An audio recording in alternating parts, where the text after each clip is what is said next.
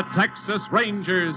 Texas Rangers, first to advance, last to retreat. Texas, more than 260,000 square miles. And 50 men who make up the most famous and oldest law enforcement body in North America.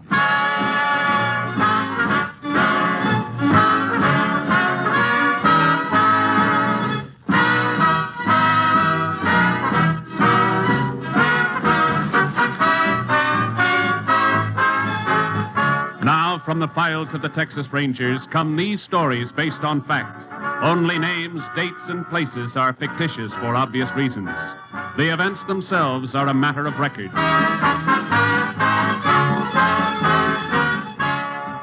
To a Texas Ranger may go as many as 4 assignments a week. A case may lead him into the remotest corner of the plains or the crowded streets of the biggest cities. But wherever he goes, he commands respect. To Texans, his badge is the symbol of security. This is Ranger Jace Pearson. The case we called by just a number began on the morning of July 15th last year.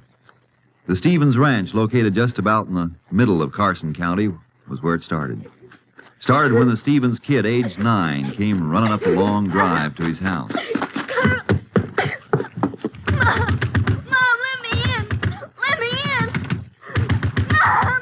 Mom. Billy, what's the matter, Billy? Mom, I saw it. I saw it. What did you see, Billy? Answer me, son. What's the matter? Carl was... And his mom and dad. Son, tell me what's wrong. Emmy, I saw Billy come running up. Sam, I don't know. Look at him. Billy, it's Dad. It's me, son. Come on now, what's the trouble? Carl, I He's saw it. talking about Carl Evans. Is that right, Billy? What about Carl? Something's wrong at the Evans place. Take care of Billy, Em. I'm going to ride over there.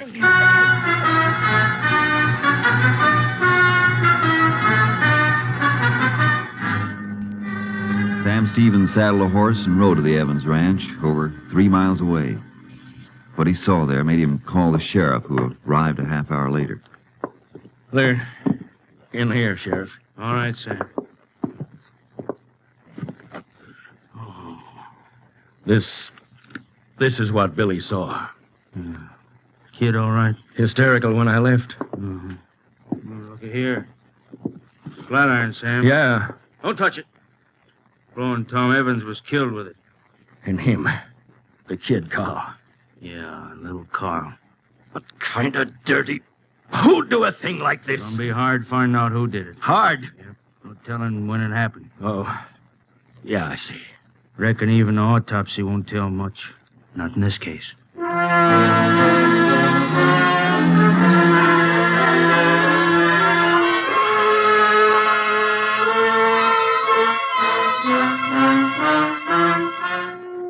Sheriff Larkins was right. The triple murder had been committed too long before. No way of telling how long. The sheriff got in touch with the Rangers, and I was assigned to the case. Together, Sheriff Larkins and I went over the Evans place. There's the room, Ranger Pearson. Okay, Sheriff, let's have a look. Place is just like me and Sam Stevens found it. Except in the bodies. Sure. Kind of a mess, isn't it? Was a lot worse. Any fingerprints, Sheriff? Nobody's touched anything, not even the phone. Been leaving the prints for you. Okay, I'll see what we can pick up. Meantime, we'll... Well, what are you looking at? Had any rain here lately? Rain? Nary a drop. Why? Look. Looks like a little clump of mud got kicked under the bed. Mean anything? Maybe. Funny shape. Kind of like it came from the instep of a man's boot. So? Let's go outside. Oh, sure.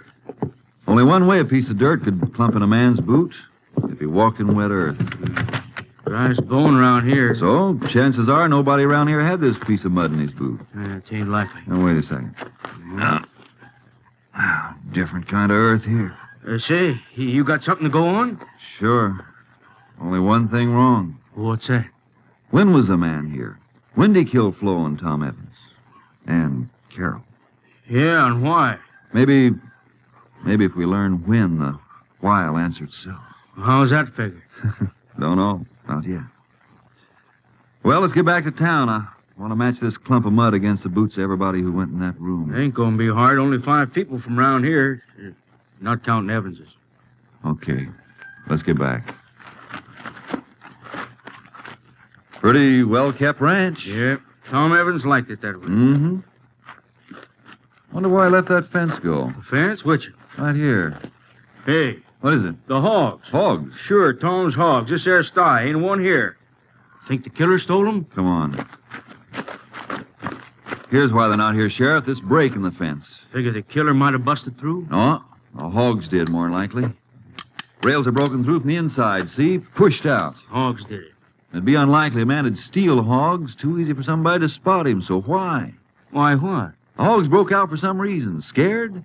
Well, if the killer cut across the sty, there's no chance of finding his tracks not in here. Look, I wonder if I could talk to Billy Stevens. I reckon so, but... Got an idea. Let's go.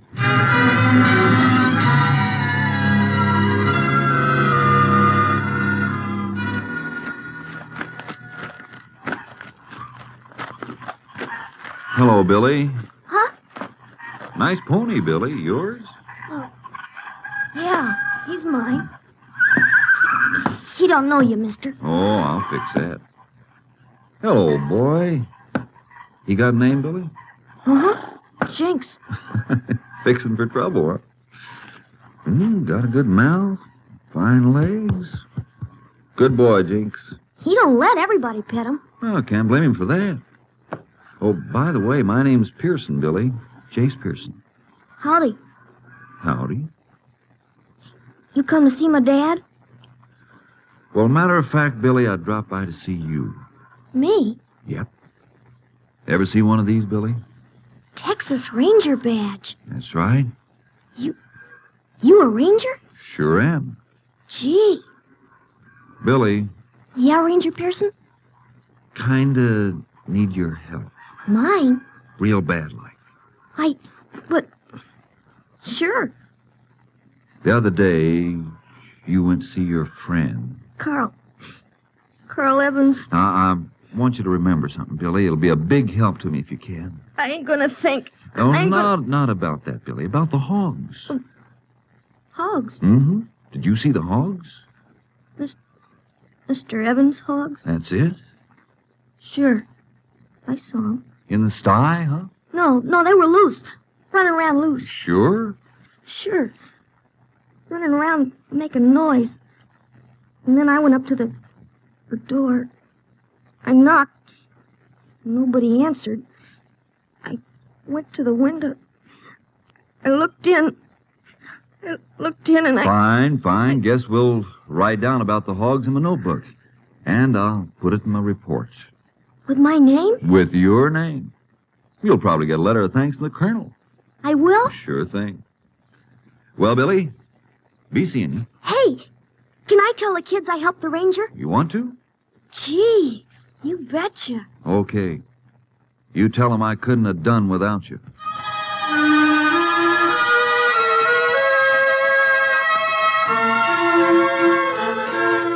After Billy told me what I wanted to know, Sheriff Larkins and I went back to the Evans Ranch.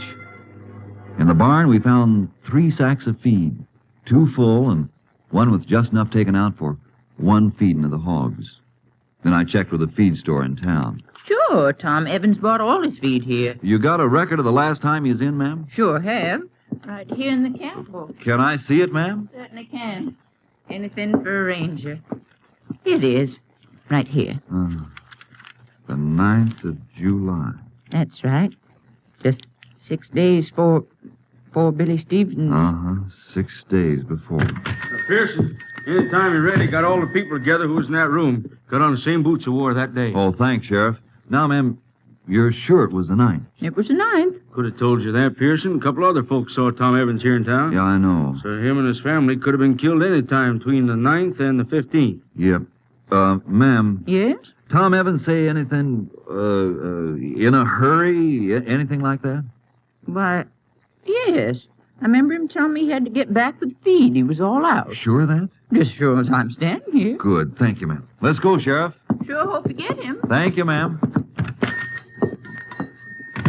Nothing fitting together? The murders were committed late on the 9th or early the morning of the 10th. How I figure. Tom Evans bought feed on the 9th, 3 bags of it. And he said he was all out of feed at the ranch. He had to get home to feed the hogs. We found those bags of feed, Sheriff, 2 of them unopened. Yeah, and the third... With just enough feed taken out for 1 feeding. Sure. Tom fed the hogs on the 9th. But on the 10th, he didn't. Because he was dead. Murdered. Got something to go on at last. Yeah, Well, it is something. I guess so.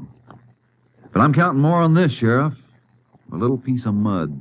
Earth that came from someplace else, carried in by the murderer on his boot.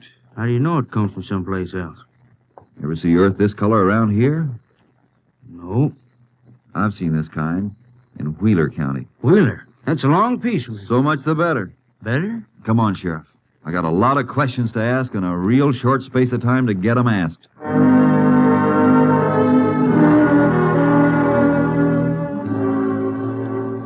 Mud and hogs.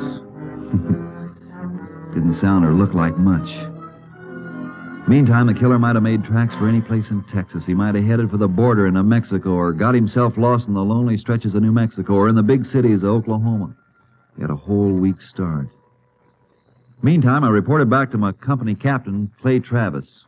He wasn't enthusiastic. There's not much to go on, Jace. Oh, little enough, but working on a shoestring's better than nothing. How's the shoestring look? Never gets any longer. Anyway, Cap, Evans was in town on the 9th, and he went to the bank, drew out $100. Couldn't find that money on his ranch. Robbery? Yeah. The way I figured, the killer was surprised, grabbed this. Yeah, flat iron.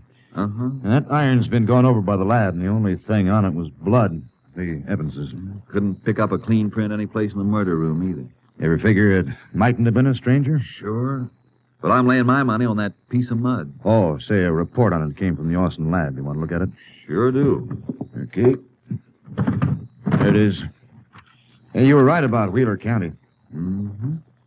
Well, looks like we're narrowing down a little. This particular sample found in southwest Wheeler County. It still covers a good piece of territory. Yeah. But there are just so many ranches in that section. Ranches? Oh, well, you figure your man might have worked on one, then? Could be.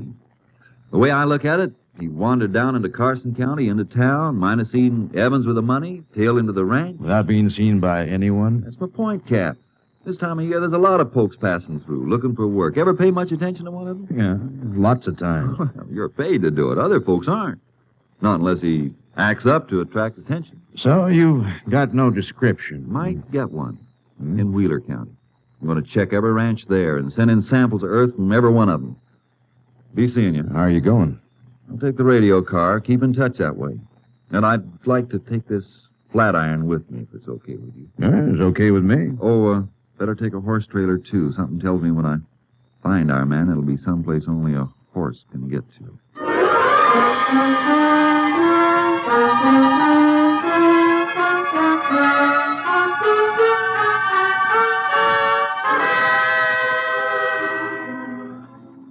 Somewhere I once read that a man had found a needle in a haystack. Did it on a bet. Well, there was only one haystack. Southwest Wheeler County was one ranch after another, and every dead end I ran into gave the killer another break, a longer lead, a better chance to get away. And the man who found the needle knew what a needle looked like. We had no description. A needle stayed in one place. Our man could move around. I asked a lot of questions, all the same every place I hit. Then on a ranch near Ramsell, I got the first real lead. Come on, have some coffee. We can talk. Don't go to any trouble. Trouble for a ranger?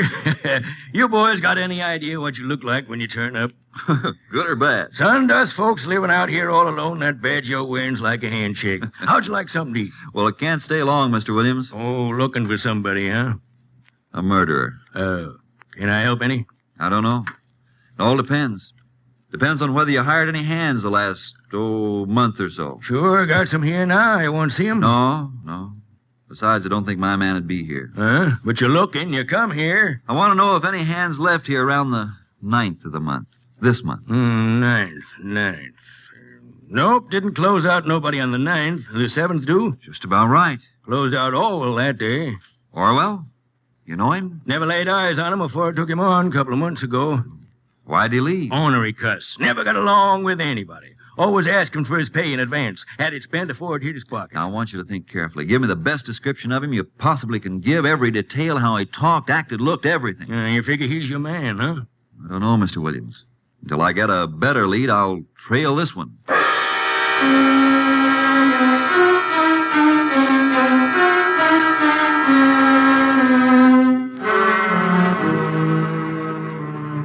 Williams gave me Orwell's description. I sent it into company headquarters along with a sample of earth from the Williams ranch. Then I kept checking. Yeah, here and there, Orwell had been seen. Got in a poker game, lost some money, picked up a few dollars doing odd jobs, but always moving westward toward Carson County and the scene of the murders. Meantime, I put in a call for Captain Travis through our Amarillo radio, KTXE. He was out, but an hour later he came through. Unit 3 to Unit 10. Unit 3 to Unit 10. Unit 10 to Unit 3. Unit 10 in Gray County, outside of Lafers. Anything for Unit 10? Just learned samples of earth from Williams Ranch and murder scene established identical. Your description of suspect sent out on all points bulletin, but suspect may be across border by now. Unit 10 believes suspect still in state. Why Unit 10? When suspect left Williams Ranch, he had his pay. Didn't keep it long. Evidence indicates suspect a drifter. Probably thinks he's safe by now and won't move fast. Highway patrols and ranger units near borders alerted. Suspect's previous travel habits indicate he stays to back trails. Which direction you moving, Unit 10? Unit 10 moving west toward Carson County. We'll keep Unit 3 informed. Unit 10, 10-4.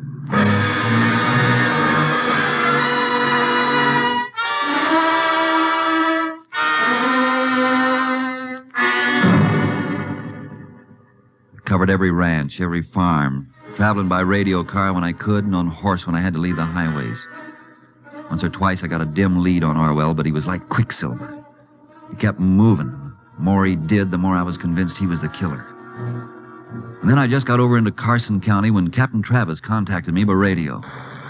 Unit 3 to Unit 10. Unit 3 to Unit 10.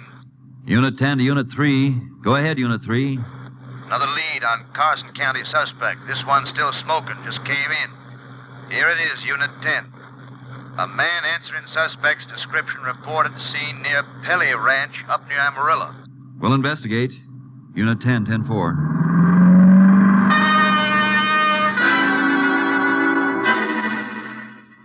I covered the 60-odd miles to the Pelly Ranch near Amarillo in something less than an hour. Got in touch with the foreman and told him what I wanted. But he told me... Got no hand named Orwell, Ranger? Sure? Darn sure. Man you described's a poke named Martin. Well, that doesn't mean a thing. Probably a phony name. Sure, could be. What do you want to do about it? Where is this Martin? Riding fence, north of here. I want to get to him. Not in your car. I got a horse. You'll need it. Look here. If this guy's what you say, he ain't going to stay long in one place. Hands got paid off yesterday, and Martin's headed for the north fence early this morning. Where'd he start from? I can show you. Come on. You say this Orwell was riding a sorrel? That's what he left the Williams Ranch on. Well, this Martin's riding a black. Man can change horses as well as his name. Sure. You see him start out this morning? Yep, rode as far as the edge of the corral with me. Tell him when I want it done. That'll help some. Looks like it'll be a trailing job. Yes, guess so. Well, here's where he started from. Big mess of tracks here. Not telling which one's Martin's horse. But do you ride off alone? Uh-huh. Straight north, heading for the fence. Well, thanks a lot. I'll see if I can pick him up.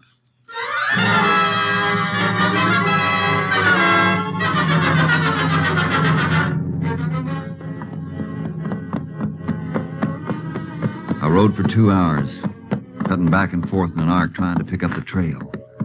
And then I got a break.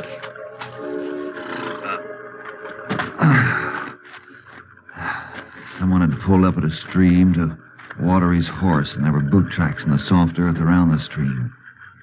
A cigarette butt that hadn't been smoked too long before. The paper was still fresh. The horse's tracks didn't go north from there. They turned off due west and kept along the bank of the stream. Looked like Orwell or Martin was keeping close to water. That meant he wasn't going to ride any north fence, but was heading for the border of New Mexico. He wanted good camping spots handy. Well, looked like Martin was my man. But I didn't know. To be sure.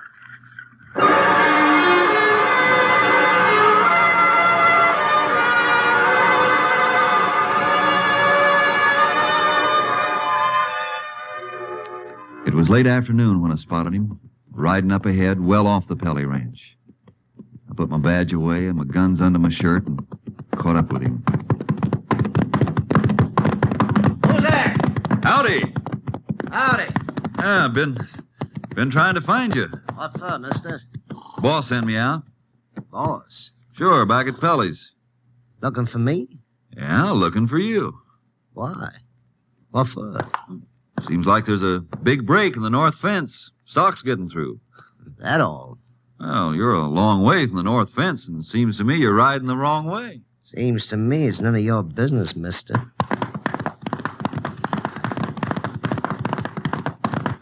I thought you were working for Pelly. Nope. How come? Quit. Yeah? You tell Pelly? Nope, just took a look at the fence. Too much of it for me. You wasn't working for Pelly when I left. Just got took on this morning. Ah. Well, you go fix the fence. I'm going my way. Oh?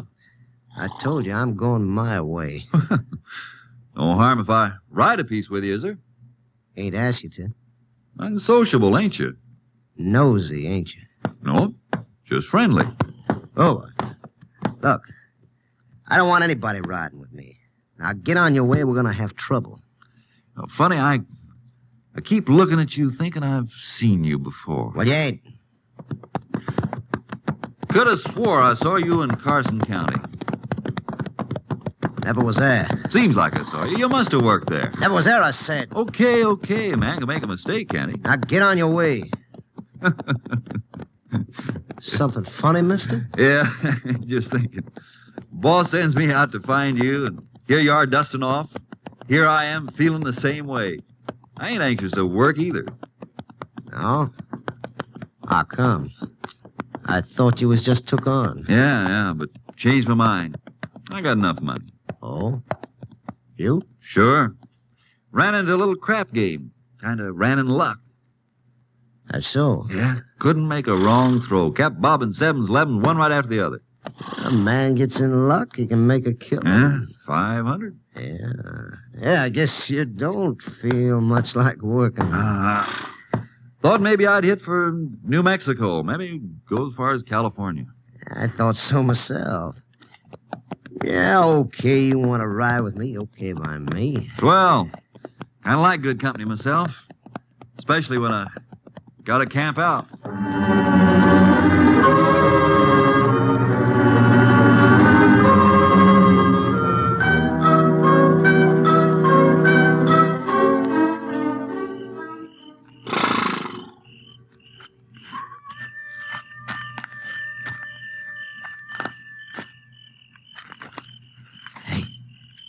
You sleeping? Hey.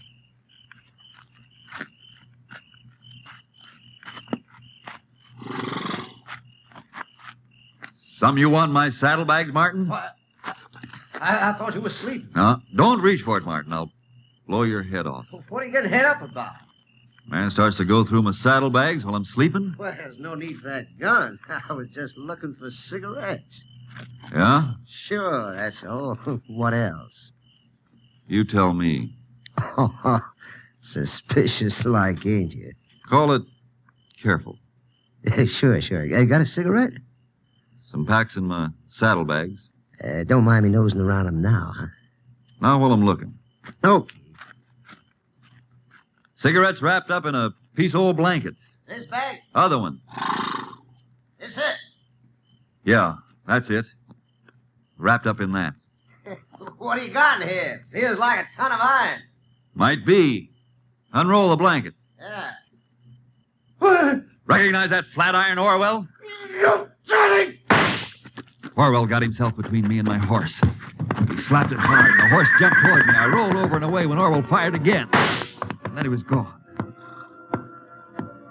To wait till morning was to give him a ticket to freedom. I trailed him on foot. And for over an hour, we played cat and mouse in the stillness of the country. Then I came to a little arroyo.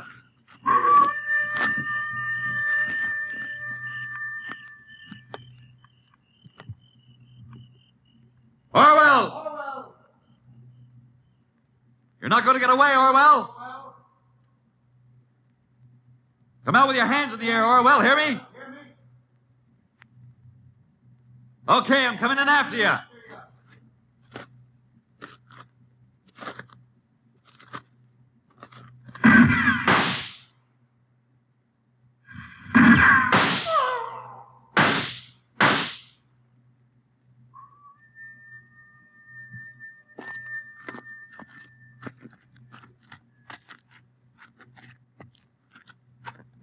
Toss your gun out, Orwell. Yeah. Gun flashes make good targets in the dark, Orwell. How come you know my name? Found it out. Still say you never been in Carson County? Who are you? Jace Pearson, Texas Rangers. There ain't nothing you got on me. Nothing. I think there is, Orwell.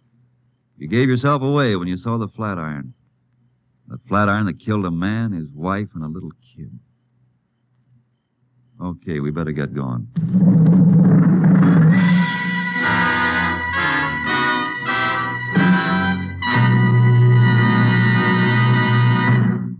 The case was closed when Orwell broke down and confessed. Not long after, he went to the electric chair at Huntsville.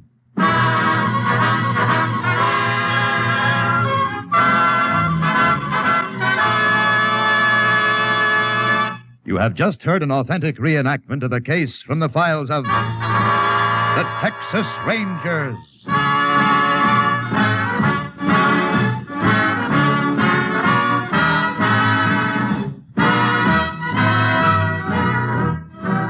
Tonight's script was written by Russell Hughes and produced by Stacy Keach. Next week, the National Broadcasting Company will bring you another case from the records of the oldest law enforcement body in North America, the Texas Rangers.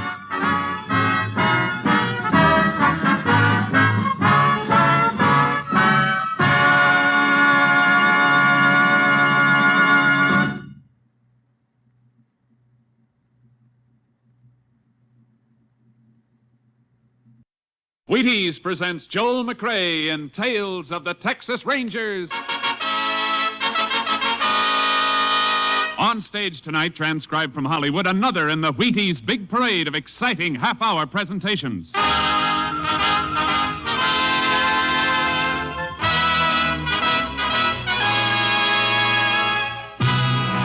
Tales of the Texas Rangers, starring Joel McRae as Ranger Pearson. Texas, more than 260,000 square miles, and 50 men who make up the most famous and oldest law enforcement body in North America.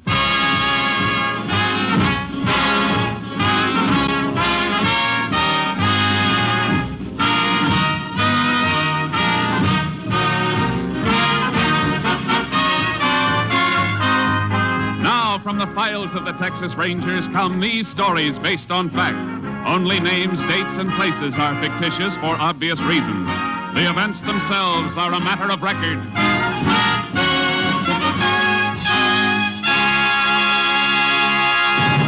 Case for tonight, the White Elephant.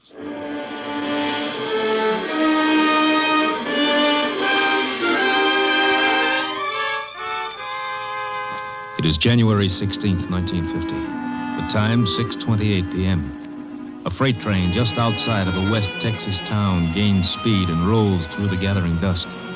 Inside a gondola car, a hobo crouches in a corner as the brakeman comes toward him. All right, Bo, this is where you get off. Now, listen, pal, just let me get to the next town. I said this is where you get off. But we're moving. Yeah, you get on where we was moving, you can get off. Now, come on, or I'll dust the top of your head. Now, listen, don't do it, I tell you. Get on your feet like this. No, let go. No, you want to get up, huh? I told you to let me alone, pal. You slug me, will you? Oh, you ain't getting me. I'm coming.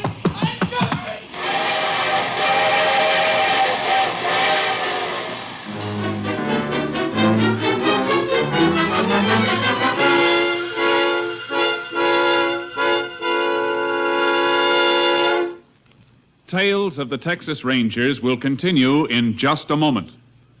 You take a nice, ripe, plump kernel of wheat, and you roll it out flat, and you toast it a little.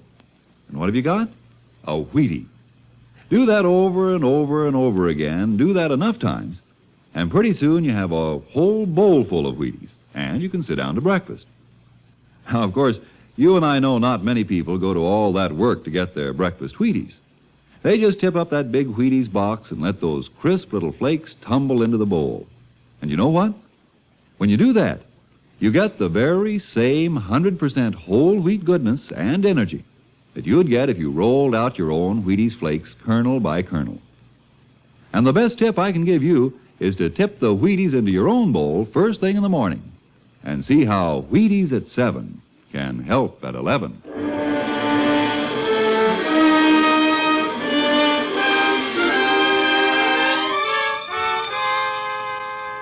At 2:55 a.m. of the morning following the freight train incident, a rancher named Banker noticed a small coupe parked on the shoulder of the road. It bore Oklahoma license plates. Banker turned his spotlight on the car, saw a man slumped down on the driver's seat. A half hour later, Sheriff Caldwell, notified by Banker, began investigation of the murder and called in the Texas Rangers. Ranger Jace Pearson was assigned to the case. And a few hours later, Pearson, Banker, and Sheriff Caldwell stood at the scene. Pearson listened to Banker. It was just about 3 this morning when I saw it, Ranger. How come you were driving along this road that late? I've been to a ranchers' meeting in Almira's. I was going to spend the night there and change my mind. Uh-huh. Did you take this road when you left for Almira's? Yes, sir. What time? Yesterday morning, about 7:30. And then this car came here sometime between 7:30 yesterday morning and 3 this morning. I guess so. You never saw the dead man before, huh? It's the first time I laid eyes on him. All right, Mr. Banker. You can go. If you need me, I'll be home. No identification on the body at all, huh, Sheriff? Nothing in the pockets. Picked clean as a whistle. Anybody else been around the car? Nope. Deputy kept his eyes on it. Car's facing west. Going west when it was stopped. Tire tracks on the shoulder tell that. Mm-hmm. Blood on the seat. Yep. 38 bullet done it. 38? Might be a police special. Banker got one? Banker, but... Just asking, for now. You see, You see something? Look here, Sheriff. Huh? Set of tracks leading up to the car. Ordinary shoes, not boots. Heel marks are too broad for boots. Yeah, looks like it. Look at this one. Sole print with a hole in it. Now look. The prints lead from that way, north, up to the car. A little scuffle, and the prints turn back north. Mm-hmm. In other words, Sheriff, somebody walked up to the car, stood there, then turned and went back north. Oh, and here's something else. Grease. Looks like grease. Smeared on the car door. Same side footprints are on. Grease might be from the car. Well, looks too stiff and heavy for that. Yeah. What about it coming from a freight train, Jace? Why? Well, there's tracks about a mile north of here. Freights use the siding to pull on when passengers got to pass. Maybe it all ties in, Sheriff. A shoe with a hole in it, grease, freight siding. Yeah, might be worth going after. Where do we start? Here at the car first. I'm going to check it over inch by inch. Meantime, you get hold of a freight schedule. I'll meet you at your office.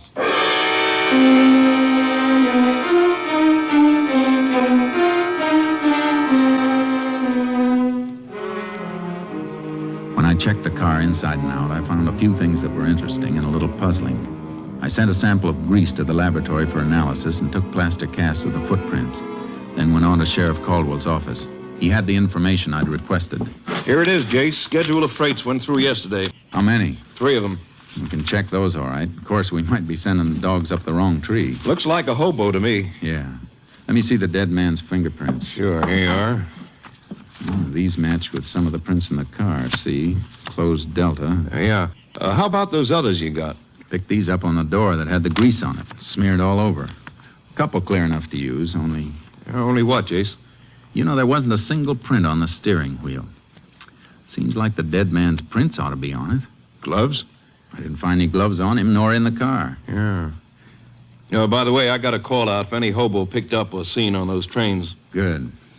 Now, I found these tucked under the sun visor in front of the driver's seat. Gasoline receipts made out to Carl Thompson. Oh, that'll save a lot of checking. We'll forward the dead man's prints anyway. That steering wheel bothers me. Excuse me, Jace. Sheriff Caldwell. Oh, yeah. Good. Hold him. We'll be there as soon as we can make it. Something else, Jace. Brakeman on one of those freights we've been checking has a story. Some hobo slugged him and jumped. Okay, let's go.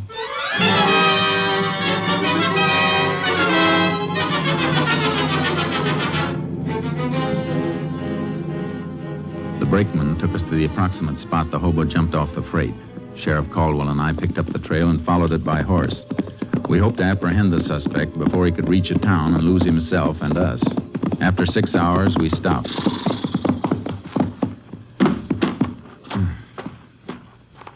What's the matter, Jace? Tracks are different. Come here and take a look. Different? Yeah, look. The right print's a little deeper, favoring his left a little. Hurt himself, huh? Must have twisted his leg when he took the jump off the freight. Kept getting worse. Sat down here, smoked a cigarette. Here's the butt. He ain't going to make such a good time with a bum leg. And we've been traveling at a steady trot. Uh-huh. Okay. Let's get going.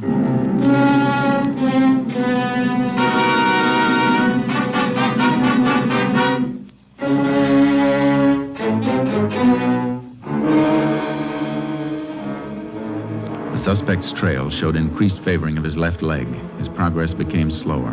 More and more often he stopped to rest, and the trail became fresher and fresher. Evidence in a deserted shack showed suspect had rested there for quite a while. We picked up the trail again.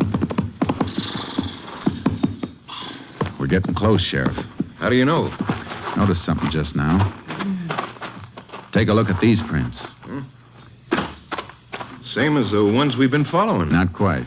Hole in the right shoe. It's not that. I'm talking about this anthill he crushed. Well, what about it? Quite a few of the prints had anthills in them, crushed and rebuilt. So? Ants start working on a new hill when the old one's been tramped down. This one's so fresh they haven't had time to rebuild. Hey, that's right. He can't be far off. Guess we better leave the horses tied up here, Sheriff, and start moving on foot.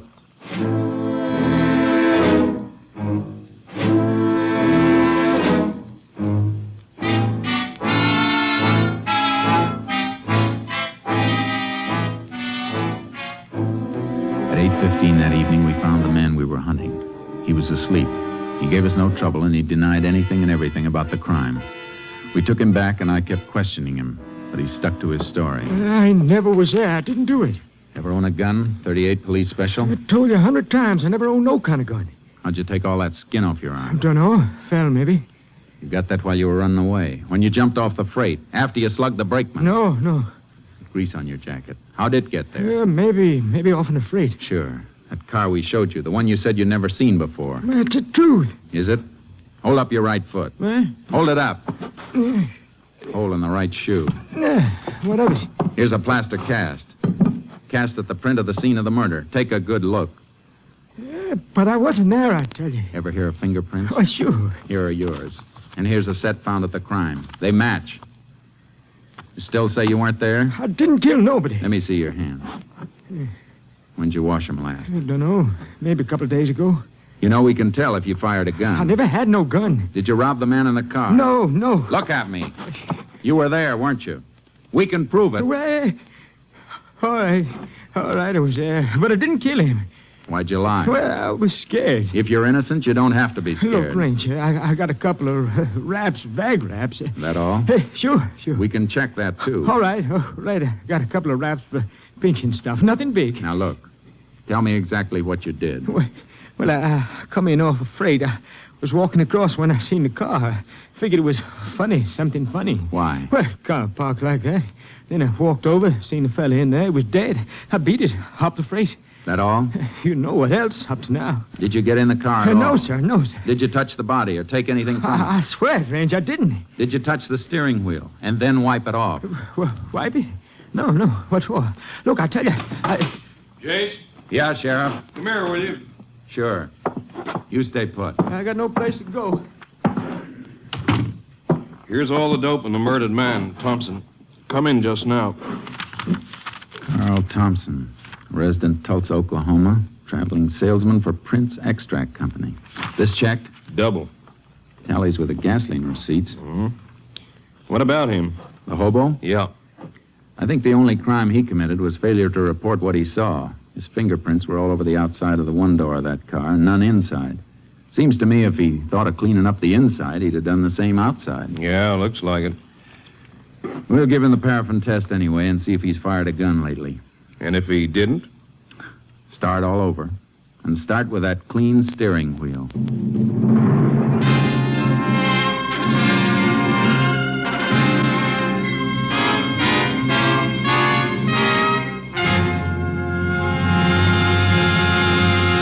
In just a moment, we continue with Tales of the Texas Rangers, starring Joel McRae as Ranger Jace Pearson.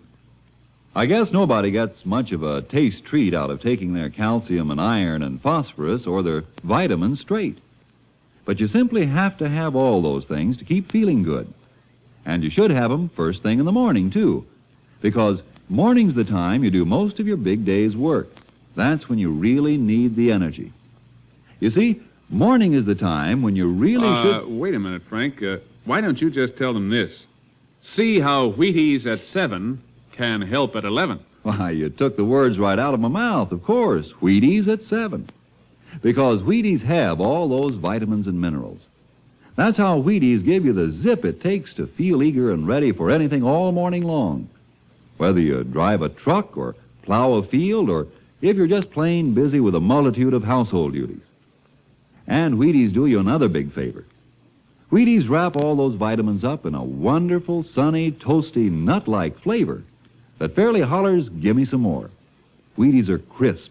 They're munchy. You know, fun to chew on. Taste as good going down as they make you feel when they get there. So do this, will you? Not for me, but for yourself. Hurry on down to the Wheaties tomorrow morning and just see for yourself how Wheaties at 7 can help at 11.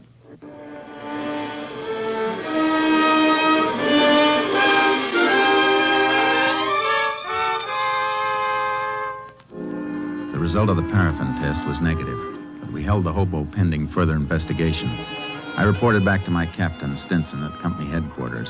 I told him I was pretty sure that the hobo's story checked out. Yeah, it looks like it. But somebody killed Thompson. Killed him and then drove him in his own car to where that rancher spotted it. There wasn't anything on Thompson, huh? No money, no papers, only these. Gasoline charge account receipts. Somebody went to an awful lot of trouble to clean him, but they overlooked these. Mm-hmm. On top, this looks like a plain case of murder with robbery as the motive, but if that was it, why go to all the risk of being spotted in a car with Oklahoma plates? Why not just kill him and leave him? I don't know, Jace.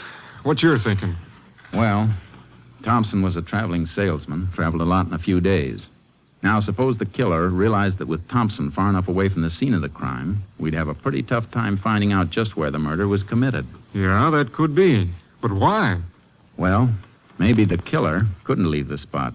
So he did the next best thing. Took Thompson's body away. And maybe it wasn't just robbery. Well, what else? I don't know yet, but I got some more checking to do. It'll take maybe a couple of hours, and then I might have some answers.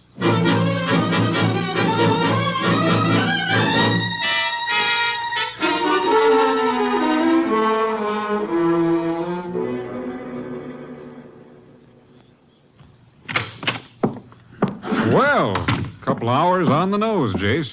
You get anything new? Some more dope on Thompson, Captain. He never carried much money, never was known to have picked up a hitchhiker, and I got a pretty good idea of where he was killed. These gasoline receipts tell a fair story. Yeah? How? Well, this one, for example, dated the 15th day before he was killed, made out in Bannon. He got 16 gallons of gas there.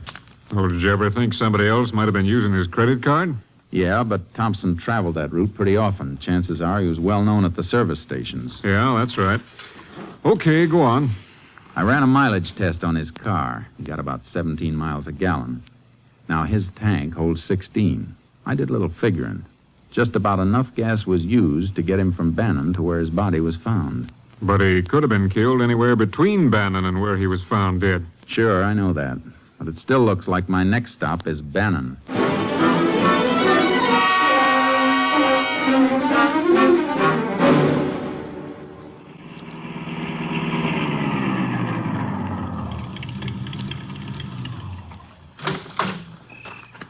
Howdy, Ranger. Howdy. How many? Whatever she'll take. Sure thing.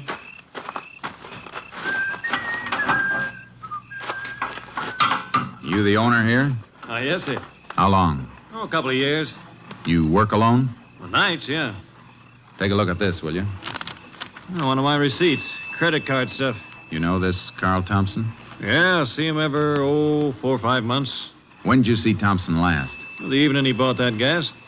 Why, anything wrong, Ranger? Was Thompson alone that evening? Yeah. I never remember him ever having anybody along. What else do you remember about that evening? Oh, one of the worst sleet storms we ever had. Hit like It'd be tough for him to drive then, huh? Oh, sure. Hey, he was asking about some place to stay. You never stayed in Bannon before? I don't know. Leastways, he didn't know much about the places. I told him to try the hotel. He said it was full up. He said the motels were jam-packed. The lousy weather. You know where he went? Well, said he was going to try and find a place along the highway. Why, anything wrong? Plenty. Here's for the gas. I might come back and ask you some more questions. Thanks.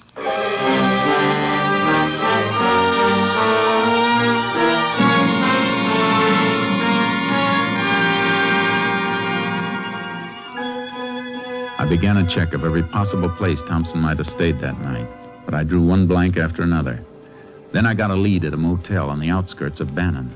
Sure, Ranger. I remember that night. Sleet was an inch thick. We was full up here, but I sent him to a place down the highway, the Star Motel. Been closed and up for sale for quite a spell, but I heard it was opened up again.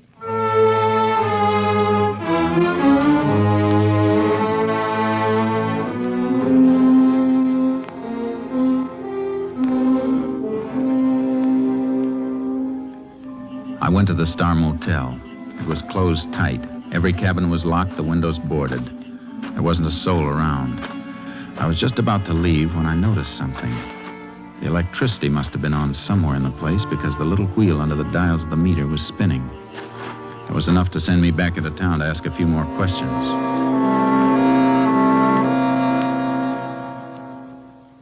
Now, let me see, Ranger.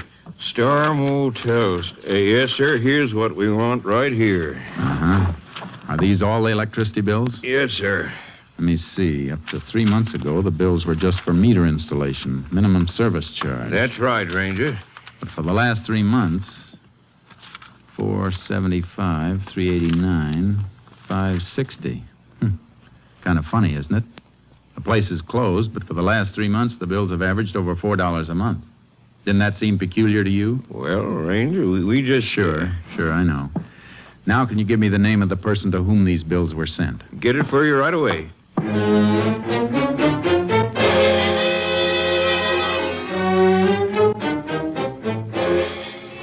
Why, yes, Ranger, Mr. Carlson's here. I believe he's on the phone right now, but if you come in... Thank you, ma'am. You Mrs. Carlson? Yes. I hope I'm not bothering you any, Miss Carlson. Not at all, Ranger. My husband's here. Oh, yeah? Yeah, I see. Well, I think that can be arranged. Yeah, sure. Tell you what, I'll come out a little later. I'll bring the client with me. Sure. Thanks for calling. Goodbye. And this is Ranger Pearson. Oh, hello. Sorry to barge in like this, Mr. Carlson, but I got a few questions. Questions? Sure, what about? You own the Star Motel, don't you? Yes, I do.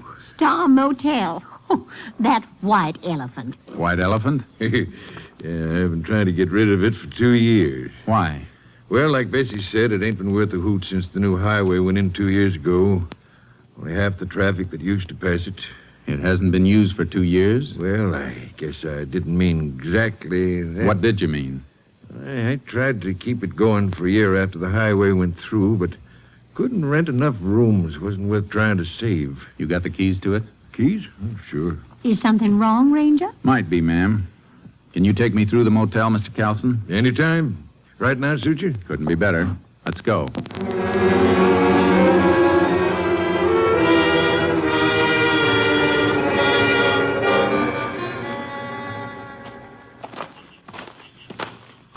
I ain't been out here for close on 3 or 4 weeks. Did you go through the cabins then? Oh, just take a look. See, kids sometimes fool around. That's why I boarded up the windows. Want to take a look in the office? Yeah. Go ahead, Mr. Carlson. Sure.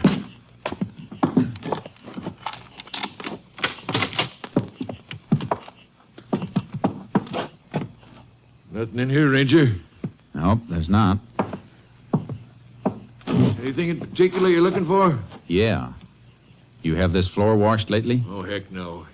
Ain't no use paying for something like that. It's been washed recently. Huh? But why? How do you know? Scrubbing wood with hot water always raises the grain, and hot water isn't as good as cold to wash out blood stains. Blood? Reach! Both of you! What's the matter Hands with away you? from the guns, Ranger. Now, both of you, sit down. Go on. Hark! Hark! Come on! What the devil is this? Who are you fellas? My guess is a couple of men I want for murder, Mr. Kelson. Murder? Just cut the telephone wire. Everything okay? Yeah, push that guy. Me? Why? I never carry a gun. Well, we'll just make sure.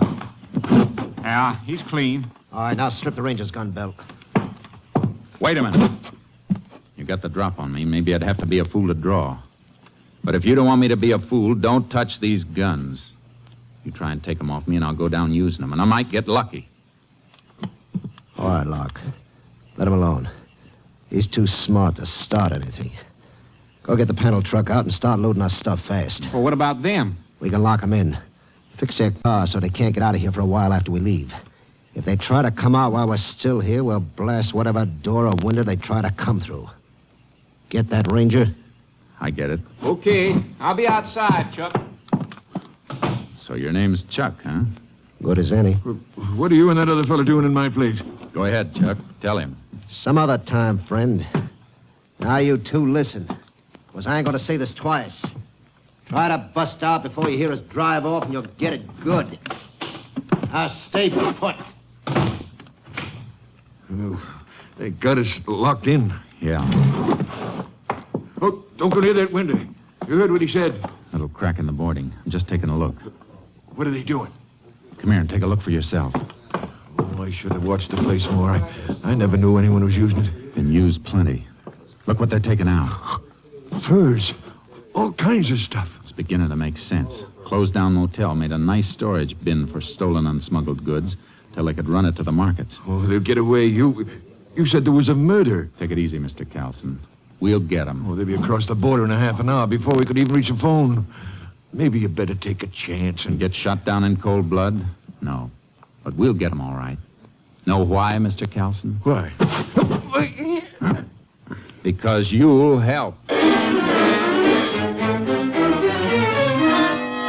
I pinned Carlson with a quick headlock and then got one arm up behind him and applied pressure so I could keep him still while I had a free hand. I reached into his jacket and found what I was looking for under his shoulder. Then I pushed him away. Oh, you crazy? You almost broke my arm. Shut up, Carlson. Did you think I saw this gun bulging under your coat and they deliberately missed it when they frisked you? You played it real smart, almost. Well, I don't know what you're talking about. This gun and the electric bills. You paid them. Paid bills that were being run up in a place that was supposed to be shut down. Seemed kind of funny you never complained to the power company. So what? Well, So you got a phone call from your friends out there. They tipped you because they saw me nosing around here earlier, right? No. Okay. Okay, take a look out there. They're almost finished. In a couple of minutes, they'll be gone. In half an hour, they'll be over the border. How about you? You want to stick back here and face a murder charge? There's nothing you can prove. There's plenty we can prove, Carlson. And you're holding the bag. You'll have a tough time explaining those electric bills and them missing your gun. I didn't kill that man. Did this Chuck do it? Yeah, that salesman come in. He saw what was going on. Chuck killed him, then drove him away. All right. Now listen real careful to me. I'm going to fire this gun of yours. Then you hammer on the door and holler for him. Get it? What do you want to Just do then? listen. When they come up, tell them you had to kill me. Tell them to open the door. Then, Mr. Kelson, step back and out of the way fast. They'll be gone in a minute. Make up your mind. All right. Go ahead, I'll do it. Any funny tricks and you get it first. Now, ready? Pound that door and holler. Chuck, Locke, give me a fast. Open the door. Now, when it's open, step back. What's the matter? Carlson, open the door. I had to kill him. He was making a break for it. Did you just knock him out? Reach, both of them. Hey, what's the big idea? Why, you...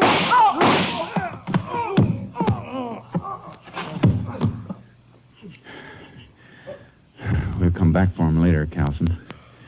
Meantime, let's you and me get back to town. I got you a deal for this White Elephant Motel. You can trade it for a jail cell.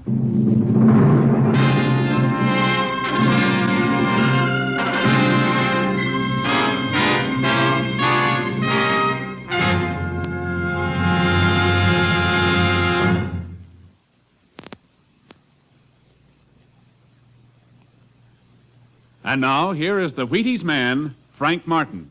All right, sound effects man, ring the alarm clock. Yeah, I used to groan, too, when I heard that sound. But one morning I said to myself, now look, Martin, you gotta get up. Why fight it? Think about something pleasant. And right away I thought, Wheaties. That's about the pleasantest thinking a man can do. Why, when you figure you can sit down to a bowl of good, crisp Wheaties and then feel like tackling the world, when you know a bowl of Wheaties and milk and fruit can help you work good because you feel good, why, it almost makes you want to shake hands with your alarm clock.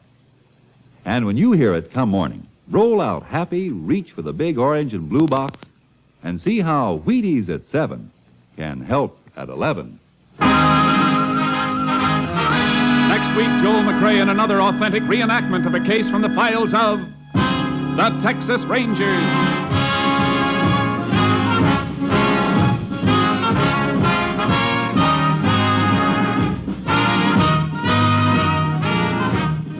Joel McCrea will soon be seen starring in the Universal International Technicolor production Saddle Tramp.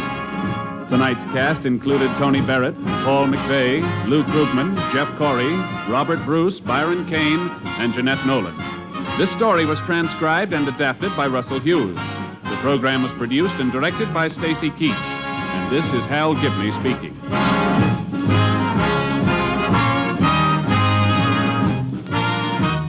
And this is the Wheaties man, Frank Martin, inviting you to listen Monday night to Frank Lovejoy in Night Beat on the Wheaties Big Parade. See you then.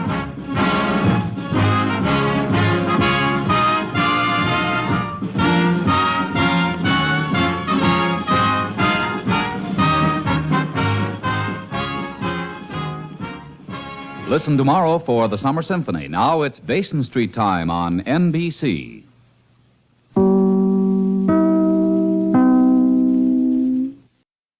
Wheaties presents Joel McCrea in Tales of the Texas Rangers.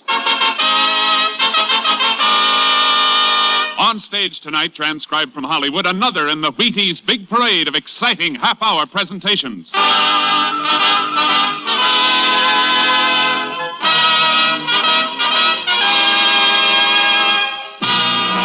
Tales of the Texas Rangers, starring Joel McCrea as Ranger Pearson. Texas, more than 260,000 square miles, and 50 men who make up the most famous and oldest law enforcement body in North America.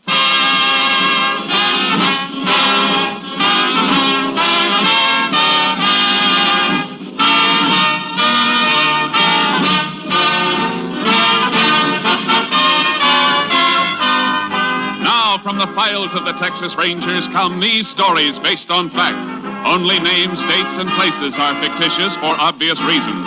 The events themselves are a matter of record.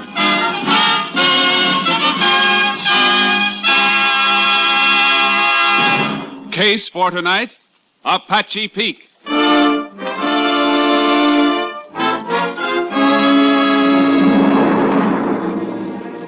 Shortly after midnight on October 4 last, a late model blue sedan came to a stop at a traffic light on the highway leading southwest out of Wichita Falls, Texas. While the driver waited for the light to change, a figure moved out from the shadows and tapped on the window of the sedan. Going toward Haskell, mister? I didn't hear you with the window up. Said you're going near Haskell. I don't know. Where is it? I'm headed for El Paso. That's my direction. How about a ride? All right. Hop in. Thanks. Mighty hard getting a ride.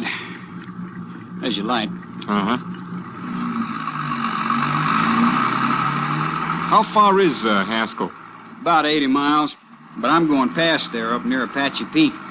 Ain't far from El Paso. Oh, good. Keep me from falling asleep at the wheel. I gotta be in El Paso in the morning. Business appointment. You from the east?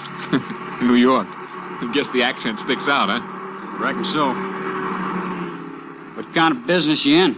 Salesman. Airplane parts. You get tired, I can drive a spell. Hey, that's a thought. As soon as I start to feel sleepy. Sure. Give you a chance to rest up. Good.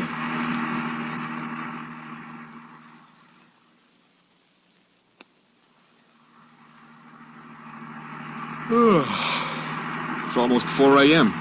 Be in Odessa in 20 minutes. You want to take over? Yeah. Guess I can stop any place on this highway. Haven't seen another car in an hour. Yeah, I'll slide over. You get out and come around. No, you get out. Well, it's just as easy for you. Hey, what are you doing with that gun? I need money, mister, and you got it. Oh, sure. I'll give it to you. I won't report it or anything. I know you won't, mister. Oh!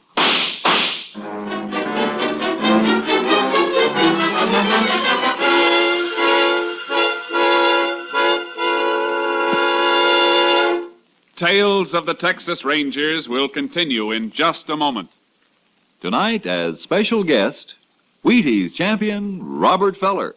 Well, by golly, it's always fun to meet a Wheaties champion, especially when he's as nice a guy as Bob Feller of the Cleveland Indians. Hello, Bob. Hi, Ed. Are you seeing many baseball games these days? Oh, you bet, Robert. You eating many Wheaties these days? What a question. Well, I've been eating Wheaties for breakfast almost every morning for pretty close to 20 years. And still going strong, huh? Wheaties are mighty tough to get tired of. I guess Wheaties and milk and fruit will still be my favorite breakfast when I'm too old to climb out of the dugout. Well, that won't be happening for a lot of years yet. Thanks for stopping in, Bob Feller, a real Wheaties champ. You know, gentlemen of the audience, this man Feller has a wife and youngsters even as you and I. His paycheck depends in part on healthy energy, just as ours does. Got my point? We need 'em too. Wheaties, breakfast of champions. Get yours. And now, back to our story with Joel McCrae as Ranger Pearson.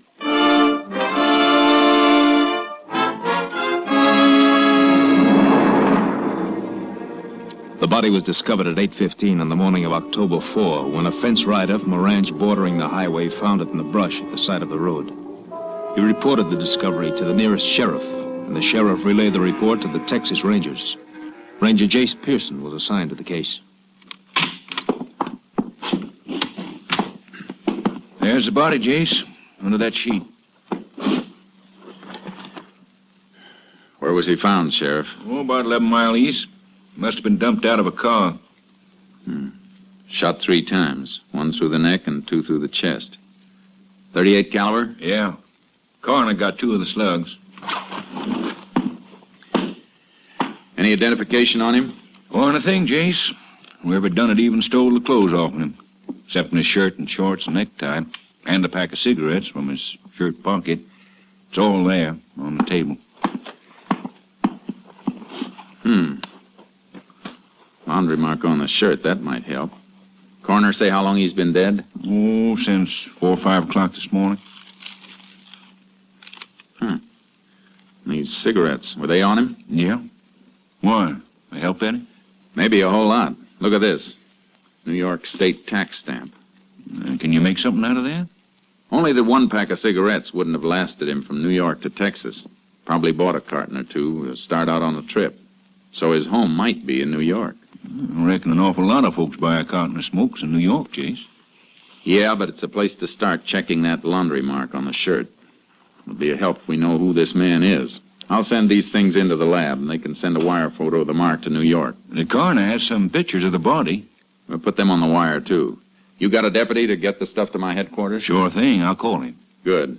And we can get out and check the scene.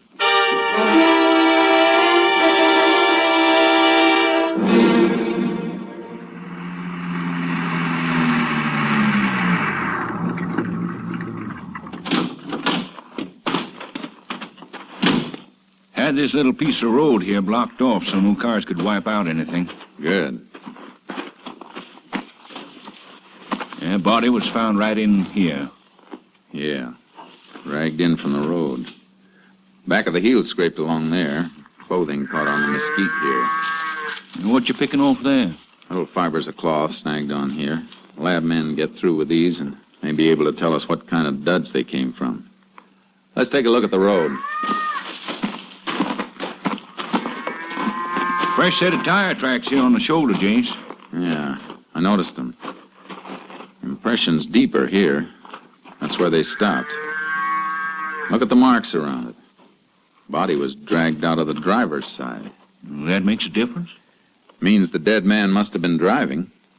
So, there's a good chance it was his own car. I reckon that adds up. But how about the other fella? Could be the same old story, Sheriff. A hitchhiker. Man'd have to be a fool to take a hitchhiker through this country at night. Yeah, a fool. The trouble with fools is most of them are nice people. and they don't rate being killed. I'm going to play a hunch. Make some work for the highway patrol. Captain Stimson's out on investigation. I may be able to reach him in his car. Unit 10 to Unit 3. Unit 10 to Unit 3. Unit 3 to Unit 10. Go ahead.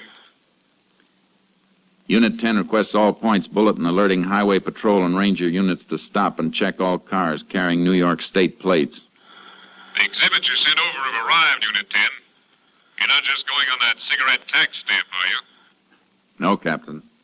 Murder scene check indicates victim was driving car he was dumped from. Might have been his own. Worth trying, I guess. How soon can we expect report from New York police on laundry mark? That'll take time, Unit 10. We'll keep you informed. Lab reports on exhibits in a few hours. We'll keep Unit 3 informed if I move from this location. Unit 10, 10-4.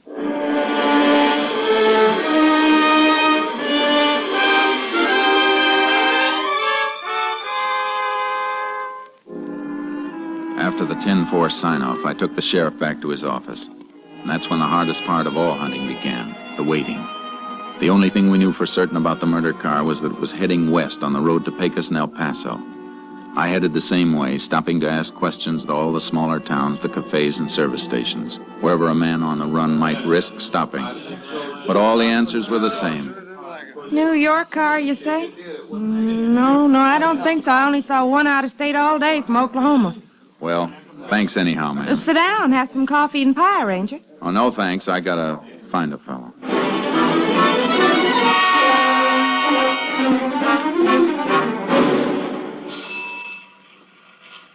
No, I'd sure remember it if a New York car stopped here for gas. Ain't seen one in a week. Well, thanks.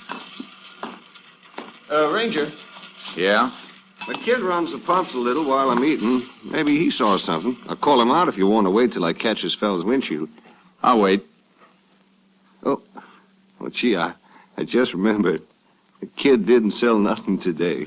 Well, thanks anyhow.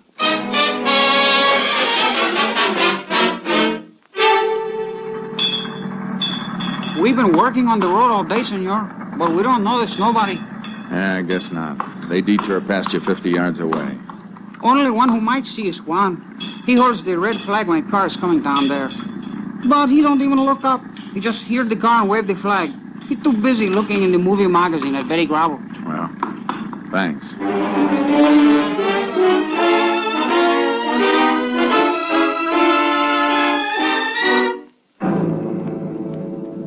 By nightfall, I was just outside of Pecos. I pulled into a grove near an auto court, a place I'd stopped before. Let my horse Charcoal get down from the trailer. Barely got him unloaded when another ranger car pulled in.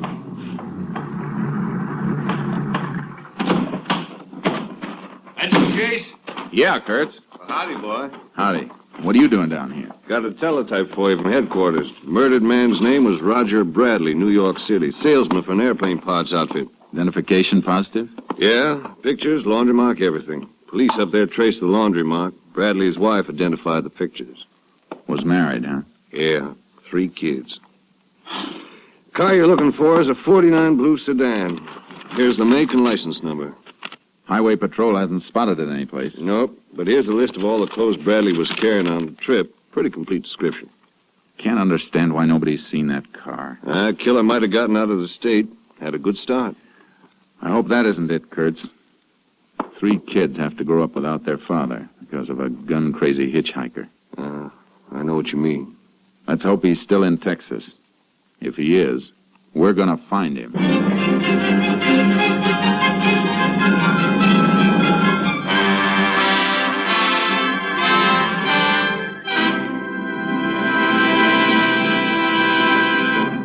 In just a moment, we continue with Tales of the Texas Rangers, starring Joel McCrae as Ranger Jace Pearson.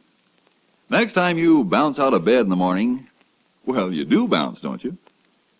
Well, okay, let's say next time you get out of bed, head for the Wheaties. Sure enough, head for the Wheaties at 7 a.m. and see how they help at 11 a.m. Yes, they can make a difference at 11, and they can make a difference at the breakfast table. It's likely to be a pleasanter place with a bowl full of crisp little old Wheaties next to your spoon and napkin. The reason is, of course, the wholehearted whole wheat taste of Wheaties. You're getting all that sweet-as-a-nut whole wheat flavor in every Wheaties flake. Pour on the milk, put on the fruit, and dig right in to one of the finest openings any morning ever had. And then, see how much finer the morning itself goes when you've started with breakfast of champions. That full whole wheat really gives with vitality, you know. There's a whole kernel of wheat in every flake of Wheaties. Now see if you don't notice the difference all morning long. Less of the mid-morning slump, more of the up-and-at-'em punch. Know what I mean? All right, then. You try it. Tomorrow, next day, for a good breakfast, for a good morning, start with Wheaties. See yourself how Wheaties at 7 can help at 11. And now, back to Joel McCrae as Ranger Jace Pearson in Tales of the Texas Rangers.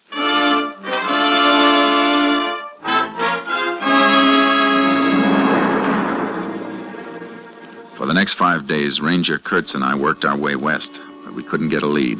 Then on the afternoon of October 10th, 6 days after the killing, we stopped and unloaded our horses at Eagle Flat in Hudspeth County. Blacksmith's place is open? Yeah, horses can drink from his trough. Hey, look at that poke leaning against the fence there. They sure do get dutied up for Saturday night in Eagle Flat. Yeah. Kurtz. What's the matter, Jace? That suit. No poke ordered that through a mail catalog. Hey, it looks like one of the suits described on the teletype. Yeah. Let's find out. Howdy. Well, howdy, Ranger. You live around here? Work the Longbow Ranch up near Tabernacle Mountain. Mighty nice suit you got there. Kind of fancy. Yeah, ain't it a dinger? From New York, the label says. New York, huh? Where'd you get that suit? Well, I bought off... Now, wait a minute, Ranger. This ain't stolen, is it? Yeah. And the man it was stolen from is dead. Oh, man, I just bought it off when a fella come by the bunkhouse. When? Oh, reckon it was about 5 days ago. He drove up with a bunch of stuff. Drove up? What kind of car? New sedan, blue. Notice the license plates on the car? No. What do you think, Kurtz? He's seen our man or he is our man. Were you on the ranch October 4th? Well, this is the first time I've been off in it in 2 weeks. I bought the suit, I'm telling you. Did you buy anything else? Yeah, this. Watch your hands. Well, I'm just going to show you a wallet the fella threw in with the suit. All right, get it out. Hey, you paid him $10 for the suit and this. Identification cards and everything stripped. You take anything out of here? Well, nothing to take.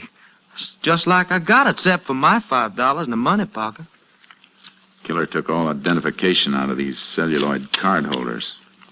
Might have left some prints. Ought to get it to the lab. Yeah. All right, you better come with us. Now, look, I didn't do nothing. Where are you taking me? To the sheriff. You can give us a description of the man who sold you the duds. If your story checks out clean, you got nothing to worry about. Oh, it's clean. All right. Let's go.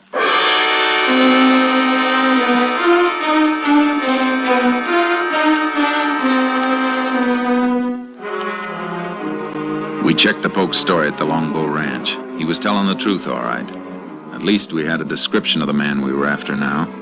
About 20 years old, dark, 5'7", about 140 pounds.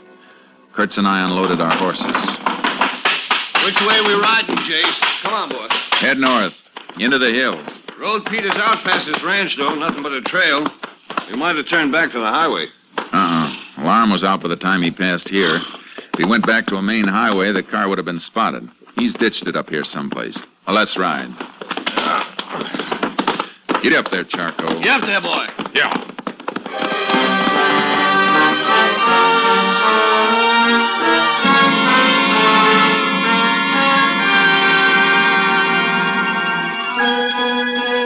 We rode north from the Longbow Ranch, cutting into the mesquite and cedar that flanked the road.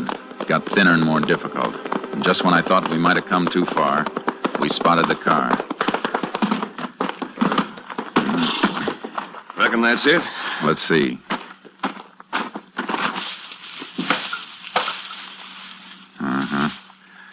Smart. rolled it into a gully and then covered it with dirt and grass. Nobody'd ever spot it unless they were looking for it. Let's get back and report it.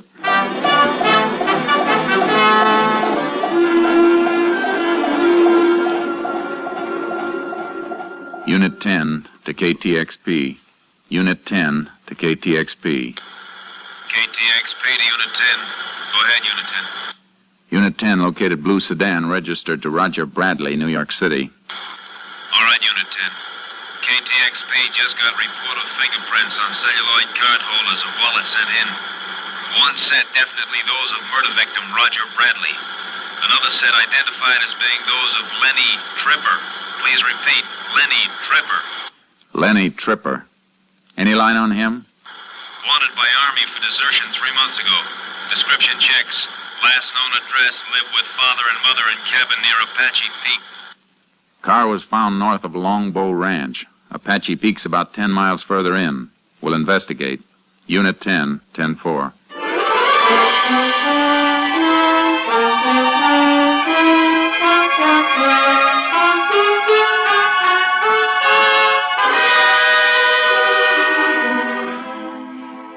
It was sundown when we got started. The country we had to go through is tough enough by daylight. It was after midnight when we sighted Apache Peak. There was still a light on in the cabin nested down in the foothills. Whoa, boy. Easy. Keep kind of late hours up here, don't they? Too late. Better tie the horses to that mesquite. We'll slip up and look in. Yeah. Come on, boy. Jace. Something moving over there. See it? Looks like a couple of burros. Let's take a look at them. You boys up past your bedtime, ain't you? Feel them. Both in a sweat, all caked up. Been packing, too. Yeah, the hair's matted down where they've been cinched. Funny time to be working burrs. Yeah. Come on. Let's see the house.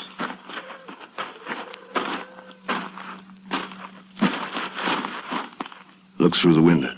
Man eating. Not our boy, though. Too old. Must be Tripper's father. Look, there's the old lady, too. You go around the back way, and I'll go in through the front. Wait till you hear me knock. Get in. Right.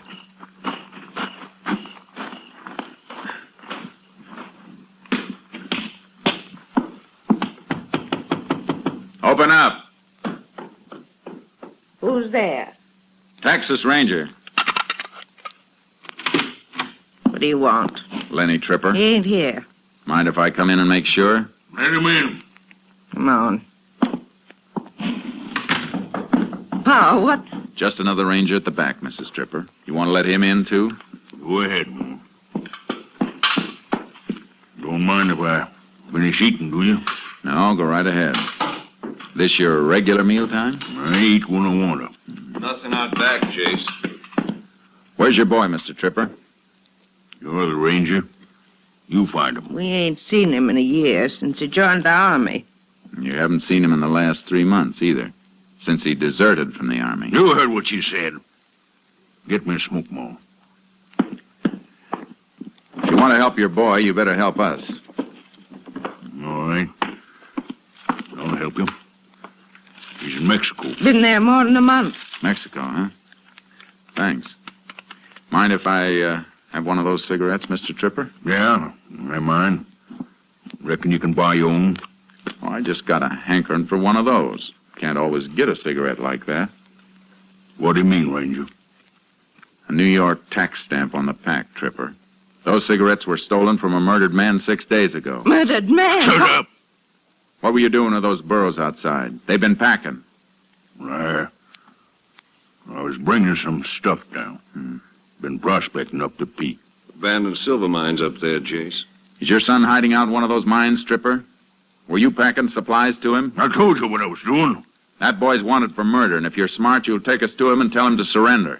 Do what they say, Pa. Do what they say. Shut up! Leave her alone. I didn't know about the murder. He just said the Army was after him. Come on, Kurtz. We better go up after him. Oh, don't hurt Go ahead, Ranger. Don't hurt Go after him. He'll kill you, that's what he'll do. He'll kill you.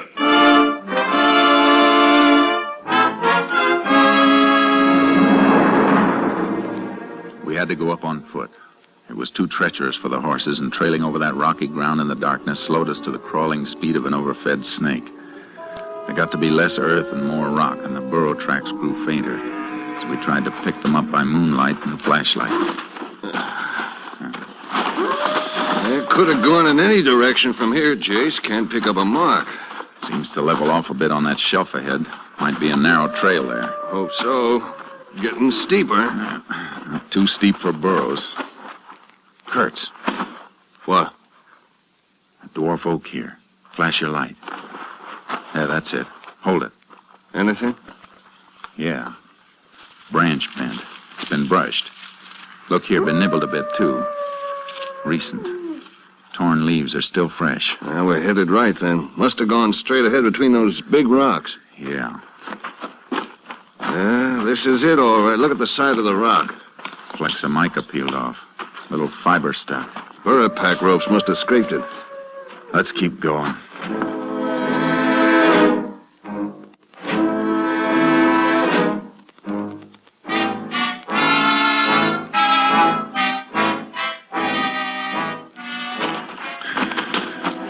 We finally reached the summit where the oaks and cedars fought for whatever slight grip their roots could get on the earth between the rocks. Dawn found us on a high shelf facing a rise that led to the open mouth of an abandoned silver mine. Trail leads straight enough now. Yeah. He's there, Jace. Yeah, but 20 feet back in. He could pick us off and we'd never even get to see him. Stay down and keep the hole covered. What are you going to do? Just call him out. Tripper! Lenny, Tripper! He ain't going to answer, Jace. You can't get out, Tripper. Stay down, Jace. Now he's got a rifle as well as that .38 he killed Bradley with. You gonna come out, Tripper? Why don't you come in, Ranger? If we'd only packed a stick of dynamite, he'd come out soon enough or be buried in there. Maybe the idea of dynamite would be enough. Go over down the shelf and let him see you just once on the way. Not long enough to draw a bead. Maybe we can bluff him. Why don't you go down and let me... It's my idea. I'll stay. Go ahead. Be careful, Jace. You missed him, Tripper. I won't miss the next one. You're not gonna get another shot. He went down to our burrows to get some dynamite. We're gonna seal you in there, Tripper. You better come out. How do I know you ain't gonna kill me on sight? I won't if you do what I tell you. Leave your rifle in there and come out with your hands clasped behind your head. Put your rifle up on a rock where I can see it, and it's a deal. All right, Tripper. Now come out.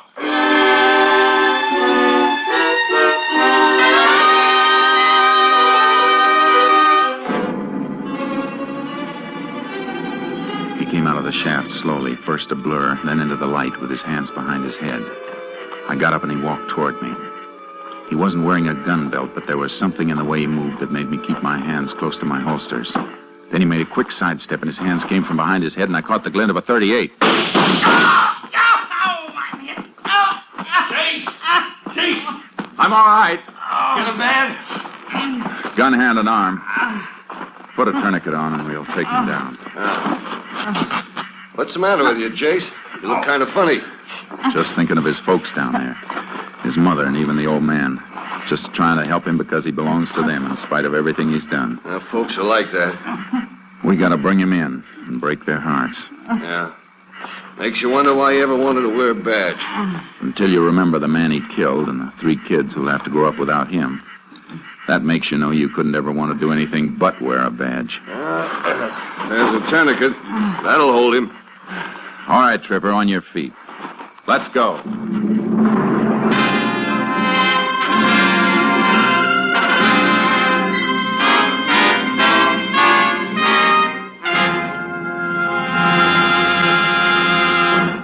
A ballistic check of the .38 that Lenny Tripper carried showed it to be the murder weapon used in the slaying of Roger Bradley. With that and other evidence accumulated by Ranger Pearson and the department, Tripper was convicted and sentenced to death in the electric chair.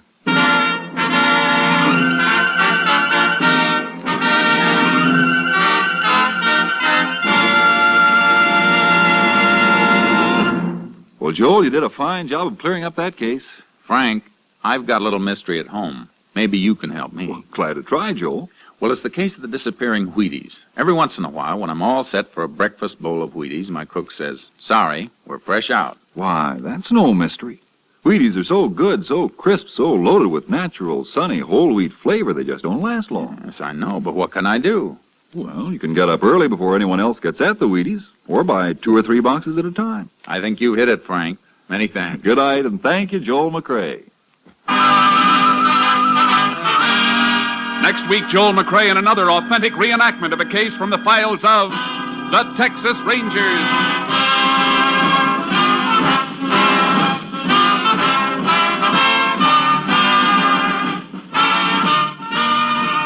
Joel McRae will soon be seen in the MGM production Stars in My Crown. Tonight's cast included Tony Barrett, Bill Johnstone, Sam Edwards, Paul Duboff, Byron Kane, and Virginia Gregg. And this is the Wheaties man, Frank Martin, inviting you to listen on Monday to Frank Lovejoy and Night Beat on the Wheaties Big Parade. See you then.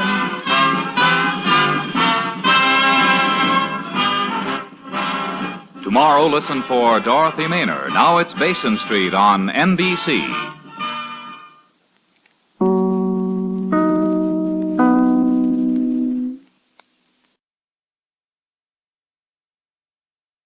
Wheaties presents Joel McRae in Tales of the Texas Rangers. On stage tonight, transcribed from Hollywood, another in the Wheaties Big Parade of exciting half-hour presentations.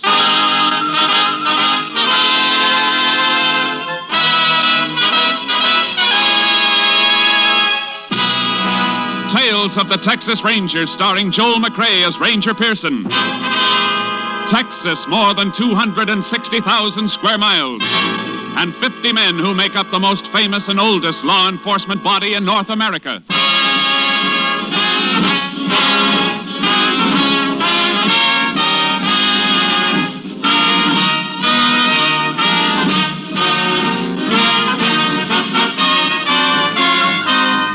Now, from the files of the Texas Rangers come these stories based on fact. Only names, dates, and places are fictitious for obvious reasons.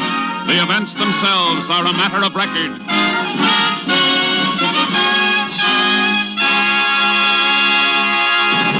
Case for tonight, the Trigger Men.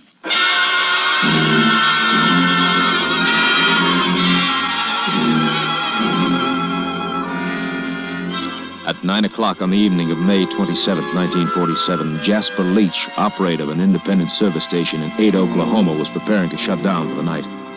Suddenly, 2 men in a green convertible pulled into the service island of his station. Closed for the night, fellas. Pumps are all locked.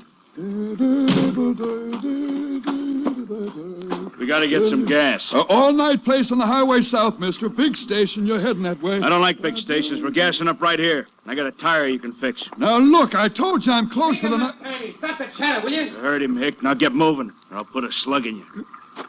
All right, mister. I ain't arguing with a gun. He gets that pump going. Make him fill a couple extra 5-gallon cans, Pat. All right, Joe. Stop playing the party and get that flat spare out if you're so hot for action. Okay, but let's take it up, eh? Well, come on, Hayseed. Get with the pump. Keys are in the office. Well, let's get them.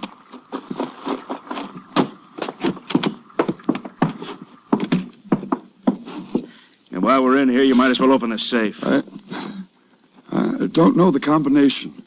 Yeah? Oh! I said open it, you hick. All right, mister, I'll open it. But you ain't getting away with this. Not by a dang sight. We'll talk that over later. Just you and me, Hick. Just you and me.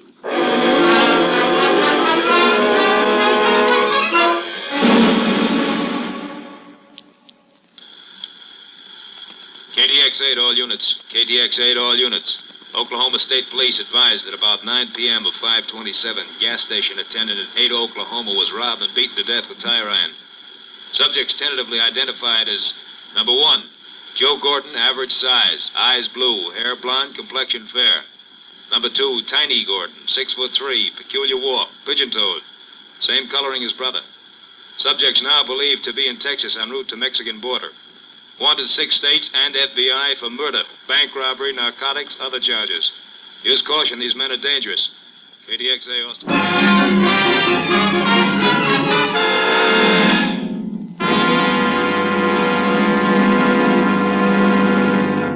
Tales of the Texas Rangers will continue in just a moment.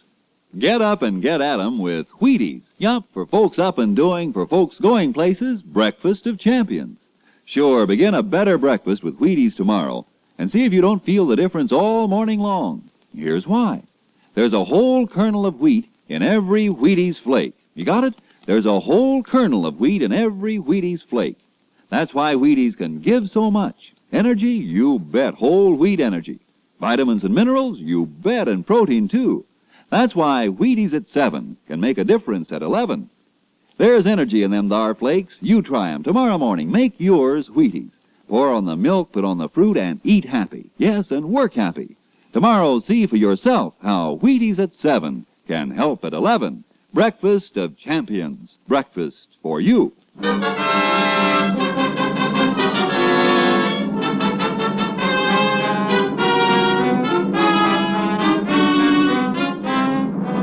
There were no further signs of the Gordon brothers on the night of May 27th. But on the morning of the 28th, Captain Stinson of the Texas Rangers received a report that looked like a lead and immediately sent for Ranger Jace Pearson. You send for me, Captain? Yeah, Jace. I want you to get right over to the General Hospital in Palo Pinto County. Been a double shooting. Deputy Sheriff and his son. Where'd it happen? Near Mineral Wells, but check the hospital first. Shooting took place during the night. Rancher found the men this morning. Mineral Wells, that's on the road south from Ada, Oklahoma. You think it might have been the Gordon brothers? It smells like them. They were headed south, according to all previous reports. I figure they're making their run for the border, and they'll kill anybody who tries to stop them. Sure looks that way. The deputy never saw who gunned him, Jace. If he can talk, get all the information you can.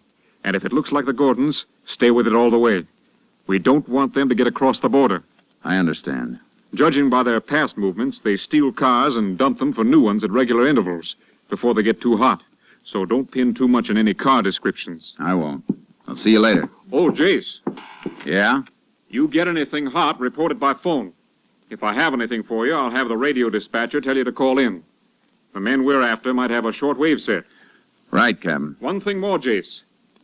This department hasn't lost a man in a long time. Let's keep it that way. Yeah. I wouldn't want to be the one to spoil the record.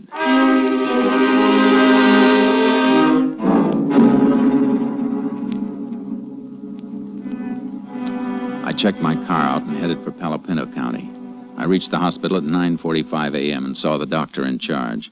He'll pull through, I think, but his condition is critical. Shot 3 times through the back. One of the bullets is lodged in his spine. Which room's he in? I'll show you. Deputy's son hurt bad, too? Too bad, Ranger. Dead on arrival.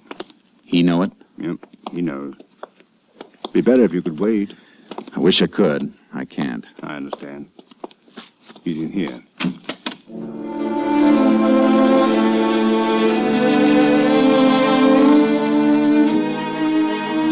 The deputy was lying on his stomach, a dazed look on his face like he was remembering something over and over, but still couldn't believe it. I knelt on the floor beside him so he could see me while he was telling me what happened. You see, my boy built himself one of them hot rod cars out of an old chassis and spare parts. You know youngsters. Yeah. I broke down on him last night. Full with it and couldn't get it to start.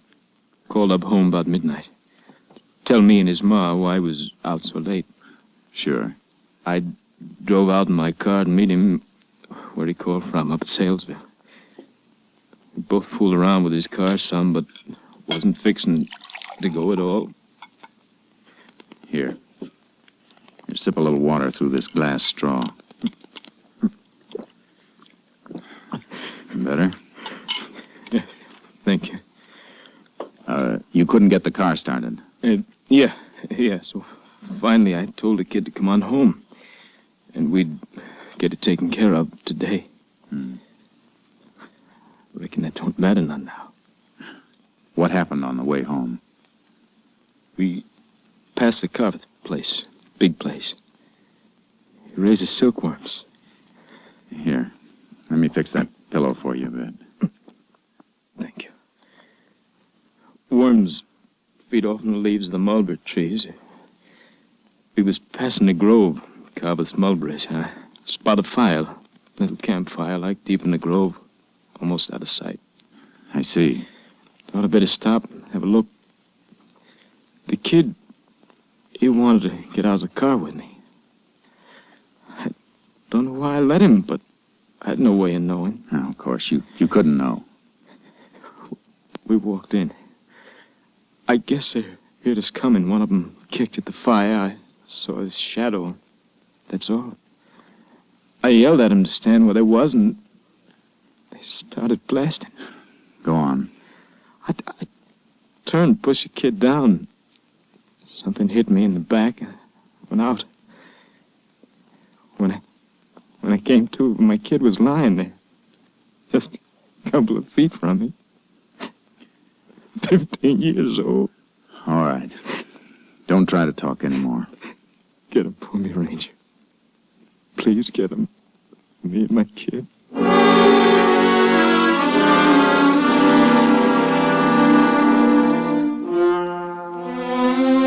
I left the hospital and headed for the Carveth Ranch outside Mineral Wells. Big Jim Carveth, the owner of the place, took me into the mulberry grove where the deputy and his boy had been gunned. Well, this is the spot. Sheriff's combed it over pretty complete, though.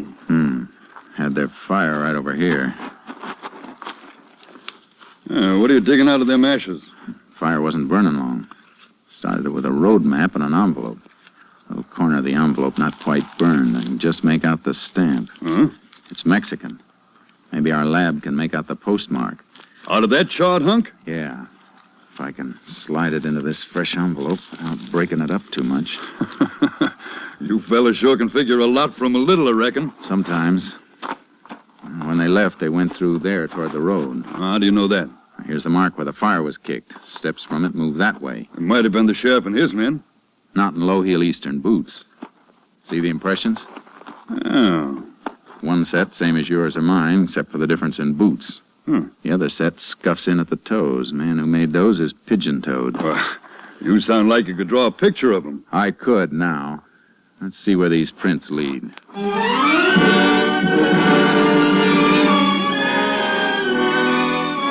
They led to the road, or almost to the road. Just at the edge of the grove were tire markings where a car had been backed into the mulberries to screen it from sight.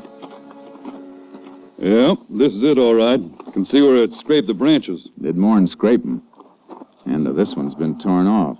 The part that got torn off isn't on the ground. Low branch, too. Oh, that means something? From the tire marks and the height of the branch, it means the baggage compartment of the car was open and then closed down on the end of the branch. See, it snapped off when the car moved. You sound like that's worth knowing. It might be worth plenty if the highway patrol turns up an abandoned car with a piece of mulberry branch caught on it.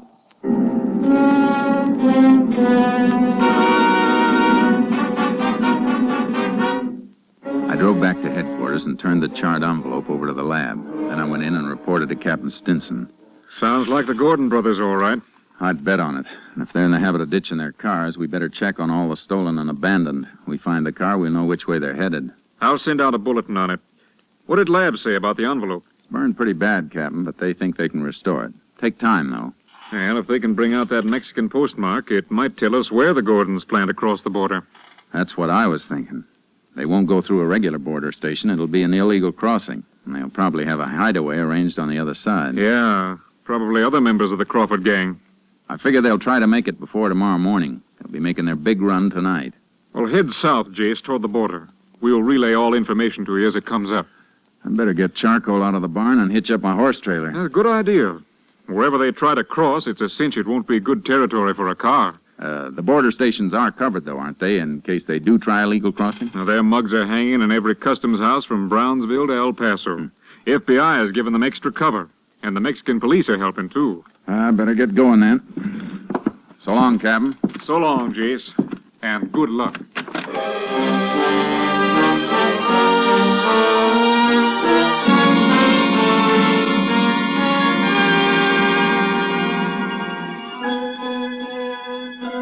I loaded charcoal into the horse trailer and headed south. aiming for the center of the border near Valverde County so I could change my direction fast either way. I kept a lead foot on the gas pedal.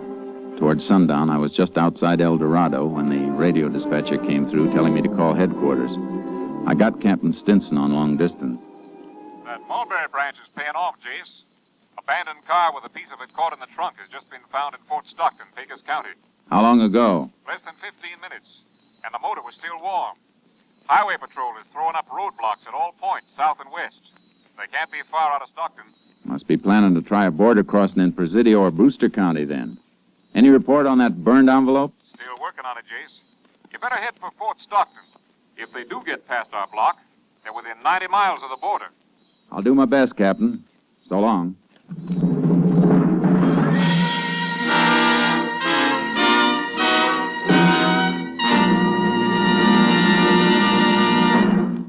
Well, it's another baseball summer with ball fans all over the country watching their favorites and baseball champions all over the major leagues eating their Wheaties.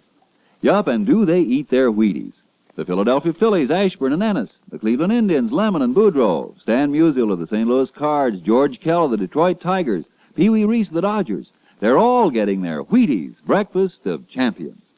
And you know, so are a lot of other smart people. Folks who want high-stepping energy to stride through their mornings high, wide, and handsome. They're getting Wheaties, too. Are you? Well, listen. You may not play ball for a living, but you can use Wheaties energy. You can use Wheaties vitamins, minerals, and protein. You can use breakfast of champions, too.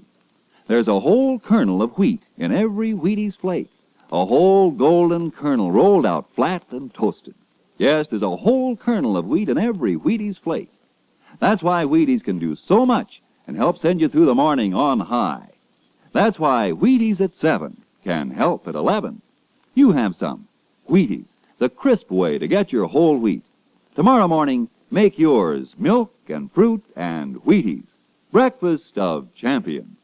See for yourself how Wheaties at 7 can help at 11.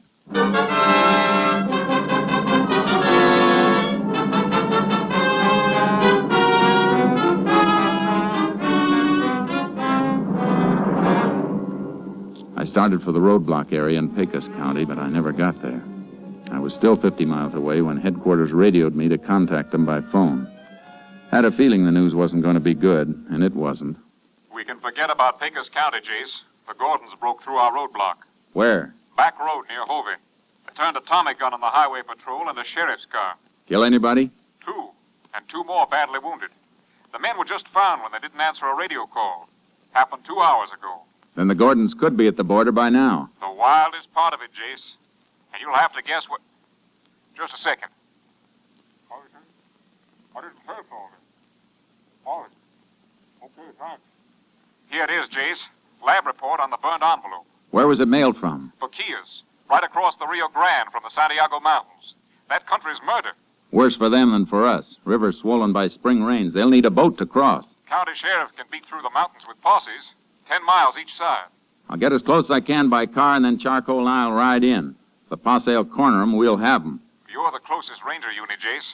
But those men are dangerous. You want to wait for some help? No time for waiting. Now's the time for getting them. You'll hear from me.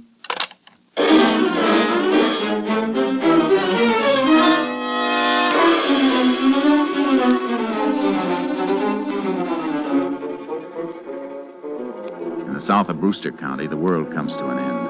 I drove as far as I could and met one wing of the sheriff's posse where Maravillas Creek runs into the Rio Grande. Any sign of them, Sheriff? Nope. Got men working in from the other side of the mountains, though. I'll get my horse and ride in with you a ways. Then we can split and fan out. Good. Mighty fine horse, Ranger. The best. Come on, Charcoal. Hey, which of your men knows this section best? Jaime Sanchez, I reckon. I'd like him to ride with me when we split. Oh, he'd be proud to. Sanchez! Hey, you want me for something, Sheriff? Ranger wants you to ride with him. That's good with me. Thanks, Sanchez. You got any signal arranged with the rest of your posse? 3 shots. 2 seconds between each one. Good.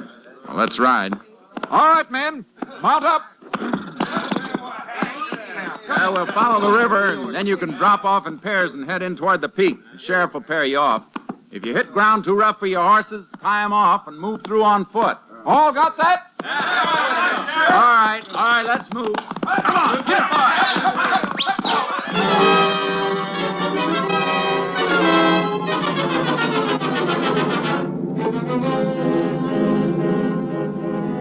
We moved along the river, closing the circle and hoping that Joe and Tiny Gordon were inside of it. The country got rougher, and no horse could have taken it without the light of the moon. Posse paired off and thinned out. Finally, the sheriff and his last deputy turned off, and Sanchez and I went on alone.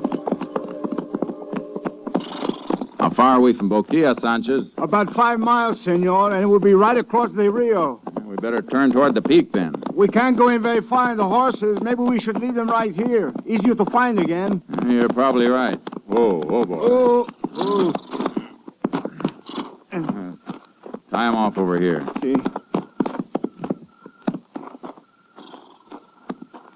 There are some cabins up here in the mountains, but the men we are after wouldn't know about them. What kind of cabins? Old hunters' cabins from long ago when there was good hunting. But most of the game is gone. Nobody lives in them anymore. No, but the Gordons might know about them anyhow. You said they do not know this country. Yeah, they could have been told. They're meeting somebody in Mexico. Some of their gang might have come through here before. That's why they picked this spot. They're in such a hurry, though, I don't think they would stop. Yeah, they would if the big boy got tired. The big boy? Yeah, Tiny Gordon. He's pigeon-toed. Something wrong with his feet. He's big and heavy and carrying a lot of weight. He's going to slow down in this country. I think you're right, Ranger Pearson. He ain't got good feet. He slowed down plenty in here. The cabins in the territory we're covering? See, 2 of them. Well, let's take a look. See, the first one is right up this way to the left, about 2 miles in.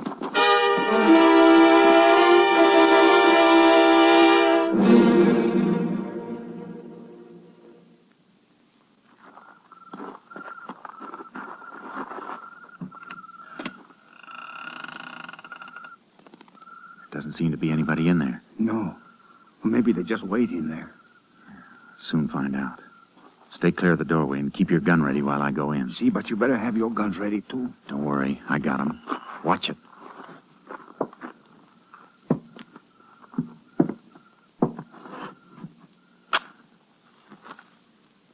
Nobody here. Come in. Lamp here. I'll light it. Something wrong with the lamp, senor? No, but I don't think I'll light it after all. Use your flashlight instead. See? There. Feel the glass. The lamp chimney. It's warm, senor. Used less than half an hour ago. Could any of the posse have reached here before us? I don't see how. They all turn in further back. I mean the group working in from the other side. No, they came all the way from Hot Springs, further than where we start. That's where the sheriff's deputy went to get them. Flash your light around a little. See? Wait, turned on that chair again. See? Look. Dust wiped off it. Somebody sitting there not long ago, that scraped spot on the floor. Sat with his legs straight out. That scraping was done by his heels. See, you have a good eye. I think I'll sit down there and stretch my legs. My heels reach those marks? No, not quite so far. But why do you do that? Because I'm 6 feet tall. The man that sat in that chair is taller. Tiny Gordon is 6'3". Come on.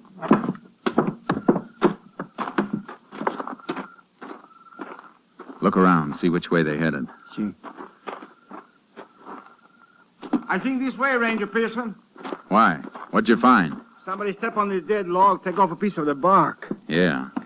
And prints there, too. Here, flash your light. See? Here. 2 sets. One of them with the toes turning in. Now throw the light that way. See, that bush.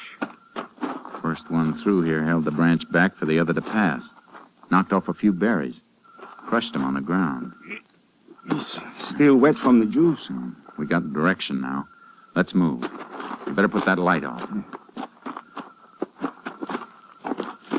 They're headed for the Rio, all right. Shouldn't we fire the gun now, the signal for the posse? No, we're too close. Gordons might hear it, too. Probably think they're safe in here. They don't know we've got a postmark. Better chance of getting them cold if they don't know. See. You think they're going to fight if we catch them? With murder charges in a couple of states, they got nothing to lose. They'll fight plenty.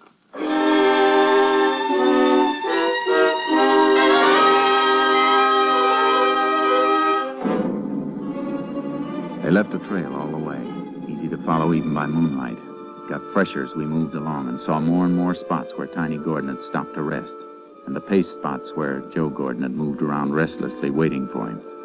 It wasn't long before we could hear the lapping of the Rio Grande as the foothills dipped down toward it. And then we heard them, moving and talking in the reeds at the edge of the river. All right, take it easy, man. How do you know? How do you know they got our letter? They expected us last night. Let's try again. You know we ain't moving on a train schedule. Suppose they don't come. Be light in a couple of hours. So we'll go back to that cabin and hole up again until tomorrow night. Besides, who's going to see us here? Oh, maybe an Indian or something. I don't know who's liable to be tramping around. What are you, Daniel Boone or something? Nah, dry up. Don't you tell me to dry up, you little punk. Tiny. We figured that right. They're expecting a pickup from the Mexican side. See, good thing the boat does not come yet. Those Tommy guns with us. You're lucky you could carry a .45.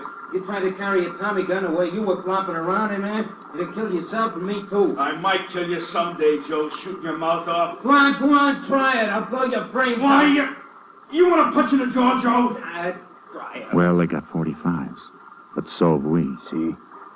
Let's move in and take them.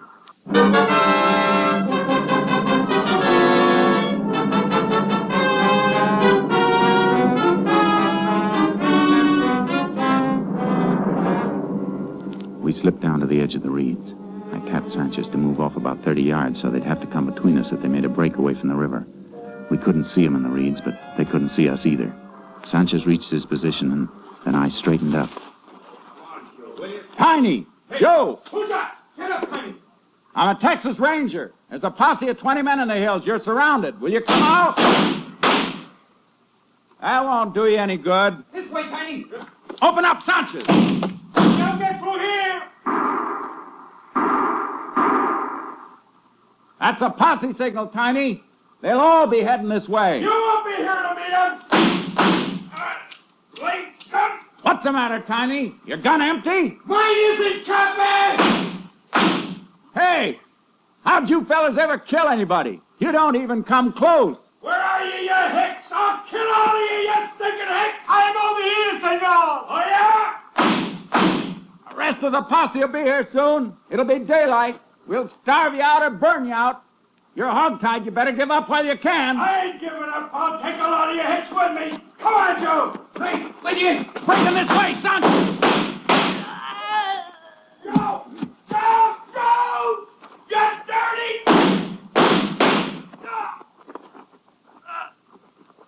You had your chance, Tiny. Hicks! You dirty hicks! All right, Sanchez. You got it, senor.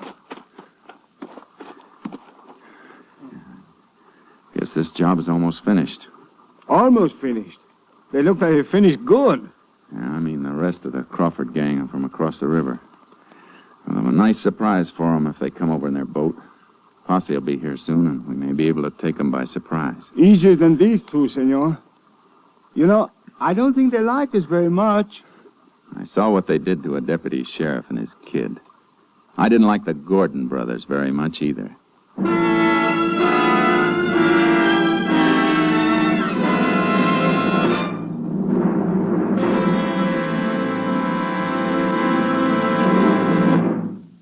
2 hours later, other members of the Crawford gang were surprised and captured without resistance when they crossed the Rio Grande to keep their rendezvous with the Gordon brothers. They were turned over to federal authorities to stand trial for their crimes.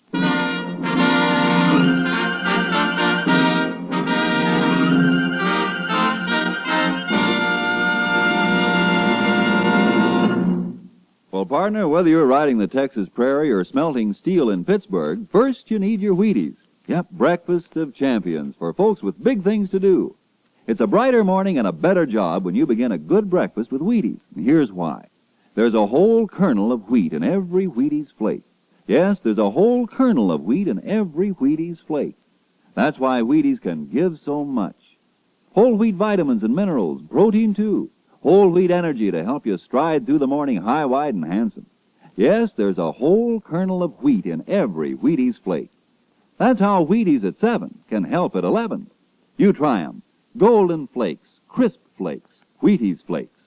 Have some tomorrow with milk and fruit, and see yourself how Wheaties at 7 can help at 11.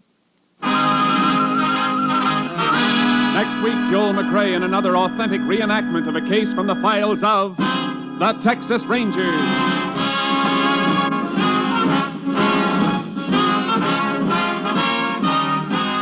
Joel McRae will soon be seen starring in the Universal International Technicolor production Saddle Trim. Tonight's cast included Tony Barrett, Tom McKee, Tom Holland, Jack Crucian, Byron Kane, and Jay Novello. This story was transcribed and adapted by Joel Murcott, and the program was produced and directed by Stacy Keach. This is Hal Gibney speaking. And this is the Wheaties man, Frank Martin, inviting you to listen Tuesday night to the Penny Singleton Show on the Wheaties Big Parade. See you then.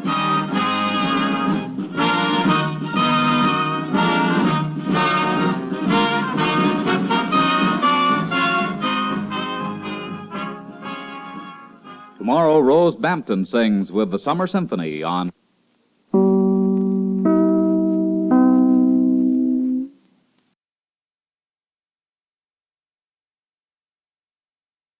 It's National Wheaties Week.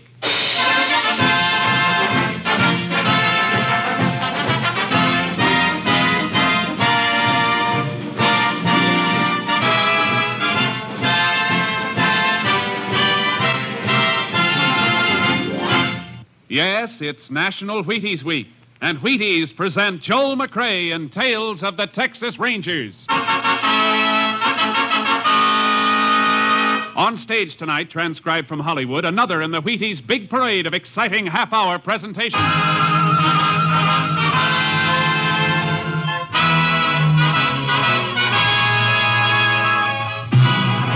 Tales of the Texas Rangers, starring Joel McRae as Ranger Pearson. Texas, more than 260,000 square miles, and 50 men who make up the oldest and most famous law enforcement body in North America.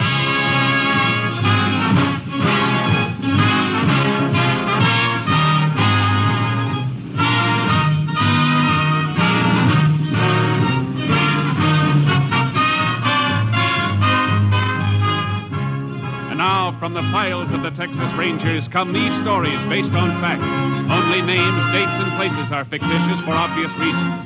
The events themselves are a matter of record.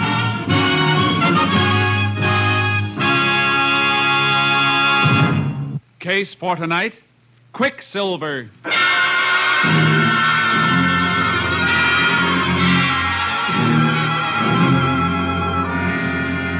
At 11:30 on the night of May 22nd, 1947, the Stockholm Ranch, located in the middle of Carson County, Texas, was darkened for the night when the occupants were awakened by the barking of a dog.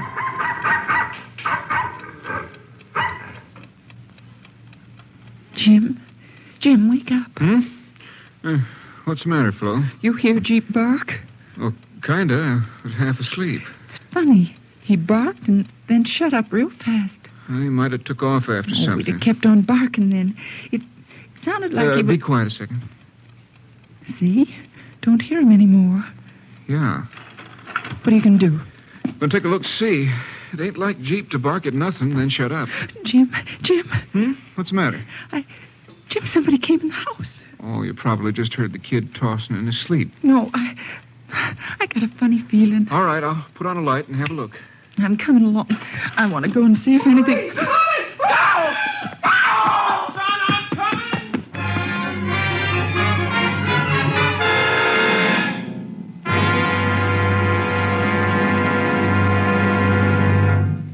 It's National Wheaties Week. Time to buy Wheaties, eat Wheaties, buy more Wheaties, eat more Wheaties. Time to join America in a brighter morning. Sure, it's National Wheaties Week. Everybody's eating them. You have some, too. Have them for fun. Have them for flavor. Have them for feeling good and working good and looking good. Have Wheaties for any reason at all, but get them. Whole wheat, crisp whole wheat, golden whole wheat. There's a whole kernel of wheat in every Wheaties flake. You try them. See how Wheaties at 7 can help at 11. It's National Wheaties Week.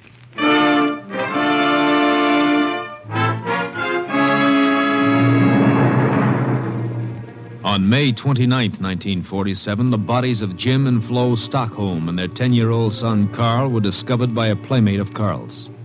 Sheriff Lockins notified the Texas Rangers, and Ranger Jace Pearson was assigned to the case. Place is just like it was, Jace, excepting for the bodies. Kind of a mess, isn't it, Sheriff? Yeah. All three of them in their night clothes, you said. Uh-huh. This here is Jim and Flo's bedroom. I see. Bedclothes mussed up. Whoever did the killing woke him up. Likely the dog woke him. Oh, yeah. Jeep, you said. Found him dead a piece from the house. Clubbed over the head. Uh-huh. Okay, let's say Flo and Jim Stockholm were awakened by the dog. Jim would get up and see what was the matter. Flo went with him probably to see if the kid Carl was okay. He didn't get no further than this room here, right outside the bedroom. Yeah, all three of them. Funny Jim Stockholm didn't have a gun. Yeah, if he thought somebody was in a house or prowling around outside, he'd have grabbed his gun. Unless something stopped him. What are you thinking about, Jace? Just that the killer might have got in Carl's room. That's right over here. Uh-huh. Maybe Carl spotted the killer, hollered, and that'd make both Jim and Flo jump fast. Yeah. Jim wouldn't think of grabbing his gun. This window here has been jimmied up. You see that? Yeah. I guess you're right. Killer coming this way. Kids saw him, yelled. Tried to get out. Got as far as the room out here. Uh-huh. There's what they were killed with, Jace. Flat iron. An old-fashioned flat iron. Yeah, used as a doorstop.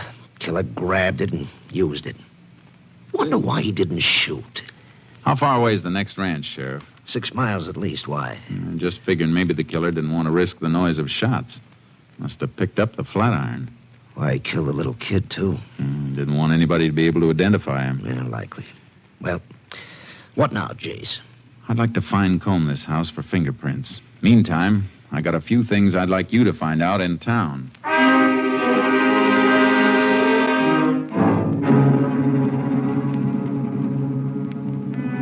There were no fingerprints anywhere, except those we knew were of the murdered people. The motive for the crime was robbery.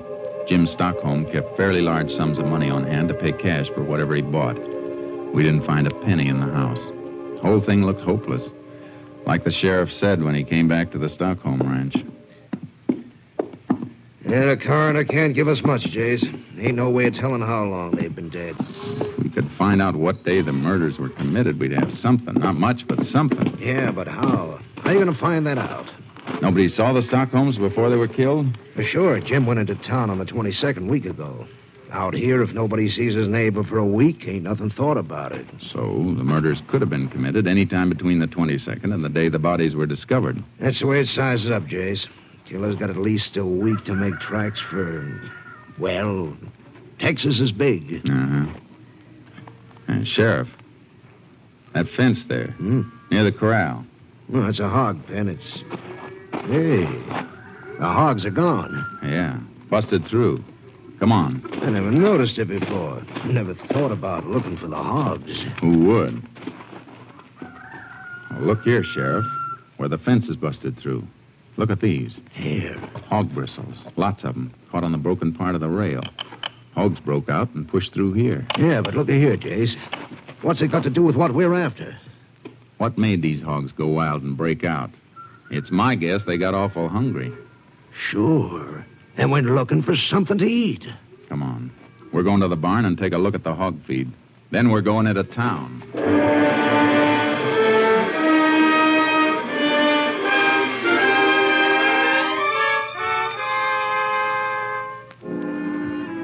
We found 3 sacks of hog feed in the barn. 2 of them were full, unopened. The third had just about enough mash taken out for 1 feeding. Sheriff Larkins and I went into town. Then the sheriff asked a few questions I wanted answered, and I checked at the feed store. Sure, Jim Stockholm bought all his feed in here, Ranger. You remember when he was in last, ma'am? Bet I do. It's the last time anybody saw him. The 22nd? That's it. What'd he buy? 3 sacks of hog mash. Yeah, got all the information you wanted, Jace. Thanks, Sheriff. Now, ma'am, is there anything else you can remember about that day? Stockholm seemed troubled or anything? No, just stopped in for a minute. All he said was he had to get back with the mash. He was all out. Are you sure of that? Just as sure as I'm standing here. And you're sure it was the 22nd? I can make it real sure, Ranger. Got all my sales in this book. Let's see. 25th. 25th. Yeah, here it is. 22nd. 3 sacks of hog mash to Jim Stockholm. Thank you, ma'am. Let's go, Sheriff. You're sure welcome, Ranger. You helped a lot. What have you got, Jace? The Stockholms were killed on the 22nd. How do you know? Jim Stockholm bought these 3 sacks of feed on the 22nd. He said he was all out at the ranch. He had to get home and feed the hogs. We found 2 of the bags unopened. Yeah, and a third with only about enough mash out of it to give the hogs 1 meal. Which means he fed the hogs on the 22nd, but he didn't the next day or the next. Because he was dead. That's it. Now, we got a lot of checking to do, and it's all going to hinge around the 22nd.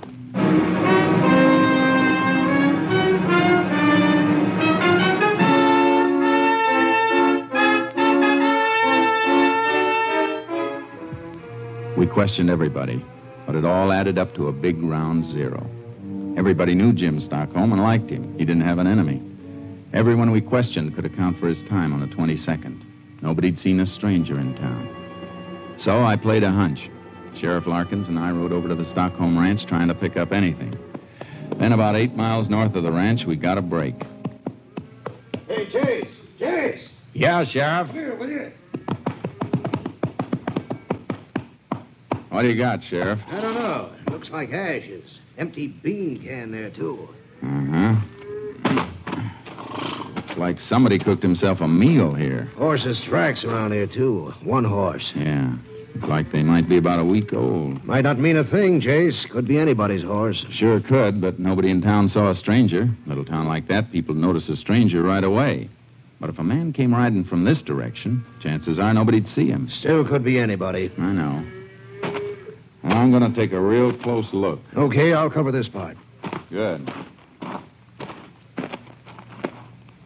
Sheriff, come here. Get something? I think so.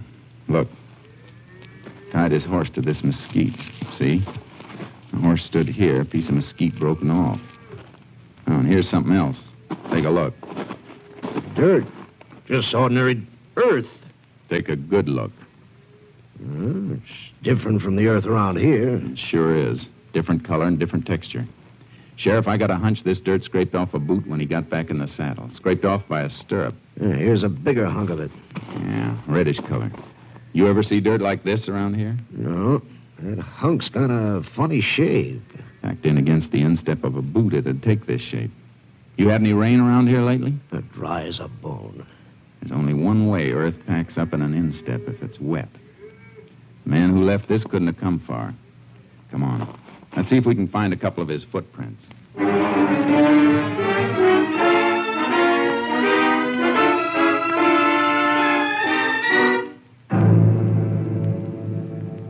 We picked up a few prints. I took their measurements. Then we went back into town. I asked some more questions. Meantime, I sent the earth samples to the lab for analysis. And by the time I got back to my headquarters, Captain Stinson had the report. Looks like this earth came from southwest Wheeler County, Jace. At least the lab thinks so. Wheeler County southwest. Well, it kind of fits, Captain. Fits what? That part of Wheeler County is not far from Stockholm Ranch. No, it isn't. Just about as far as it'd take wet earth to dry out and get hard enough to scrape off a man's boot. Yeah, I see. What else you got? A few horsehairs I picked off the mesquite bush. Looks like the fellow was riding a sorrel. And something else. Plaster casts of his boot prints. Mm-hmm. It's a pretty big boot. Big man. Maybe 6'2" or 3. You're right. But there are no fingerprints. There's no real evidence. This fellow whose boot prints you got, he might have been anybody. Might never have gone near the Stockholm Ranch. Yeah, I know that, Captain. You didn't pick up any of his boot prints around the house, did you? No, place was pretty messed up. A lot of people got there before I did. Yeah, that's one break a criminal always gets. If only people'd stay away. If only they'd have enough sense to realize. Sure, but they don't. They don't mean any harm, though. Okay, what's next? Look for a man 6'2" or 3 riding a sorrel? I'd like to, Captain. Starting where? Well, Texas, I guess.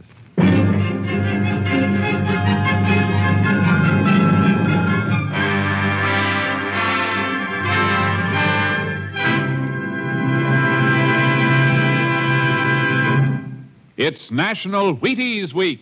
Yup. And in celebration of National Wheaties Week, when everybody eats Wheaties, even trombone players, here's that well-known radio musician, Abe Lincoln.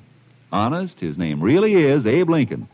And here he is, stepping out from behind the scenes to say, "Get your Wheaties." Oh, come on, Abe. You didn't come out from your trombone to say just that. No, but that's the idea.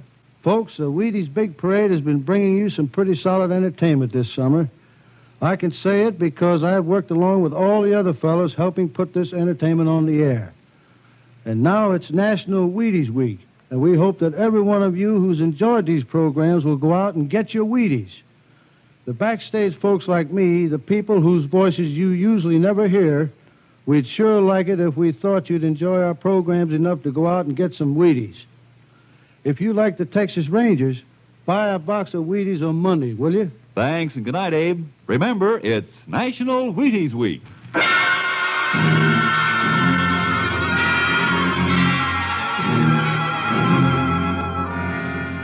I kicked around for a few days, covering all the ground I could between the Stockholm Ranch and Wheeler County, and then I reported back to Captain Stinson. Kind of picked up something interesting, Captain. Like what, Jace? Weather reports. Here's a map of Wheeler County. The places I've marked in red had rain within the last 3 weeks. Oh? Well, what about it? Well, this place. Right here. The only spot of the marked places that'll show the same kind of earth we had analyzed. I checked. Mm-hmm. So it's narrowed down to that. But you can't arrest a man just because he happened to be in a place where it rained. I know I'm working on a shoestring, but there's no other lead, nothing. Might be I'll hit a stone wall or pick up some poke who just happened to pass through the spot where we found the prints of Earth. But it's a chance, Cap, the only one.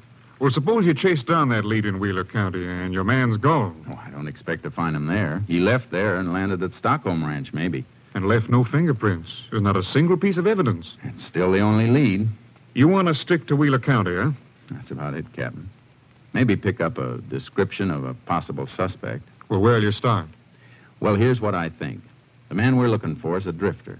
Maybe a poke that picks up work here and there where he can get it. The fact that he ate a can of beans and cooked it himself means he didn't have a nickel to buy a decent meal, even though he was near a town. That kind's usually a drifter. Made a buck here and a nickel there. You see what I mean? All right, Jace. Play the hunch. But if the lead peters out... I'm hoping it won't. See you later. Now, you keep in touch. Yeah. Radio or phone. So long.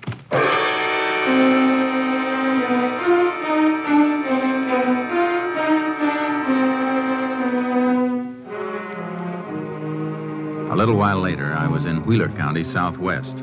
I checked one ranch after another, some big, some small. What I wanted to know was, had anyone seen a man about 6'2" or 3, a man who owned a sorrel and didn't have steady work? I once read where a man found a needle in a haystack. Did it on a bet. Well, my needle could be in any haystack. Then on the Claude Edwards Ranch near Ramsdell, I ran into something. Sure, I remember a poke about like that, Ranger. Big fella. Had himself a sorrel. Did he work for you, Mr. Edwards? Couple of days. Drifted in looking for something to do. I don't usually have work for more than my own hand, but this fella come in just about when I needed somebody else, and... What was his name? Orwell. Yeah, that was it, Orwell. Now, when was he here? Oh, let me see now. That'll be around the 19th, 20th. And when did he leave? He do something, Ranger? I don't know, Mr. Edwards, but I'd sure like to hear everything you know about him. Well, he worked for a couple of days, then come in and asked him for his pay. That was maybe the 22nd. Are you sure? Pretty darn sure. It's awful important. All right, I'm sure. We had a spell of rain about then. I had him mend the roof. He didn't like it none. Did he say where he was going? Anything at all? Didn't say, and I didn't ask. Just handed him his pay. Saw him in town later, dropping it in a card game. Then he lit out. All right. Now I want the best description of him you can possibly give me. Everything you can remember. What he looked like, how he talked, acted. I'll try, Ranger. But how you going about finding him? By now, he might be clear into Mexico. Any place. I'm going to do my best, Mr. Edwards. And I'm not sure that's going to be enough.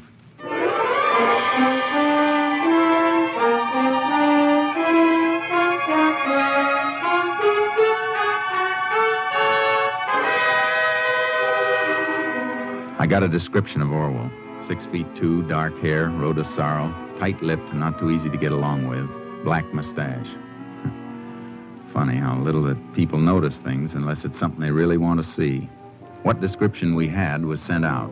50 false leads came through, 100. But every once in a while, one came through that matched something else.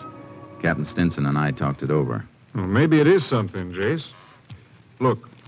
100 different leads, but there's one that shows up every so often.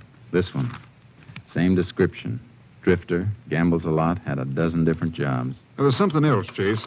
Now, look at the pattern here. Yeah, I am. This one keeps moving southwest, always away. The others jump around.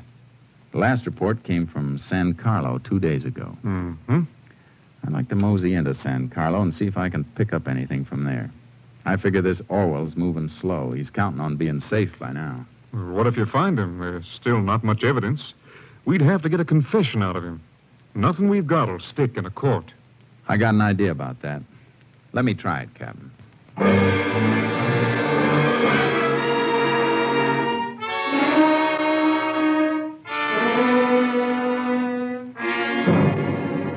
In San Carlo, I picked up a few more scraps about Orwell. From what I'd learned, I tried to think like the man I was trailing. Tried to figure out his next move. He gambled a lot, so every town I hit, I asked questions, went to ranches, and asked about poker games and crap games. Orwell was like Quicksilver. Yeah, he was here. Left. He was there. Left after picking up a few dollars. But the pattern stayed the same. Always moving southwest. Then on the McMellet Ranch near the New Mexico border. Orwell? You say Orwell, Ranger? That's the name. He's riding a sorrel horse. Well, I don't like to say for sure, but I took on a fella named Orwell, and he did come in riding a sorrel.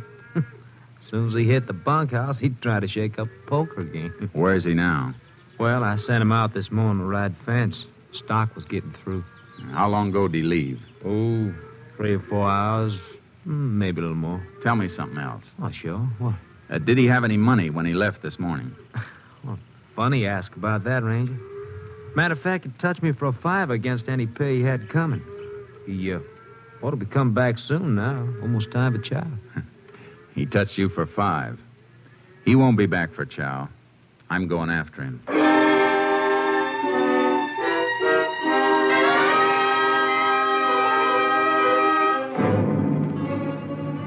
I followed the fence rider's trail.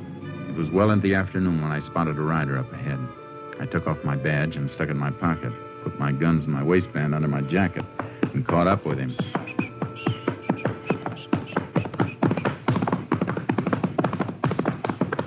Whoa, boy, whoa. Howdy. Who are you? Name's Pearson. You're Orwell, huh? Yeah, why? Boss sent me out to look for you. Boss? Oh, boy, whoa.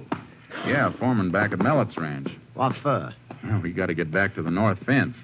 You wasn't working there when I left. Just got took on. I guess we better get back to the north fence. Boss says it's important. That's so. Say, come to think of it, you're not even on the ranch anymore. I hit the boundary fence a piece back. All right, I got news for you, mister. I ain't riding fence. Now, you take off. You see about that north fence. Huh? You mean you're quitting? Right the first time, mister. Now, so long. Hey, hold it a minute. You're downright unsociable. Oh, boy, oh. You're downright nosy. Me? I didn't mean to be. Say, you mind if I ride a piece with you? Yeah, I do. Well, I'd kind of like company. Thought you was just took on at the Mellett's place. Seems to me you're riding wrong, mister. Oh, I got no hankering for work either. Not with 500 in my jeans. 500? A poke like you with 500? Got lucky in a crap game night before last. Then why'd you take the job? Oh, man can always use a couple more bucks. Well, I guess I'll be riding on. Hey, wait. Huh? Okay. I kind of like company myself. You want to ride a piece with me? It's okay.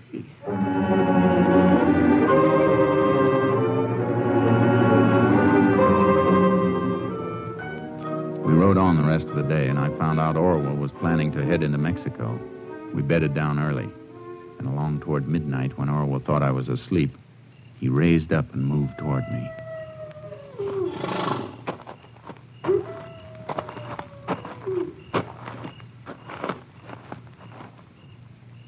Hey, Pearson.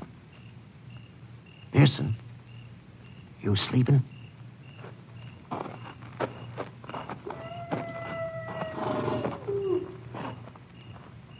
Something you want in my saddlebag, Orwell? I thought you were sleeping. No. Don't reach for it, Orwell. I'll blow your head off. What are you getting this head up about? Man starts to go through my saddlebags when I'm sleeping, I get touchy. I'm just looking for cigarettes. No need for that gun. Yeah? Sure. Wasn't looking for 500, were you? You call me a crook? You name it, Orwell. You are touchy. Okay. Put that gun away, Pearson. You're acting like a kid. I tell you, I was just looking for cigarettes. Sure. Guess I did maybe bust a strap. Okay, bring that saddlebag. Cigarettes are in it. Yeah, sure. Left or right one? Right. Hey, you open it this time. Hey, what you got in there? Stuff. Okay. Cigarettes are wrapped up in that piece of blanket. Help yourself. Well, thanks. Cigarettes in here? Feels like a ton of iron. Could be. Wait! Anything wrong, Orwell? It's a flat iron. Uh-huh. Funny thing to be carrying around. Why? I knew a man once carried around a cow skull tied to his saddle horn. Why are you carrying this? Dunno. Why are you asking? Who are you? I told you. Name's Pearson. Jace Pearson. Cigarettes are there. Help yourself. I don't want any. Suit yourself. Mind handing me that flat iron, Orwell? Why? I just want it. Go on. Go on, hand it to me. No. Hey, you're looking real pale, Orwell. You're not scared of coyotes, are you? Shut up. Iron makes a good nutcracker. Maybe I carry it for that. Shut up, I said. Go on, Orwell. Hand me the flat iron. Pick it up. It's not so heavy. It's heavy enough. Man could pick it up like this, lift it up over his head and bring it down hard like... Why not? Why, you... No. Orwell, stand still. Don't run. Hold it, Orwell. I'm warning you. Hold it.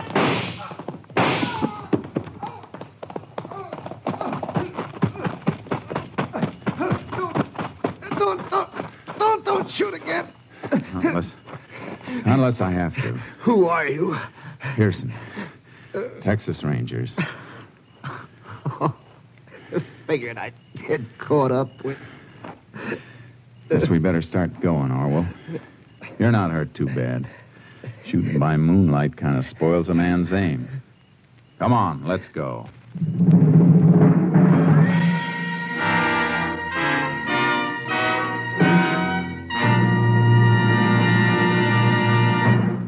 William Orwell confessed to the murders of Jim and Florence Stockholm and their son Carl.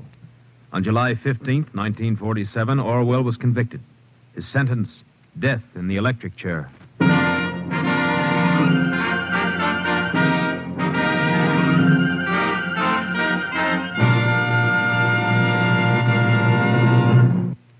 Joel McRae, your Texas Ranger, has asked me to ask you to have some Wheaties.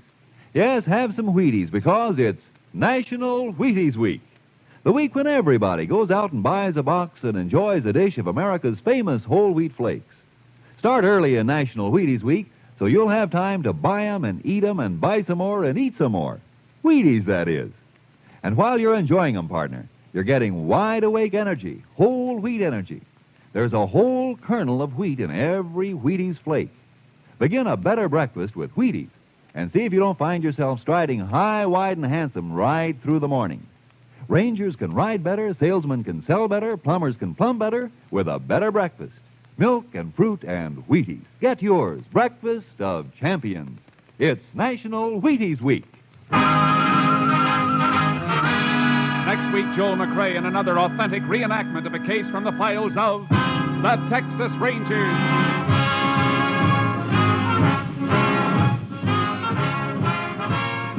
Joel McRae will soon be seen starring in the MGM production Stars in My Crown. Tonight's cast included Tony Barrett, D.J. Thompson, Byron Kane, Lou Krugman, and Russell Simpson. This story was transcribed and adapted by Russell Hughes, and the program was produced and directed by Stacy Keach. Hal Gibney speaking. And this is the Wheaties man, Frank Martin, inviting you to listen on Tuesday night to the Penny Singleton Show on the Wheaties Big Parade. See you then.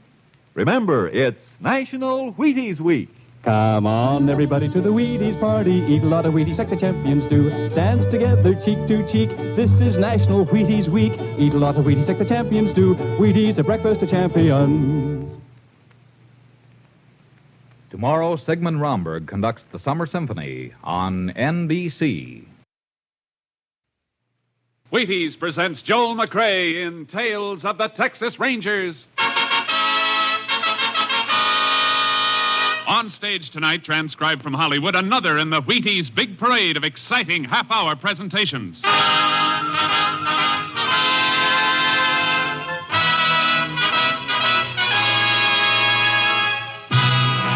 Tales of the Texas Rangers, starring Joel McRae as Ranger Pearson.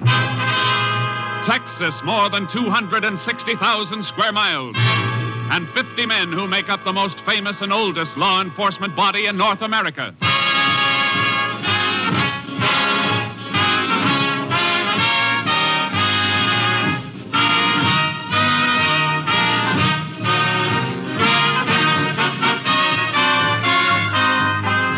From the files of the Texas Rangers come these stories based on fact.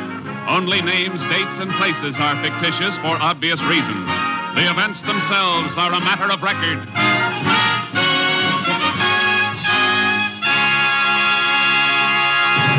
Tonight's case, the broken spur.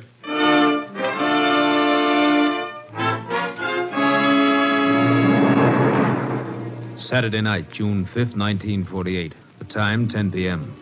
On a small ranch 10 miles south of Cranston, Irwin County, Texas, Milton Thomas was counting a large sum of money, preparatory to locking it up for the night.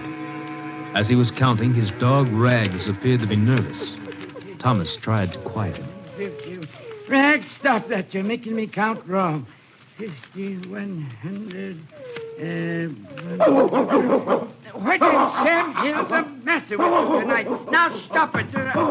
Quiet, Rags. Down. Who's there? Casey. What do you want, Casey? I want to talk to you. Seems to me it's awful late at night to be knocking at people's doors. Now, if it's about that All right, loan... get back in the room. That gun, what are you trying to do? Get your dog back or I'll... Rags! Get back or you'll get the same thing. Rags! Get away from that dog. Give me that money. No, I won't. Don't you ask for it? No, don't take Shut up. Let go of my legs. No. I said let go. No. All right, then.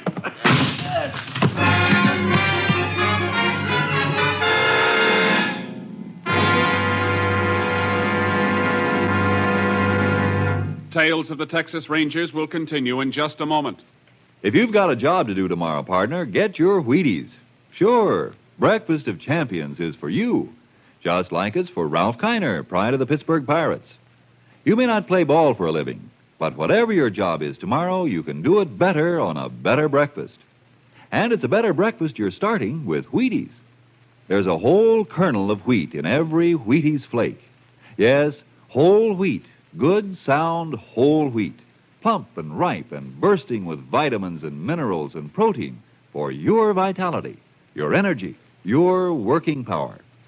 So tumble the Wheaties out of the package, pour on the milk, put on the fruit, pick up the spoon, and smile. You're eating good to be feeling good.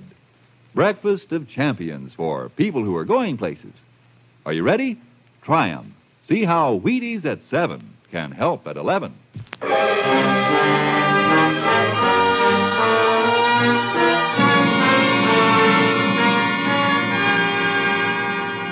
At 10:30 the same night, Milton Thomas's house was discovered on fire. The Cranston Fire Department was called.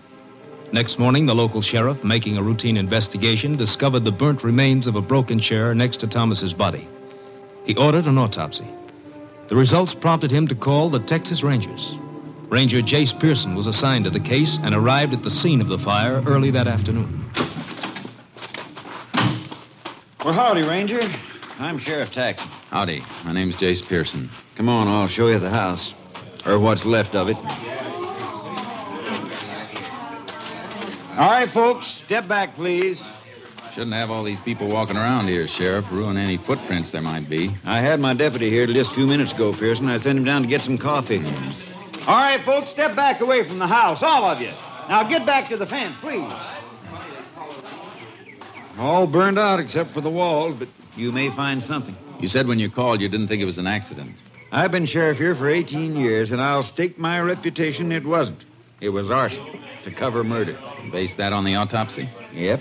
Coroner couldn't find any traces of carbon granules in the bronchial passages or lungs, and only the normal amount of carbon monoxide in the lungs.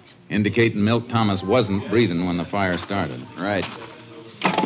This was the front door. Burned off the hinges and fell out.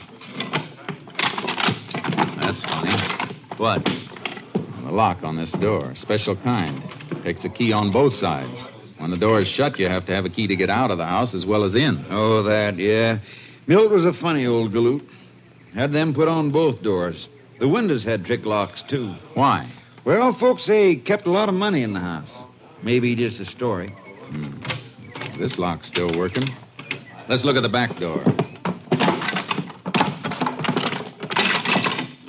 Oh, here's what's left of Milt's old iron safe. Was it open like that when you found it? Yep. Empty, too. This lock's not forced or broken. Kind of hard to tell much about anything after the roof fell in. Yeah, it's a mess, all right. Same kind of lock here on the back door. It's working, too. Meaning whoever started the fire was locked in? Well, look here. Whoever it was, here's where he went out. See that window glass outside on the ground? Let's climb out and look.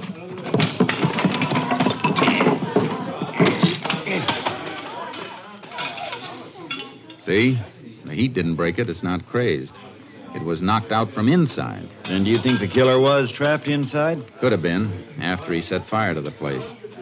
How about footprints, Sheriff? Oh, there's thousands of them. Volunteer firemen tramping around all during the fire. Wait, here's something. Looks like a spur rowel. That's exactly what it is. Broken off a spur. Right below where the window was. Maybe busted off by a man jumping out the window with his tail feathers on fire? Maybe. I don't envy you none, Pearson. How come? Well, as a clue, the spur rowel's probably mighty important. But what, Sheriff? I was just thinking. There probably ain't over 10 million spurs in the state of Texas with rowels just like the one you got there in your hand. Well, your figure may be a little high, Sheriff, but I get your point. Hey, Jack. Yeah, what do you think you're doing, Jack? What's the matter, Sheriff? You know darn well what's the matter. I told you to keep back. I was just looking around. Well, stop kicking around those ashes. And the rest of you. That's evidence you're tramping on. We didn't mean no harm. Now listen, all of you. It's the last time I'm going to tell you. How'd you like it if we thought one of you was the criminal, coming back to the scene of the crime and deliberately trying to destroy evidence? Oh. Okay, then, get back or get off the property altogether. Books say that's generally not true, Sheriff. Huh? About the criminal in the scene of the crime. Happens only once in 1,000 times. Oh, I know it. I just want to throw a scare into him. I see. Oh, by the way, who was that fellow you were talking to? Him? His name's Casey. Jack Casey.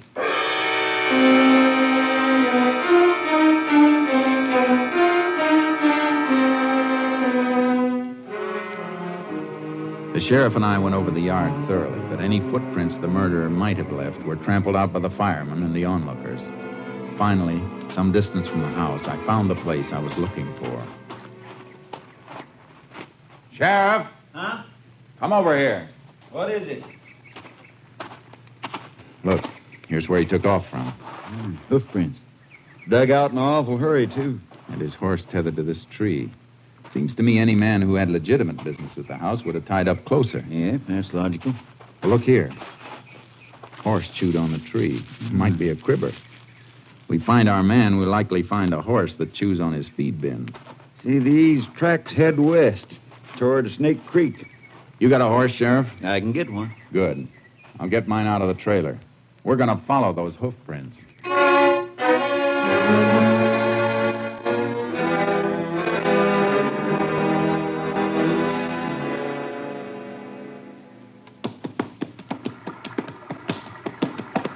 Hold it, Sheriff. Keep your horse off that bank. Why? What's the matter?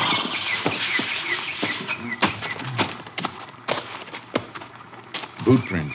Good, fresh ones. Oh, I thought for a minute you'd seen a moccasin. This stream's full of cottonmouths. I'll take my kit and make some plaster molds of these prints. He dismounted here and led his horse across. Yeah, probably afraid of slipping on those flat, mossy rocks. Small foot, about size 7 or 8, I'd say. Odd track pattern, too. Not likely he was toting a heavy load. Probably a fat man. Fat? Yeah, look at his tracks. Deep, even in the dry places. I make tracks as deep as those, way over 200, but I ain't exactly fat. No, you're not fat, Sheriff. But what size boot do you wear? 11 and a half. You ever see a man your height make a footprint this small? Come to think of it, I don't suppose I ever did. Oh, wait a minute.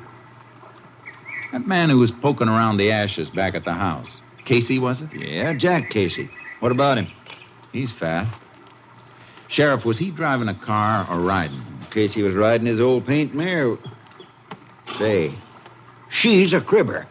Then I'm going to need a warrant. As soon as I get this mold, I'm heading for town. Sheriff, either the books are wrong, or this Casey is 1 in 1,000.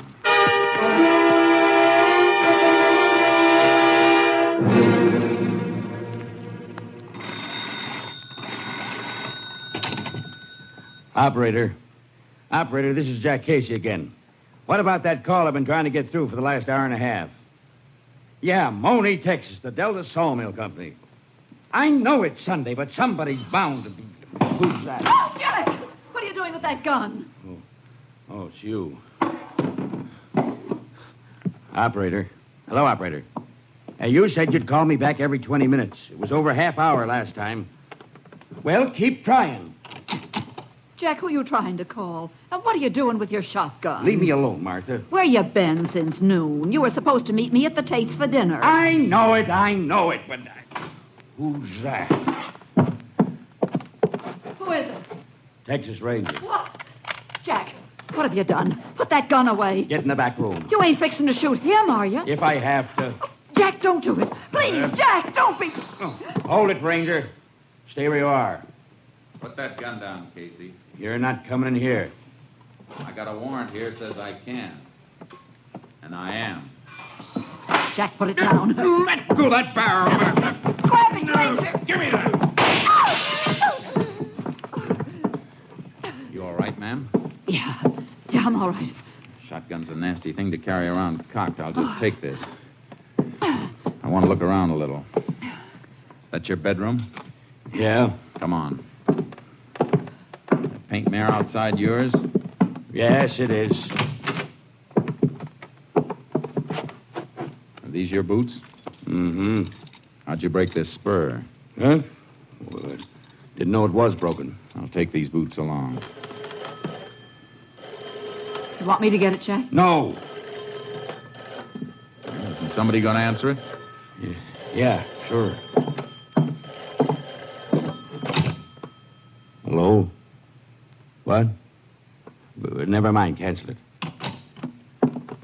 You better come along with me, Casey. What's this all about, Ranger? Where are you taking Jack? He thinks somebody killed Milt Thomas. To be exact, he thinks I did. No. You seem to know some of the answers. Some of them. Before we go, Ranger, I'd like to ask you one question. Sure.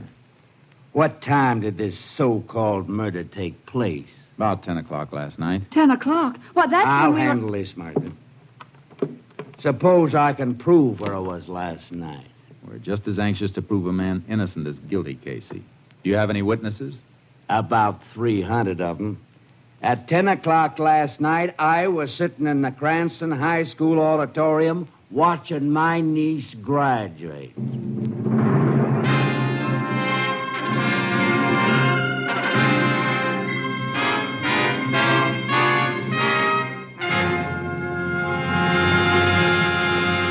In just a moment, we continue with Tales of the Texas Rangers starring Joel McRae as Ranger Jace Pearson.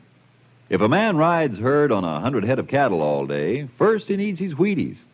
Yes, and if a man sits behind a big desk and pushes buttons on his job, first he needs his Wheaties. And listen, Mama, you too. If you keep track of a couple of growing up kids and wash dishes and make beds on your job, first you need your Wheaties. Yup, whatever your job, wherever you work, Wheaties can help. Whether you run a machine or pound a typewriter or play baseball for a living, first you need your Wheaties.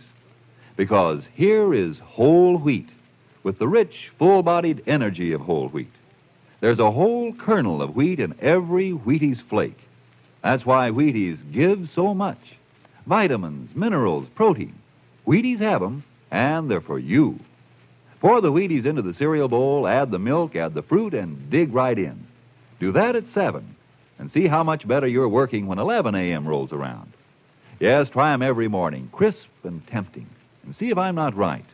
See if a better breakfast with the whole wheat nourishment of Wheaties doesn't make a pleasant difference in your morning's work. See if milk, fruit, Wheaties isn't honest and truly breakfast of champions. See yourself how Wheaties at 7 can help at 11.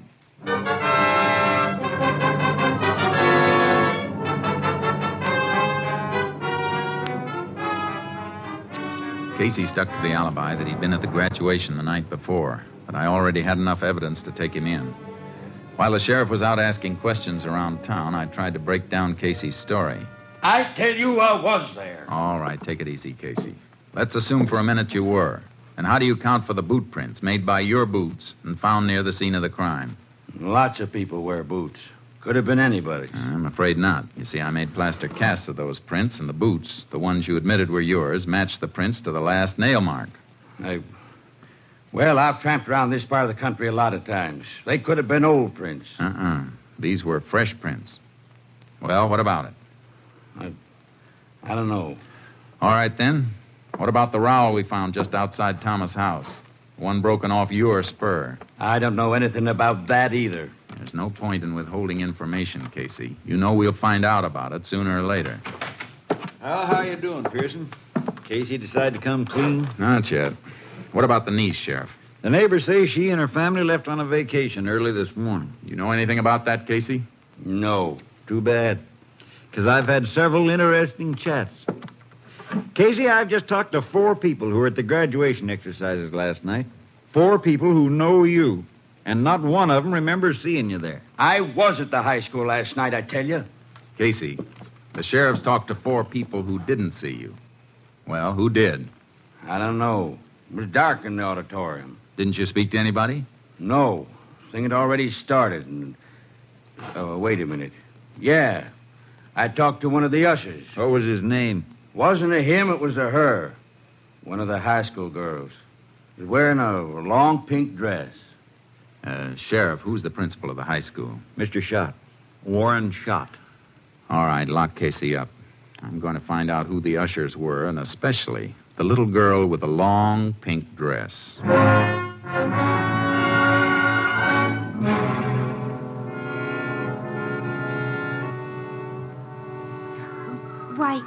Why, yes, sir. I remember Mr. Casey being there with Mrs. Casey. Are you sure, LMA? This is very important. Well, sure, I'm sure.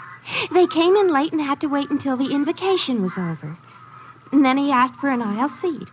He said he couldn't climb over people. He's so... well, you know. Yeah, I know. And he didn't leave at any time during the exercises. Not until near the end. They left just before the recessional while everybody was standing and singing the class song. What time was that? Oh, a few minutes before 11. All right. Thank you very much. Goodbye.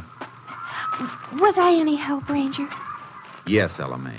You were a big help.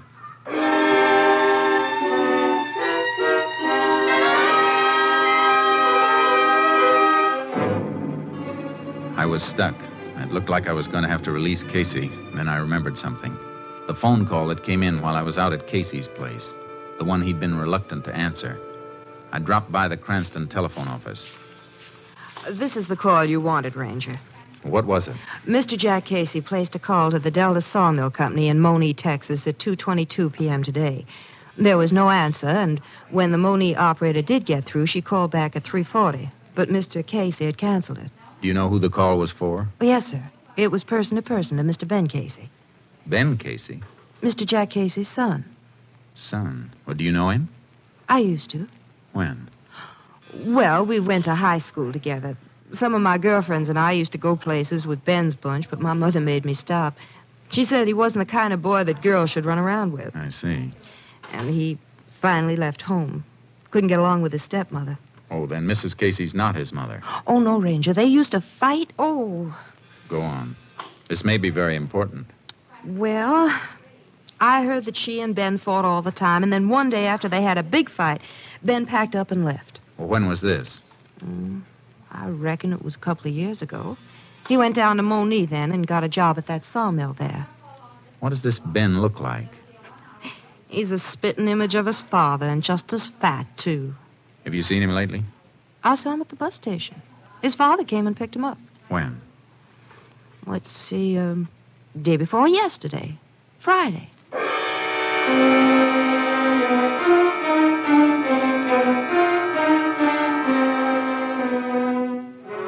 There was no doubt now why Jack Casey wasn't talking. He was protecting his own son. I put a call through to Mrs. Casey and met her at the sheriff's office. I ain't saying this because he ain't my flesh and blood, Ranger, but Ben's bad through and through. I might have knowed he was the one killed Milt Thomas. Mrs. Casey, tell me about Ben. He came in Friday, didn't he? Yeah. Come in on the bus and stayed over Saturday. He wanted to borrow money. He's always broke. Gambles. That's right, Pearson. Picked him up a couple of times for gambling. Go on, Miss Casey. Well, like I say, he wanted to borrow $50 from Jack, but Jack didn't have it. He just paid off a note to Milt Thomas, and he was kind of strapped. Oh, your husband owed Thomas money? Yes, but it was the last payment. Jack was joking about how Thomas always wanted cash money, didn't trust checks. Did Ben hear him say this? He sure did, Sheriff. And then he sucked around all day Saturday until we was getting ready to go to the commencement that night. And just before we left, he said he was going to use Jack's horse to go for a ride. At night? Yeah, seems strange to me, too. And then he asked could he borrow a pair of Jack's boots. He was wearing flat-heel shoes. They wear the same size? Oh, have, ever since I can remember. Well, anyway, we went on to the graduation, and when we got home, the mare was in the barn, still saddled, all sweaty. Looked like she'd been run almost to death. And Jack's boots were tossed on the floor, and Ben was gone. All right, Miss Casey. That's all for now, and thanks. You're welcome. Come on, Sheriff. We're going on a little trip.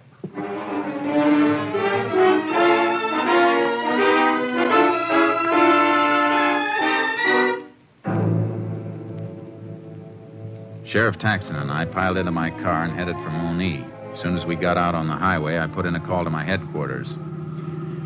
Unit 10 to KTXA. Unit 10 to KTXA. KTXA to Unit 10. Go ahead, Unit 10. Unit 10 leaving Cranston State Highway 22 en route to Moni. Investigating murder suspect believed in vicinity of Delta Sawmill. Will keep KTXA informed. Unit 10, 10-4. Okay. KTXA, Austin. KTXA, Sheriff, Austin, you know young Casey by sight, don't you? I watched him grow up. Good. If he's gone and we have to comb for him, I don't want to turn up the wrong fat man again. Oh, you'd know him now, after seeing his father. Except for age, they're the same. You mean except for age and the fact that the young one's a murderer?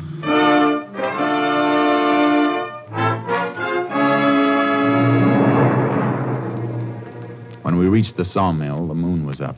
A full moon. There was a light burning through the window of one shack at the edge of the camp. We pulled up there and got out of the car and went in.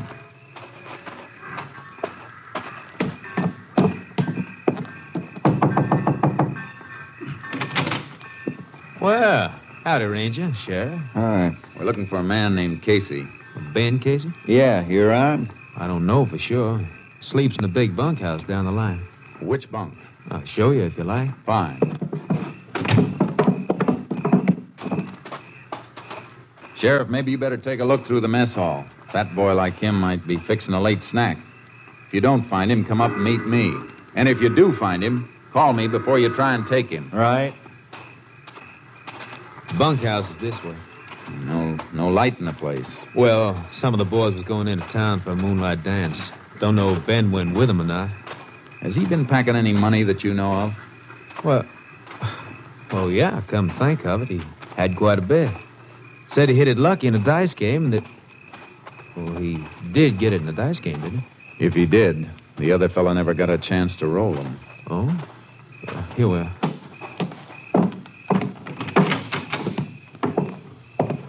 I'll light this lamp for you. Ben sleeps in that third bunk on the right. Thanks. I'll wait for him. All right, I'll get back to my books and just entering a shipment that's being hauled out tonight. That's why you found me working. Go ahead. But if you see Casey, don't mention I'm here. The foreman went back to his shack, and I ripped Ben Casey's bunk apart. There was nothing in the bunk or the covering. I dragged the footlocker out from underneath and was bending over it when... All right, Ranger. Up with it, and don't turn around. They're up. What are you doing here? If you're Ben Casey, you know what I'm doing. This is the end of the road, boy. I'll take that lantern. I'd be careful with that, Ben. Remember what happened the last time you dropped a lantern? You're pretty smart, ain't you, mister? But I'm smart, too. Here's a present for you.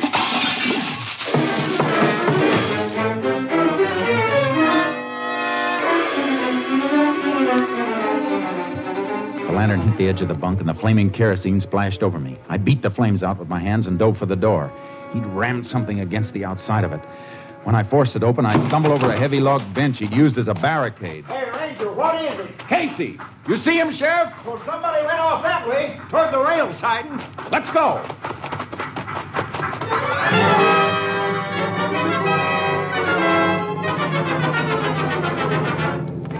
We spotted him swinging up the side of a flat car as the train hit the main line and started to roll. We grabbed onto one of the last cars and scrambled to the top and started to work our way forward. There he is, about 5 cars ahead. I can't see him. Kerosene scorched my eyes. He can see us, all right. He's shooting. Drop flat. We'll crawl up on him. He can't go any farther than the length of the train. There he goes. He's jumping. I see him. I'm going after him. Well, I'm coming with you. He's breaking from the wheel.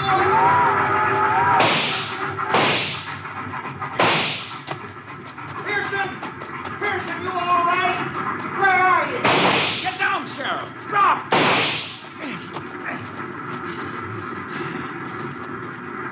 Can you see him? No, but he's close. About 10 yards in, not moving. Keep low. We're silhouetted good against this clearing. What you doing, Pearson? Taking off my jacket. See if you can find a stick about 5 feet long. Well, here's a dead branch. This do? Fine. Give it to me. What you fixing to do? I'm going to put this branch through my coat sleeves like this.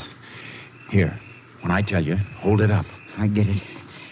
Something for him to shoot at, huh? Right. I'll fire at his gun flash. All right, Casey. Come out with your hands up. This is your last chance, Casey. Okay, Sheriff. Lift the coat. You got him. Come on. Don't shoot, Ranger. Don't kill me. Oh, please give me a chance. Like you gave Milt Thomas? It was a short train ride, Casey, but I got a hunch you'll get a longer one soon. Come on.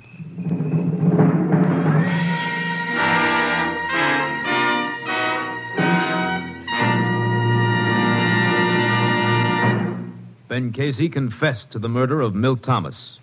On August 2nd, 1948, he entered Huntsville Penitentiary. His sentence, life imprisonment.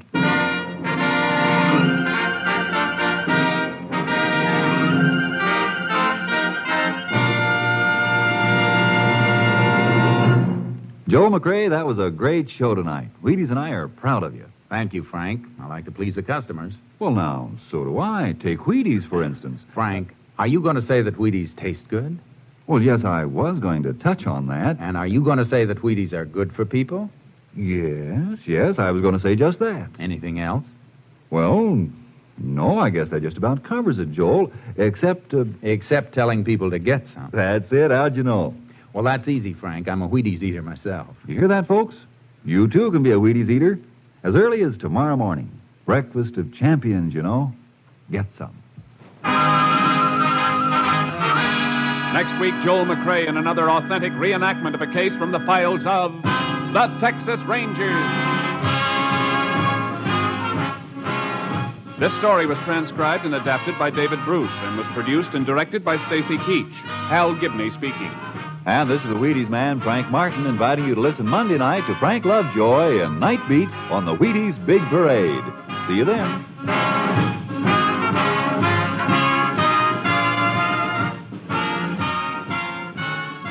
Tomorrow there's good listening with the Summer Symphony on NBC.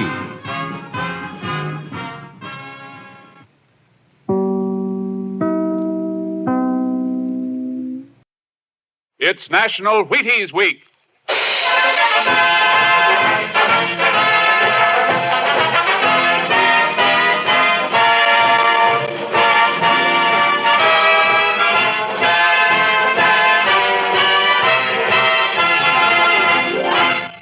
Yes, it's National Wheaties Week, and Wheaties present Joel McRae in Tales of the Texas Rangers.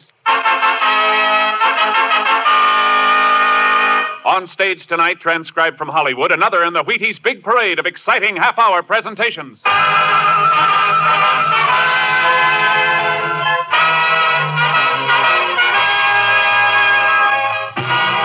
Tales of the Texas Rangers, starring Joel McRae as Ranger Pearson. Texas, more than 260,000 square miles. And 50 men who make up the most famous and oldest law enforcement body in North America.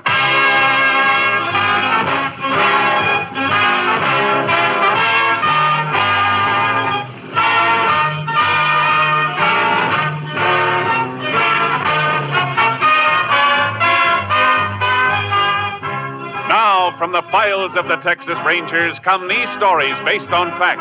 Only names, dates, and places are fictitious for obvious reasons. The events themselves are a matter of record.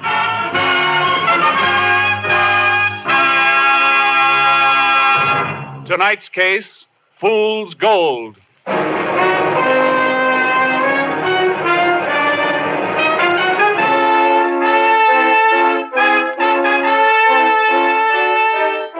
It is shortly after 9 a.m. on the Tuesday after Labor Day, 1946. Two men in a late-model black sedan cruise slowly along the main street of the town of Live Oak in West Texas. All right. Let's go over it once more. We've been over it 20 times, Foy. Let's get it done. I ain't taking a chance on you making any mistakes. I ain't making mistakes. Think I want to go back to Huntsville again? Haven't done anything but case this bank since I got out of the pen a month ago. You sure there's no guard? No, I told you. Town like this. Ain't got but two tellers in the cage. Got an alarm system, though. One of them moves for an alarm, start blasting. How are we going to hide out afterwards? You leave that to me. We'll beat our way back to where I've been working. Roundup will be starting tomorrow. I'll get the old man to take you on until things cool off. That's good. Yeah. Ain't nobody gonna suspect a poor working cowpoke. Here we are.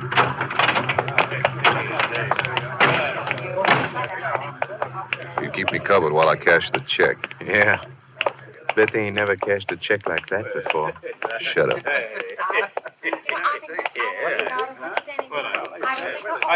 Howdy, gentlemen. What can I do for you? Cash this. Sure thing. What? Pass over $5,000. Come on, and don't move funny or I'll blast you. Robbers! They're robbers, you crazy old... Ah! Let's get out of here. We'll drop anybody who gets in the way. Come on, Commons, hurry. Get in. And they're pouring out of that place back there. They'll have to roll fast to get us. Look out. Car coming out of that side street. Let them look out. You're going to hit.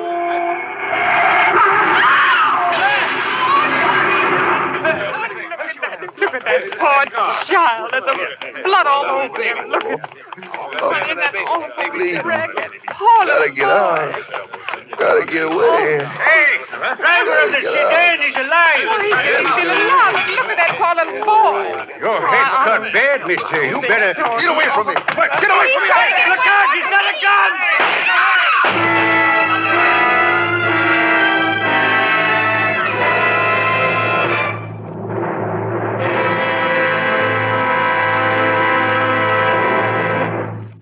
Partner, it's National Wheaties Week. It's celebrating time, and I'll tell you why. There's a whole kernel of wheat in every Wheaties flake. Think what that means. There's a whole kernel of wheat in every Wheaties flake. Now, doesn't that say vitamins and minerals and energy? Energy worth talking about? Sure, first thing in the morning, Wheaties and milk and fruit. Join me tomorrow.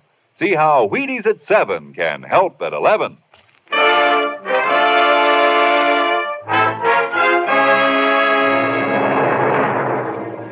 the Texas Highway Patrol threw a guard around the wrecked cars and notified the Texas Rangers of the attempted bank holdup and the fatal crash. Ranger Jace Pearson was assigned to the case.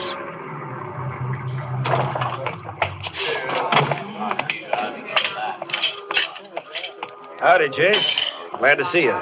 Howdy, Rhodes. Pretty bad. Who got here first? I did. I was patrolling near Landmar when the call came through. Which one was the bandit car? It was a black sedan. Who was in the coupe? Man and his kid. They took away. You didn't miss anything by not seeing it, Jace. Where are the bodies? The doctor had him taken to the hospital basement.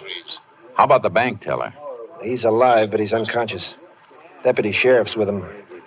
One of the stick-up men got killed in the crash, you know. Yeah. Been able to find the driver? No, not yet. Cut down that street and into the hills, according to witnesses. Sheriff has the dogs and posse after him. Who owns the sedan? Don't know yet, Jace. We're checking on it. Let's have a look at it. Okay.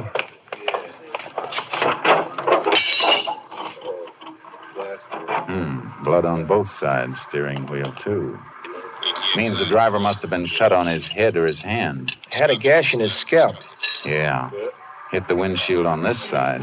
And a couple of hairs stuck to the jagged edge. They're dark brown. Yeah. The druggist got a good look at him. Saw the whole thing from his store. Came out to help and almost got shot. Is he around? Yeah, he's right over there. Mr. Reber. Yeah? A ranger wants to talk to you. Let him through, will you, boys? Yes, sir. You see the man who was driving the sedan? Yeah, saw him up close.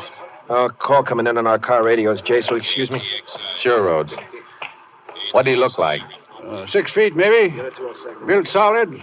Boots, jeans, and work shirt. Of course, that could fit 1,000 men, but this one had a couple of gold teeth right in the middle of his mouth. Gold teeth, huh? Anything else? Nope, except for a bad cut on his head. Bad enough to need stitching? Sure was. Got a flash on the sedan, Jace.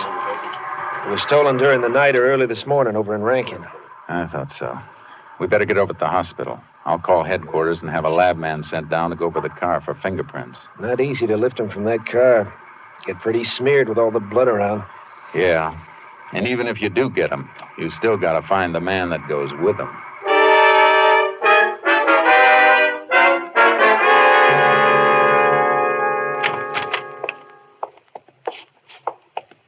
Here's the body, gentlemen. Lift the sheet if you want. Anything on him, Doctor? Nothing at all. Not even a mark that might identify him. Don't want to see the father and the child, do you? No, that wouldn't help.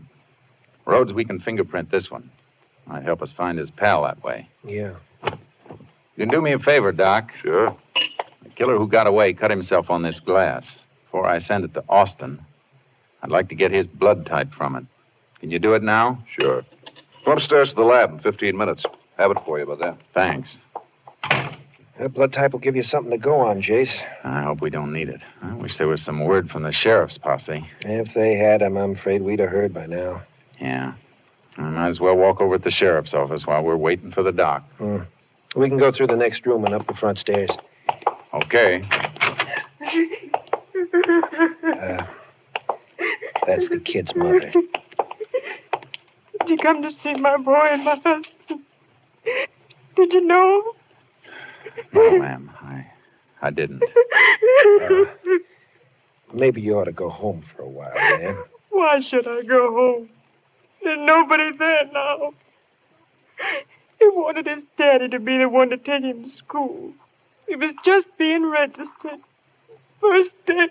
Take it easy, ma'am. We were so proud of him.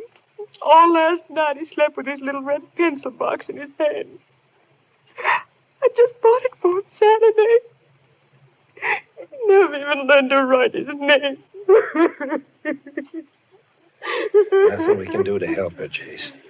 Not here. No. Could be my wife and kid, or yours. Yeah. Any more on the bank teller? Deputy reported he's still unconscious. We can look in the room when we get back to the hospital after. Hey, look. It's part of the sheriff's posse. Hey, you find him? No. Followed a blood trail cross country, but it made the river and we lost him. No chance of getting him now.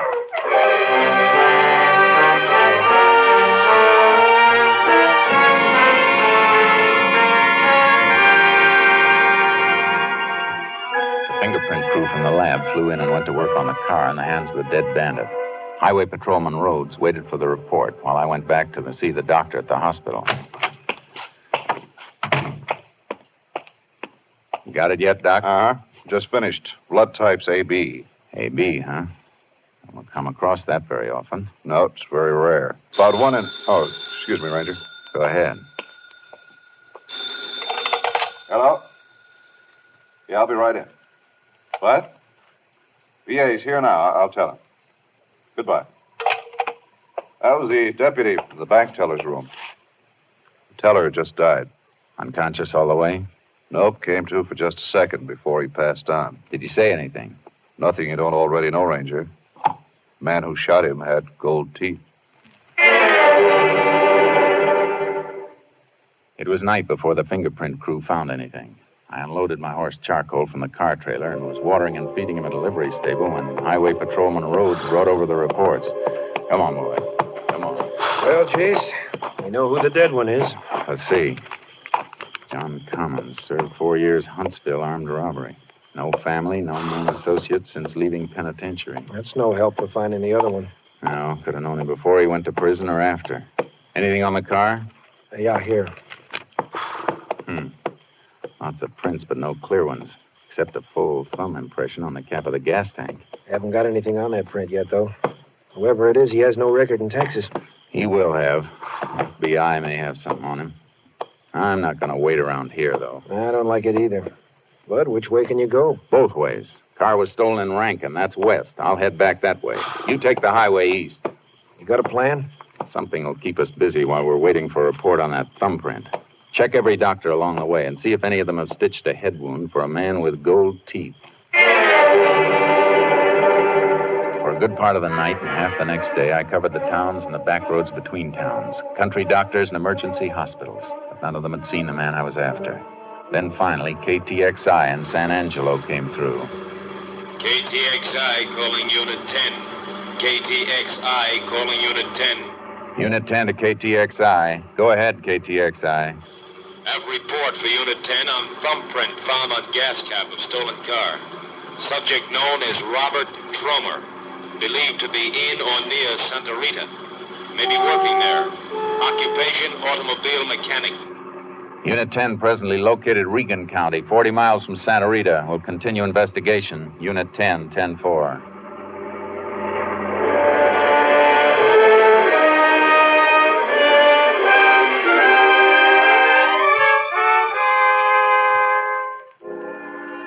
It was almost sundown when I reached Santa Rita, but Robert Tromer wasn't hard to locate.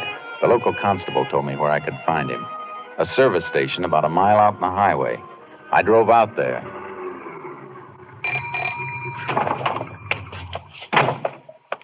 Howdy, Ranger. Howdy. Your name, Tromer? Yeah? And turn off that water and dry off your hands.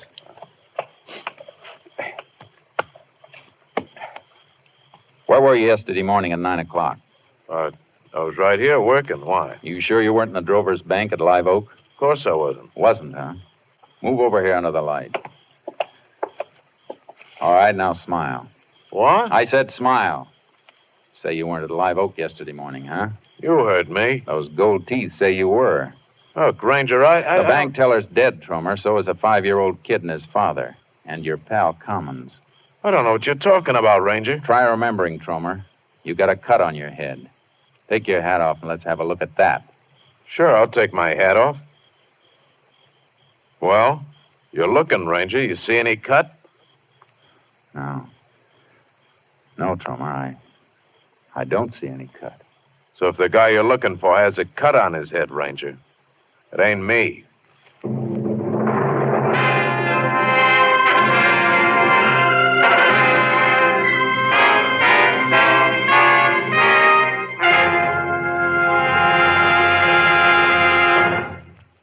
Happy National Wheaties Week, everybody. From the Wheaties people, from me, and right now from the man stepping up to our microphone from backstage, the hard-working director of Tales of the Texas Rangers, Mr. Stacy Keach. Well, how's it seem, Stacy?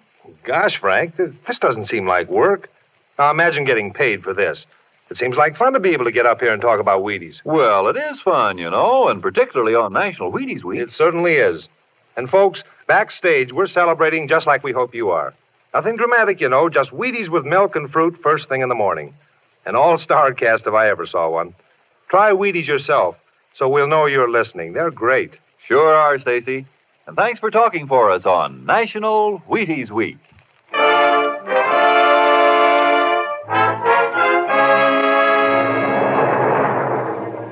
I took Tromer with me and drove back to Live Oak. There was no cut on his head, but he fitted everything else. His print matched the one on the gas cap. I stopped at the hospital, and Tromer consented to have his blood type taken. When the doc gets through testing that, he'll only tell you what I told you before. My blood type is O. Come in. You sent for me, Ranger? Yeah, Mr. Raber. You ever see this man before? He looks like the fella. Why, you... Hold it. Now sit down. Well, Mr. Raber, is he or isn't he? I've seen him before. Where? Was he the man who climbed out of that wreck? Look, mister, maybe you did see me before. I run a gas station 30 miles down the highway. You might have seen me there. But you didn't see me here yesterday. How about it, Mr. Raber? Ranger, I'm not sure. After all, a fella that got out of the car had a gun in his hand and blood all over his face. All I remember is them gold teeth. I ain't the only man in the world with gold teeth. You may be telling the truth, Ranger. You're after a blood type AB. This man's blood is pretty common. Type O, like he said.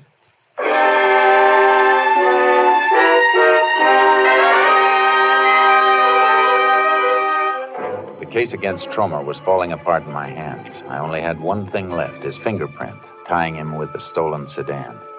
I took him over to the local garage.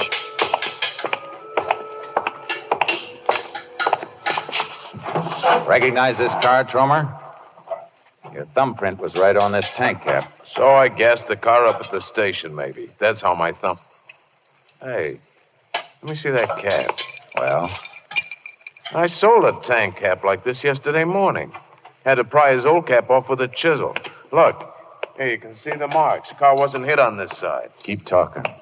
Well, this guy came in for gas early, 6 a.m. I was just opening up. His tank cap was the kind that locks, and he didn't have the key. Said he lost his key. Even had to jump the switch to get the car started. Here. See the wires that jumped on this one. I know that. That's how it was stolen. Didn't you think of that when he didn't have the keys? Oh, Ranger, it happens all the time. People are always losing keys. I've done it myself. Oh, I should have known there was something fishy about that guy. Why? Oh, because he didn't have any money to pay for the gas. Didn't tell me till I'd filled it up, either. Why'd you let him leave? He took 10 gallons in the gas cap. Bill came to, $2.93. Left me a hunting knife and a sheath for security, worth maybe $8 or $9. Did he come back for it? No, I got it locked in my tool chest back at the station. Would you know the man if you saw him again? I think so, but it's just getting daylight. And, one customer's face looks like another. But I'd remember him. You have gold teeth like you? That's something I can't tell you. He was chewing a cud of tobacco and talking through it. Come on, I'll drive you back to your station and have a look at that knife. Jace, saw your car outside. Hi there, Rhodes. I checked a lot of doctors on the East Highway. None of them did the kind of stitch job we're looking for. I may have a lead. Get in your car and tag after me.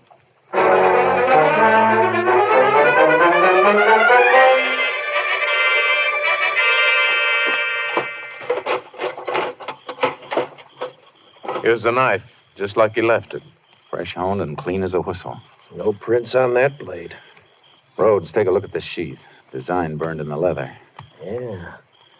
They engrave them pretty fancy sometimes. This isn't an electric engraving job. It's not good enough. Owner burned this in himself. Probably used a hot wire. That drawing looks like a buffalo head, Jace. But it isn't. No. Smaller drawings around it look like trees, like some scene he was burning out while he... Yeah, Jace, it's something like that you see way off from the highway. Stake 23, west of Rankin. That's it, Rhodes. Buffalo Mesa. Let's get up that way and see if we can find a doc who stitched a head cut.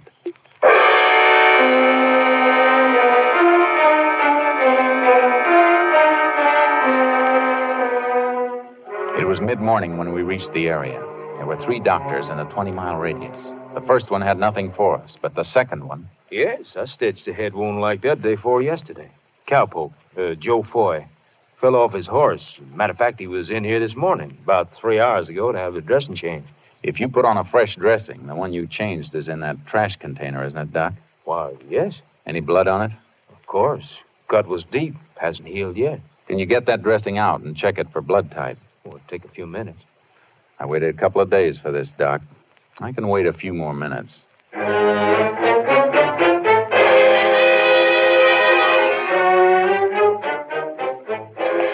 Here you are, Ranger. Unusual classification, type AB. That's it, Chase. Yeah. You know where this Joe Foy works, Doc? Why, Ben Kinner's place. Left at the crossroads and 6 miles out. Right near Buffalo Mesa. Thanks, Doc. Come on, Rhodes. Right. Oh, Doc. Yeah. Foy has a couple of gold teeth, doesn't he? Gold teeth? Why, no, Ranger. He doesn't have gold teeth.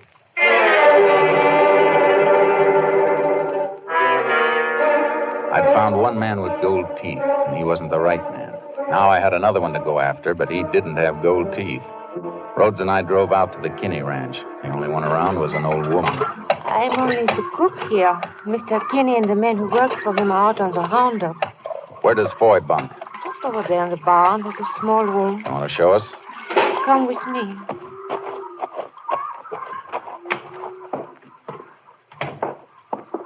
This his bunk? Here. Hey, Jace, look. Carved in the edge of the bunk. Yeah, Buffalo Mesa. That looks just like the one on the sheet. Better have a look through this footlocker. Likely he'd have his gun with him, isn't it, Chase? Just making sure. Hey. What is it? Oh, carton of chewing tobacco. Hey, that fits. Feller at the service station said our man was chewing when he stopped there. Yeah, and I've seen this brand of chew before. If my memory isn't lying, there's something else that fits. You shouldn't tear open Mr. Foy's thing. I just want to see one of these plugs. Here's the answer, Rhodes. Yeah, the plugs are wrapped in gold foil. Yeah. If I tear off a square of the foil and put it over my front teeth like this, I look like I have gold teeth. And every witness who saw Foy was throwing us off the trail instead of helping. I wonder how he thought of it. Probably got the idea on his way to Live Oak when he saw Trummer at the gas station. I'm going to take charcoal out of the trailer and ride out to the range. I'll get a horse from the corral and... Oh, thanks, Rhodes. But you better stick here. If Foy spots me coming, he might make a run for the ranch and grab a car or a pickup truck. You stay here and see that he doesn't get to him.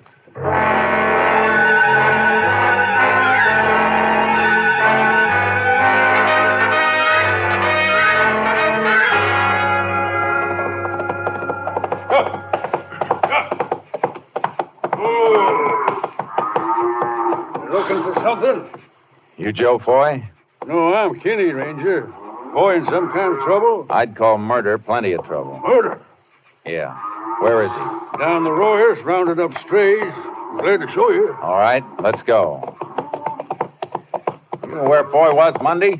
Took the day off to fix his gear up and get ready for the roundup. You see him during the day? Nope. Went over to his bunk that night, though, to see why he didn't show for supper. Had a cut on his head. Said he fell. Doc had him patched up. I know about that. Hey, there he comes now, around the mesa. Hey, he spotted us. He's turning back for cover. Get up, charcoal! Get up! Yeah, turn behind, here. Oh! Whoa, oh, boy. Ranger, you're hit. Here. I got to get him. You hit him, but he's up. He's running for the river. I got to get him. Come here, Charcoal. Come here, boy. Left shoulder looks mighty bad, Ranger. You can't chase him like that. I hit him. Come here, boy. If he can move with a bullet in him, so can I. Get up, Charcoal.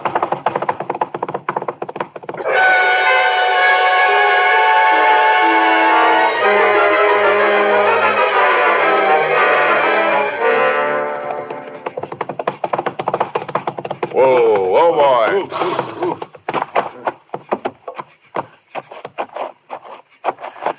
He went into the river here. Got to follow on foot. Watch the banks for tracks in case he came out. The river winds and bends. Can't see far ahead with the willows hanging over it. I'll see him when I get to him. I'm going to bring you in, boy. Next slug will kill you, Ranger. You better kill me, boy, or you'll never leave another dead kid in the street. You ain't far ahead, Ranger. Not as far as he'd like to be. Hear him moving. Yeah. Stop. Listen. He ain't waiting anymore. He stepped out of the streamer. Or he's waiting in ambush. You better stay behind me, Kenny.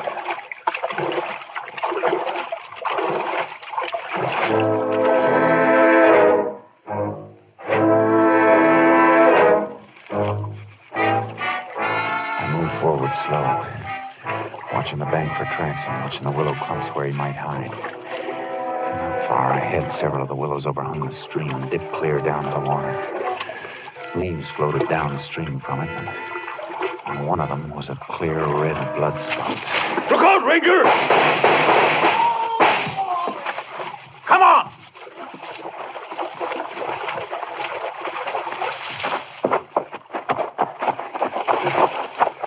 Don't look like he's going to need the electric chair, Ranger.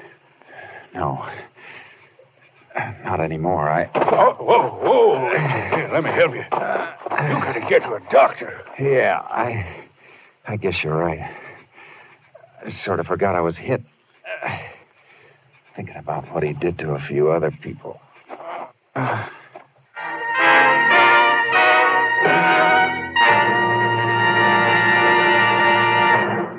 The body of Joseph Foy was definitely identified as that of the killer and hit-and-run driver. A ballistic check showed that his gun was the weapon used in the murder of the bank clerk.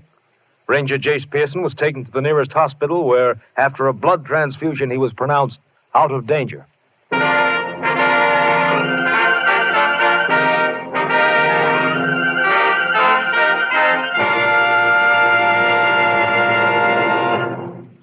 Are you with us out there? Are you celebrating? Well, it's National Wheaties Week, you know. And here's our star, Mr. Joel McRae, following up another great performance tonight with a few words meant for you personally. Joel? I'm enjoying being a Texas Ranger, and I hope you're enjoying it, too. As a matter of fact, I sincerely hope you've enjoyed it enough to go out and buy a box of Wheaties on Monday. If you do, that's the way we'll know. Your purchase of one box of Wheaties. Will you do that? I think you'll like them. Good night. Thank you, Joel McRae. And how was that for a sporting proposition, folks? If you like our show, there's a way to let us know. Just see your grocer about those Wheaties tomorrow. Remember, there's a whole kernel of wheat in every Wheaties flake. And goodness knows how many flakes there are in a box. Yes, there's a whole kernel of wheat in every Wheaties flake. And you know the value of whole wheat. Necessary vitamins, minerals too, and whole wheat energy worth talking about. Go ahead. Have Wheaties to start breakfast tomorrow. Wheaties with milk and the fruit you like. Breakfast of champions? Well, I should say so. Try 'em and see how Wheaties at 7 can help at 11. Come on, it's National Wheaties Week. Come on, everybody, to the Wheaties party. Eat a lot of Wheaties like the champions do. Dance together, cheek to cheek. This is National Wheaties Week. Eat a lot of Wheaties like the champions do. Wheaties, a breakfast of champions. Next week, Joel McRae in another authentic reenactment of a case from the files of the Texas Rangers.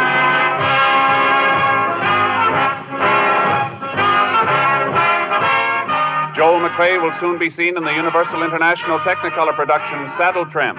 Tonight's cast included Tony Barrett, Hy Averback, Paul Frees, Herb Butterfield, Dave Ellis, and Lillian Byatt. This story was transcribed and adapted by Joel Murcock, and the program was produced and directed by Stacy Peach. Hal Gibney speaking. And this is the Wheaties man, Frank Martin, inviting you to listen on Wednesday night to Brian Donlevy in Dangerous Assignment on the Wheaties Big Parade. See you then. This is Joel McRae. A small boy is hungry in Italy tonight. You can feed him, comfort him, make him believe again with a package from Care. No profit to Care, just food for hungry kids. $5.50 does it to Care, New York. Care, New York, $5.50. Will you do it? Listen for Dennis Day and Judy Canova returning October 7th on NBC.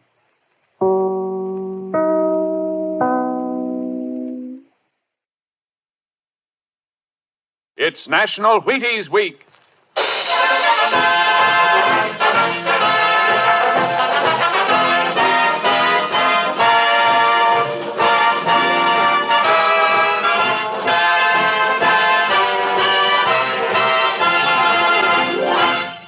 Yes, it's National Wheaties Week, and Wheaties present Joel McRae in Tales of the Texas Rangers. On stage tonight, transcribed from Hollywood, another in the Wheaties big parade of exciting half-hour presentations. Tales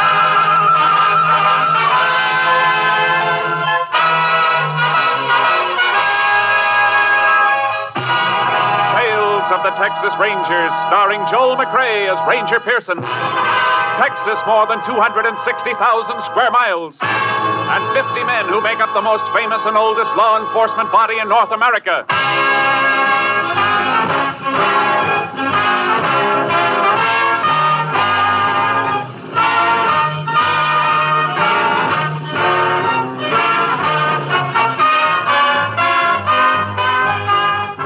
Now, from the files of the Texas Rangers come these stories based on fact. Only names, dates, and places are fictitious for obvious reasons. The events themselves are a matter of record.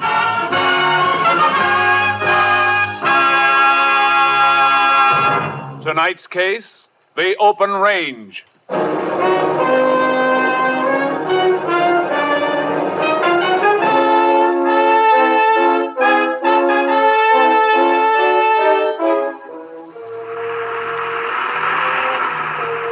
It is August 4th, 1948. Maury Buckler and his son Dave are driving across their ranch in a Jeep, dropping off salt cakes for their cattle. How's the last stop, Pa? Here. Well, drop this one here. What's the matter, Pa? Well, the last salt cake we dropped here is hardly touched. Look at it. Huh? Why, yeah. No point in leaving another one. Usually quite a few head around here. Wonder why they're not touching it. Suppose somebody could be running them off. Rustlers, Pa? That's kind of out of date, I'd say. Here. I say, maybe there's a break in the fence down by the old road. Yeah. Well, you better drive around the cottonwoods and have a look. There's a break. We can fix her right now. I'll have to go back and get horses, though, if we're going to pick up the strays. Yeah. We'll be able to see the fence now as soon as we get over this rise. Hey, Pa. Pa, a big truck down there and a bunch of men with some of our stock. So that's what's been happening to them. Speed it up. I'll get my rifle and back here. They see us coming. You fellas better stay right where you are. Oh, me. Dave. I'll get you for this. Pa, come back, Pa. Oh. Pa. Let me help you, Pa.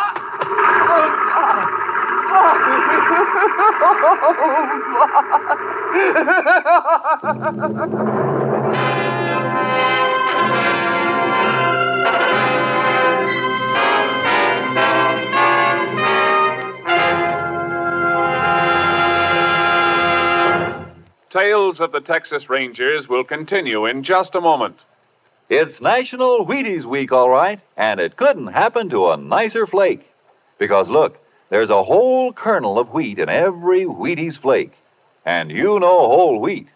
Of course, the naturally sweet whole wheat flavor of Wheaties is important, too. And good? My. Come on, help celebrate National Wheaties Week.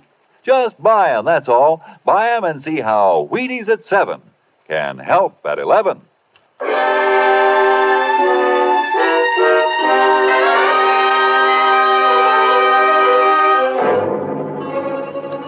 Dave Buckler managed to drag his father to the Jeep and drive to the nearest hospital, but the father was dead on arrival. Sheriff Clyde Johnson immediately called the Texas Rangers, and Ranger Jace Pearson was assigned to the case. What are you looking for, Ranger? I thought we'd find some truck tire markings here, Sheriff. The ground's plenty hard, except for the dust settled on top. That'd hold a track, but... Hey, look. Just a big, wide mark. Yeah. Probably some brush hung from the tailgate of the truck. Wiped the tread right out behind him. Let's go through the fence. Yeah.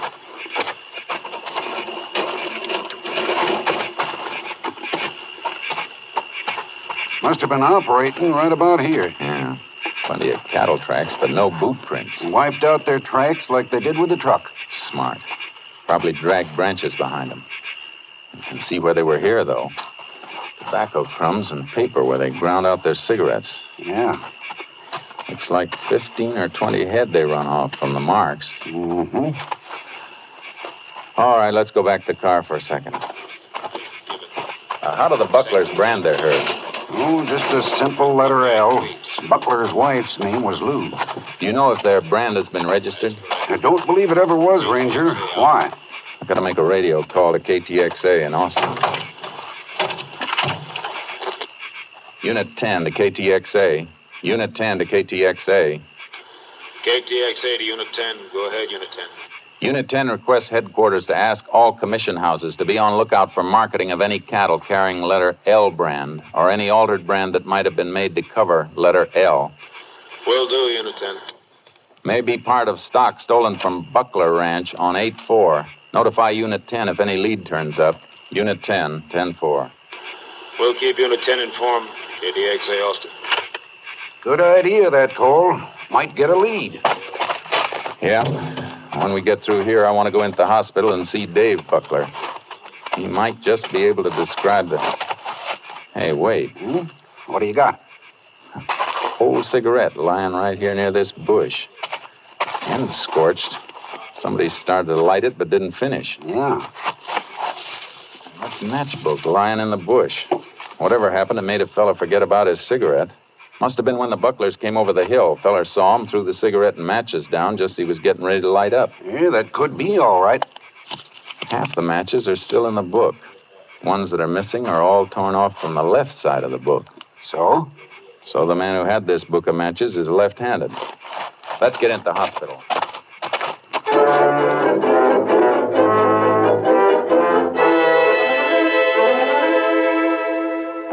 No, Ranger. I'm right-handed, so was Pop. Matches couldn't have been ours. Just making sure. Can you describe any of the stock they made off with, Buckler? Well, yeah. And most of them were white-faced. But there was one of the calves that had a mottled face. Mottled, huh? Yeah. Good. That helps. My pa was such a good guy, Ranger. I wish I could climb out of here and help you find those dirty... Can you give me any kind of a description of the men? No. I never got a good look at them.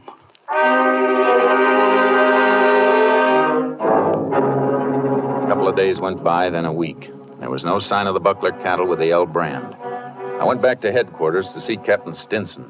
No sign of those cattle, huh? Not ahead, Captain. Well, they might be afraid to unload them so soon after a killing. That means they'd have to vend or alter the brands and put them out to graze. I don't think they'd want to be too close to them for fear of being spotted. Neither do I, Jace. That's why I've got an idea. Ever think of trying Camp Hood? No, but I should have. It's a perfect spot for them. 35 square miles of free grazing land. Yeah.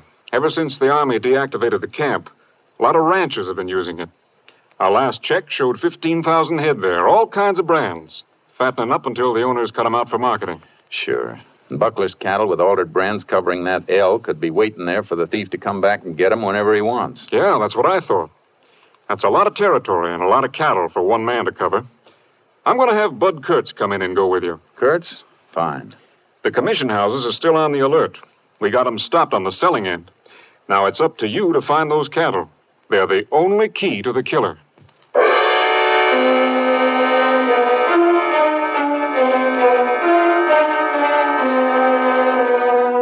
Bud Kurtz and I drove to Camp Hood, unloaded our horses, and started to check the open range. In 3 days, we ran across more than 50 brands, all legitimate. But on the fourth day... Cowpokes are pretty busy, Kurtz. Yeah, cutting out a few calves over there. There's a branding fire and 2 men. They see us coming.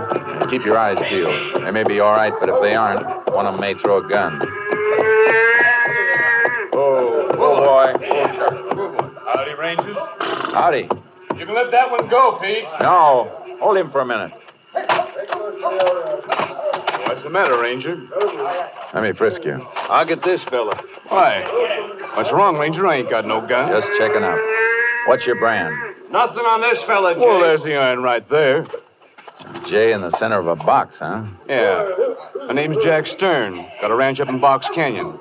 Brand's supposed to be Jack in the Box. What are you doing with this stock? Well, changing over to my brand. From what? An L brand? No, square U. Like that one over there. Ain't added my brand on him yet. Well, take a look at it. See? Yeah, I see. It's a square U now, but it was an L. That brand's been altered. Okay, let him go. Find something, Jace? Yeah. Where'd you get this stock? I bought them last night. Is anything wrong? They were stolen a week ago. I got a bill of sale for them, Ranger. Fellow who had them was cutting them out yesterday. Said he was taking some steers to market, but he wanted to sell the calves for $60 a head, so he wouldn't have to keep coming all the way back from Rollo to get them. Came from Rollo, huh? That's what he said. But here's the bill of sale. Name was Vic Morath. Ranger, you must be making a mistake. Maybe. How many calves did he sell you? 8 of them. Boys bought these 2 in here, and they're getting the others now. Good. Is there a mottled face in the bunch, Stern? Yeah, there is. Guess that settles it, Jace. This is Buckler's stock. Yeah, we better drive him out and have a van pick him up. Lab can examine the brands. What about my money? Your claim's against the man who sold them to you, Vic Morath from Rollo.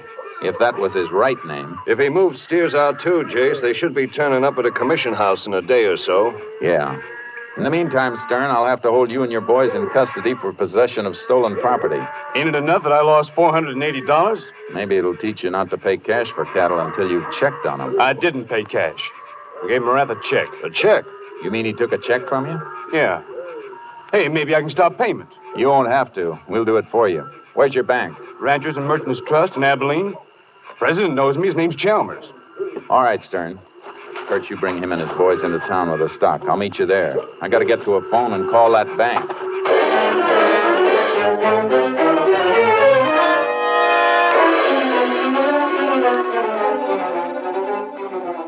I rode charcoal hard into town, found a phone, and put a call through for Mr. Chalmers, president of the bank in Abilene.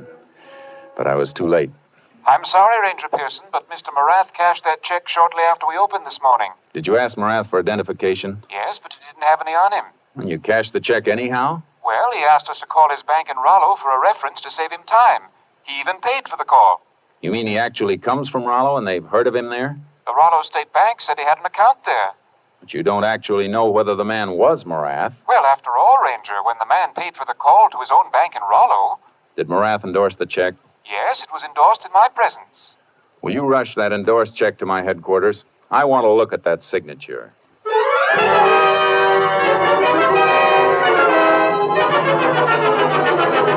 When the check came through, Kurtz and I left for Rollo, Texas. At Rollo, we went directly to Morath's bank. Vic Morath? Why, yeah, I know him. This his signature? I'd have to compare it with his signature card. Just a moment.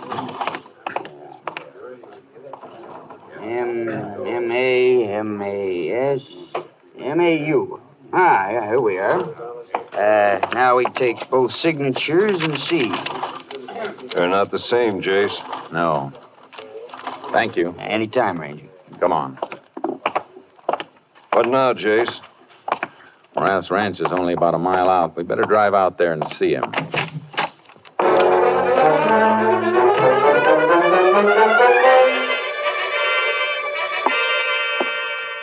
Sure you won't have a drink, Rangers? No, thanks. Oh, so somebody's been using my name, huh? Looks that way. You know who it might be? No, but it's a cinch it wouldn't be a friend. Forgery's a mighty low trick. I figure it may have happened 100 times before, Mr. Morath, but this is the first time we caught it. I'm mighty glad you did. I don't like my name being mixed up with thieving and killing. Of course, you'd never see the checks. They'd go right back to the man who made them out after they were cashed. Anybody ever forged your name to a check that went through your own bank? I know. If anybody had and I knew it, I'd have taken a bullwhip to him. No help here, Jace.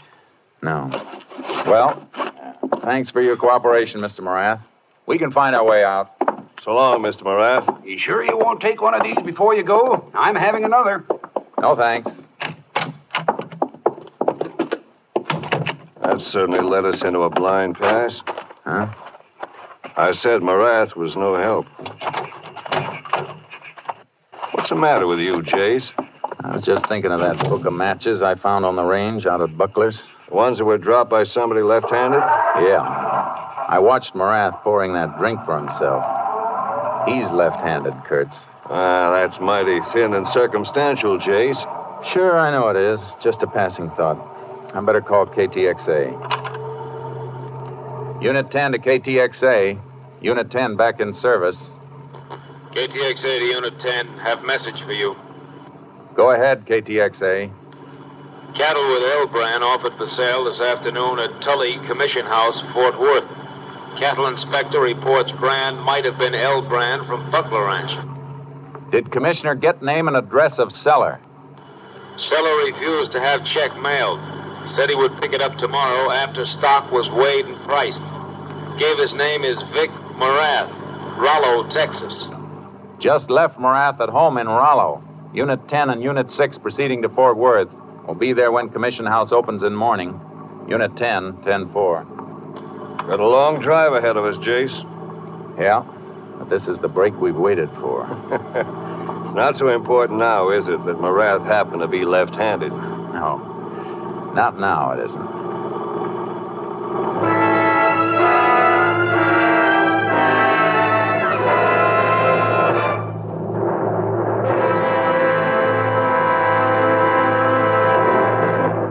In just a moment, we continue with Tales of the Texas Rangers, starring Joel McRae as Ranger Jace Pearson.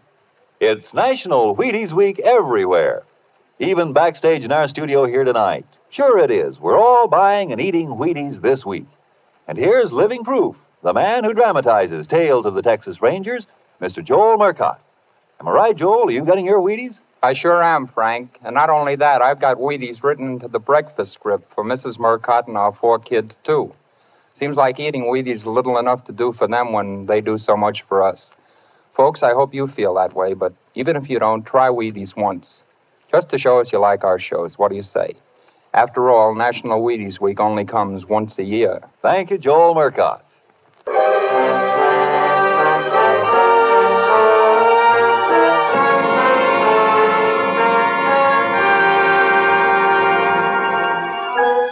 We reached Fort Worth during the night and examined the cattle in the Commission House stock pens. They were part of the Buckler L brands, all right. All next day, Bud Kurtz and I were staked out in the Commission House office. But the man impersonating Morath never showed to pick up his check. Well, have to wait again tomorrow, Jace. I don't think so. He won't be coming. What do you mean? Our man didn't show because somebody tipped him not to show. Think somebody in the Commission House slipped up? Maybe not, Kurtz. Maybe we slipped up. Maybe we did. What do you mean, Chase? I'll tell you as soon as we find a photograph of Vic Morath, the real one from Rollo. It took almost 2 days to find a picture. We went through newspaper files, breeders' publications, cattlemen and ranchers' journals, county fair souvenir books. Captain Stinson found what I was after. Jace, look. Is Morath one of these? Yeah, that's it, Captain. That's Morath in the center. Group picture. Who are the others? Picture comes from a breeder's journal. Caption says it's the Morath Ranch Rodeo team. Had the highest group score at the Rollo Rodeo in 1946, 2 years ago. I want to see if Stern or Chalmers, the banker, can identify Morath as the man who sold those calves. But we know it wasn't Morath, Jace. The signatures didn't match. They don't have to. Morath is left-handed. He might have endorsed the check with his right hand just to cover up. Hey, Jace may have something there. It's worth trying. Stern has been released. I'll call him at his ranch and have him meet us at his bank in Abilene.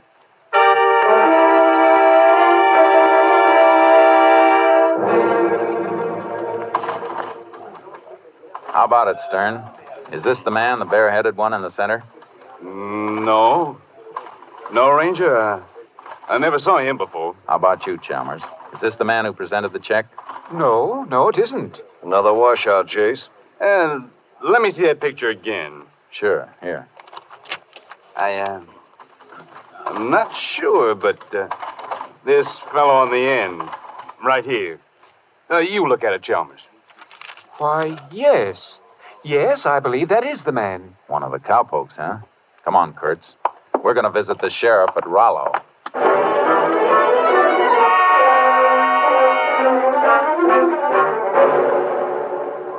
Yeah, I know that feller. Quit working for Morath about a year ago. Bought himself a little ranch not far from Morath's, over near Comanche Gulch. Cowpoke has to be pretty thrifty to buy a ranch. What's his name? Buzz Black. Better get over to Comanche Gulch, Jace. Yeah. Thanks, Sheriff. Sure, glad to be of service. Well, we're going to be able to tell Morath who's been using his name. We don't have to tell him. I got a hunch he already knows. What makes you say that? Black didn't go back to pick up that check. Somebody warned him those cattle were getting hot. That means Morath. But if he's in on it, why would he let Black use his name? Because he's smart. False signature makes him look like an innocent victim. His reputation is good. And as soon as we went to him, he knew we were on the trail, and he told Black and the others to lay low. Right. Let's get Black for a starter.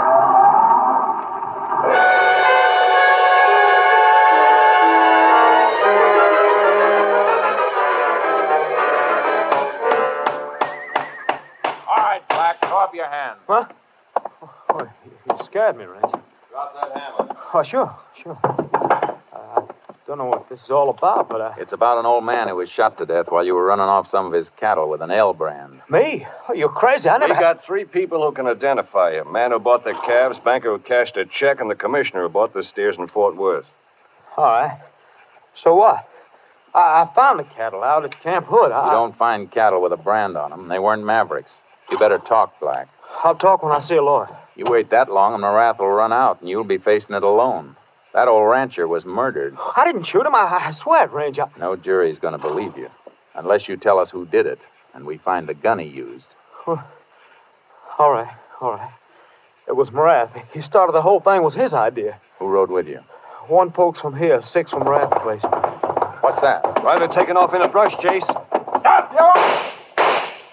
Too late. He made cover. Isn't the Morath ranch over that way, Black? Yeah, that was my rider. Must have sneaked up and hurt us. I'm going to handcuff you to this wagon. Now, wait a minute. We'll be back for you later. Come on, Kurtz. They'll know we're coming now, and they'll scatter, Jace. You better call headquarters for more units.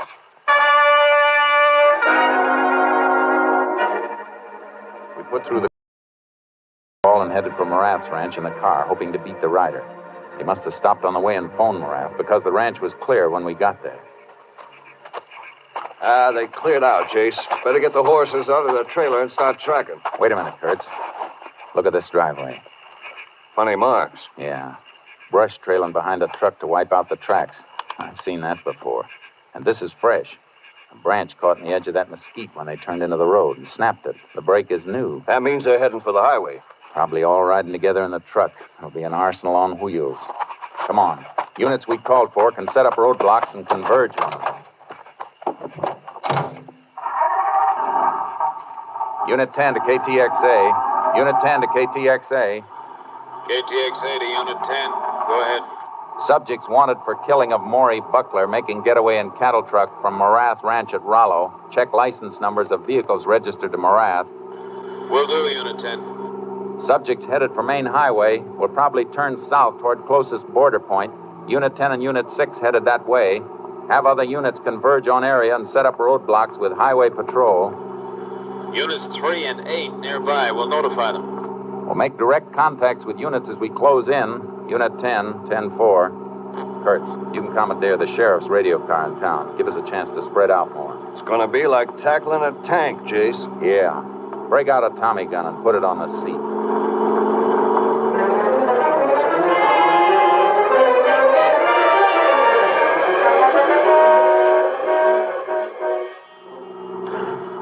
We moved in from all points. There were no side roads that weren't covered by our units. Morath and his men were locked in our ring. I kept my foot heavy on the gas pedal. Then far ahead, as I approached the intersection of State 12, I saw the truck dip over a rise.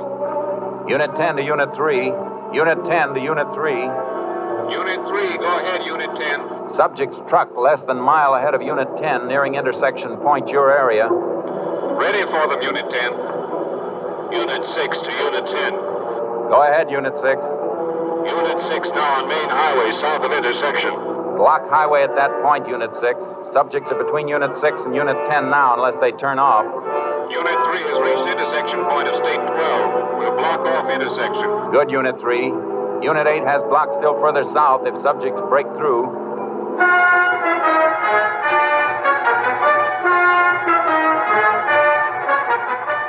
closer to the speeding truck as it topped a rise and headed down toward the intersection of the state highway. I could see the sheriff's car Kurtz had borrowed blocking the road and Unit 3's car in the center of the turnoff. The truck skidded and started to make a turn and come back toward me. I swung my car across the road, grabbed the Tommy gun, and jumped out.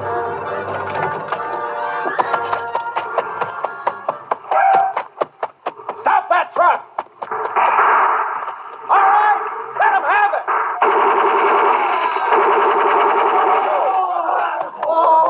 No more shooting, Rangers, no more. We'll come out.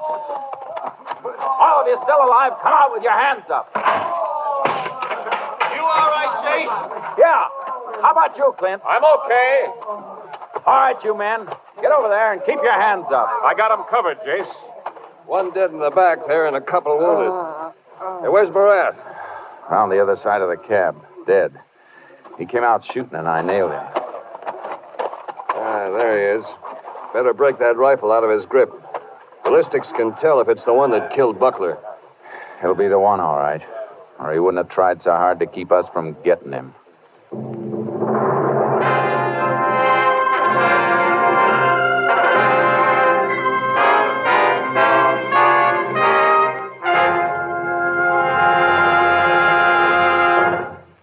Vic Morath's rifle was positively identified as the one used in the slaying of Rancher Maury Buckler. Buzz Black and the other men who had assisted Morath were given penitentiary sentences ranging from 20 to 99 years.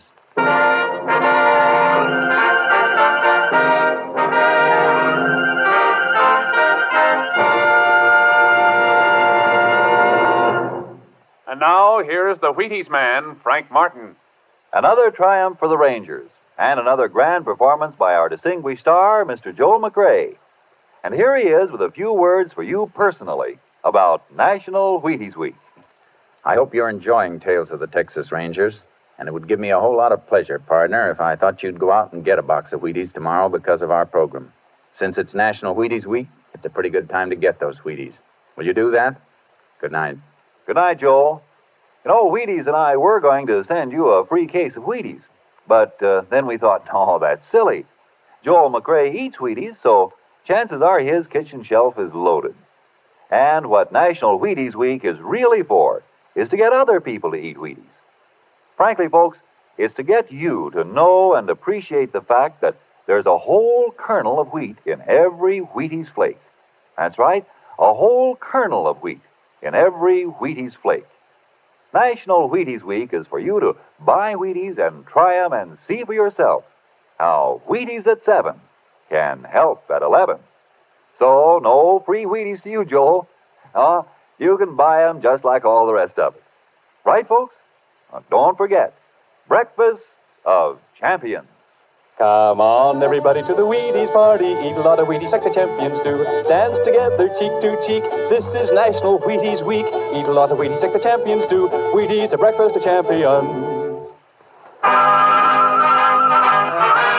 Next week, Joel McRae in another authentic reenactment of a case from the files of the Texas Rangers.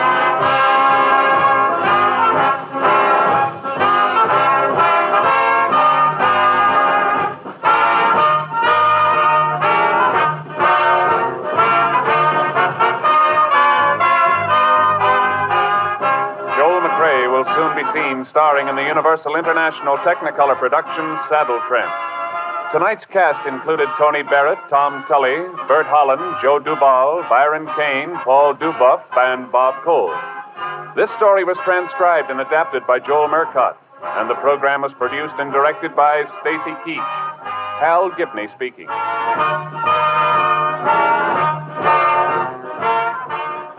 And this is the Wheaties man, Frank Martin, inviting you to listen on Wednesday night to Brian Donlevy in Dangerous Assignment on the Wheaties Big Parade. See you then. And remember, it's National Wheaties Week.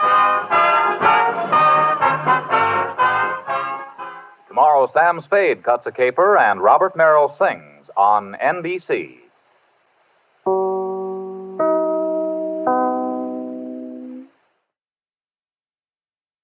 The Dennis Day Show returns to the air at this hour the first week in October. Remember, the Dennis Day Show beginning here October 7th. Presenting Joel McRae in Tales of the Texas Rangers. On stage tonight, transcribed from Hollywood, another in NBC's parade of exciting half-hour presentations.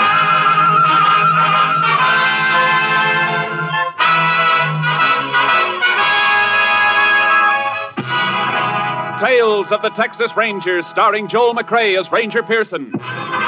Texas, more than 260,000 square miles. And 50 men who make up the most famous and oldest law enforcement body in North America.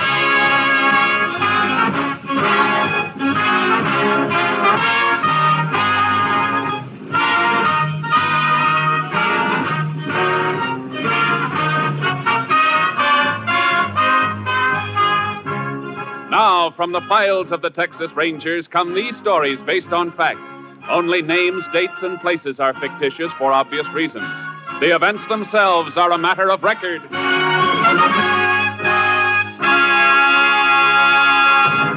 Tonight's case, play for keeps.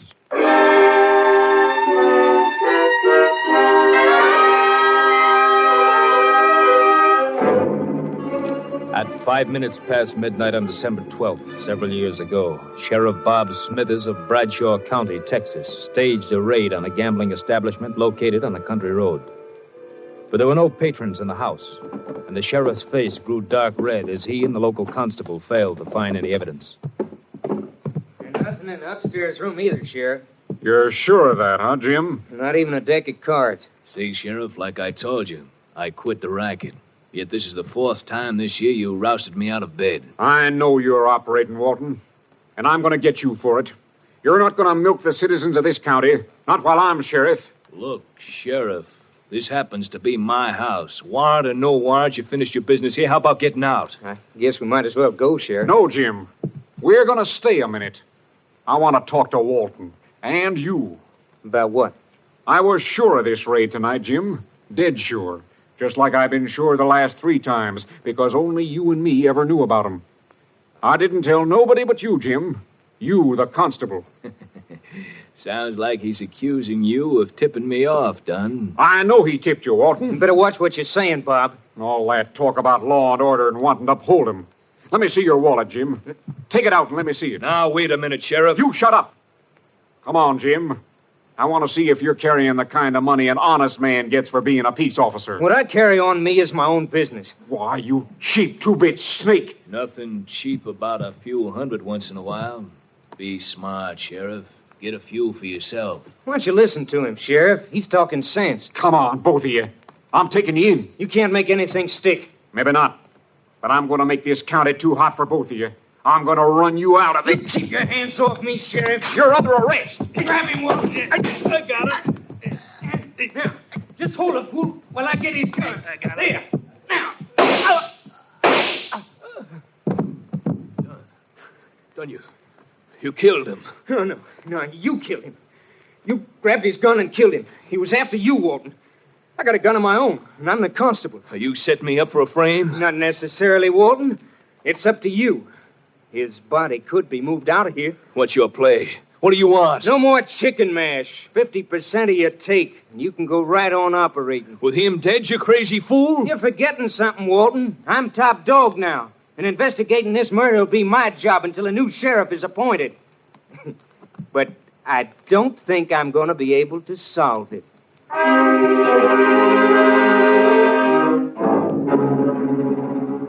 The body of Sheriff Smithers was found the next morning, dumped in a ditch by the side of an old wagon road.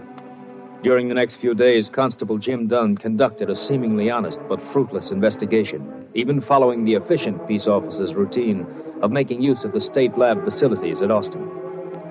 But citizens of Bradshaw were not satisfied, nor was the editor of the Bradshaw Times. Clippings of his editorials were on file with Captain Stinson of the Texas Rangers, and the captain sent for Ranger Jace Pearson. You want to see me, Captain? Yeah, Jace, sit down. There's no acting sheriff appointed by the court of Bradshaw County here, Jace. I think you better take over. About the killing of Sheriff Smithers? Mm-hmm. I'd like to. I knew Smithers. See, that's right. You worked with him about 5 years ago. When he first took office. Cleaned that county up in 3 months and cleaned it good. Well, it doesn't look like it stayed clean, Jace. Not according to this editorial clipping from the Bradshaw Times. I've read it. It's going to be a tough one, Jace. No clue to the killer, and the trail has had a couple of days to cool off. Well, then I better get going before it gets any cooler. You'll hear from me. Jace? Yeah, Captain? I just want to remind you, whoever did it doesn't hesitate to kill a man wearing a badge.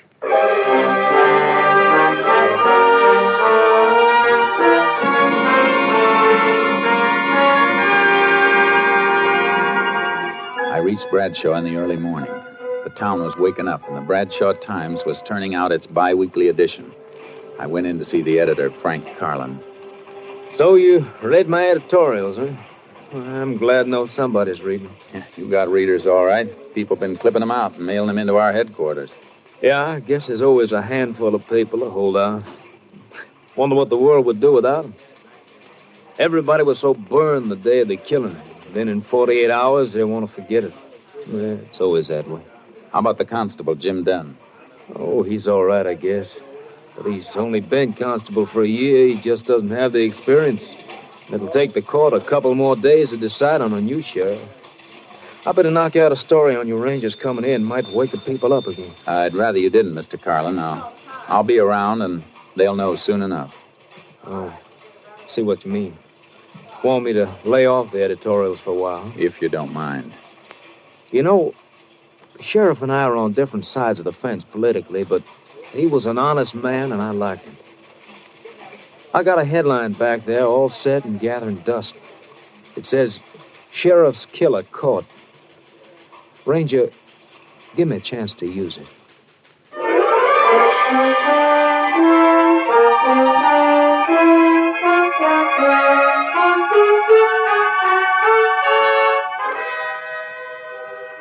I found a place to park my horse trailer and put charcoal in a pasture. Then I headed for the constable's office and met Constable Jim Dunn. Here are all the reports in my investigations, Ranger. If you think I haven't done a good job, maybe those will change your mind. I even checked ballistics with the Austin lab. My being here isn't a criticism of you, Mr. Dunn. I'm here because I was sent until a new sheriff is appointed and to give you help. I've done everything possible. I've questioned almost 100 people. I've checked alibis on more than a dozen possible suspects. It's all there. Yeah. Everything's here. Everything except the murderer. And that's the only thing I'm interested in seeing, Mr. Dunn. A little cooperation between us might clean it up. I'm sorry I blew, Ranger. It's been getting under my skin. This murder could have been committed by anybody. Some bum from a hobo jungle, some drunk, anybody. We can't arrest anybody. We've got to arrest somebody. Somebody definite. Now, exactly where was the body found? Old wagon road bypasses town about 2 miles north. Is it fit for a car? Yeah, but you got to go roundabout to get to it, almost 11 miles. You won't find nothing there, though. I'd like to take a look anyhow. Can't we cut cross-country on horses? Yeah, shorter if you want it. I want to. My horse is in a pasture. I'll meet you at the edge of town in 5 minutes.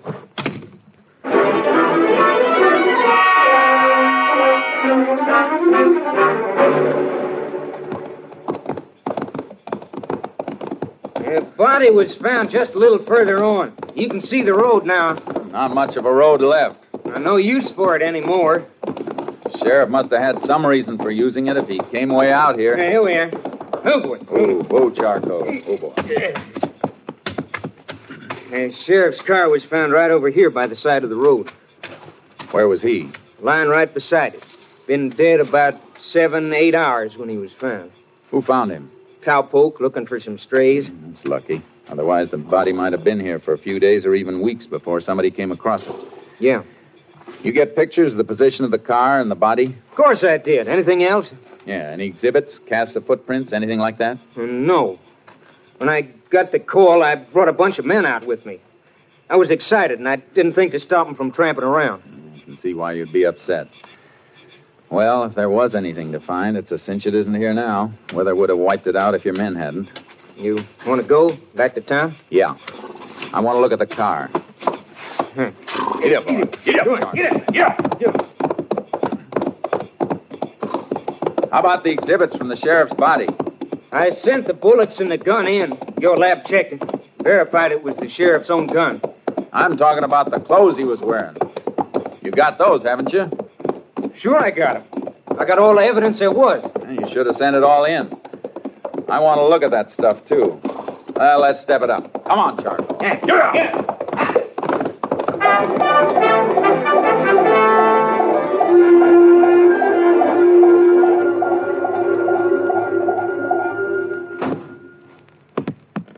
There's everything, all tagged. Everything the sheriff was wearing when he was killed. I see. And is this the shirt he was wearing? You see the blood and bullet holes, don't you?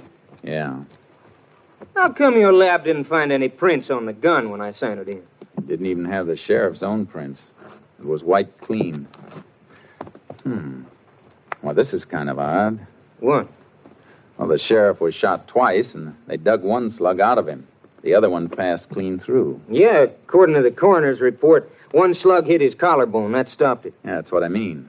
The course of the bullets. Both shots fired into the left side, just above the kidney. But the one that came through came out the right side of his shirt collar here, right through his neck. What about it? It's a funny course for a bullet to take, unless the man who fired the gun was lying down and fired up at the sheriff. Yeah, that's what I figured, too. They must have had a fight for the gun. He got it, but the sheriff knocked him down and... No, that isn't the way it happened. How do you know? Because the sheriff wouldn't half turn his back on a man who'd just taken his gun. Besides, these powder burns show the gun was being held right against the shirt when it was fired. What do you think happened then? Well, the sheriff must have been in some position where he was bent over forward, which he wouldn't be unless somebody was holding him in that position. Here, stand in front of me for a minute. Now, your back toward me. What are you going to do? Slip one hand under your arms and then up behind your head in a half Nelson and twist your other arm behind you in an arm lock. Then bend you over forward like this. The sheriff was held like I'm holding you now. And the bullets were pumped into him. See what I mean? That's just a guess. It's a guess I'm going to back up. And if the sheriff was held in a half Nelson and an arm lock, it tells us something else. That there were two men in on the murder. Unless the killer had three hands and used the third one to fire the gun. That's pretty smart figuring, Ranger. Only because it's the kind of figuring I've been doing for a long time. These the photos that were taken at the scene? Yeah, the sheriff's body in the car. The car, the body moved any before these were taken? Nope. Car was right there, with the sheriff flat on his face beside it. And less than 2 feet away from it. His right side toward the car. Yeah. The bullet that passed through the sheriff came out on his right side. That means it should have hit the car. But there's no mark. I don't see that helps us any. It helps plenty, Dunn. It tells us the sheriff wasn't killed out there. He was killed someplace else and brought out there.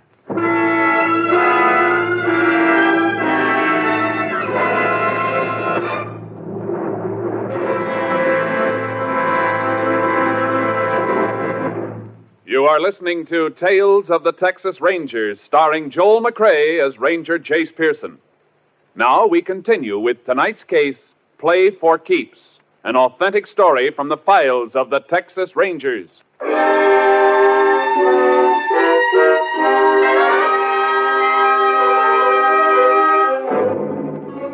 I knew that Sheriff Smithers had been killed by two men, and that his body had been moved after the killing, but it wasn't nearly enough. It was evening before I figured out my next move, a move I didn't like to make.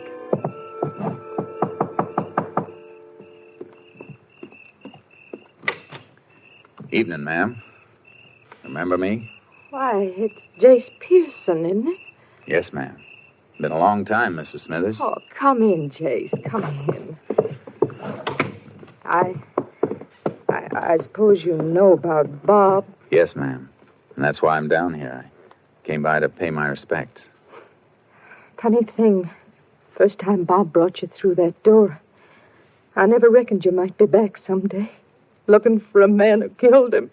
I wish it could have been for another reason, ma'am. But Bob kept things working so well here, there seldom was any reason for a ranger to come visiting in Bradshaw County. I know how you fellas keep working along. Can I offer you a bite to eat? Please, Jace. That'd be real fine, Miss Smithers. I knew it might help her and me if she could keep a little busy with her hands doing woman things in the kitchen. And I tried to eat, but kept remembering the man who'd sat across this same table from me 5 years before. Big, honest, stubborn, and unafraid. It's mighty nice of you to stop by, Jace. Bob would have been happy to see us sitting here again. He always said a man with a good appetite was right with the world. Ma'am, I guess Jim Dunn has already asked you, but do you have any ideas about who might have killed Bob? Oh, no. Everything went so well for a few years. All I know is the last year or so, Bob was upset about gambling. He after anybody in particular? A man named Walton, Lou Walton, has a big house on the South Road out of town. Bob always says it was a gambling house, but he could never catch Walton. You mean he raided the place? A couple of times. Last time was the night he was killed. Dunn didn't tell me about that. Bob was killed after he left there. Walton's, I mean. Dunn said they didn't find anything, so Bob started back for town. But he never got home. Mrs. Smithers, I have to ask a favor. A favor I don't like to ask. I want to help Jace every way I can. I want your permission to have Bob's body exhumed for further examination. Is it necessary? I'm not satisfied with the examination that was made here. All right, Jace. I'd like to have a more thorough examination made for headquarters. I'm sending them the clothes Bob was wearing for lab check, and I don't want anybody to know about it for now. All right. You're going to get him, aren't you, Jace? I'm going to try awful hard, ma'am.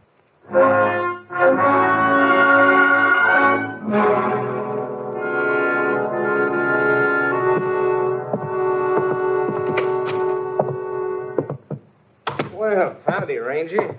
I've been waiting for you. Thought maybe you might have turned in for the night. I'm going to in a few minutes. I just came back to pick up the clothing exhibits. Well, I locked them away again. I'll dig them out. I want to send them on to Camp Mabry for lab tests. Well, all right. I'll give you a receipt for them. Okay. Don, Yeah? in those reports of yours, I didn't see any mention of a man named Lou Walton. Why should there be? I understand that Walton's a gambler and that you helped Smithers raid his place the night Smithers was killed. Now, here are the exhibits. You're thinking way out of line on Walton. His alibi's airtight. According to who? According to me. I was with him all night, after Smithers left the place. You didn't come back to town with the sheriff? No, I stayed at Walton's. Why? Because the sheriff asked me to stay there. We didn't find anything, but the sheriff figured if I hung around, somebody might show up or call up looking for a game. And I'd be able to get him some evidence then. Anything else you want to know? No. I guess that lets Walton out. I'll take these things. Sure, go ahead. See you tomorrow, Don.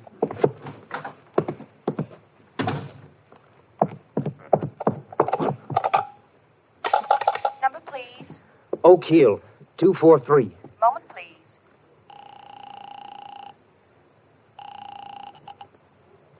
Hello? Walton, done. Now get those people out and shut down. Why? What's wrong? That ranger's too smart. I tried to make things look good for myself, and, well, I guess I made him look too good.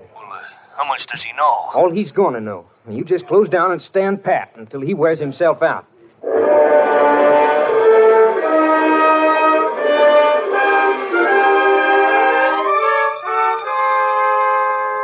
The sheriff's body was dug up and the examiner's report sent on to Austin. Headquarters also had the exhibits I'd gotten from Dunn.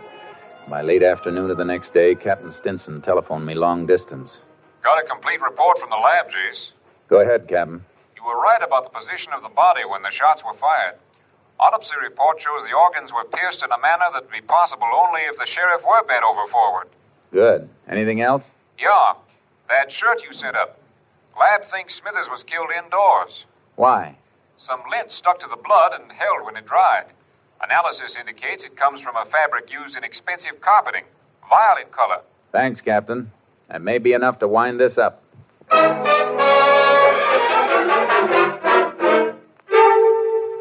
Then you're convinced that Walton was running a gambling joint, Mr. Carlin? Was and is. I'd swear to it. But nobody's been able to prove it. You know how suckers are. They lose their shirts and keep their mouths shut. Think they're in on a smart thing, and they help the racketeers to cover up. Then Walton must have been tipped off that he was being raided. Part of the racket. They pay off and get tipped off. You ever been in Walton's house? No. You know anybody who has been there? Well, it's no secret the newspaper men gamble moans good for him.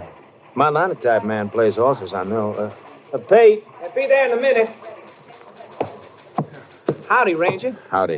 Pete, you ever been in Lou Walton's place? Oh, come on, now don't stall. Tell her, Ranger. It's important. Well, yeah, I've been there once or twice. I only want to know one thing. You notice any carpeting in the house? Carpeting? Oh, sure. The house is like a palace. Wall-to-wall carpet all over the place. What color? Well, it's a kind of a purple, I'd say. How about saying violet? Yeah, I guess that's what it's called. You got something, Ranger? Yeah. I'm going to wake up the nearest judge and get a search warrant for Walton. You better brush the dust off that headline you told me about. I think you're going to get a chance to use it.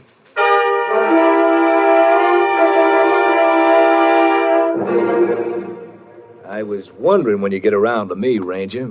Seems like everybody who wears a badge just loves to poke his nose into my life. I wouldn't worry about your nose, Walton. If you want to be smart, watch out for your mouth. I didn't mean anything, Ranger. Just that a man ought to have a little privacy. And you love the death cells at Huntsville. They're real private. Well, I always cooperated. The constable, Jim Dunn, he'll tell you that. I'll bet he would. Nice carpeting you got here. I like the color. Yeah, let me get you a drink or something, Ranger. All good stuff. I don't have anything but the best. You know the old saying, the best is none too good. Walton, there's been a strong cleaning fluid used on a piece of this rug. And one spot faded just a little. Well, I spilled some wine. I had a party one night. The night the Sheriff Smithers was here last? No, before that. Oh, that's right. I forgot. Nobody was here the night Smithers came. No, nobody. The constable, he stayed.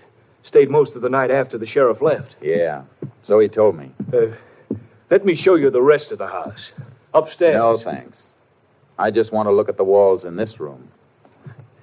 Sure pretty. You know, at Huntsville, they don't have pretty walls like these. Just cold concrete and steel bars. What do you keep talking about Huntsville? I'll tell you as soon as I stand up on this chair and rip off this new piece of wallpaper. Don't. You have no right to. Just looking for this small bullet hole, papered over.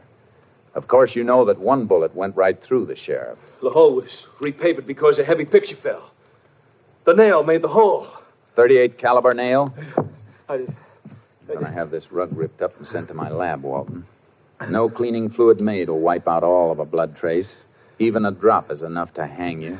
I didn't do it, I tell you. Dunn shot him. It was Dunn. Dunn shot him. Hold your wrists out. You'll never get those on me. You bet wrong this time, gambler. Now get up. I'm taking you in.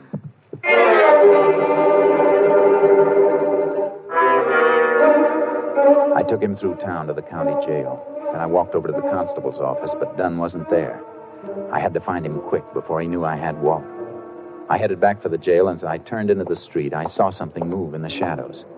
There was another car, not far from mine, the constable's car, and Dunn was getting into it. Dunn, wait a minute! Oh, get out of the way, people! Get back, please!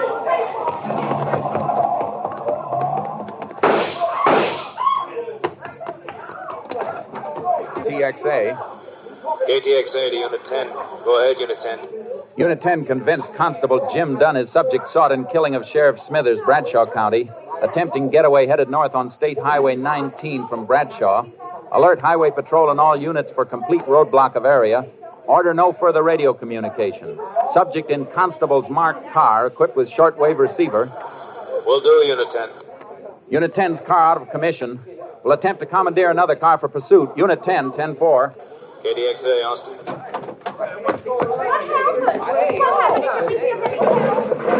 out of the way, please. Step back, please. Step back.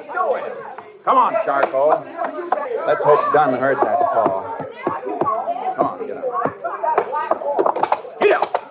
Get up, Charcoal! Come on, boy! Get up!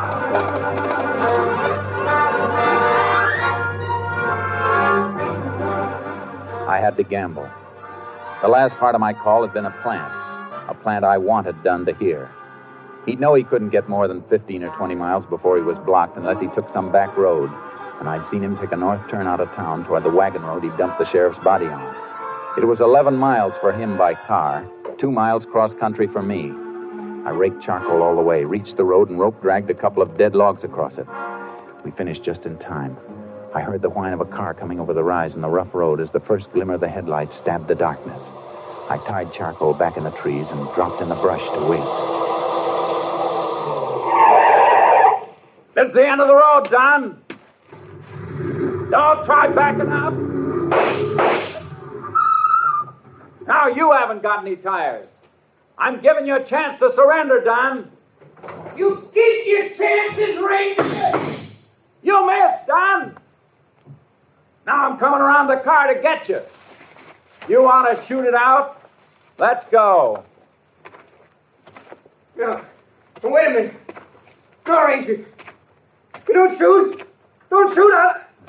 I'll drop my gun. Here. See? I ain't armed. Come here. I ain't armed. Neither was Smithers when you lifted his gun and killed him with it. Good thing for Texas all constables aren't like you. Come on. Walton's waiting for you at the jail. Looks like you'll be partners again at Huntsville.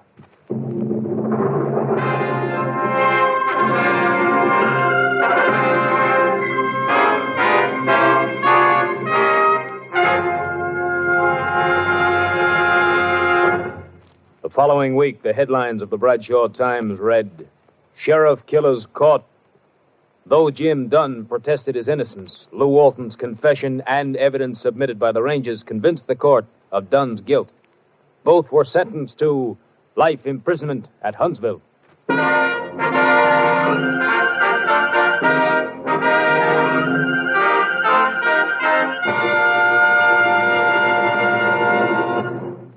This is Joel McCrae. In the 125 years since their organization was founded, the Texas Rangers have written many new pages into the history of law enforcement. With only a handful of men and a vast territory, they have never failed to live up to their slogan, first to advance, never retreat. That is the creed a Ranger follows. And they have a belief that was impressed on me by one of their officers, a belief that often brings them victory over tremendous odds. In the words of the Texas Rangers, a man who is wrong can't stand up to a man who is right and keep on coming. Next week, we'll bring you another exciting case taken from the files of the Texas Rangers. Hope you'll be listening. Good night. Next week, Joel McCrae in another authentic reenactment of a case from the files of the Texas Rangers.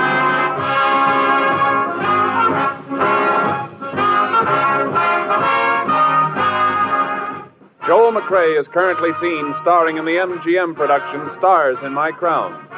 This story was transcribed and adapted by Joel Murcott, and the program was produced and directed by Stacy Keach. This is Hal Gibney speaking.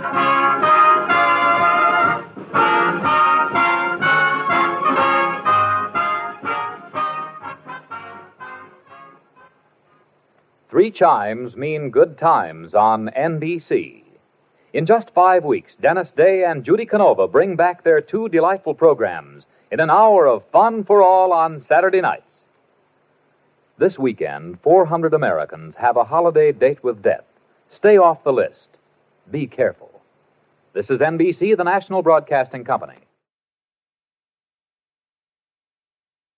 Presenting Joel McCrae as Jace Pearson in Tales of the Texas Rangers.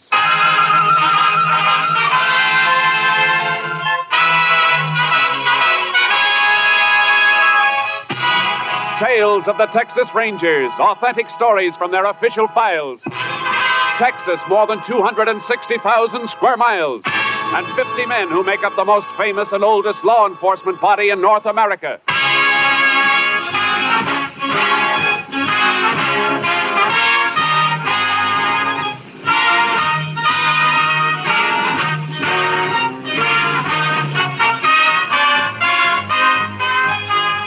Now, from the files of the Texas Rangers come these stories based on fact.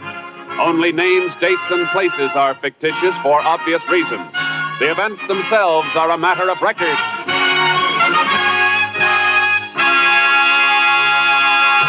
Tonight's transcribed case, Dead or Alive.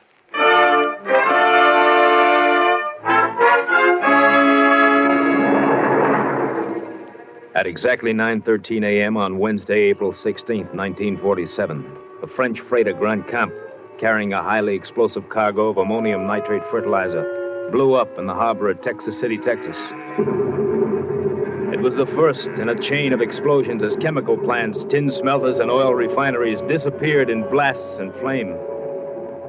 Shortly after 1 a.m. the next morning, the major chain reaction was set off. The explosions rocking the city of Galveston 10 miles across the bay, where excited crowds gathered in the streets watching the raging, flame-pierced sky. Extra!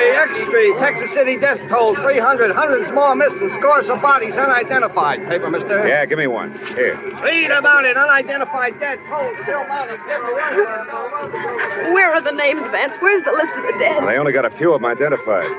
Well, is Ralph's name there? Wait a minute. No, he's probably all right. A working square like him would be. But he worked at one of the refineries. They're burning. Stop blubbering. You want to attract attention to me? No, Vance, no. But he is my brother. I got to worry about him, too, don't I? Yeah. Come on, over here, into this doorway. Look at that blaze over there across the bay. What a spot to clean up. Money, jewelry must be laying around the streets. Just wait. Vance, you're crazy. There'll be police there, rangers. You're in enough trouble now. Yeah, Lily, you're right. But I'm getting out of it now, for good. And that place over there is going to do it. Maybe your brother Ralph is one of the dead they haven't identified. You got to go there, baby. If he is, you'll have to identify him. Oh. If he is there, in with the ones they don't know. There's nothing you can do to help him. But you can help me. Vance, what do you mean? Well, if you find him there, baby, you can identify the body and say it's mine. Vance. You want me in the clear, don't you, baby? They won't be chasing after me if they think I'm dead, don't you see? But my own brother. What are you asking me to do? I'm asking you to do as you're told. If you want to walk out on me, go ahead. But if you don't, you're going to want me to keep on running for the rest of my life? Or let them get me and send me to Huntsville for 10 to 20? Oh, I don't want anything to happen to you, Vance. You know that. Well, then show me, baby. Show me. You can't help Ralph if he's over there, but you can help me, don't you see? I'll get out of here tonight. And I'll let you know when to meet me. Maybe at that resort place we passed near Lake Blue Water. We'll be free, baby. You and me. Free from there on. But how? What'll we do for money? That'll be taken care of, too. There's a safe in Landstone. I've been itching to get at it for a long time. One last box job, baby, and enough to see us through.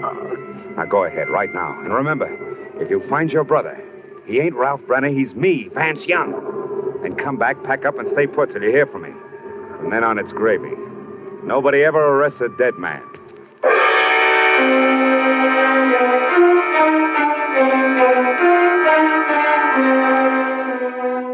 By Friday morning, April 18th, more than 200 bodies, many still unidentified, were laid out in the Texas City High School gymnasium.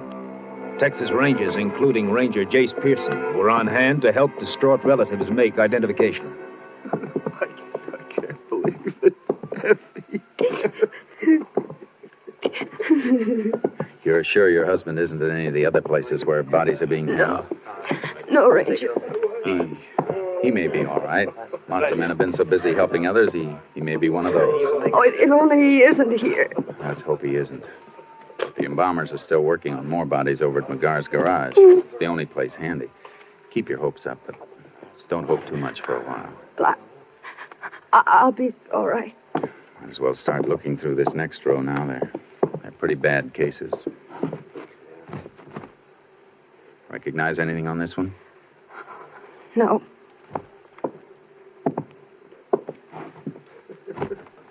This? No. Come along.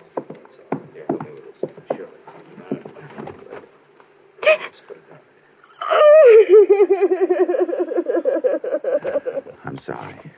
I'm very sorry, ma'am. Are you sure? That ring on his finger. I gave it to him a long time ago. Yeah, I know. It isn't easy, but try and get a grip. I'm all right, Ranger. You better give me the name for the tag. His name is... Vance. My husband, Vance Young.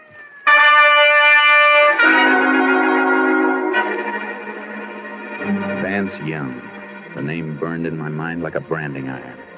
There was no time to ask her, and yet I had to ask. It was part of my job. I waited until we got out into the street. There's some information I have to get from you, Mrs. Young, about your husband. All right. Did he have a criminal record? Yes. Did you know we were looking for him? For a string of safecrackers? How does that matter now? He's dead, isn't he? Yes, I'm sorry, Mrs. Young. You'll find some men at the desks in that building across the way. They'll help you with funeral arrangements. All right. Thank you very much. Vance Young. Jace! Hey, Jace! Huh? Oh, hello, Kurtz. Captain Simpson wants us. Where is he? The mobile unit? Let's go. I'll be glad when this assignment is over. I hope we never see another one like it.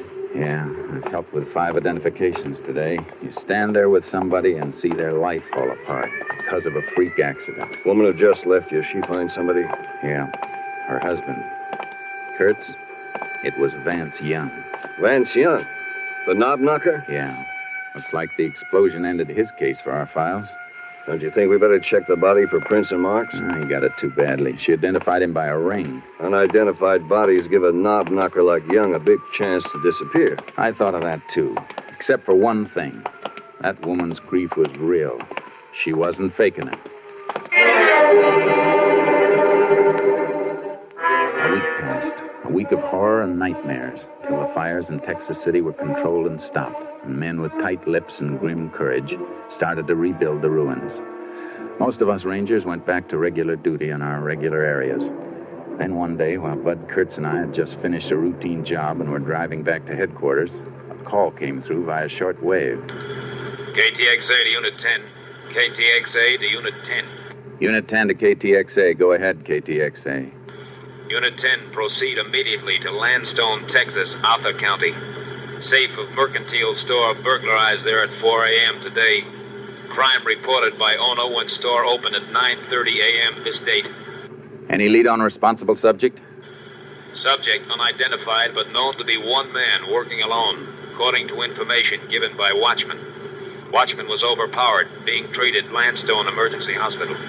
Units 10 and 6 proceeding to Landstone. We'll keep KTXA informed. Unit 10, 10-4. Assignment authority, Captain Stinson. KTXA Austin. Landstone, about 40 miles, Jace. Yeah. Knob-knocking job, huh? Yeah. At least, though, there's one safe specialist we can eliminate right from scratch on this one. Who? Vance Young. Oh, yeah, I almost forgot about him. Dead men don't rob safes, do they?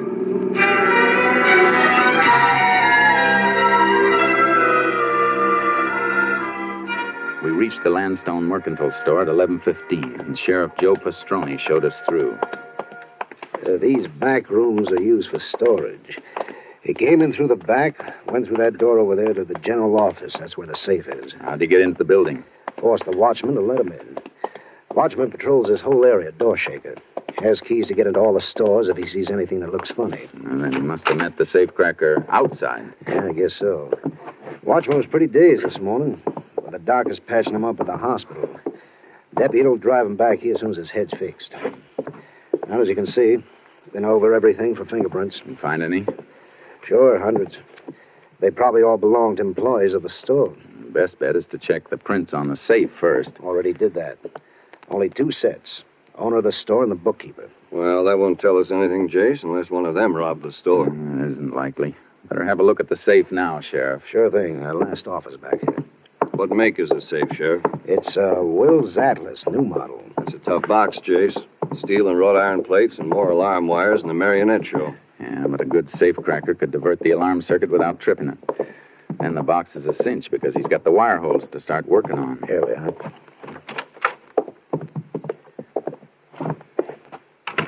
You figured it, Jace. Backplate blown clean out. Yeah, didn't even have to drill. Small nitro charges in the wire holes, and it was as good as having the combination. Here's where he jumped the alarm circuit. Neat hookup, all right.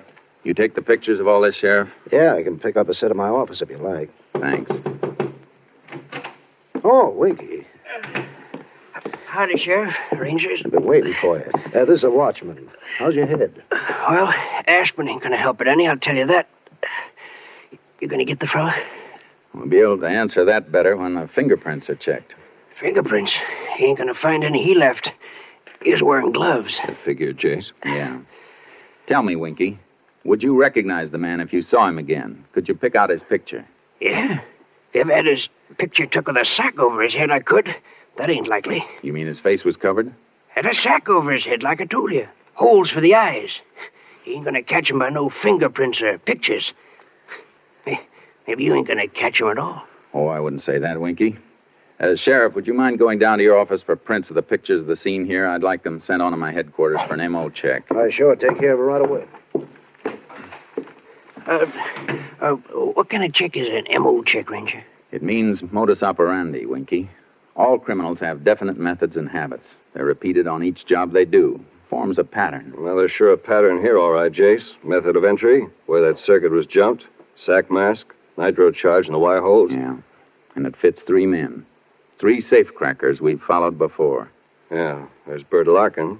He's still doing time in Folsom for a job he pulled on the coast. Yeah, and the other 2 are Jack Fontaine and Vance Young. Yeah, but Young is dead. That leaves us Fontaine. You mean you know who did it? Without nothing to tell you? There's plenty to tell us. The modus operandi can be almost as good as a fingerprint or a signature. I'll be winged. Maybe that fella's going to pay off for slugging me after all. And for hurting my arm when he grabbed me in the alley there. How'd he grab you? Show me. Go ahead, show me. On you? Well, let's see. He whipped my arm up behind me like this. Then he jabbed a thumb up behind my ear like this. Sure hurts, don't it? Sure does. Well, you can let go now. Judo. Still fits Fontaine, Jace. Yeah. Or Vance Young. He used it, too, on other jobs. When did he slug you? After he made me open up the back door and let him in. You mean he sneaked up on you before you could draw your gun? Sneaked nothing. That's why I didn't get onto him at first. Heard him come walking through the alley toward me like he's taking a shortcut. You heard him? Yeah, it was dark, so I didn't see the mask until I lit a match. He asked for a light, see? Then he grabbed me. And he got me inside here and beat on me and kicked me. Chase, that doesn't sound like Fontaine. It wasn't Fontaine. He always sneaked a watchman from behind, and they never heard him. He always wore sneakers. Well, then who? Vance Young. That match trick is Vance Young's. But Young is dead? Maybe yes, maybe no. But I know one thing. I'm going to find out.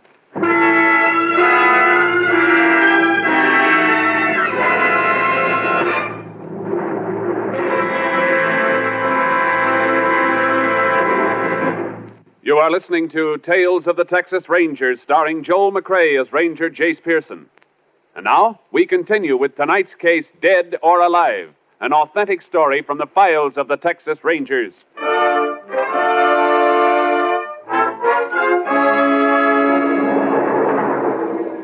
I headed for Texas City and Galveston. Kurtz and I had no way to move until we knew for certain whether Vance Young was dead or alive. As we drove, I put through a request for headquarters to dig up some information. We were still on the road when KTXA came up with the answers. KTXA to Unit 10. KTXA to Unit 10.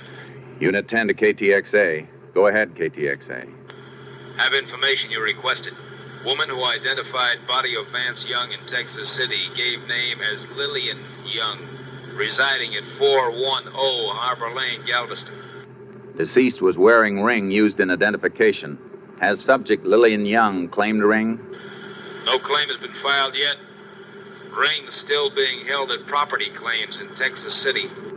Unit 10 also requested check on place where body identified as Vance Young was originally found.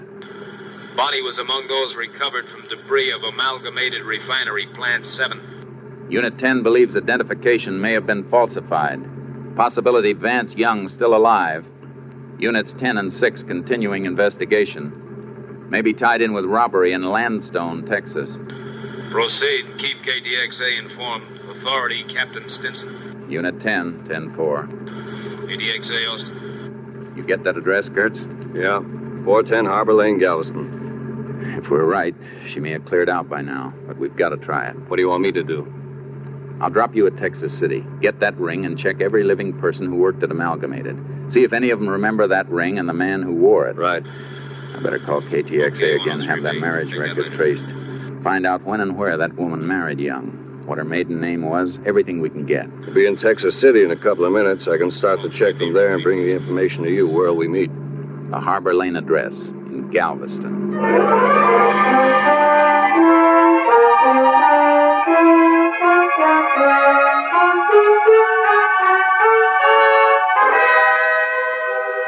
I found the rooming house Lillian and Vance Young had lived in, but I was too late.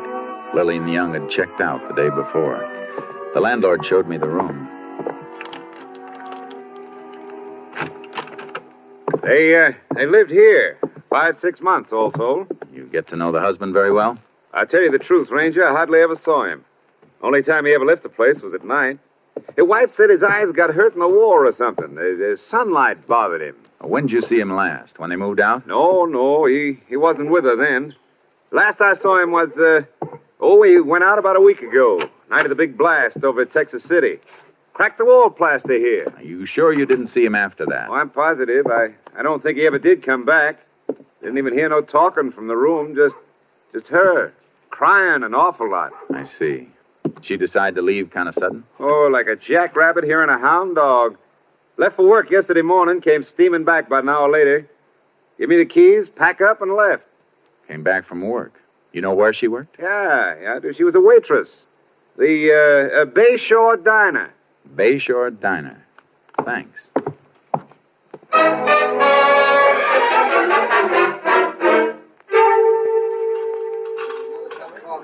So she up and quit on me just like that yesterday morning. Right smack in the middle of the breakfast rush, too. Because the postman come in and give her a special delivered letter. Who was it from? Who was it from? With 20 orders of ham and in the fire, I got time to read a mail? All I know is she leaves me the serving, the dishes, and the cleaning and everything. Stop beefing, Chuck. That little old gal had trouble. Yeah, you should talk. All you got to do is drive one cab. You don't have the serving and the dishes and the cleaning and everything. You find yourself a little old chaplain to hear your troubles and give me some coffee. Come on. Okay. Maybe you can tell a ranger more about Lil than I can. Hanging around her, making eyes at her all day. You took her out when she left here. Is that right, driver? Did she leave here with you? Well, she hired my cab, if that's what you mean. Where'd you take her? Well, I took her home. Waited while she packed some things, then rushed her to the bus depot. She said somebody in her family was sick and she had to go help them right away. I guess that's what the letter was about. I was sitting there having my breakfast like I always do, and I understand. But what about the bus depot? You know what bus she caught? The northbound toward San Antone. Cut it mighty fine, too. Got there just about a minute before the bus pulled out. Would have made it a lot easier if she didn't make me come dashing back about a mile after we left here. Back here to the diner? No, back to the laundry down the street. Guess she had some stuff in there. Although, she didn't bring a bundle out with her. Then on top of that, she says she can't pay me. Not that I'd mind, except for the 10 extra blocks back to the laundry. I could have put the flag back up if she told me beforehand. You say the laundry's right down the street? Yeah, about half a block. Thanks. I'll walk down. Hey, Jace! Hi, Kurtz. Fellow at the rooming house told me you came down here. Yeah. Find out anything on that ring? Plenty. A couple of men who worked at Amalgamated recognized it. Belonged to a plant man named Ralph Brenner. Then it wasn't Young's. No. I got that rundown on Young's wife. Her maiden name was Lillian Brenner. The guy she identified was her brother, not her husband. Then that's why she was broken up. I knew that part wasn't an act. Come on. Where are we going? We're going into the laundry business.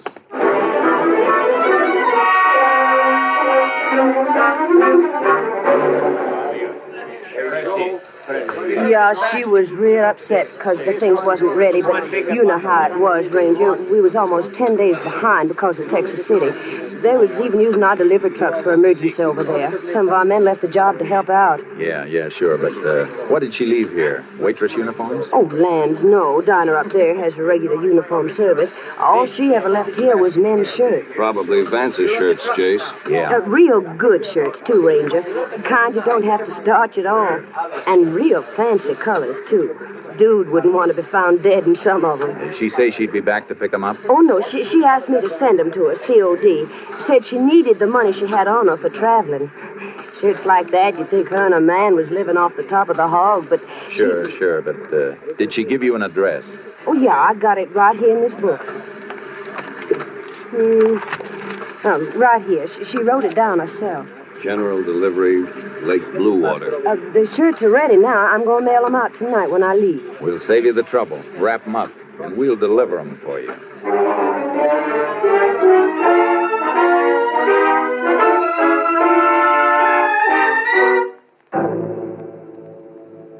Kurtz and I headed for Lake Bluewater, towing our horses in a trailer, ready to follow Vance Young no matter which way he moved. It was dark as we drove into the town. The clock on the courthouse was just striking 9. Not many people on the streets, Jace. Looks like everything's closed up for the night except for the movie and the drugstore. Better find a place and turn in. Yeah, I think we ought to drive out of town and camp someplace off the lakeshore. Walk the horses out for a while. I thought we were going to plant that laundry bundle at the post office in the morning, watch for a pickup. We are. Well, why not pasture the horses at the edge of town, find accommodations right here? If we stay in town overnight, it may start some talk. Talk drifts. We don't want to tip our hands. I guess you're right. Well, let's get out to the lake and find a campsite. Funny thing about Young's wife remembering his shirts. Guess it's force of habit for a woman. Strong thing, Habit. His safe-cracking habits told us he was still alive. And now maybe her habits are going to make him wish he was dead again.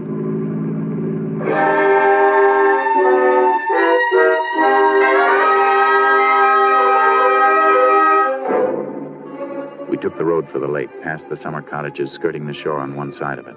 Then as we rounded a curve and passed a house and a group of resort cabins, I spotted something. Hey, Jace, what's the matter? I saw something. Wait till I back up. Headlights picked it up as we came around this curve.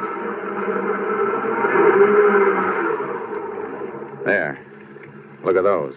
All I see is the back of a few cabins, some wash on the line. Look at those 2 shirts on the end of the line. Look like a couple of rainbows, even in this light. Hey. That's the kind of color scheme Vance Young goes in for. Shirts we have in the laundry bundle are just like those. Lights on in a few of the cabins. Yeah, I'm going to leave the car here while we have a look at those shirts. Horse trailer will make too much of a racket if we drive in. Yeah, no chance of being taken for tourists with that on the back. Better cut the motor and douse the headlights. Yeah. What was the laundry mark on those shirts we've got? 410 mark. That was the number of their house in Galveston. Come on. Let's see if we can find it on that line. And close the car doors easy. Right.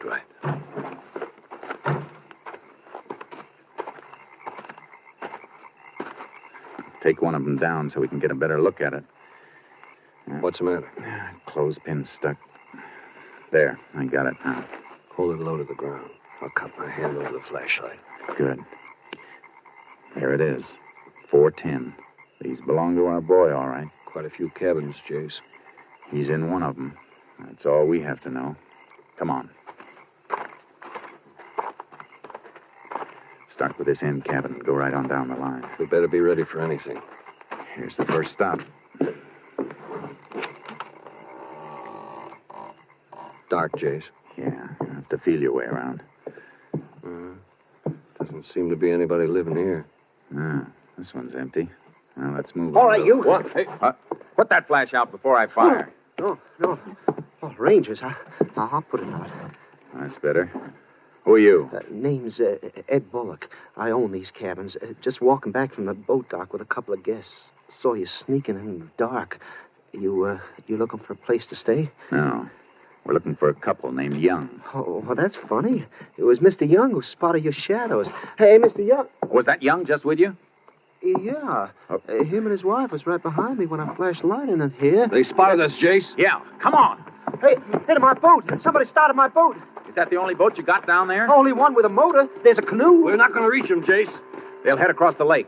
How far is it, Bullock? A mile and a half. Kurtz, grab your horse from the trailer. You can beat him around to the far side if you ride hard. When you get there, flash your light. That'll keep him from trying the shore over there. Right. What about you? I'm taking the canoe. And hurry. We'll get him.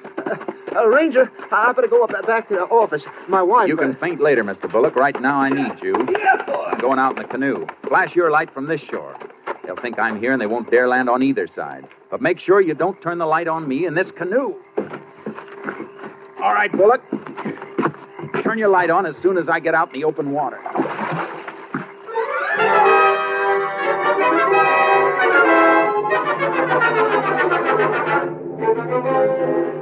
paddled the canoe toward the center of the lake. Kurtz beat the Youngs around to the opposite shore, and I could still hear their motor when I saw the beam of Kurt's light. The Youngs saw it, too. The beam wasn't strong enough to reach the motor. I heard the boat in a turn, and the motor came back toward me for a moment. Then it went dead on the dark water. What'd you stop the motor for, Vance? Shut up. They're waiting for us on each shore. But their lights don't reach us. Thanks, we gotta get out of Will here. you shut up and let me think? There's a little wind. The boat will drift to the far end of the lake. But that's so slow. Well, what do you want me to do? I can't swim like you can. Why can't you use the oars? Because the oarlock squeaks, stupid. They'd hear him. Yeah, there's only two of them. They can't cover the whole shore. Gee, Vance, it's so dark. And Hey, I hear something. What? Something in the water. You're crazy. Can't you see their lights on the shore? Well, Vance, I do hear something. I see it. It's a canoe. What? Don't move, young. I'm coming into your boat. What, you? I'll drain you with the sword. Look out, Help! Help! Let go of me. Let go! Oh. Hey, have you got him? He can't swim. Where he's going, it won't matter. Grab onto the canoe and kick for shore. I got a nice dry shirt waiting for him.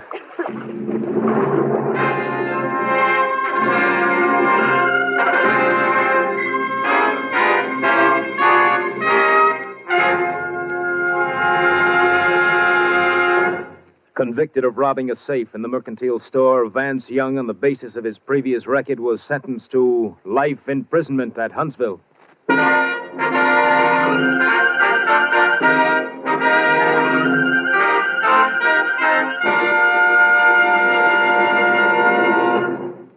This is Joel McCrae. Many of our listeners, particularly in Texas, recall these cases we've been dramatizing, and some listeners have sent in questions about the Rangers. Yes, it's true. There are only 50 Texas Rangers. And to show you how busy these Rangers are, from 1946 to 1948, the Rangers handled nearly 17,000 cases. With Texas as big as it is, that means they cover about 4 times greater area per man than any other police officer in the world. Next week, we'll have another authentic story I believe you'll enjoy very much. Like the others, it's based on their official files, adding further glory to the Rangers. Hope you'll be listening. Good night. Next week, Joel McCrae in another authentic reenactment of a case from the files of the Texas Rangers. Joel McCrae is currently seen starring in the MGM production Stars in My Crown. This story was transcribed and adapted by Joel Murcott, and the program was produced and directed by Stacy Keach. This is Hal Gibney speaking. 3 chimes mean good times on NBC. Your Saturday hour of fun begins in 4 weeks. You'll hear Judy Canova and this young man. Hello, everybody. This is Dennis Day. On October 7th, I'll be starting a new season on the air. There'll be fun for all, lots of music and laughs. So join us for our opening show, October 7th, over your favorite NBC station. Yes, beginning October 7th, hear Dennis Day, then Judy Canova in an hour of fun on NBC. 3 chimes mean good times on NBC.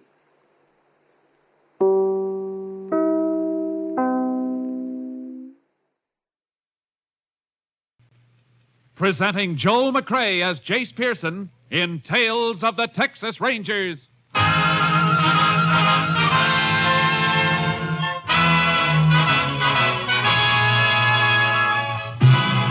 Tales of the Texas Rangers, authentic stories from their official files. Texas, more than 260,000 square miles. And 50 men who make up the most famous and oldest law enforcement body in North America.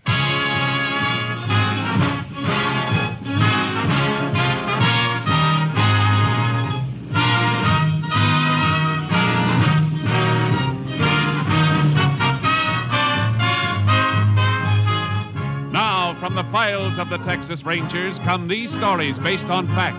Only names, dates, and places are fictitious for obvious reasons. The events themselves are a matter of record.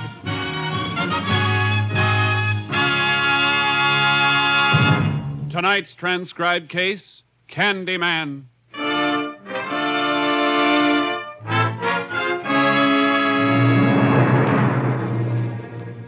It is 4 p.m., April 14th, 1947. A prisoner at the jail in Pentland County, Texas, is being returned to his cell as the visiting hour comes to an end. His name is Paul Abbott, serving out a 6-month sentence for petty larceny. His cellmate, John Saygood, has not had a visitor. For Saygood is being held without bail, awaiting trial for murder. All right, Abbott. In.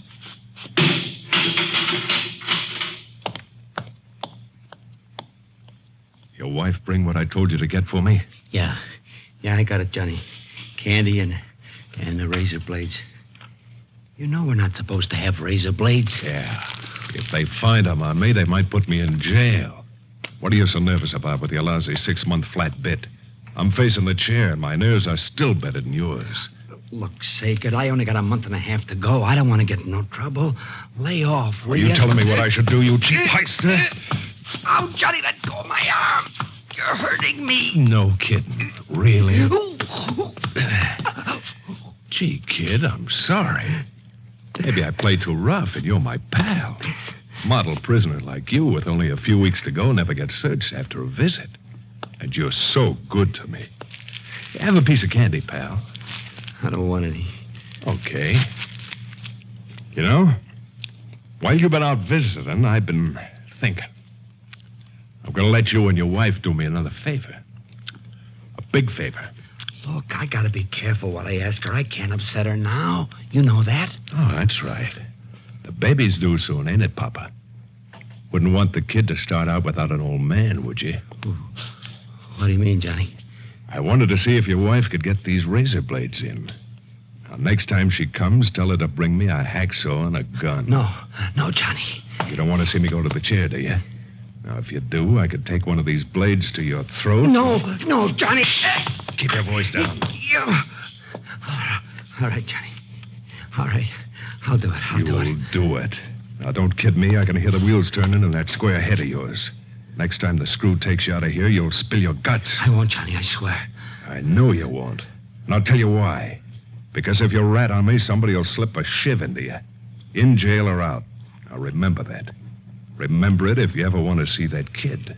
You don't realize what you're asking me to do. I ain't asking, I'm telling. And if you decide to get brave with your own neck, remember I can have your wife taken care of, too.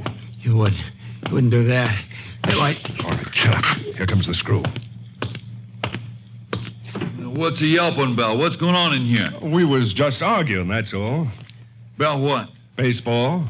How many games Gehrig played for the Yanks? Is that right, Abbott?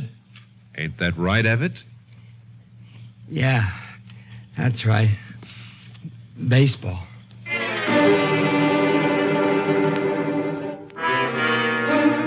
Frantic with fear, Paul Abbott yielded to Saygood and, through his wife, obtained the gun and hacksaw. The blow-off came a week later when the Pentland County jailer was killed, and Saygood and Abbott escaped. While roadblocks were being quickly set up by Ranger and Highway Patrol units, Ranger Jace Pearson contacted Sheriff Leonard Ginn at the county jail. Well, they were in this cell, Ranger. Yeah. Tongue of the lock has been hacksawed, Sheriff. Yeah, they must have waited in the passage until the jailer turned the corner here. Then shot him through the stomach and took his keys. Any idea where they got the gun? No, but Abbott's wife was allowed to visit. She could have slipped it in to him. You got a pickup out for her? Mm-hmm. Deputy's out after her now. Abbott made a big jump when they gunned the jailer. From petty larceny to jailbreak and murder.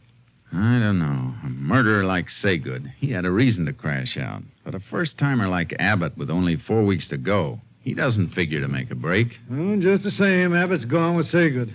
We may find out why when we bring in his wife. Sometimes a man goes places he doesn't want to go, with a gun in his back.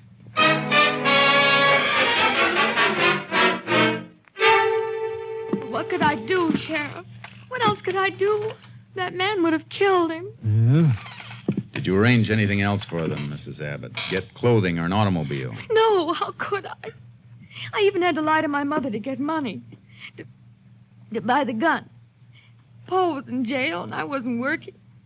I was always borrowing money to bring him things. I understand. The one behind the bars doesn't do all the suffering. I'd have done anything for Paul. But I had to take the food out of my mouth to buy things for that other man. And it isn't me alone. I'll be having my baby soon. Why did Paul go with him? Why? I don't think he went willingly, Mrs. Abbott. I'm afraid he went at the point of that gun you brought in. I begin to agree with that, Ranger. You told us you brought Saygood a lot of candy. Yes. More than $1 worth every week. There's a real sweet, too, Jace. Always sitting up a yammer for sugar at meal times. Yeah. Mrs. Abbott, will you excuse us for a moment? Sheriff, I want to see you for a second. Oh, sure.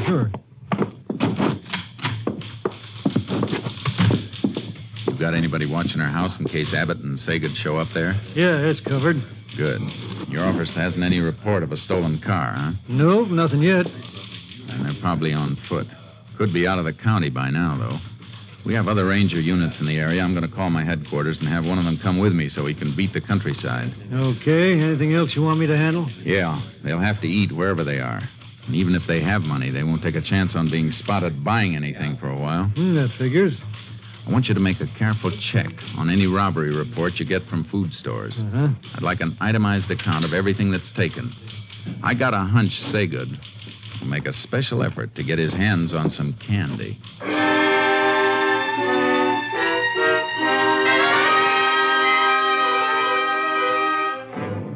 All that day, nothing turned up in the roadblock. While Ranger Jim Leeds and I rode through the countryside without finding a trace of the man we were after. But on the following morning... Maybe we've been heading the wrong way, Jace. I don't think so, Leeds. Coming this way would have been the fastest trail out of the county. Otherwise, all wilderness for more than 80 miles. Too much of them on foot without supplies. Still figuring they cut through toward US 280, eh? They must have. They'll have to get to a car someplace unless they got a spot to hole up in real close. I don't think Saygood would take that chance. He'll want distance. Yeah. Farmhouse head. A rider coming, too. He's really pounding leather. He sees us. Coming right this way. Let's meet him. Howdy, strangers. Ooh, Charcoal. Hey, I didn't expect anybody so soon. Well, what do you mean? Well, I just called the sheriff less than half an hour ago. Ain't that why you're here? We didn't know about your call.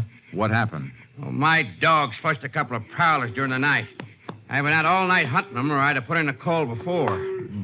Maybe you're boys. You know what they look like? No, all I saw was two shadows. Dogs woke me up like I told you. Men was prowling around. You better have a look at his place, Leeds. Yeah. We'll ride back with you. Oh, all right. Yeah.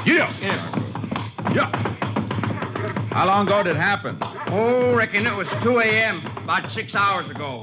You say you chased him? Yeah, but I couldn't spot him in the dark. Just rode around all night. If I'd have had any sense, I'd have called right away, but they threw a couple of shots at me when I saw him, and I got hot and went for my gun and lit out. I see. They get anything? When I went back to the house this morning, my missus said a couple of shirts and jeans was missing. Must be Saygood and Abbott, all right. Getting rid of their jail clothes. They have horses? No, I didn't hear any. Maybe they were going to take a couple of yours and didn't have time to get them. How come your dogs didn't stay after them? Dogs pinned up. Should have turned them loose, but like I said, I was too hot to do any thinking after they shot at me. If you had done any thinking, you'd have stayed home. One of the men you were chasing is a killer, and about as cold as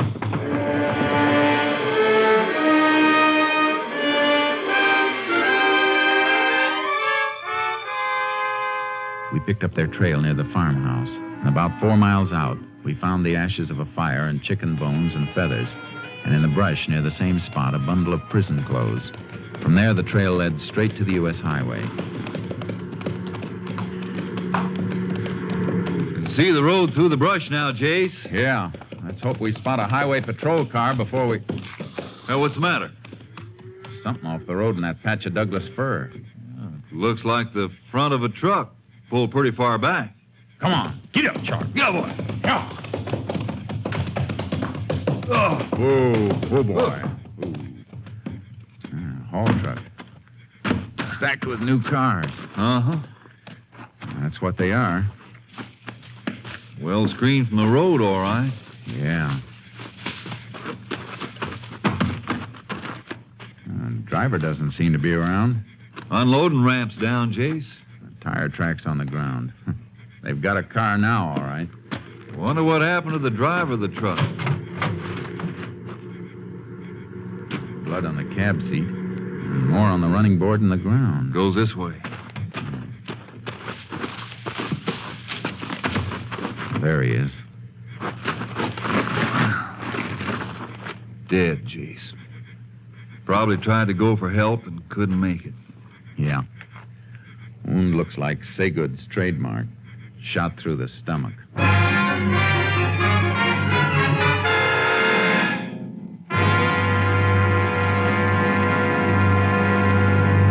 You are listening to Tales of the Texas Rangers, starring Joel McCrea as Ranger Jace Pearson. Now we continue with tonight's case, Candyman, an authentic story from the files of the Texas Rangers.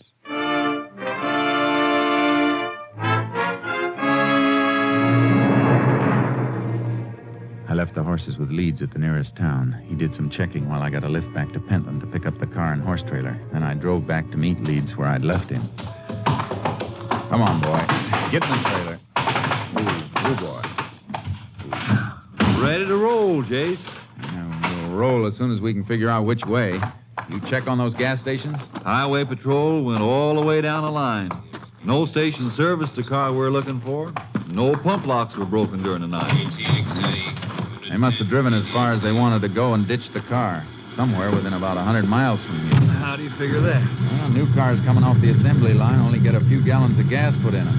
If they didn't take on more gas, they got as far as they could on what was in the tank. That makes sense. We'll head west. Saygood's had trouble in Oklahoma and Louisiana, according to his record, so he'd go to New Mexico, where he's clean, if he left the state. Yeah? Guess it's our best shot.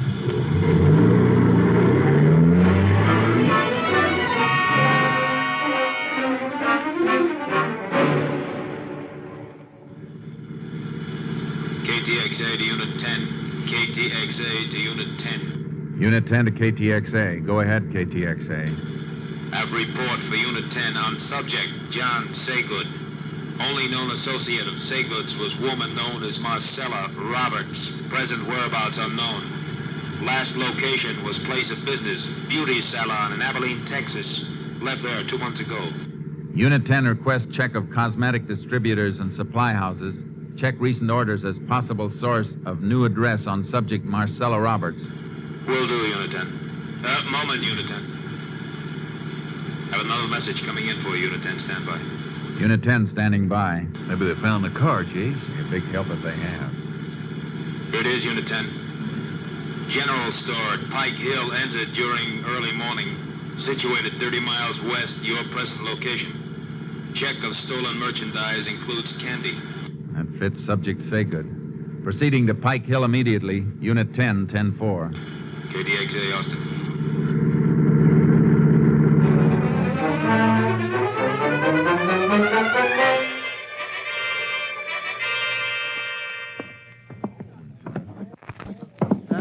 Sleep in a room right back of the store here, Ranger, when I hear this noise. I got up and lit the light, and it was just before daybreak. Yeah. See anybody? No. I opened the door into the store, and then the dang cat popped into my room and started purring and rubbing against my leg. So I just figured she knocked something over, so I went on back to bed. I see. Didn't know anybody'd broken in until I got up this morning and found the door glass busted. Must have slept through that, though. I sleep real sound. Guess I woke up when they knocked this stack of canned goods over. Got 'em up and got 'em all stacked again now.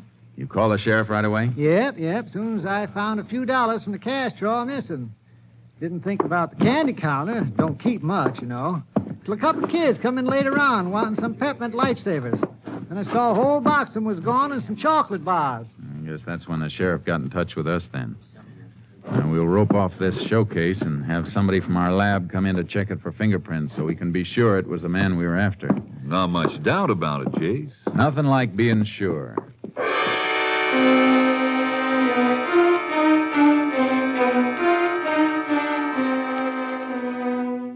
We drove further west from Pike Hill past Virgo while we waited for the fingerprint check. We combed the brush along the highway looking for the car Saygood and Abbott had stolen, but there was no sign of it. If it was abandoned, it might stay hidden for weeks.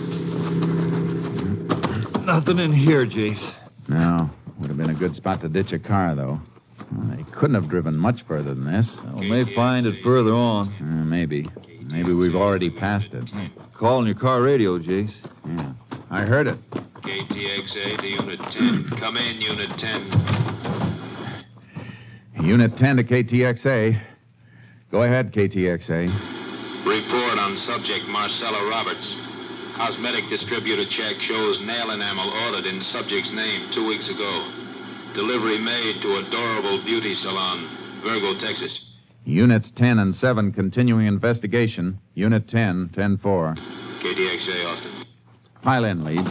Virgo's about 15 miles back, Jace. Yeah, I had a hunch we came too far. Figure the woman's helping him hide out? Sega didn't head in this direction without a reason. If she isn't hiding him, she'll know where he's headed.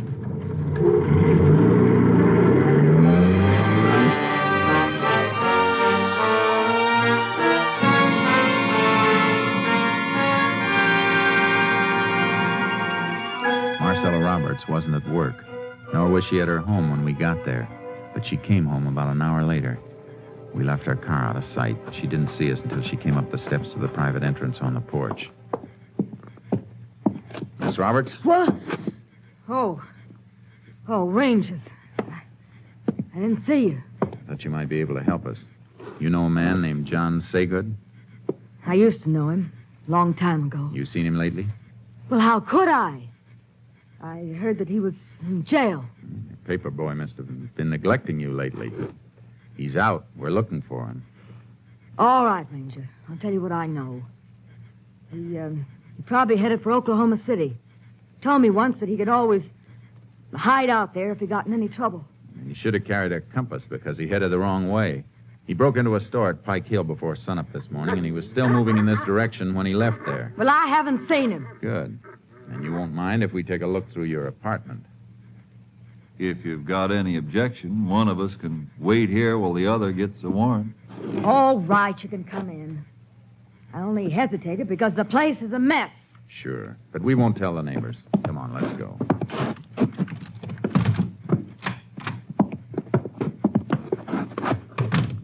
Well, here you are. I couldn't hide a mouse in here. Leeds, check the bathroom and closets. I'll look in the kitchen. Right, Jay.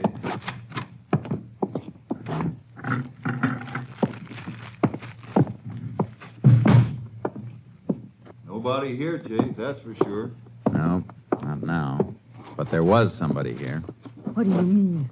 I mean, if you were a better housekeeper, you might make a better liar. You could have swept up these candy wrappers on the floor. Is there a law against eating candy? I eat it all the time. So does Saygood. You happen to have a 30-day diet tacked up on your kitchen wall. Your figure says you've been following it pretty close. You can't prove anything with that. Maybe not. But there's something else. 2 different brands of cigarettes in this ashtray. And one brand doesn't have any lipstick on them. I had a boyfriend visit me. I'm going to check every store in this town and find out if you bought a load of groceries today. And if you did, What? you better be able to show them or prove where they went. Ranger, You're concealing and aiding a murderer. You can serve a lot of time for that, Marcella. Enough to rub off those good looks before you get out. I don't want to go to jail. But you don't know Johnny. He killed me. Where is he? Well, I took him and the other fellow up the back road to the Sierra Diablo foothills. Said he'd hide out there and come back in a week. After I raised some money for him to get out of the country. You lead us out to where you left him. And don't bother about raising that money. He isn't going to be needing it.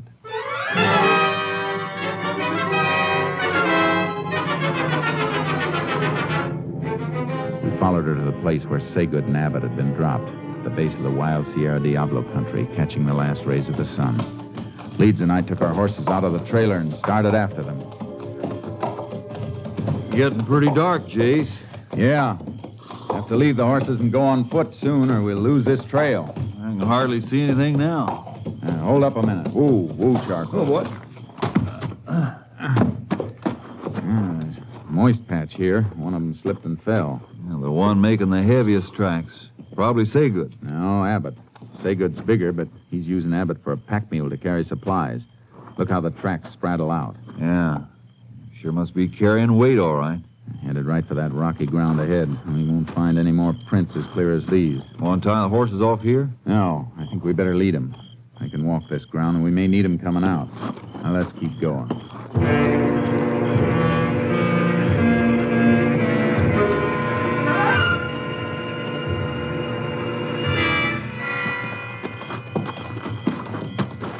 Now we've lost him, Jace. Keep flashing your light around it. Keep it cupped. All right. I'll spread out a little. No, wait a minute. Come back. Huh? What'd you find? Earth is soft at the base of this rock. Yeah, but no prints in it, Jace. No, but look at those marks. Huh. Rattlesnake tracks. Yeah, wasn't moving away from here, though. Den's probably in under the rock. Was weaving back and forth. A rattler only does that when it's disturbed. You mean they scared it passing by? Something scared it. Some loose rock fell around here not long ago, either.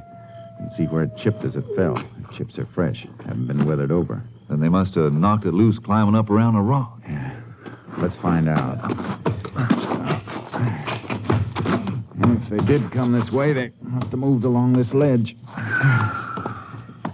Here. Use your light again. You're right, Jace. Look at this. Yeah. Piece of broken shoelace. Snapped while they were climbing. And they sat there and tied the rest of it. See where his back rubbed dirt off the rock behind him. Yeah. They made straight for that plateau. Gives Saygood a clear view of anything coming up by day. Gonna leave the horses here and go on? No. Climb down and get them. We'll circle the rocks and take the long way up. It gives Saygood a chance to fall asleep. We may be able to take him alive.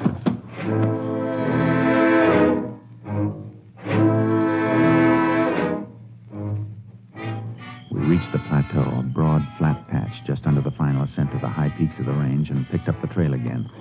It led straight toward a clump of trees and brush, and through the trees we saw the glow of a fire. We moved toward it. The moon's pretty bright now, Jace. We're out here. They're in cover. Unless they move between us and that fire. It's funny Saygood would keep a fire going at night. Need it in the day for cooking, but it's a giveaway in the dark. Probably figures he's safe enough. He's got to keep an eye on Abbott. Unless we're wrong and Abbott's along because he wants to be. And we'll find that out when the showdown comes. No sign of any movement there yet, Jace. We better leave the horses now. And we'll stake them out here and split. Circle in on foot and take... Stop now, please! Now I knew what was wrong with the fire. It was a decoy Saygood had set up. He was someplace in the rim of the brush behind us. I twisted around looking for a flash of his gun if he fired again. Set it up, Rangers. Let me get a good shot. I'll put one right to your belly. You didn't expect to get away, did you, Saygood? You ain't got me yet. We can wait. You'll never get out of here unless we take you out. We got 4 guns. You're 1, Saygood. Don't forget the extra joker I dealt myself. Talk up, Abbott. Oh, Johnny, my arm. I still got Abbott, little Papa. And if one of you got a bullet mark for me, remember it's got to go through him first. Keep him talking, Jace. Maybe I can crawl around the back. No, he's trigger happy. If he heard a sound, he'd put a bullet in Abbott's back. What do you say, Rangers? You want to see this punk die? Now remember, I got nothing to lose by gunning it. What do you want, Saygood? I'll make you a deal. We don't make deals. You'll make this one or Abbott's dead. He's not fooling, Rangers. He'll kill me. I got a wife and a kid down. Ain't that touching, Rangers? Now you gotta play ball with me. What's your deal? Back off. Way off so I can see you go. And leave us your horses. And remember, Abbott will be in front of me when we come out to get him. Jace, we can let him come out and then we can... Sure, I know. All right, Saygood. You got a deal.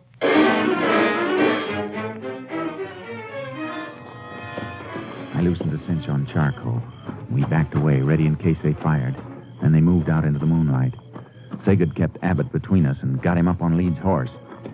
Then he started to mount charcoal. Hold on, Rangers! Shake him, Charcoal! Shake him, boy! Come on, Leeds. He won't be able to hit anything but the ground. There goes Saygood. Watch him.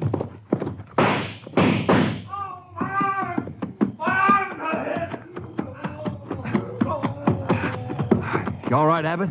Yeah, I'm all right. Get up, Saygood. My arms. Never borrow a ranger's horse when a ranger's around unless he wants you to have him. I'm glad I didn't have to kill you, Saygood. I want the rest of the prisoners at Pentland to see you back in that cell. Might help them make up their minds never to come back again. You can start that lesson with me, Ranger. Once I get out, you won't see me there again. Good, Abbott. It's no place for a wife and kid to go visiting. All right, Saygood. Get going.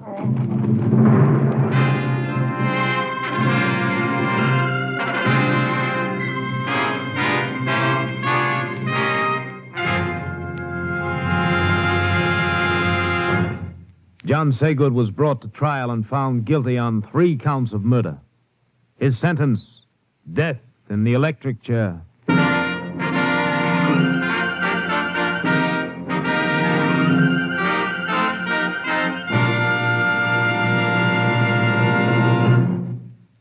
This is Joel McCrae. Many tales about the Texas Rangers have been repeated until they are legend, and here's one of my favorites. Many years ago, rioting broke out in a Texas town, and the mayor appealed for aid from the Rangers. He was at the railroad depot to meet the expected help when a stranger got off the train and approached him. "Are you the mayor?" the stranger asked. The mayor, looking anxiously for the Ranger force, said, "Yeah, but I have no time to talk to you now. I'm waiting for the Texas Rangers to stop this rioting." The stranger said, "I'm the Ranger. I was sent down to help you." The mayor's mouth dropped open in dismay. "They only send one Ranger?" Puzzled by the question, the Ranger said, "Yeah. You only got one riot, haven't you?" Don't forget our date, same time next week, folks. See you then. Next week, Joel McCrae in another authentic reenactment of a case from the files of the Texas Rangers.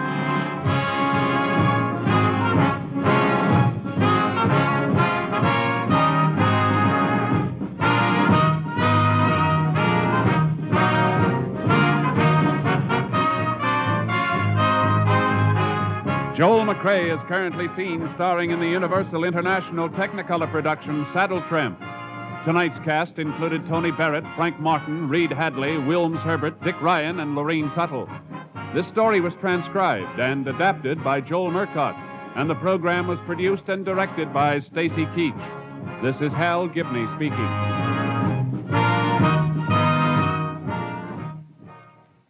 Three chimes mean good times on NBC. The secret of Dennis Day's comedy is that he always appears perplexed and bewildered. Dennis will be back on the network of the Chimes Saturday, October 7th. That's 3 weeks from tonight, with more delightful mix-ups and popular music in the thrilling Day manner.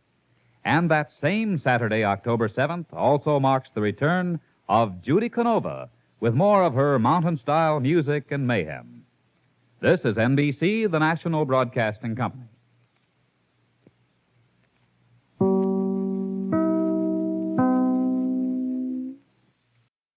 Presenting Joel McCrae as Jace Pearson in Tales of the Texas Rangers.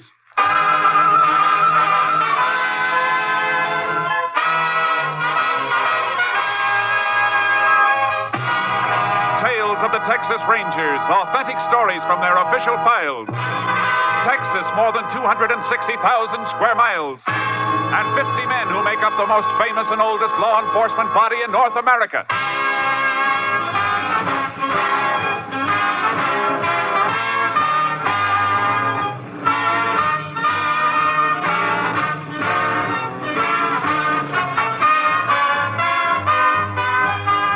Now, from the files of the Texas Rangers come these stories based on fact. Only names, dates, and places are fictitious for obvious reasons. The events themselves are a matter of record.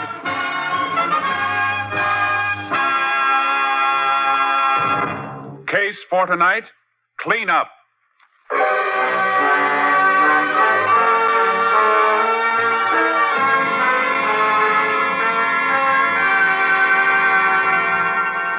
Several years ago, the town of Kilman, Texas, boasted a population of slightly under 3,000 inhabitants. Until a wildcat gusher started a fabulous new oil boom. In a matter of months, the population rose to 12,000 as drillers, roughnecks, and other field personnel poured in. And behind them, like vultures, came the horde of racketeers, gamblers, and grifters. But even organized vice was not profitable enough for the boss of the crime syndicate, Frankie Gennaro. Gennaro started to move in on the oil business itself.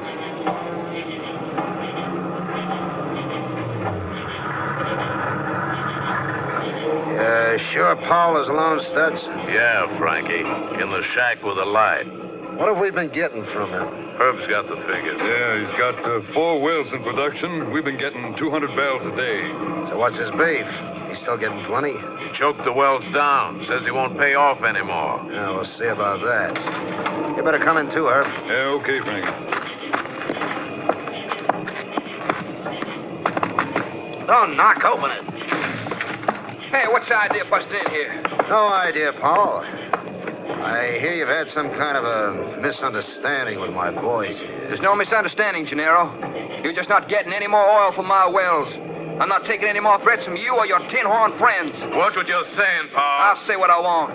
I'll not only say it to you, I'll say it to the law. Your mouth's got a loose trigger, Paul. Shoots off too easy. Get out. Get out of here before I bend this pipe wrench over your head. Take him, Strut. Let go of me. Oh. Grab him, Frankie. Let me go. He's got a knife. Let him have it, Herb. Oh, he clipped me with that wrench. Well, he won't do it again, Studs. This'll teach the other operators not to get smart. Come on, Herb. Yeah? Let's get out of here.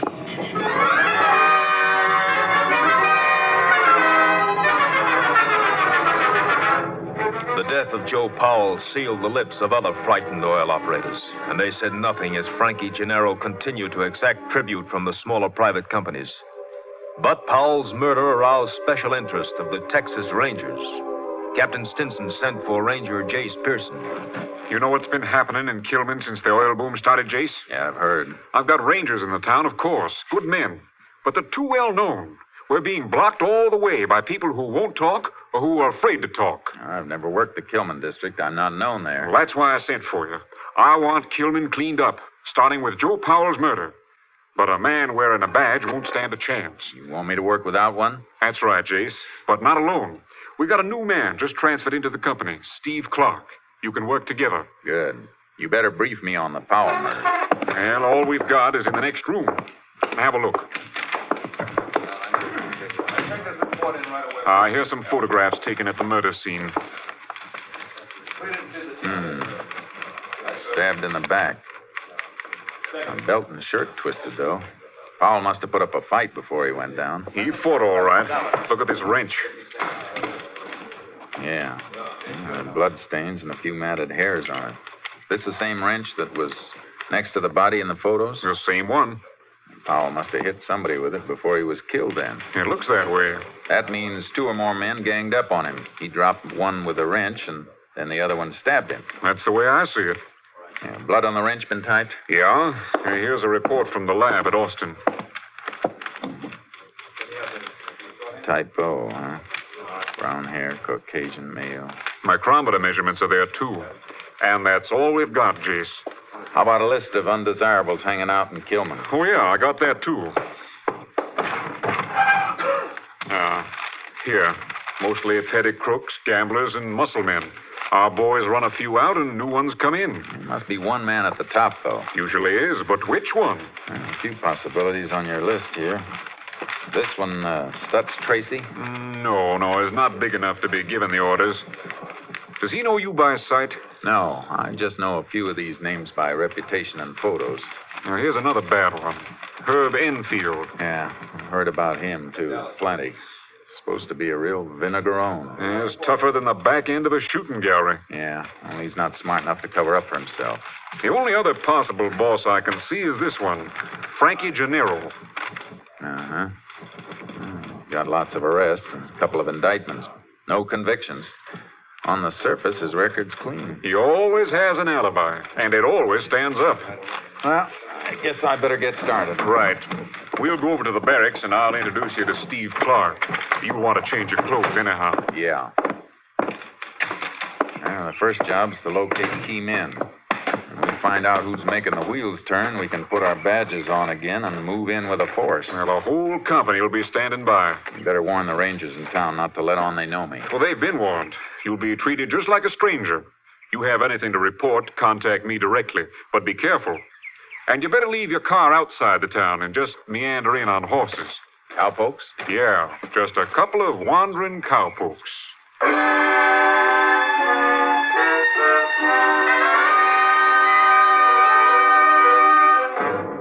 I met Steve Clark. We dressed like a couple of cowpokes and parked our car outside of Kilman. It was almost midnight when we rode in. The town was sprawled all over the map, dotted with trailers and crude shacks thrown together from tin and old packing crates. Despite the hour, everything was going full blast. Plenty alone, Sure is booming, Jace. Yeah. The hotel down a ways looks especially lively. Bet that isn't legal liquor they're taking on around here. Yeah, I bet there isn't much of anything here that is legal. A bunch of oil trucks coming through. You better get out of the way. Get over, Charcoal. Come on, boy. Over, boy, over. Seems to me that it's kind of late for them to be hauling oil. Ought to be a daytime operation. Might be a shortage of trucks, Jace. Everything has to be hauled. No pipelines to the refineries yet. You think it might be hot oil? Maybe. We don't know why Joe Powell was killed, but if somebody'd been stealing his oil and Powell found out about it, we'd have a pretty good motive. Yeah. But if those trucks are hauling stolen oil, they're being pretty open about it. Oh, boy. Listen to that racket. Yeah. Being pretty open about everything around here. Boy, you talk too much. Come on, Clark. Let's get us a room. Then I want to call the captain and find out about these night-riding trucks.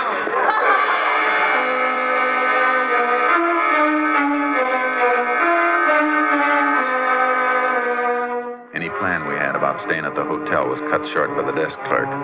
There wasn't a room available in the town. We hung around for about an hour before we found a rancher who told us we could bunk down in the loft of his barn outside of the town. Cleaning that mess up isn't going to be easy, Jace. It's going to be even tougher than it looks, Clark. Notice what happened when the sheriff and one of the rangers they know walked in? Yeah, and all the gambling stopped 5 minutes before they got there, and all the liquor disappeared. Whoever's running that place knew they were coming. No wonder our men haven't been able to get any place. We could have stopped that place from operating, Jace. We saw what was going on. It wouldn't do any good to show a badge and shut down one spot. We got to shut them all. But first, we got to hook them all together. Yeah, guess you're right. Hey, look over there. Roadside phone booth by that gas station. You still going to call Captain Stinson? Yeah, it's a good spot. Station's closed. I'll take the horses back off the road and wait. Good.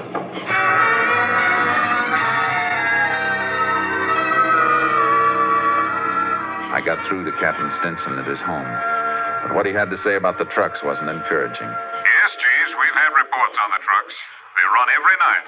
Have our men ever stopped any of them? Yes, but they seem to be all right, Jace. They have receipts for everything they're carrying. And the trucks are properly licensed. I still can't see why they're running at night. Neither can I, but there's no law against it. Hasn't the commission set a limit on the number of barrels each well can pump in a day? Yes, each well is allowed 300 barrels a day, as long as the present pressure holds. Have the operators been accounting for that much oil each day? Yes, the commission keeps a careful check. Operators report production of 300 a day. The trucking company receipts show haulage of 300 a day. And the figures at the refineries tally, too. It's a three-way check, Jace. I don't see how they could beat it. Well, I'm still convinced that Powell's death has something to do with hot oil. Well, I can't help you there, Jace. It's all in your lap. I'm hoping to match the hair the lab found on that wrench Powell used. But I need a motive to narrow down the field. 12,000 people in town make a lot of suspects. Well, do the best you can. I will. I'm sending you a list of names. Men we spotted running gambling games and selling liquor at the hotel. We'll have to let them run for a while, till we move in with a big broom. We'll raise dust whenever you're ready.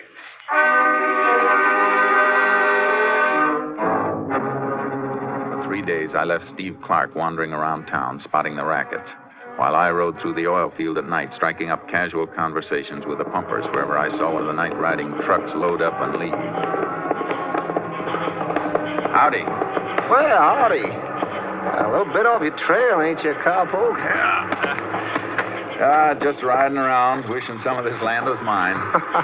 Yeah. And we all wishing the same thing. I'm just going to have a donut, a little coffee. Want a cup? Yeah.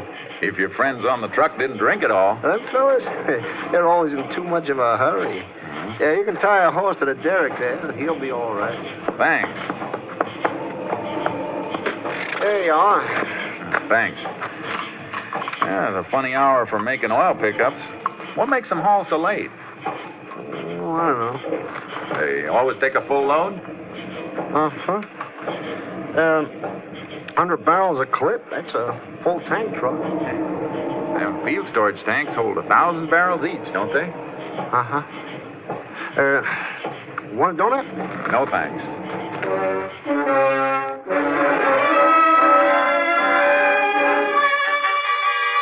I checked with a few more pumpers, then rode out to the barn where Clark and I were bunking. I woke him up. Oh, morning, Chase. What time is it? Almost 6. What'd you find out? Oh, let me stretch here. Yeah, I've got another flock of names you can send on to the captain. Here you are. Yeah, we got just about every small-time hood staked out. Everything but the head man. Jace, I'm not so sure there is a head man. There's gotta be. All the racketeers stick to their own game in their own part of town. They're all protected by the same muscle men. Yeah, so? So they belong to an organization. Otherwise, they'd be fighting among themselves, trying to move in on each other. Yeah. Didn't think of that. Dipping a finger in the oil business here, too. I'd swear to it. And that's big. We find the man on top of that, we'll have the kingpin of the entire operation. Well, I'll keep looking around, Chase. No, let the town go for a while. From now on, we'll concentrate on the wells. When we get the man responsible for killing Powell, the whole thing will tumble like a house of cards.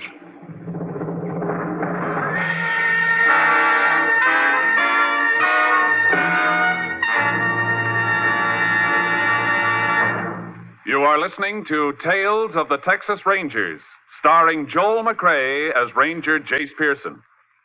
Beginning 1 week from tomorrow, that's Sunday, October 8th, Tales of the Texas Rangers will be heard at a new time. Remember, our next show is Sunday, October 8th, 1 week from tomorrow.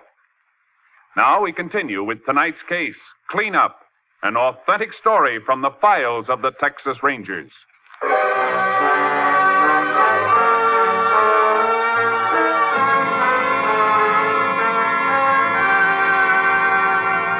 We staked ourselves out at Powell's wells. For 2 days, we kept check around the clock on every load of oil that was hauled away, watching from a distance. It was a dead-end watch. Yeah, it checks out, Jace. 4 wells, 300 barrels each per day, 1,200 barrel total. And that's what they've hauled away. Yeah, but since we've been here, nothing's been hauled from Powell's wells at night. You gonna keep watching them? Just for tonight, so we can measure the flow from the wells. You can keep the pumper busy for a while at 9 o'clock while I run a tape gauge into the storage tank. You'll have to check them again later. Yeah, I'll wander up and keep the pumper busy around 3 a.m. Then you can make the second check. We compare our figures, and we'll know if those wells are really choked for 300 barrels each or if they're pumping more in the legal quota. Okay, Jace. Let's hope it works.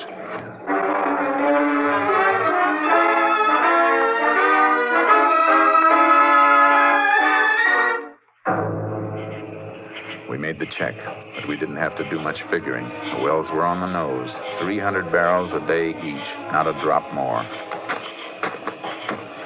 Yeah, that's it, Chase. And the refinery reports show that it's all going through. There's no hot oil to be accounted for. Well, it was a thought. Let's get the horses and turn in. Yeah. Guess Powell just happened to brush somebody the wrong way. Yeah. That oil angle would have helped plenty. Too bad. Hey, wait a minute. There's a car coming. Hey, yeah. He's turning up the road toward that rigging over there. Rigging isn't lit. Nobody's working there. It was a dry hole. Get low. Yeah. His lights will sweep this way when he turns.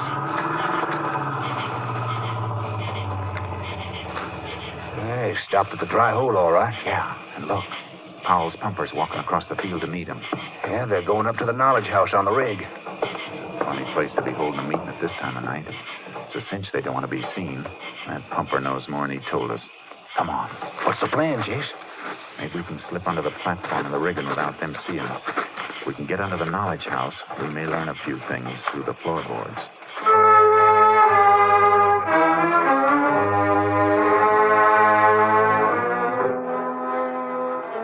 We crept through the muddy channel that drained into the slush pit and got under the knowledge house. We were hidden, but we could hear them. Trucks will start making pickups again tomorrow night. Here? Why not? Unless you think you're going to object. I can't do it. You know Powell changed the choke before his accident? Yeah. All right, sir. How can I give you any oil? Wells are only pumping regular quotas. Have the chokes changed again, so they pump a little extra. I can't. Not without Miss Pal's okay. I'm working for her now. Maybe you didn't hear me. I said change the chokes. Oh, I'm afraid, Stutz. Must be Stutz Tracy, Jace. Yeah. Well, don't look at me like that, Stutz. You know I'm on the spot. Listen, we've got the operators in this field lined up. We don't intend to have any trouble with a wise guy pumper. No, wait a minute, Stutz, wait a minute. What'd you have to hit me with? Just to make you think. That's only a sample. Maybe you'd like what Paul got. Oh, don't talk like that, Stutz. I'll do what you say. Just tell me what you want me to do. I've already told you. The trucks will roll tomorrow night. Yeah. Don't disappoint us. Don't forget. Yeah. Tomorrow. He knows what happened to Paul, Jace. Let's grab him. No, stay down. He's not the head man. But I wonder why we haven't been seeing him around. Wish I could have gotten a look at his face. His voice sounded familiar. Yeah, you've seen mugshots of him in the photos we have. Hey, a fellow with the broken nose. That's right. Have you seen him around? Yeah, I think I have. Shh. Pumper's leaving. All right. How about it? You seen Stutz? Yeah, only this afternoon at the hotel. He was talking to Frankie Gennaro. That's the first time either of us has seen him since we've been here. I heard him talking to Gennaro. He said he'd been up to Big D. In Dallas? What was he up there for? Well, that wasn't mentioned. They didn't talk much. All I know is that Stutz just got back. He'd been gone 2 weeks. Come on. We can get out of here now. Gone 2 weeks, huh? In other words, since Powell got killed. Yeah, what do you make out of that, Jason? Maybe he doesn't know just something about Powell's murder. I got a hunch he was in on it. Powell clipped one of his attackers with that pipe wrench, remember? Must have left a mark. And if Stutz had that mark, he wouldn't hang around and give people a chance to notice it. Is that it? 2 weeks is just to be about long enough for a scar to heal over. We got to get a sample of Stutz's hair to match with the hair samples Lab got off that wrench. Well, how do we get that? Get our hands on a comb or brush. Anything he's used on his head. But first, we got to find him. Well, he may have headed back to the hotel. That's a favorite hangout. Yeah, we'll try it. But on the way into town, I want to call the captain. Yeah. Come on, Charcoal. Come on, boy. What are you going to call the captain for? Find out who owns the trucks hauling the oil and what refinery they're going to. See if we can hook the ownership up with any of the people we've been watching here. Why? Well, because records have been falsified to cover that hot oil. We find out who's changing them, and we'll know who Stutz is working for and who killed Powell. Jay's hot oil won't prove murder. No, but once we link Stutz as an accomplice in the murder, I got a feeling he'll squeal like a pig caught under a gate.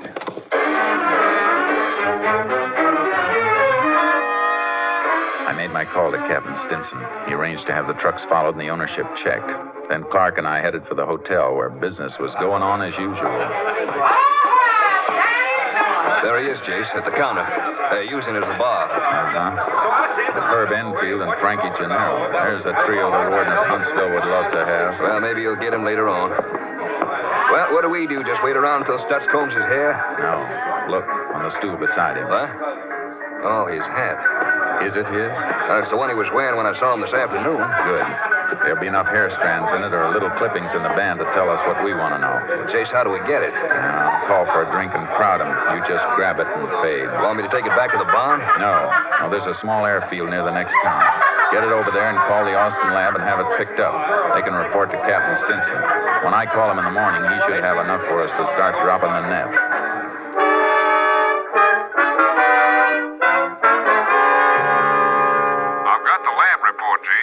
Stutz Tracy is the man Powell hit with that wrench, all right. Good. You get a line on the trucking company and the refinery? Yes, you like it. The trucking company is owned under an alias by Herb Enfield and his wife. Good. And the refinery is owned by a woman. We checked on her, Jace. She's Frankie Gennaro's girlfriend. Oh, that does it. When are you coming in? The whole company's standing by right now, ready to roll. Well, then come ahead and throw up roadblocks on the way. An awful lot of people are going to want to leave here in a hurry.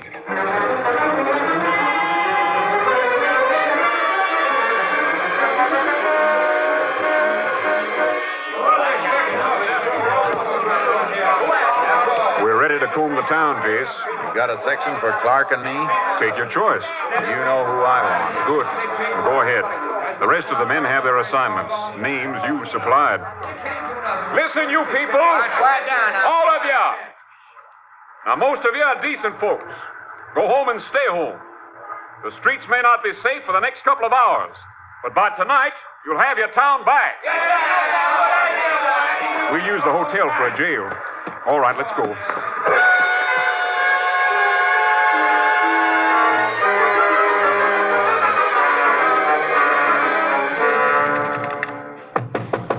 You men in there, you're surrounded. Come out with your hands up.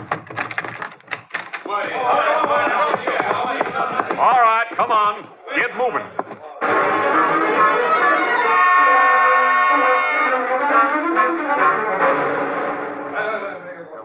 All right, all of you, up against the wall. And don't anybody reach for a gun.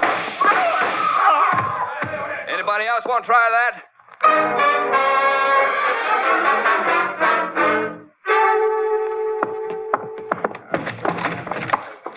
All right, Stutz, on your feet.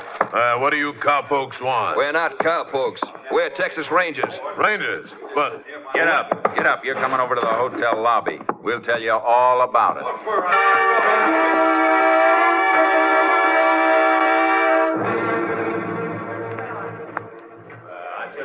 Well, that's quite a haul, Jace. Yeah, but I can't locate Herb Enfield and Frankie Gennaro. Clark's holding Stutz Tracy in that side room, though. He might know where the others are. You got the photos of the hair samples lab matched? Yeah, here. Good. I'll show these to Stutz. They should convince him.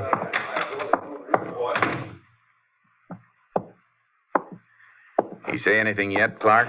Jace, not a buzz. And I'm not gonna say anything either.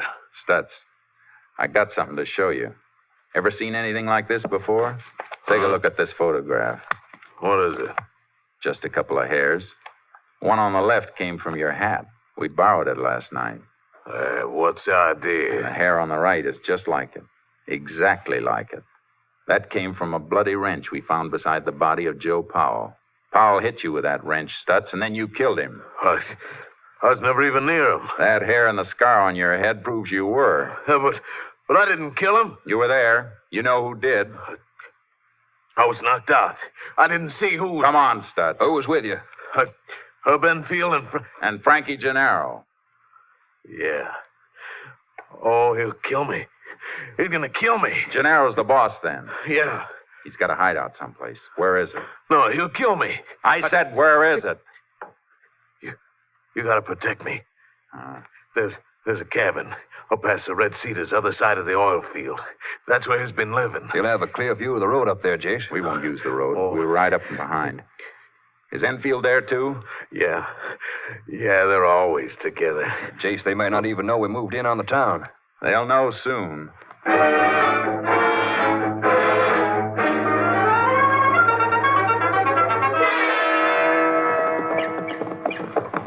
Yeah, there's the cabin, Jace. Pretty fancy. It ought to be. They've milked plenty out of this town. Yeah. Cow's running dry for them now, though. Hey, somebody around the side of the cabin there in a hammock. That's Gennaro. In a nice silk robe. He's in for a change of wardrobe he isn't gonna like. He's getting up, Chase. He sees us. You looking for something? Yeah. You're wanted in town. That's Tracy send you for me? Huh? Oh, yeah. Yeah, he did. Enfield, too. Anything wrong in town? Huh? I don't think so. You see anything wrong, Clark? No. No, I thought everything was fine. Hey, Herb! Yeah, Frankie? Stutz wants us in town. Sent these fellows out to tell us. Oh? I've seen you two around before, haven't I? Hey, what's that on your shirt, cowpoke? Oh, that's just a Texas Ranger badge. Come on, both of you. You're going into town. You shady! You, fellas mind telling me what you think you've got on me? Well, let's start with the killing of Joe Powell. I can prove I was someplace else when Powell was killed. Herb and Stutz and I were playing cards with 3 other men all night long. Not this time, Gennaro. What do you mean? We've already proven where Stutz was, and he's made a full confession. There'll be no alibis this time. Don't move, Gennaro. Look out for Enfield! Wait a minute, we don't want to fight. Shouldn't fool around with a gun, Herb. A knife in the back is your specialty. Oh, my arm. Well, Glad to see you know that I didn't kill Powell. Sure, Gennaro. You're the boy with the brains. You don't do the work. You order it. That's something you can't prove. No? You don't think Herb is going to take all the blame, do you? You're not going to set me up, Gennaro. Shut up! I want a lawyer. I can understand that. I never saw a fellow who needed one more. All right, get moving. Take it easy.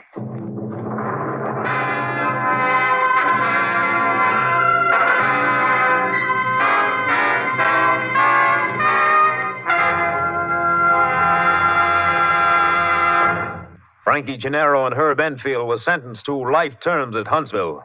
Stutz Tracy was given 50 years, and lesser offenders in the Kilman cleanup were given sentences of from 1 to 5 years. Those who were released without being charged left the town of Kilman quickly and quietly. The cleanup was complete.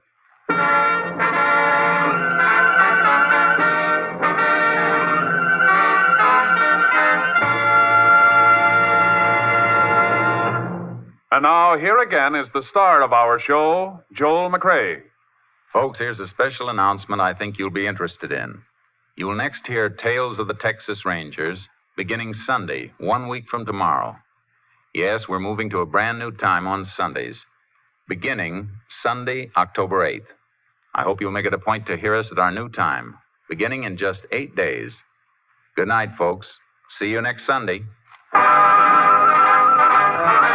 A week from Sunday, Joel McCrea in another authentic reenactment of a case from the files of the Texas Rangers.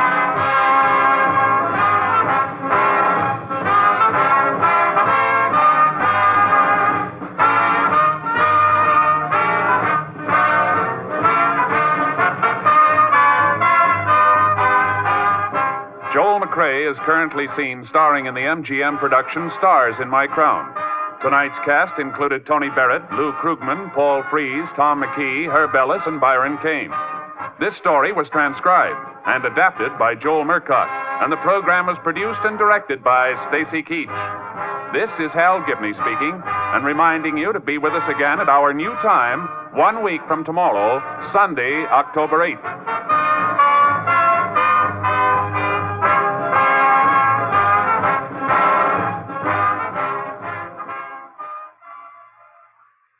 Three chimes mean good times on NBC. Next Saturday at this time, Dennis Day returns to the air. Dennis Day's comedy is always refreshing because he appears so timid and bewildered. But one thing that doesn't bewilder Dennis is how to sing a popular ballad or rhythmical melody. So for comedy and songs, it's Dennis Day at this time next Saturday. That day also marks the return of the Judy Canova Show. And tomorrow, Phil Harris and Alice Faye return to NBC. Presenting Joel McCrea as Jace Pearson in Tales of the Texas Rangers.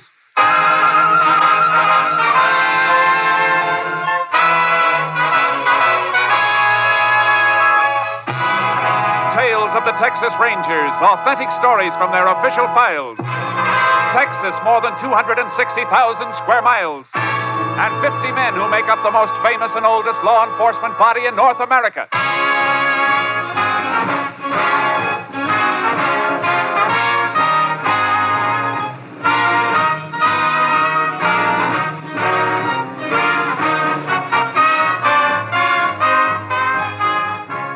From the files of the Texas Rangers come these stories based on fact. Only names, dates, and places are fictitious for obvious reasons. The events themselves are a matter of record.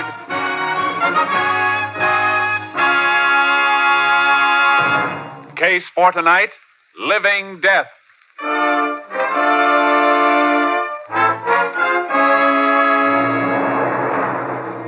It is 2 a.m. on the morning of October 3rd, 1948. A man stands in the brush on the American side of the Rio Grande, watching another man wading rapidly across the river from the Mexican side. Come on, hurry up. Senor Green? Senor Green, where are you? Over here. Shut up. Oh. I almost fallen. Never mind. You crazy wearing a white sombrero with that moon? What is the harm, Senor Green? Nobody see the ego but you. Don't be too sure of that. Somebody followed me down here. I don't know whether I shook him or not. The Border Patrol? No. Hijacker, maybe. You got the package? Oh, see, right here, 20 ounces. Okay, here's your money. 200 an ounce, $4,000. Oh, gracias. Will be another shipment next week. Yeah, I know. I'll meet you here again on the 12th, same time, and be a little more... You're right, amigo. Someone does follow you. Quiet. Sound came from over there. He's moving this way. You'll have to crawl through that clearing first, and the moon's right on it. You going to use a gun? What do you think I got it for? Keep quiet. There he is, coming into the moonlight. Yeah, and he doesn't see us. Just like a sitting duck. Oh! You hit him, senor? Yeah.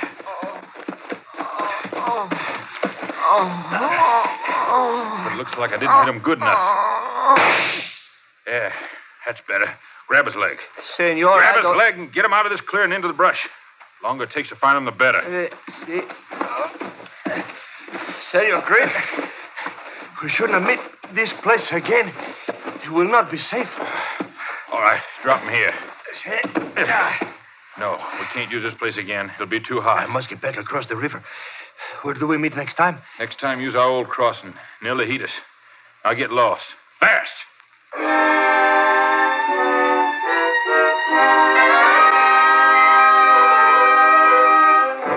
The body of the slain man was discovered, but for 2 months there was no clue to point to his killer. And then suddenly another man was shot to death on the streets of a small town in West Texas, and Captain Stinson of the Texas Rangers radioed Ranger Jace Pearson to meet him at the county morgue. Body's on this slab, Jace. Shot right through the heart, Captain? Yep. And here's our ballistics report. 45 caliber slug. Look at the markings on this photo of it. Uh-huh. All right. Now look at this ballistics photo. This is a report on the slug they took out of the man who was killed near the border 2 months ago. Yeah, I see what you mean.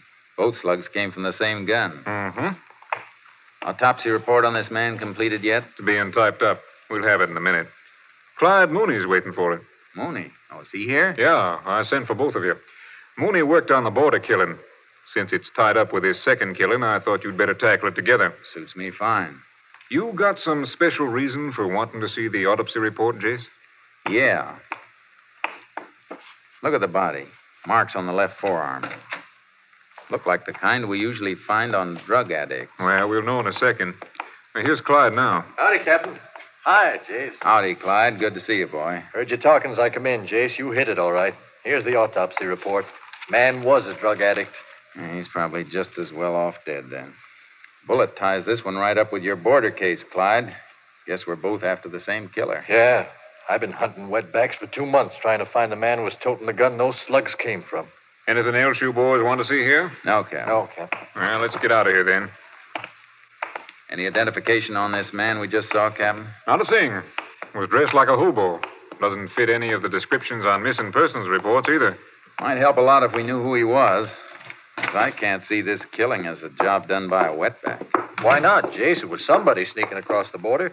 Tracks weren't clear by the time the body was found down there, but there were tracks. Both your cars in back near mine? Yeah. Yeah. All right, Jace, go ahead with your theory. Well, a wetback sneaking into the country to earn a few dollars working is usually too poor to own a gun, unless he's carrying something across with him. You thinking of those hypo marks, Jace? It adds up to me. Narcotic smuggling. Might be. Man who was killed in my territory could have been shot because he spotted somebody crossing with the stuff. Well, that's possible. But how about the dead man we just left? He wasn't shot near the border. It looked like he was down and out. Had the habit, but not the price. Might have tried to get some narcotics by threatening to expose the peddler. I'll buy that, Jace. How about you, Clyde? Best bet I've had so far. All right, Jace. Where you planning on starting? Back along the border. What, my area? No. Killing was made that spot too hot for them. They'll go back to some old crossing that's cooled off. I know a few, and you probably know a few. Well, yeah. Place west of Laredo. Then there's Devil's River. That's been quiet lately. Yeah. And the Castellon area and the Big Bend. Up through Lahitas and Redford. It's a big border. Yeah, so the sooner we get started, the more of it we can cover. You're dragging a double trailer, Jay. Suppose I load my horse in with charcoal. We'll use one car. Good. Let's go.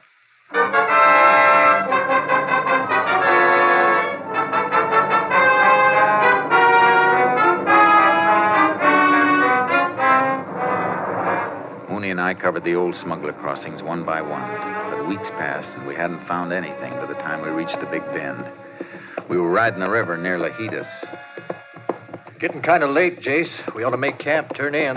Yeah, might as well quit this spot tomorrow. Move on toward Redford. There's a good campsite ahead, clearing near that clump of honey mesquite. You've got eyes like a cat. We can make radio contact when we get back to the car tomorrow. Captain may have something for us. Yeah. What was it he said he'd check on? Narcotic possession cases. Trying to pin down areas where the drug traffic seems to be the heaviest. Man who's smuggling narcotics must be picking up for a central distributor. Well, it could be just a small operator. A small operator's business wouldn't warrant the risk of crossing the border. Whoever makes the pickup is working for a boss. Well, why couldn't he be the distributor making his own pickup? Big boy'd play it safe. Stick somebody else's neck out, not his own. Here we are. Ooh, charcoal. Ooh, boy. You want to get the bedrolls off, Jace? I'll strike a fire, get some chuck cooking. No, let's skip the fire and eat cold. Well, why? We're moving out of here tomorrow. I'd like to watch one more night. It's too quiet here. Haven't been reports of any trouble in this section in almost 3 years. We haven't even spotted a wetback trail. Okay, no fire. Might as well let the horses drink before we hobble them. Come on, Charcoal. Come on, boy. I want to rub Charcoal's legs down tonight. Leche Guia's been cutting him up. Yeah, I got a few nasty scratches myself. Attaboy. Drink up. You looking for something over there, Jace? Yeah. Let the horses go for a second. Come here. Bring a flashlight. What is it?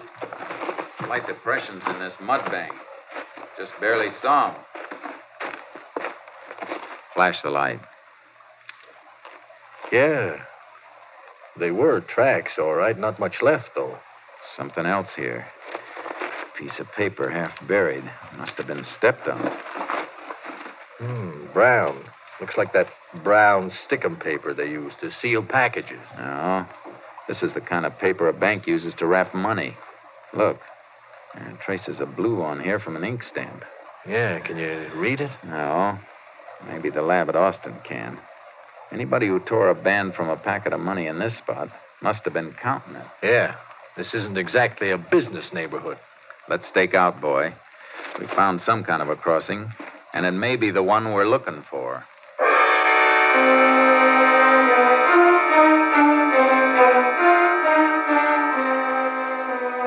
We didn't dare move out of the area. We took turns sleeping and keeping the horses out of sight as much as possible. At night, we crept out along the river, moving slowly under cover.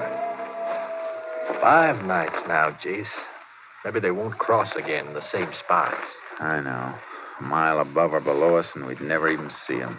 We found tracks in a couple of places along here. They might... What? Oh. One of our horses. Thought we had something for a minute. Clyde, that isn't one of ours. It's coming from the wrong direction. Put your ear to the ground. I don't have to. I can hear him coming now. It can't be our horses. They're hobbled, and the one we hear is moving free. Come on. Don't show yourself on the riverside. That's where his contact will come from. Coming now. There's something moving in the water out there. A few hundred yards down. Our horses would have to be up the other way. We'll have to try it on foot. We haven't time to go back and get mounted. If they make a fast pass, we'll never get there in time anyhow. We'll have to risk a little noise. That moving horse will cover our approach until he stops. Step it up. The contact is across to this side by now. I can't see him out there anymore. Wait. The horse is stopping, too. Diego? Oh, here, senor. Come on, give me the stuff. Here's the money. They're not wasting any time, Jace. No. Let's go. Stay where you are! Both of you! Keep going, Diego. Run! Get up, boy! I'll get the one in the river, Jace. Stop that horse! Come out of that water!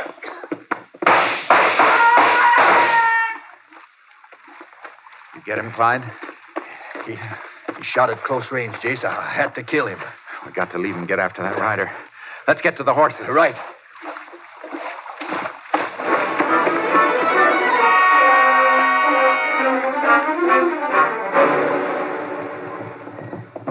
Only we've been 50 yards closer to him back there, Jace. He went over the ridge up ahead. We can pick up his trail up there. I could swear I hit him when I fired. I hope you did. Narcotic traffic's the filthiest thing on earth. Oh, here's the ridge, Jace. Whoa, boy. Whoa, Charcoal. where we have to track. Mesquite and greasewood. Ground as hard as rock. Won't be much of a trail here, Jace. It'll take us hours to cut back and forth looking for soft spots. No time for that. Get off. Yeah. It's going to be too bad if I didn't hit him. A blood trail's our only chance. Yeah. They'll find another contact for narcotics across the border. Sure they will. Unless we get to the man we're after. He's the only one who can lead us to the ring on this side of the border. And we've got to get to him before he gets rid of that package.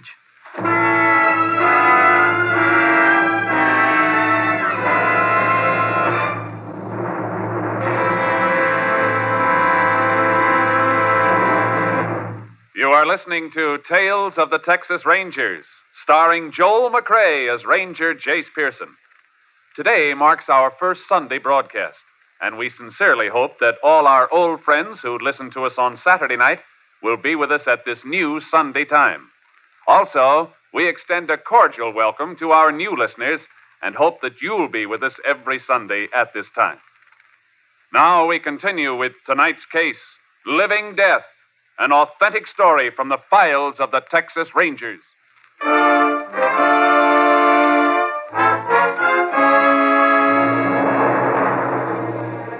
We combed the ground for a blood trail, and we found it. Not much, but enough to follow. It led through the mesquite and greasewood, but the rider knew the country. He'd been weaving through the roughest spots. He's a smart one, Jace. Yeah, slowing us down all the way. Got a good hour on us by now. And an hour's too long. He's probably just using that horse to get to a car someplace. We can't waste any more time trail cutting them. No.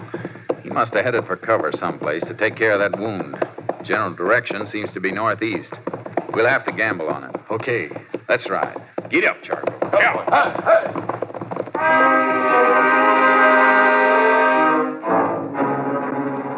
After 2 miles, we reached a road and picked up the trail again. We had horse tracks to follow now, and they led to a dilapidated barn near a rundown ranch house.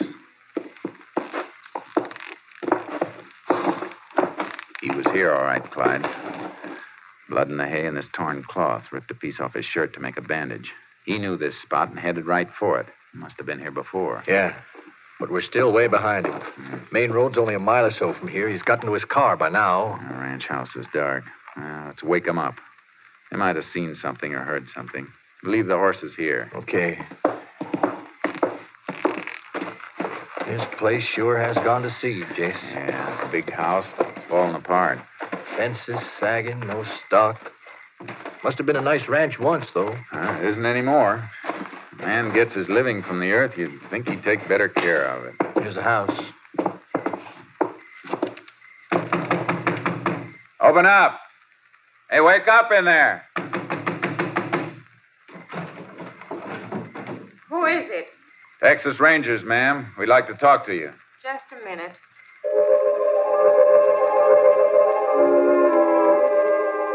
There was an electric power line to the house, but when she opened the door, she was carrying a candle. The inside of the house was almost barren. What do you want? We're looking for a rider. Came through here tonight. He stopped in your barn. You see or hear anything? No, I didn't. You rent out a horse to anybody? A horse? Range, if I had a horse, I'd have sold him for food for my kids. Sorry we have to bother you, ma'am. It's all right. What difference does it make? You know anybody around who... Ma'am, would you mind holding your candle over the mantel of this fireplace? Why? Jace, that picture. The picture was a photograph of a man. The face was younger, full and healthier than when we'd seen it last. But there was no doubt about who it had been. Jace, that's a picture of the man we saw with the cap, the body in the morgue. Oh, no. Take it easy, ma'am. Take it easy. Ma'am, I'm sorry. When? When did you see him? Oh, he can't be dead. He can't be. I'm afraid he is, ma'am. And you'll help us a lot if you'll tell us who he was. Jack Prentice. My husband. Oh, my poor kid. Oh, why didn't you report him missing? Because he left me 2 years ago. He'd sold and lost everything we owned. He was sick, half crazy, acting like a madman. I don't know why I didn't do anything. He'd never been like that before. You got any idea at all what started it? A friend of his. Jack was all right. He was a good husband and father till he took up with Virgil Green. Then he spent more time with him than he did with us. He must have been gambling or something. We had a good place here. Then it was all gone. This isn't going to be easy to take, ma'am. Your husband wasn't a gambler. He was a drug addict. Oh, why didn't he tell me? I begged him to go to a doctor, but he wouldn't.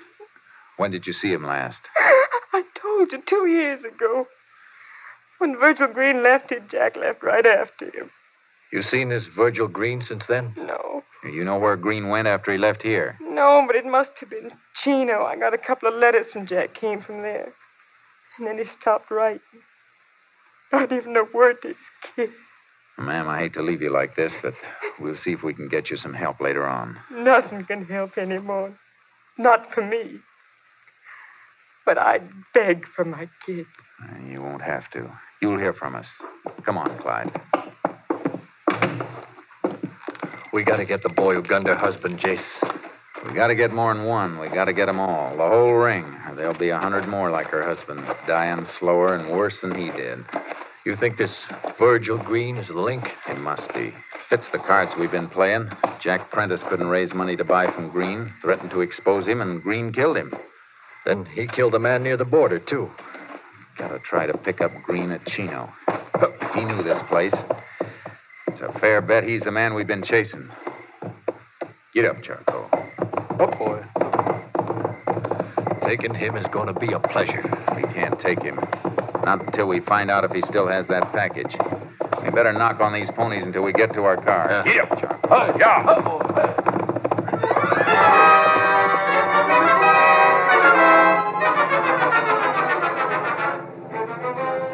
We got to the car, but before we headed for Chino, I put in a phone call to Captain Stinson.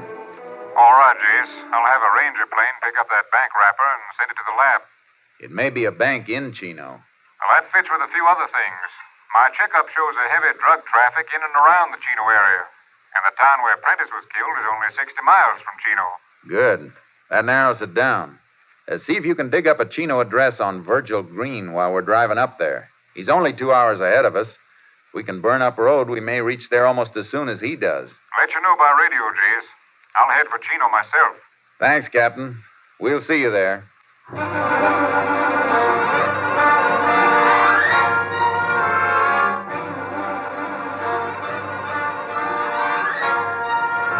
were less than an hour out of Chino when our short wave came through with Green's address.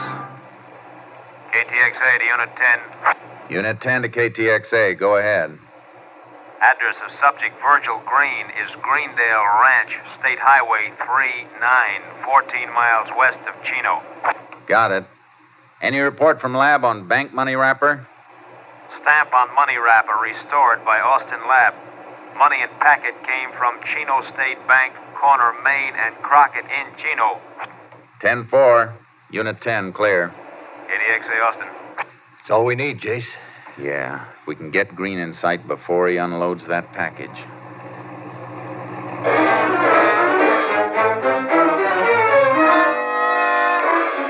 It was dark when we reached the Greendale Ranch outside of Chino. We'd made up time on Green's head start because we saw a car and horse trailer pull into the ranch just ahead of us. A man got out of the car and limped up to the house, and he was carrying a package. Walks like a man's been shot in the leg, Jace. Yeah. Don't turn in after him. Go on past the ranch. Okay. Where do you want to stop? Where we can watch the house and keep the car shielded. Well, there was some heavy brush on the other side of the road just across from Green's place. All right. Turn around and go back. We'll keep an eye on him from there.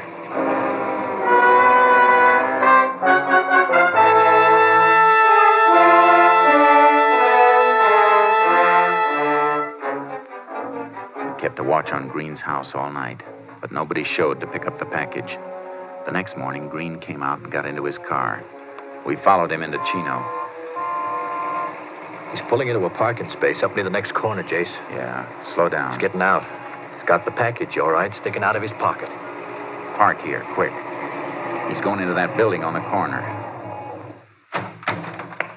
Come on, before we lose him.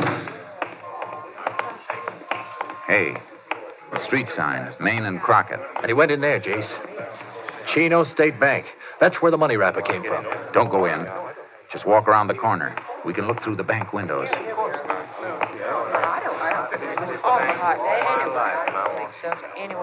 There he is, Jace. Last counter at the rear of the bank. Safe deposit boxes. Going through the rail into the vault. Must have a box he's going to plant the stuff in. We going to grab him? No, wait till he comes out. But he won't have it on him then. We got enough on him. We can pick him up any time.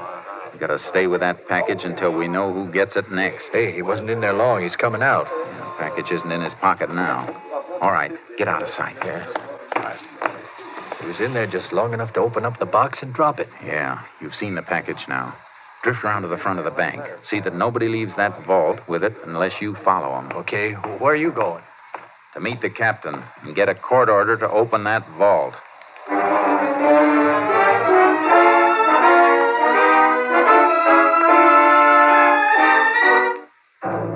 We got the order. Then we waited until the bank closed and the employees were out. We got the president of the bank at his home and took him back to open the vault. Narcotics, most distressing, gentlemen. Oh, come in, please. All right. Which box is Green's? 421, right here. Want to open it for us? Why, of course. What? Say. It's empty. Now, couldn't you have made a mistake, Ranger? No. Clyde, are you sure that package wasn't taken out? Positive, Jace. I watched every single person went in or out till the bank closed. Our order covers the rest of these boxes, doesn't it, Captain? Yes. All right. Let's open them all.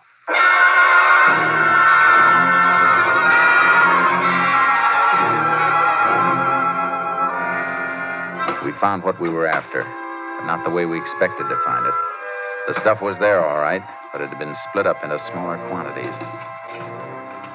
The owners of these boxes must be names you have on your list of dope peddlers, then, Captain. I'll check that on the bank records. Yeah, but how'd this stuff get split up? Green wasn't in here long enough to do it. No, he couldn't have done it. Miss Key had only give him access to his own box. They have to be done by somebody with a set of duplicate keys. Somebody working here. Well, that's impossible. Only the head cashier and I have duplicate keys. Were you in the vault after the bank closed? No, sir, I haven't been in here all day. That's truth, Jace. I could see him through the window. And then the head cashier's our boy. He's the distributor. And a pretty clever distribution scheme, too. No direct contact, and he has access to the vault after the guard has left. If he's handled those packets, there'll be fingerprints on them.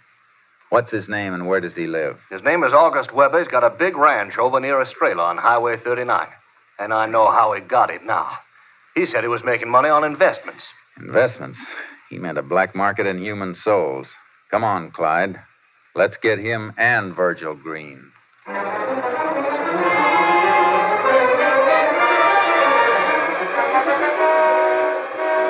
found the house, an elaborate building on a fine ranch. There was another car in the driveway when we pulled up. Hey, Jace, that car in front of the place. Yeah, we're in luck. It's the car Virgil Green was driving. Light around the side of the house by that French door. Maybe they didn't hear us drive in. Good. Let's slip up on that side of the porch and find out. Might be able to take him easy.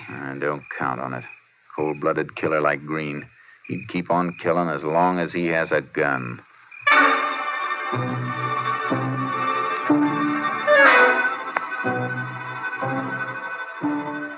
We slipped up to the French door. It was locked and we couldn't see through it. But their voices drifted out through an open window. I'm telling you, Weber, my leg is infected. I gotta see a doctor. Have him report a bullet wound? You want me to die? I could put a bullet in you, too. Well, let me know when you want to try. I've done a little killing myself, Green.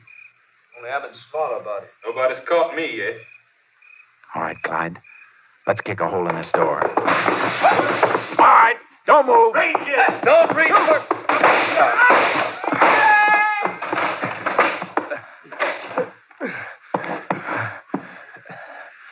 Clyde, you hurt bad? My side. You're hit too, Jace. Blood on your head. Just a nick. Come on. I'll get you to a hospital.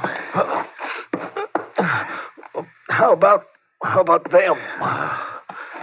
Leave them for the coroner. They're both dead.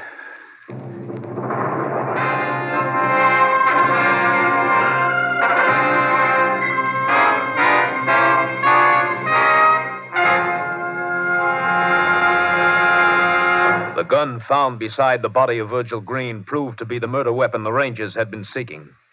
Narcotics peddlers having safe deposit boxes at the Chino State Bank were rounded up, and they admitted they had been supplied by August Weber.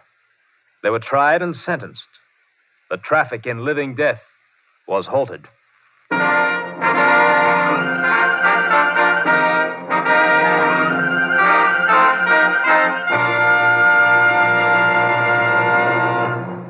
And here again is the star of our show, Joel McCrea.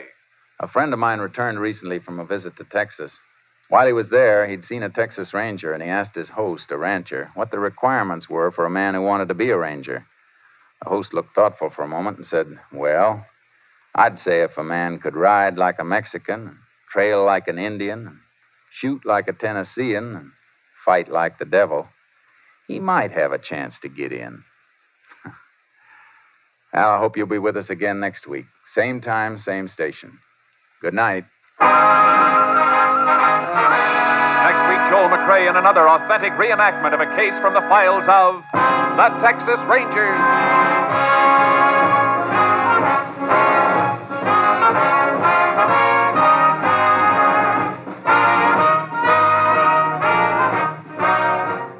Joel McCrea is currently seen starring in the MGM production Stars in My Crown. Tonight's cast included Tony Barrett, Barney Phillips, Larry Dobkin, Byron Kane, Ken Harvey, and Lillian Byam. This story was transcribed and adapted by Joel Murcott, and the program was produced and directed by Stacy Keach. This is Hal Gibney speaking.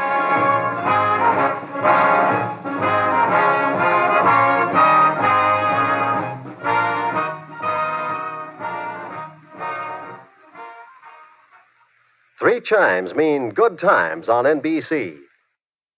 The National Broadcasting Company presents Joel McCrea in Tales of the Texas Rangers.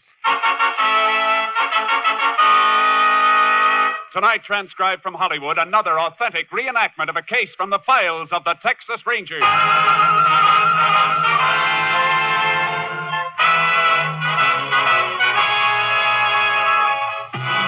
Tales of the Texas Rangers, starring Joel McCrea as Ranger Jace Pearson. Texas, more than 260,000 square miles, and 50 men who make up the most famous and oldest law enforcement body in North America.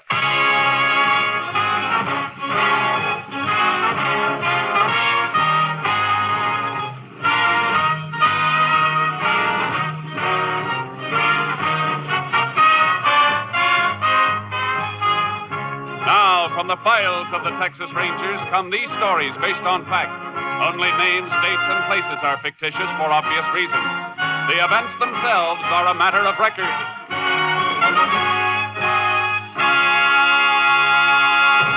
Case for tonight, dead giveaway.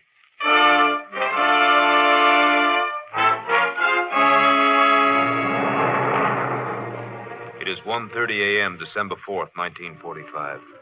A single light glows in the living room of a farmhouse 4 miles from the town of Ashton in West Texas. Inside the house, a frantic young woman tries to place a telephone call. Operator. Operator. Oh, please. Operator. Operator, get me the sheriff, quickly. Is that you, Mrs. Deneen? Yes, hurry. Oh, this is Mary Lou, Mrs. Deneen. I'm working nights now. Is something Mary wrong? Lou, stop talking and get me the sheriff. Oh, all right.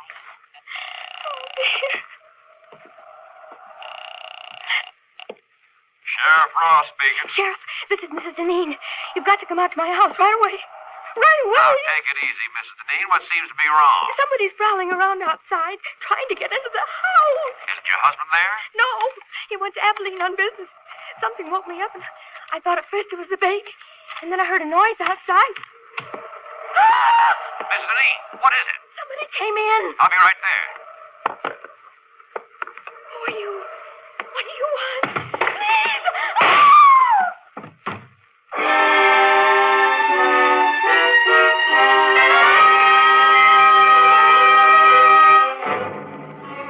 It took Sheriff Ross less than 15 minutes to get to the Deneen farm. But Mrs. Deneen and her 4-month-old baby were dead when he arrived. The sheriff called for the assistance of the Texas Rangers. Ranger Jace Pearson was assigned. Jace Pearson? Yeah, Sheriff. You got here right quick. Yeah, I was over the next county when your call came through. Well, I hope you got a little sleep, because you won't get much now. Better come in out of this cold. How long ago did it happen? About a half hour ago, 1:30. Mrs. Deneen called me, woke me up at home, said somebody was trying to bust in. Right in here, Jace. Shot right through the chest, huh? Yeah. She leave the phone hanging off the hook like that? Reckon so. Whoever broke in, they broke in just before I hung up. Nothing's been touched, Jace. I know. I had a time getting past your deputies down the main road. The phone operator's been buzzing everybody. We don't want half the county barging in here messing things up, so I blocked them all. Good. Where's the baby? In there, the front bedroom. You can look if you want to, Jace. It's a little more than I can take twice. How old? Only 4 months, Jace. Little girl. Where'd he break in? Side door, I'll show you. Where's the husband? Abilene, on business. I called the chief of police there. He's going to check the hotels and notify him. Here's the door. It was wide open. That's how I got in to open the front door. Lock doesn't seem to be broken. Must have been picked. Deneen's keep much money around the house? As little or as much as most folks, I guess. But I don't think any's missing. There's Miss Deneen's purse on the kitchen table. Killer couldn't have missed that. You check it? Yeah, about $40 in it. It hasn't been touched. Motive wasn't robbery then, Sheriff. No. There's no sign of any other motive. But there's got to be one, Jace. Yeah. The toughest motive of all. Because it's the easiest hidden. Hate. The kind of hate the devil wouldn't hold.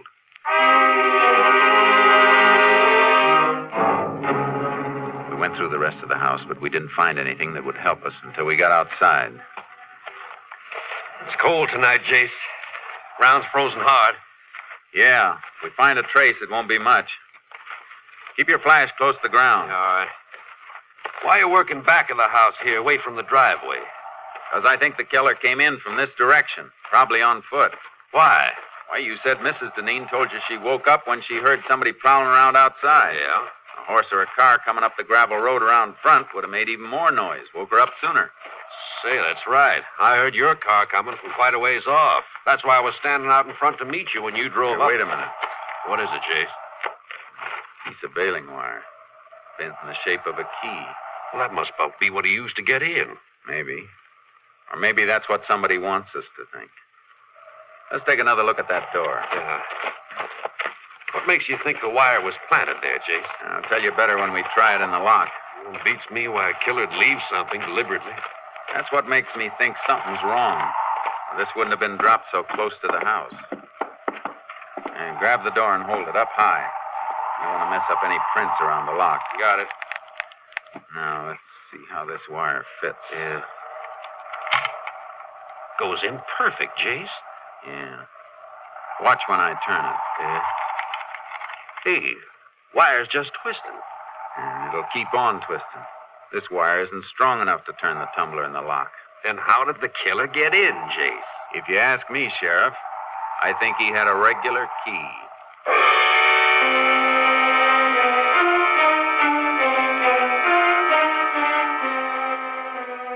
I put in a call for a fingerprint crew, and the sheriff called to have the bodies picked up for autopsy. Then we went outside and started trailing again. We found a few directional traces, but they petered out in the darkness. Can't see anything at night on this ground, Jace. Try cutting back and forth a little further. Yeah, all right. Man we're following was weaving, trying to throw us off. It just makes it tougher to track. He's got to be headed for someplace, some definite direction. We might as well establish which direction. Yeah. Guess there's nothing much we can do except this until we have some daylight. Save us an hour in the morning. Then we can track on horses without wasting time finding out which way to go.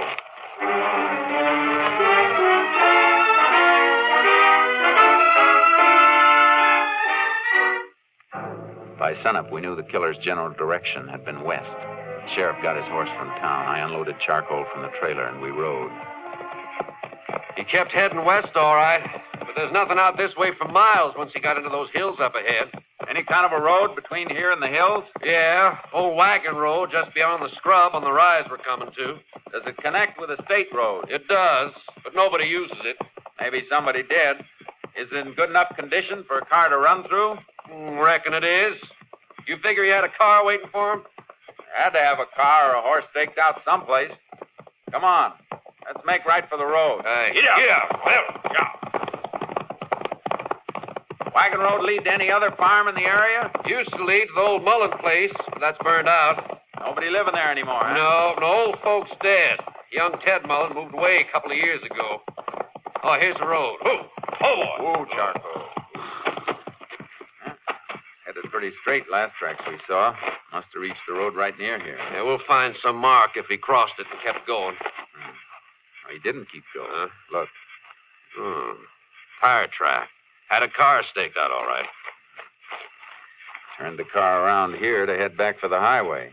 Could have been somebody else waiting in the car for him. Maybe, but I don't think so. Yeah, look at the heel marks. Walked around to the driver's side of the car to get in. Yeah. And there's something else here, too. Dropped this cigarette butt and stepped on it. Yeah, sure didn't smoke much of it. Didn't even burn down to the brand mark. Well, at least we know what brand he smokes. About all we do know, Jace. Won't be anything to follow at the main road. He sure won't leave a trail there. No. Mount up. Let's get back to the house.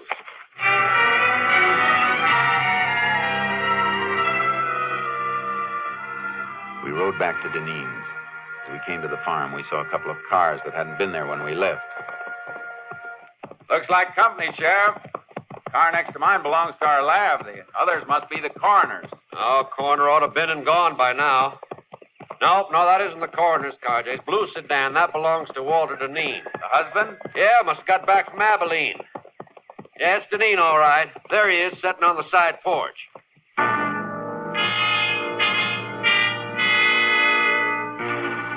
Walter Deneen sat with his face buried in his hands until we dismounted and walked up to him. The lab crew was in the house looking for latent prints. Howdy, Walter. Oh, howdy, Sheriff. Walter, I can't tell you how... Don't say anything, please. Ask me anything you like, but I don't want anybody else telling me how sorry they are. Better let me talk to him, Sheriff. Sure, Jace. Mr. Deneen, it'd help us a lot to know one thing. You or your family have any enemies? Enemies? Could there be an enemy as bad as this? We know the house wasn't robbed. Have you ever had any trouble with anybody, no matter how small it seemed? Now's the time to remember it. If there was anybody, I wouldn't tell you. I'd take care of it myself. That's no way to be, Walter. Don't go telling me how to act, Sheriff. You didn't come home to your house 10 minutes ago. You didn't find your wife and kids the way I found mine. Mr. Deneen, why don't you try to get a little rest? We'll talk to you later. Yeah, okay. Anything I can do, Walter, just holler. Yeah. You been able to think of anybody who might have had it in for him? Not a soul, Jace. Unless it was Ted Mullen. The one you told me about? Family that was burned out? Yeah. But, Jace, that was 5 years ago. Sometimes hate doesn't die with age. What happened? Well, old folks just got to brooding and died off after their house burned. Young Ted blamed Walter. Why? Windmill at the Mullen place was busted. They tried to borrow from Walter to get it fixed, but he turned them down. Ted said if the mill had been working, it would have pumped enough water for him to put the fire out. Young Mullen the kind to hold a grudge? Well, after 5 years, Jace. And he moved out a long time ago. Where? Who knows? Come on. I'll call my headquarters by radio. Maybe they can get a line on Mullen. All right. If they find out where he is, it won't do any harm to check on where he was last night. It won't hurt any. But I can't believe that a man after... Hey, hold it, Sheriff. Well, that's only Walter's car, Jace. What are you looking at? The design of the tire tread. Look at him. Oh, that may be. It's the same design we saw in the dirt road where the killer picked up a car to make his getaway. But, Jace, that was hard ground. Could barely see the tread. And tires like that are standard on lots of cars. Yeah, I know. Just the same. I want to look this car over. Left his ignition keys in. You going to start it? No. Just want to take a look at the dash. He said he got back from Abilene 10 minutes ago, didn't he? That's what he said. Take a look at that temperature gauge. Let me see. Register's cold. Yeah. Only it should be pretty warm if he finished a drive a couple of 100 miles just 10 minutes ago. Could have dropped back, Jace. Not in 10 minutes, Sheriff. It's a cold morning, but not that cold. Well, I want to talk to Deneen again. You see something else? I sure do. Look at this on the frame of the door. Service station lubrication sticker. Yeah. Dated December 2nd, day before yesterday. 18,412 miles. The mileage on the dash shows he's driven less than 200 miles since then. He couldn't have been in Abilene. Well, wait a minute, Jace. I admit that looks funny, but the man we were chasing, he ground out a cigarette, remember? Well, what about it?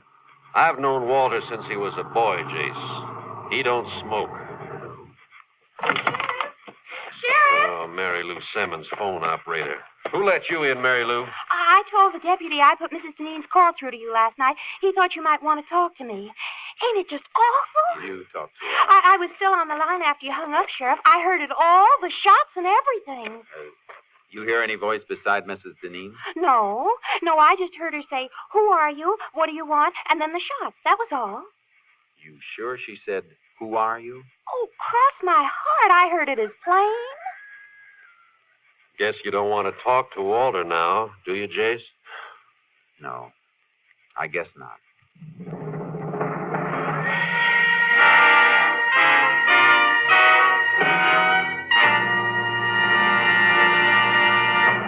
You are listening to Tales of the Texas Rangers, starring Joel McCrea as Ranger Jace Pearson. And now we continue with tonight's case, Dead Giveaway, an authentic story from the files of the Texas Rangers.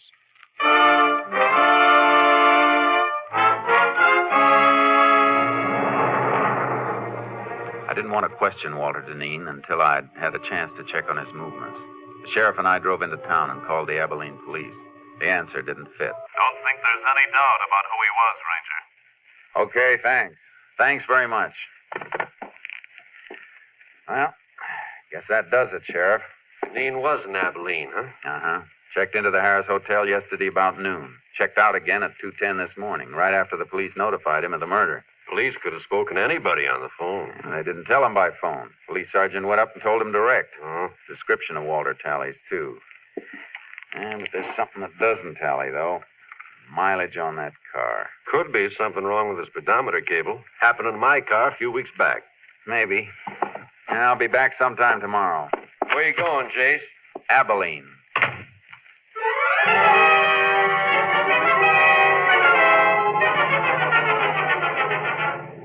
As soon as I hit the highway, I put in a shortwave call to headquarters, station KTXA. Unit 10 to KTXA. KTXA. Go ahead, Unit 10. This unit en route to Abilene. Request Abilene police secure names of all contacts made by subject Walter Deneen, registered Harris Hotel there yesterday. Will do, Unit 10. Unit 10 sent piece of wire back to lab for examination. Any report yet? Not yet. Wire and fingerprints both under study. We'll keep you informed. 10-4, Unit 10, clear. KTXA, Austin.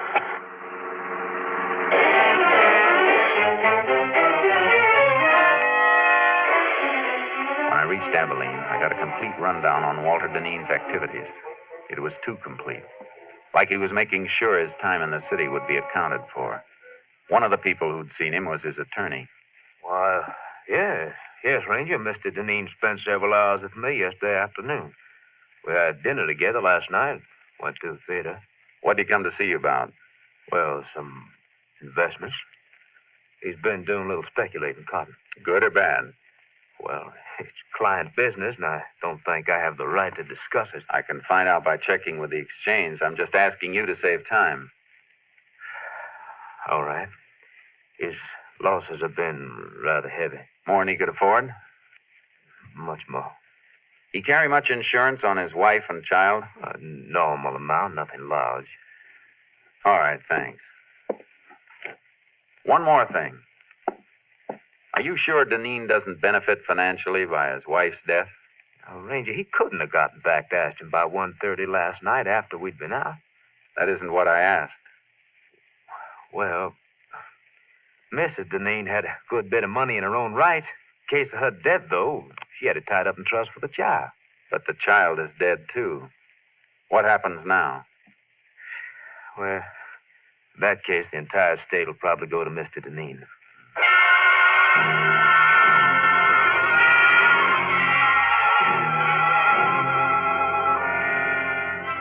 I made one more stop before I headed back to Ashton. I paid a visit to the garage, the Hotel Harris. I keep the location of all guest cars on this index rack so we'll know which stores they're in when they want them. Was Walter Dineen's car in here yesterday? Dineen, that's D-I-N, isn't it? Uh-huh. No, there's no record of it. Was he a guest at the hotel? Yes. Is there any parking lot around here he might have used? Not convenient to the hotel, and parking is free here for guests, so I don't think he'd use a lot. Neither do I. Thanks.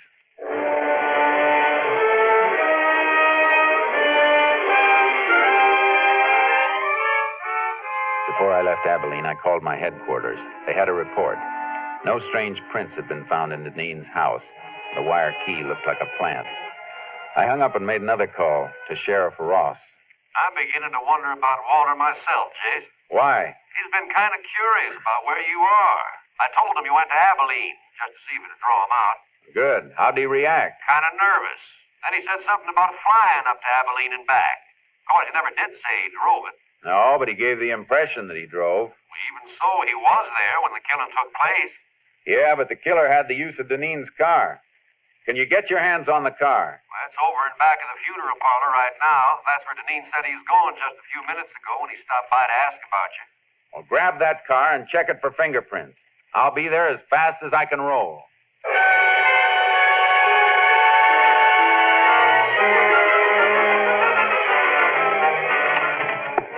Oh, howdy, Jade. Car all worked over, Sheriff? Yeah, ought to have reports on the prints soon. Send them to Austin. Find any strangers? Quite a few of one set that weren't Dineen's. If they belong to a professional killer, there's a good chance he'll have a record. Where's Dineen? My deputies are out looking for him. Why? I thought he was at the funeral parlor. So'd I, until I went in to look for him after we finished on the car. The undertaker said he'd left more than an hour ago by the front door. Must have spotted you working over the car. Come on, let's find him. Yeah.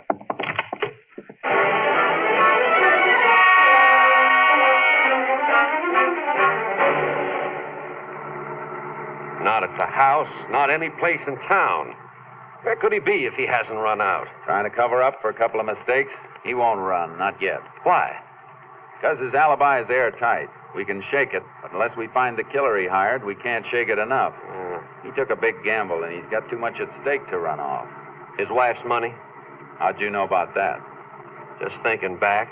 Little late. Folks knew Mrs. Dineen's family left her well off. Walter married her not long after they passed on. A lot of people thought the money had something to do with it. Wish you'd remembered that sooner. Well, Jace, they seemed close. And then there's the baby. Baby was just something extra that got in Dineen's way. Oh. Never gotten any of the money if... KTXA to Unit 10. Maybe a report on the prints. Unit 10. Go ahead, KTXA. Have report on prints lifted from car at Ashton, Texas. One set identified as belonging to Joe Crofton. Joe Crofton. Any line on his whereabouts? Finished serving parole 4 months ago. Last address known to parole office was shack located western slope of Casket Mountain. 10-4. Unit 10, clear. KDXA Austin. Crofton must be the killer then, Jace. I'll bet on it.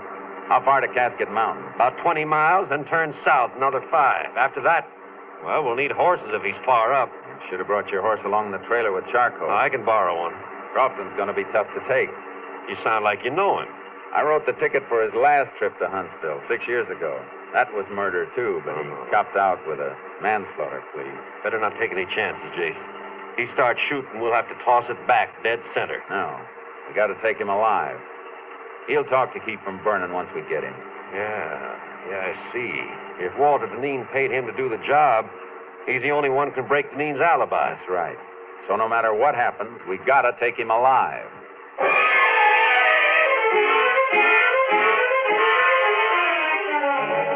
Crofton's cabin was up, all right. Way up. The sheriff borrowed a horse from the man who directed us. Quite a climb, Jace. Well, not so bad following this wash, though. Suppose he isn't there. I got a hunch he will be. I don't think Dineen had enough money to pay for this killing. He was almost broke. You mean he planned to pay off out of his wife's money when he got it? Yeah. Wonder how Walter arranged for him to get the car that night. Not much to arrange. Left it near the airport with the keys in it. Crofton brought it back and left it in the same spot. Probably left the house key for him, too. Glove compartment, maybe. Yeah. With the airport 40 miles from Ashton, nobody recognized the car or a strange driver. Come in at night, used an abandoned road. Look. Huh? Hey, Another horse left tracks in here, too. Yeah, and they're fresh. Oh, boy. That must be Crofton's horse. No. Rider was taking the rough way. Just cut into the wash here to find a better trail. Crofton lives up here. He'd know the best trail. Who else would be coming up here? Deneen, to shut him up. Come on. Yeah, here, give off. Not too fast, Jason. We'll spill. You gotta risk it. Too slow, we'll be too late.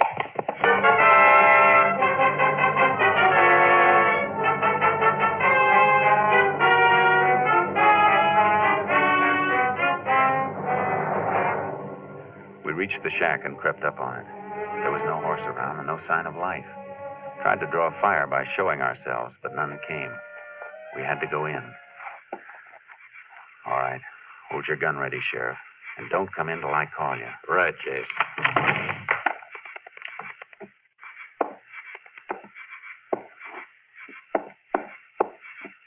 All right, Sheriff. Come in. Nobody here, huh? Oh, wait a... Oh. That Crofton? Yeah, that's him.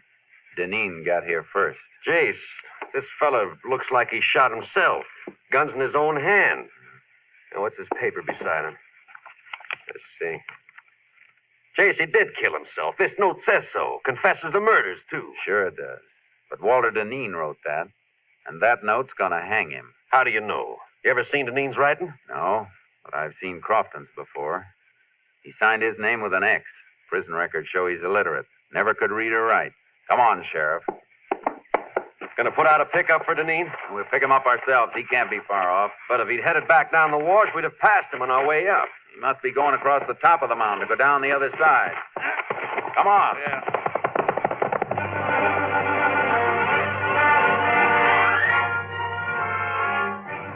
We raked our horses as fast as they could move.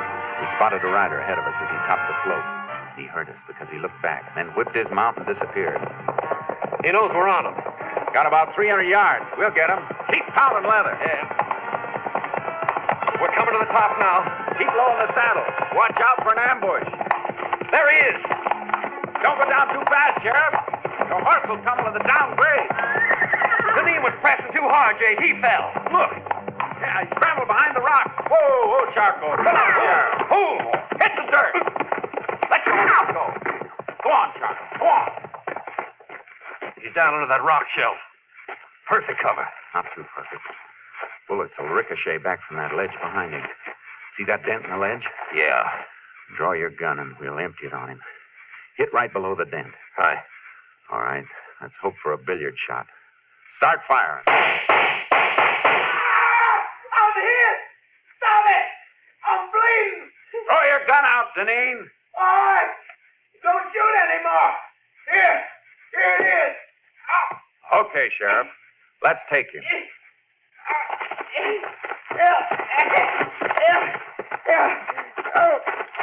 I'm hit.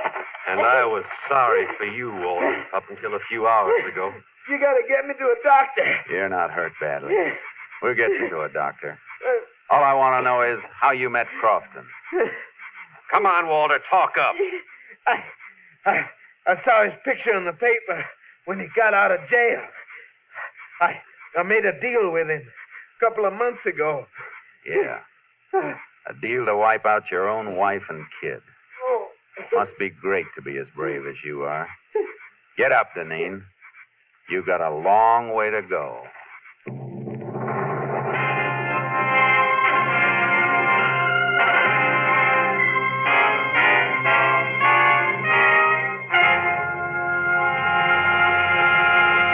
Walter Deneen confessed and made a plea for clemency. It was not granted. And on the 11th day of October, 1947, he died in the electric chair at Unsolved.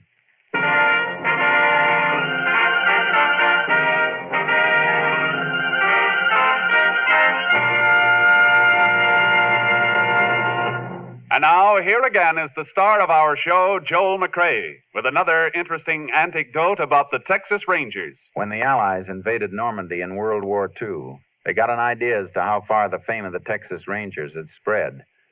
Both surrendering Nazis and liberated Free French said they knew the war was as good as over because the Texas Rangers had landed. Of course, it was the heroic American Ranger troops who made the landings. But nothing could convince the Nazi war prisoners that these were not the terrible Texans they'd heard about in many American legends. Good night, folks.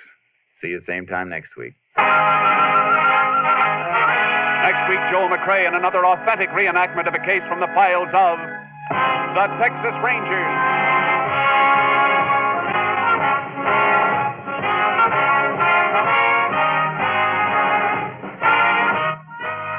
Joel McCrea is currently seen starring in the Universal International Technicolor production Saddle Tramp. Tonight's cast included Tony Barrett, Lorene Tuttle, Mike Barrett, Hal March, and Paul Frees. This story was transcribed and adapted by Joel Murcott, and the program was produced and directed by Stacy Keach. This is Hal Gibney speaking.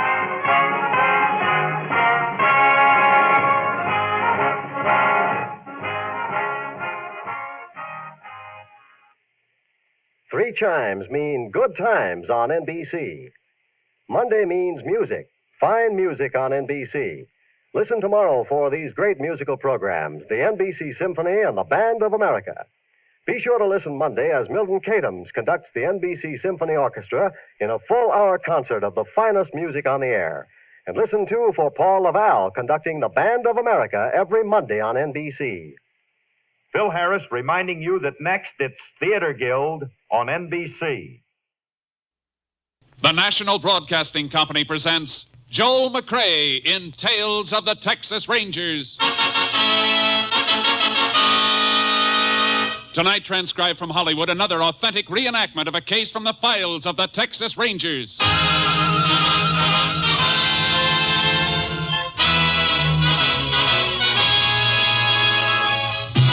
Tales of the Texas Rangers, starring Joel McCrea as Ranger Jace Pearson. Texas, more than 260,000 square miles, and 50 men who make up the most famous and oldest law enforcement body in North America.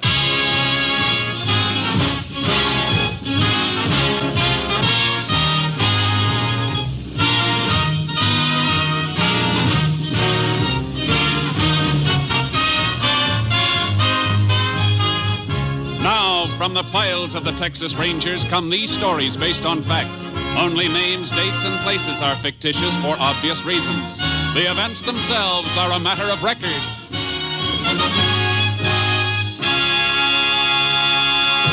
Case for tonight, Soft Touch.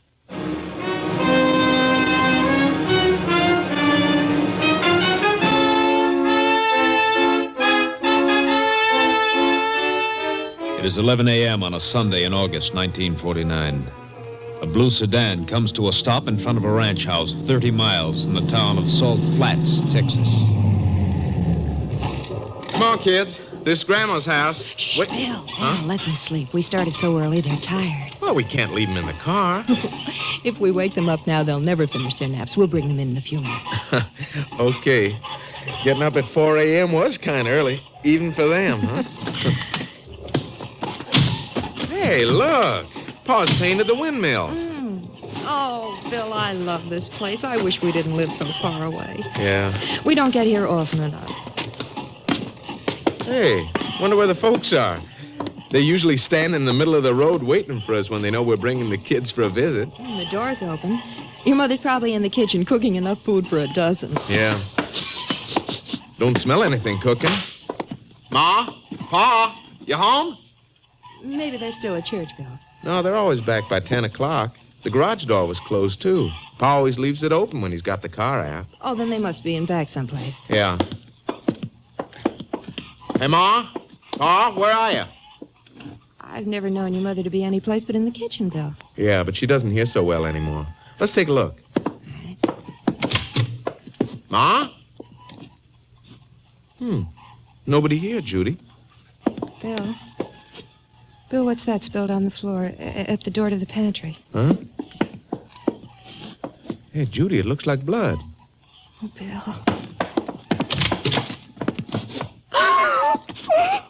Ma! Pa! Oh, good Lord. Mom, it's dead. Oh, Bill, honey, come away. Come away.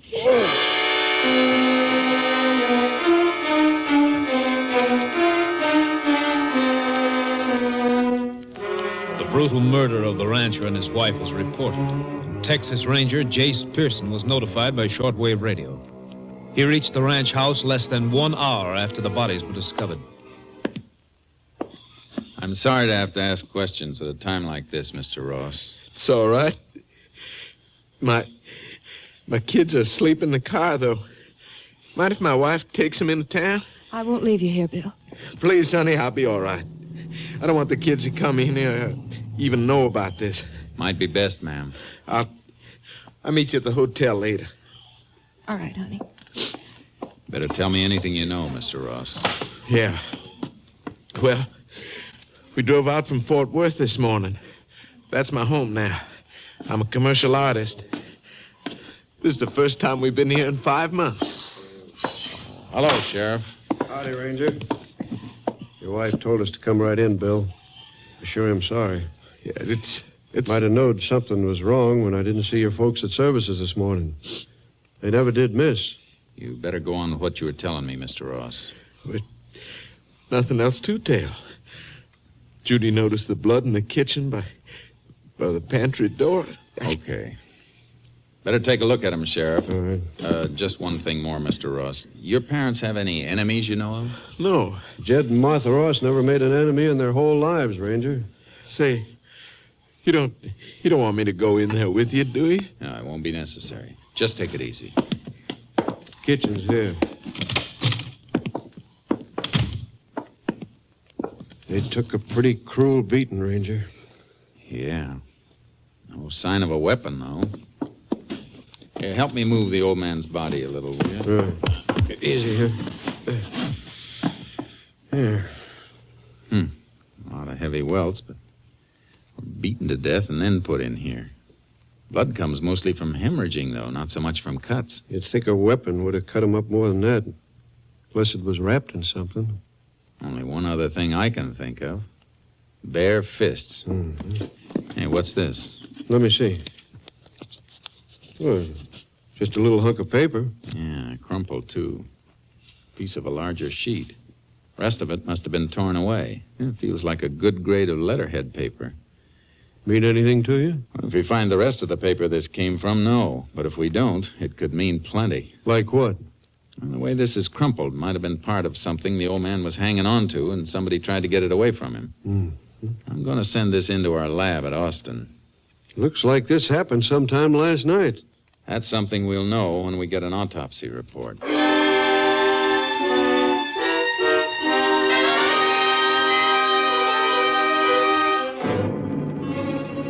called to have the bodies and the piece of paper picked up. Then we checked around the outside of the house. The gravel road wouldn't hold a car track. But behind the house, we found marks where a horse had been tied. I got charcoal out of the trailer, and the sheriff got a horse from the ranch barn. You went right toward the southeast quarter. Ross has 200 acres and cotton down there. Yeah, I see it. Might have ridden over there yesterday on one of his own horses. No, horse that made this trail wasn't one of Ross's. Pony we're following has a spread hoof. Whoa. Look. See the marks? There's a bar across the frog on the right forefoot. Yeah. Wondered why you were checking the shoes on the horses back there in the barn. Yeah, that's why. Wrong way. Who owns the adjoining place? Other side of the cotton. Big Chuck Whitaker. Now, let's get moving. I want to have a talk with this Big Chuck Whitaker. Come on, Chuck. Hey, here, boy.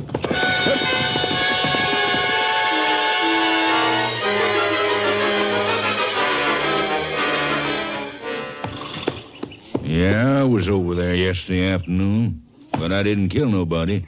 Well, that's very interesting, Mr. Whitaker, because we didn't tell you anything about anybody being killed. I know you didn't, Ranger. My phone happens to be on the same party line as the Ross Ranch. I heard their son Bill call when he found him this morning. You make a habit of listening in? I had a call to make. I picked up the phone I heard. Couldn't help it. Now, if you're through asking questions, I'd like to go back to mending this harness. That can wait, Chuck. You're not exactly broken up about losing your neighbors. Ranger, I got troubles enough of my own. Why did you go to Ross's yesterday? What time were you there?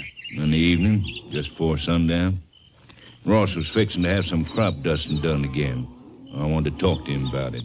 How about doing the job for him? No, Ranger. The crop dusting plane comes down from Salt Flats. Oh. Well, go ahead, Whitaker. Yeah, last time Ross dusted the spray he carried over on my place. Some of my cattle watered down near that cotton. Made them sick. Yeah, Ross say he'd watch out for it? Yeah. And that was all? That was all. Then I come home. All right, Whitaker. Come on, Sheriff. All right. So long, Chuck. Yeah. Easy, boy. Here. Here. Hey, wait a minute. Whoa. Ooh, Chuck. Yeah, Chuck? Yeah, I just thought of something. When I left Ross's place just before dark, a car drove up as I came around the house. Who was in it? Man, that's all I know. You didn't see his face? No. Only thing that makes me think of it was something I noticed.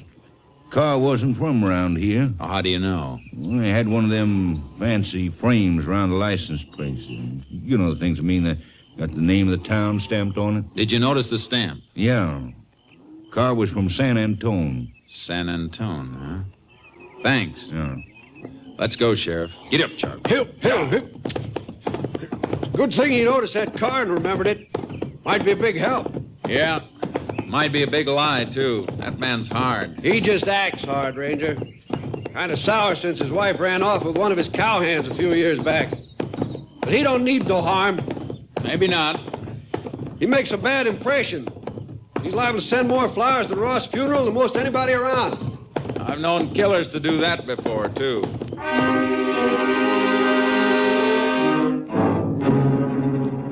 We checked other ranchers in the area, but we didn't get any information until next morning at the sheriff's office. Morning, Jace. Heard anything from your headquarters yet? No, waiting for him to call me now. What's that, the autopsy report? Yeah. Medical examiner seems to agree with your idea. Death might have been caused by a beating with fists. Pretty thorough job of beating. You read this? Yeah. Old woman died of a broken neck. Struck right at the base of the brain. Rabbit punch. Yeah.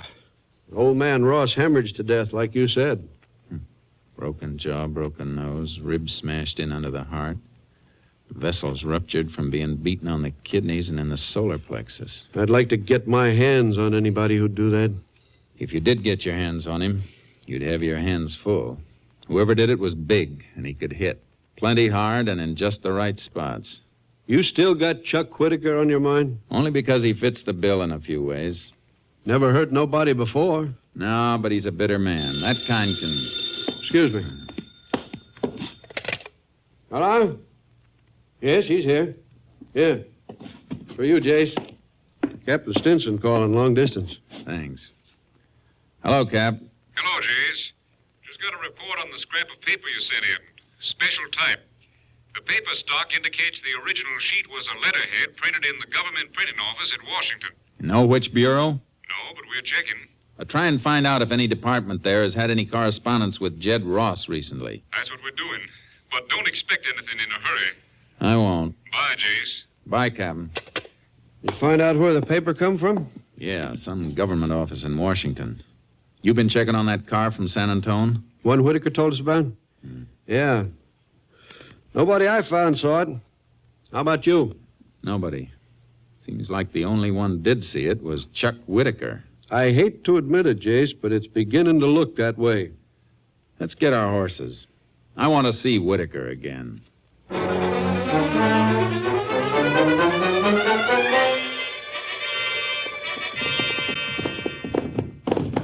When you've known a man all your life, you hate to think he's a murderer. On the other hand, you hate to see a neighbor get killed, too. If Whitaker's telling the truth, he's got nothing to worry about. I feel mighty sorry for young Bill Ross. He was all busted up at the funeral parlor. Tough for him to take it alone, but he made his wife and kids go back to Fort Worth. He the only child? Bill? Yeah. Only one living, that is. Had a sister, Joan. Nice a girl as you'd ever see. What happened to her? She was a Navy nurse. Got killed at Solomon Island during the war. Ross has sure had that sheriff trouble, all right. Kind of trouble somebody ought to pay for. Hey, look. There's Whitaker now on a pony coming toward us. Just rode out of the gully. Yeah. Get up, Chuck. Up, boy. Oh, boy. Oh.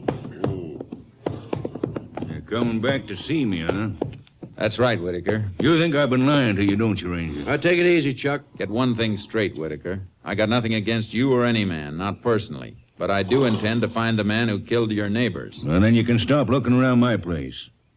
Sheriff, I rode out to meet you because your office called.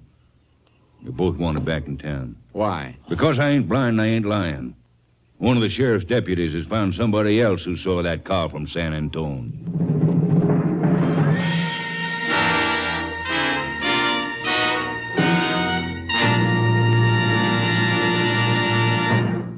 You are listening to Tales of the Texas Rangers, starring Joel McCrea as Ranger Jace Pearson. And now we continue with tonight's case, Soft Touch.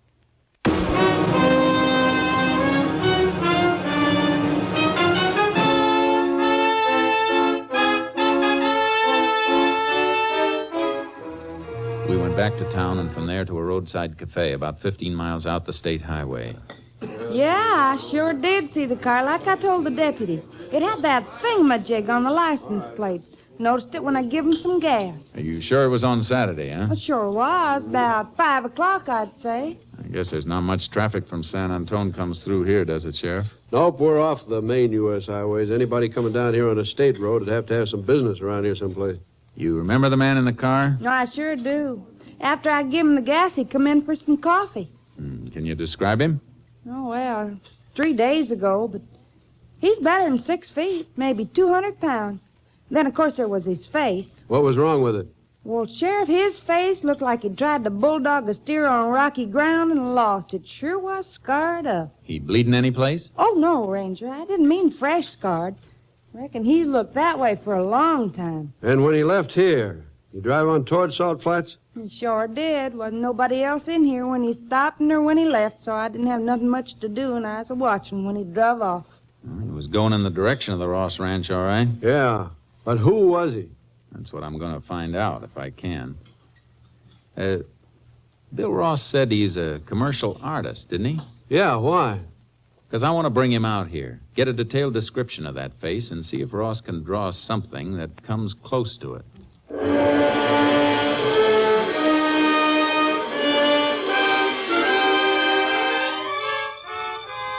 We sent for Bill Ross, but before he joined us at the sheriff's office, something else turned up. A long-distance call from Captain Stinson. We found out what that letter from Washington might have been, Jace. Good, Captain. Let's have it. Well, it might have been from the Veterans Administration. Answer to a letter Jed Ross wrote asking if they had any record of a United States Marine named Herbert Walsh. What else? Well, for some reason, Ross wanted to know if there really had been a Herbert Walsh in the Corps, and especially if he'd been wounded and hospitalized in the Solomon Islands. The piece of paper you sent in might have come from the answer the Vets Administration sent to Ross. What was the answer? There's no record of a Herbert Walsh, Jace. Does it fit anything? I don't know, Captain. But the Rosses lost a daughter in the Solomons, a Navy nurse. Bill Ross just came in with the sheriff. I'll get on it. Bye. Bye, Jace. Ross, does the name Herbert Walsh ring a bell with you? Yes. Yes, Ranger, it does. My father told me about him in a letter 2 months ago. You know who he is? No, I never saw him. Folks wrote that he stopped by the ranch and told him my sister had taken care of him in the Solomons before she got killed. Is that all? No. According to my father's letter, Walsh gave my folks the idea that he and my sister had been very close. Had your sister ever mentioned him in letters to your folks when she was overseas? Well, they couldn't remember, but we were awful fond of my kid sister, Ranger. Anybody who'd known her would have found an open door with my folks. Somebody found one, all right. 2 open. What do you mean? There isn't any Herbert Walsh. What? But my pa gave him some money. When?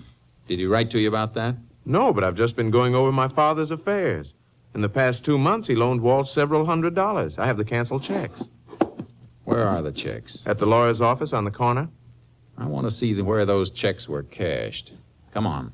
Jace, you figure this Walsh is a phony working the old war buddy racket? Of course he is, but with a new angle, a dead girl. What do you mean? I mean that families of servicemen and women open their hearts too easily to strangers they think might have been close to somebody they loved. You mean Walsh killed my family? Your father must have suspected him. He wrote to Washington and found out Walsh had never been in the Solomons or the Marines. And when Walsh came the last time, your father called his hand with a letter he'd gotten from the VA. Here's the building where the lawyer is.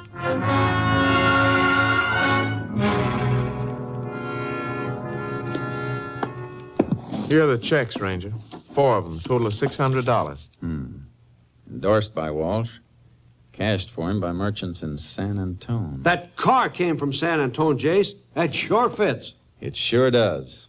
Let's get out to that cafe and get that sketch drawn up.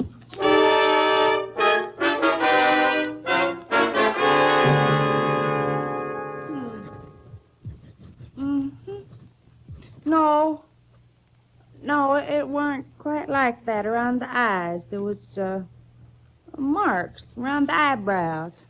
She means scar tissue. Oh. See, eyes deeper set then.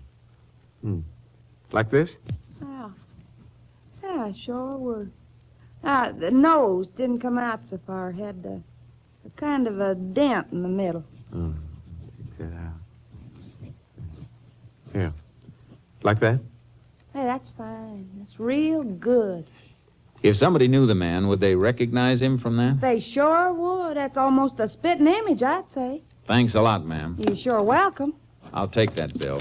Thanks again. Come back. Well, he ain't the prettiest fellow I ever saw. I don't know. My folks said that, too. But Walsh told him he'd been in a Jap prison camp, been treated bad. Walsh was lying, if Walsh is his real name. Must have got beat up someplace, Jace. Yeah, and I've got a hunch I know where. What do you think? In a prize ring. The man who killed your folks was a professional fighter. You figuring that just because of his face? And one other thing. Don't forget that autopsy report, Sheriff. That's right. Well, you remarked right then that the fellow who threw those punches knew what he was doing. I'd sure like to get my hands on him. 2 old people, and getting at him through my kid sister. Don't think about your own revenge. The law will take care of that. Yeah, but no law can bring them back to life. Drop you at the office, Bill, you and the sheriff. I'll be in touch with you later. Where are you going, Jace? Out of your territory. San Antone.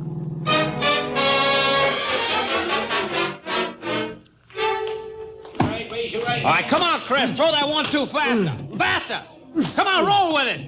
That's it. Oh, now let me see, Ranger. Now, I seen that face before, sure. Oh, yeah. Well, been some time, but he used to train here, all right. Heavyweight. Wait a minute. Hey, Pop, come here. Oh, coming, Mike. Pop is the world's oldest fight fan, knows every fighter in his record for the past 50 years. Maybe he can tell you something. Yeah. You know, what can I do for you? You know a man who looks like this? Yeah, I seen him before. His name Walsh? Walsh, nothing. That's Eddie Pola. I never did amount to anything. Had a punch like a bullocks, but no science. Wide open for a left hook. Had 31 fights and ended up... fine, Pop. Hold on. Ranger don't care about all that. The main thing I want to know is, when did you see him last? Oh, 6, 7 years ago. Well, that long ago? Oh, ain't long enough to suit me. Pola never should have been allowed in the ring. He wasn't the kind of fighter that loved the sport. He liked to hit men to ruin them, that's what. And you have no idea where I might find him? Well... Not me, Pop. No. Well, thanks for your help. Yeah, you're welcome, stranger. Well, sure. Glad to help, Ranger. Hey, wait a minute, Ranger. Yeah? I just remembered. There was a gal Pola used to hang out with. Name was, Dolly Richards. She might know where he is. Well, you know where I might find her? Well, she used to work in the box office at the Empire Theater. That's all I know. Thanks. I'll try it. You planning to arrest Eddie Pola? That's my plan, all right. Why? Well, don't surprise me none, you understand, but let me give you some advice. Go ahead. Watch yourself in the clinches if you find him, Ranger. He's tough for 9 miles unpaved road. He's bad medicine. And he won't be fighting by the rule books if he knows you want him. Thanks, Pop. I'll be careful. Yeah, being careful ain't enough. Get off first. Remember, he's a sucker for a left hook. If he gets a chance to hit you good, he won't stop till he kills you.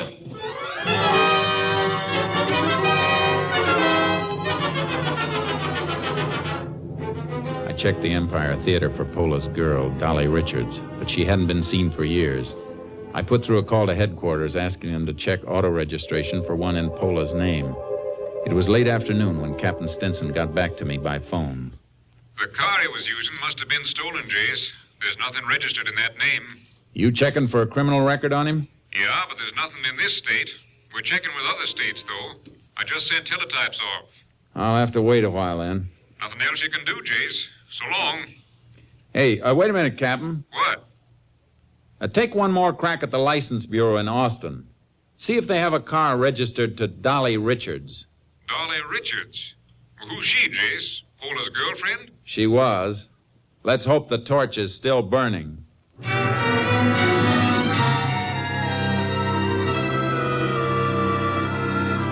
I didn't move from the phone until the captain called back. This time he had something. Here it is, Jace. Car registered to Dolly Richards, Texas license T49753. Her address is RFD number 4 on Farm Highway 73. It's a turnoff north of Tilden. Well, that doesn't sound right to me, Captain. Car I want had San Antone marked on the license plate frame. That's still all right, Jace. Dolly Richards bought the car 6 months ago from a San Antone dealer. Frame might have been on there. That's better. Any out-of-state record on Pola? Not yet. You want to wait another hour or so? No. You can give me word by short wave. I'm heading toward Tilden.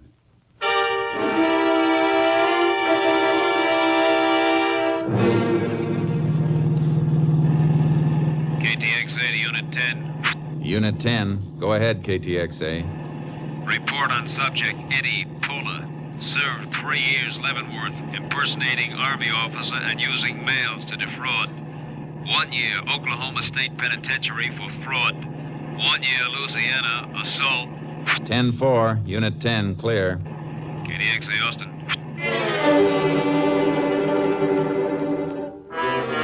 I took the turnoff north of Tilden, headed for the sprawling country ribboned by Farm Highway 73. It was midnight when my headlights picked out the mailbox and the name D. Richard. I left the car on the road and slipped up to the house. It was dark. I knocked. All right, Eddie, all right. Don't blow your top. What a tired kitty. Pola isn't home, huh? Pola? I don't know anybody by that name. You can save the static, lady. Where was he last Saturday night? He was right here with me. During the late afternoon and evening? You heard her, Ranger. Oh, Eddie, I didn't know you was in. He knocked, and I thought you'd forgot your key. All right, again, so... Dolly, shut up.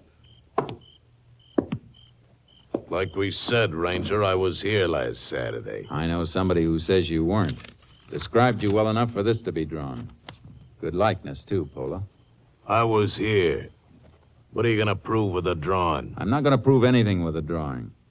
But I'm going to have an eyewitness prove that you were near Salt Flats Saturday when Jed and Martha Ross were murdered. Murdered? Shut up, Dolly. Forget to tell her about that part of it, eh, Pola? Maybe you forgot to tell her about the checks to Herbert Walsh, the Marine the VA never heard of. Where's that letter you ripped out of the old man's hand? All right, Ranger, I'll show you. Come in. Here. It's over here, and...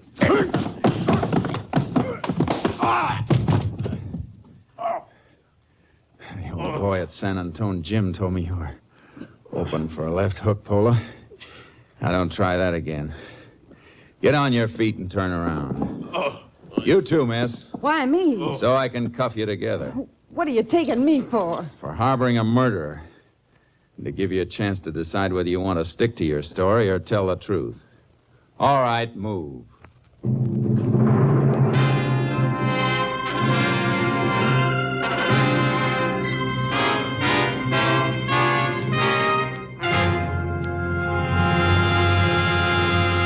Dolly Richards turned state's evidence against Eddie Pola. Pola was tried, convicted, and sentenced to death in the electric chair.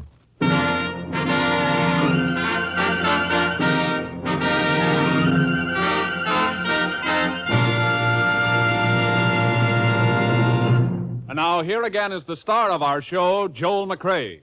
Many years ago, a group of Texas Rangers had a showdown battle with a notorious band of killers. Several days later, the Rangers assigned to the case staggered back to their headquarters, showing the marks of combat, many of them badly wounded. The captain of the company, too impatient to wait for a written report, went to the barracks where the men were cleaning up and tending to their wounds. What happened, the captain asked. There was silence for a moment as the Rangers looked up at him. Finally, one of them said, "Oh, nothing much, Cap. We had a little shooting match, and they lost. Good night, folks. See you again same time next week." Next week, Joel McCrea in another authentic reenactment of a case from the files of the Texas Rangers.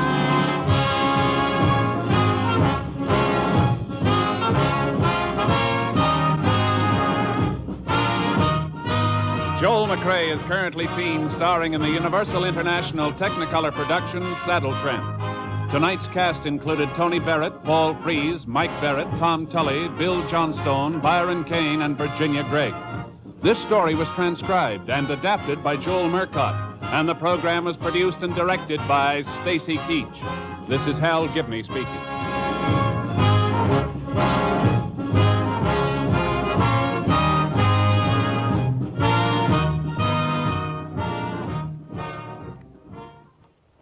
Three chimes mean good times on NBC.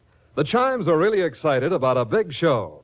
In fact, it's the big show. An hour and a half every Sunday with Tallulah Bankhead as Femme C, and starring Jimmy Durante, Fred Allen, Jack Carson, Groucho Marx, Jose Ferrer, Meredith Wilson, and many, many more. All this and Tallulah, too. No wonder it's the big show. The premiere date is Sunday, November 5th, just 1 week from today. Phil Harris reminding you that next it's Theater Guild on NBC. The National Broadcasting Company presents Joel McCrae in Tales of the Texas Rangers. Tonight, transcribed from Hollywood, another authentic reenactment of a case from the files of the Texas Rangers.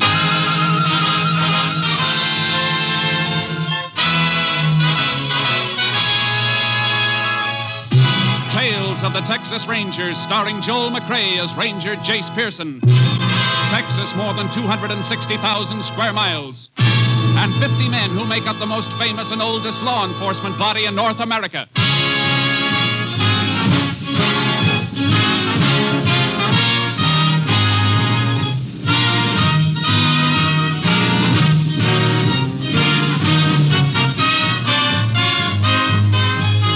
Now, from the files of the Texas Rangers come these stories based on fact. Only names, dates, and places are fictitious for obvious reasons. The events themselves are a matter of record.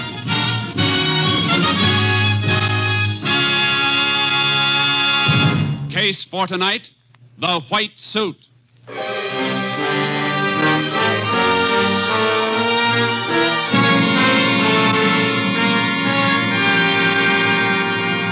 It is 6 a.m., June 23rd, 1947. There is only one prisoner in the Live Oak County Jail. He is John Elliott Bascom, a notorious and dangerous gunman. In the anteroom connecting the jail with the sheriff's office, Deputy George Keaton dozes, snoring at the end of a long and uneventful night's duty.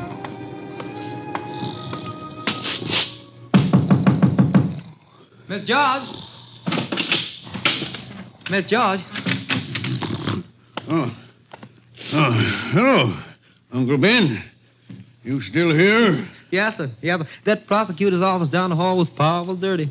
About ready to go along home now as soon as I hang up my mouth, but I brewed this here coffee for you. Coffee? Put it here. Oh. She's hot, showing up. Coffee. Uncle Ben, you're an angel. Don't know about that, Miss George. Ain't nobody else feed my wing. Just put the pot and cup in my closet when you're through. I'll take care of them when I come on tonight. Sure, thank you, Uncle Ben. Yes, sir. Hey, what? Hey, jailer! What's the matter with you now, Bascom? Take a look. The cell floor's wet. Water's running all over. This jail may have all the comforts of home, but I wouldn't give you much for your plumbing. This building's so old, it's a wonder it doesn't all come apart. Valve must have stuck again. Water all over the floor. All right. I'll take it easy now. What a crummy joint. You keep back, Bascom. Don't worry. You can do the wading. I'm not putting my feet down in that water. Stay there in your bunk. I'll see what's the matter. Let's see what's wrong with it. Why, your undershirt's stuffed in the drain. Yeah. Give me a gun. Give me a gun. No, I'm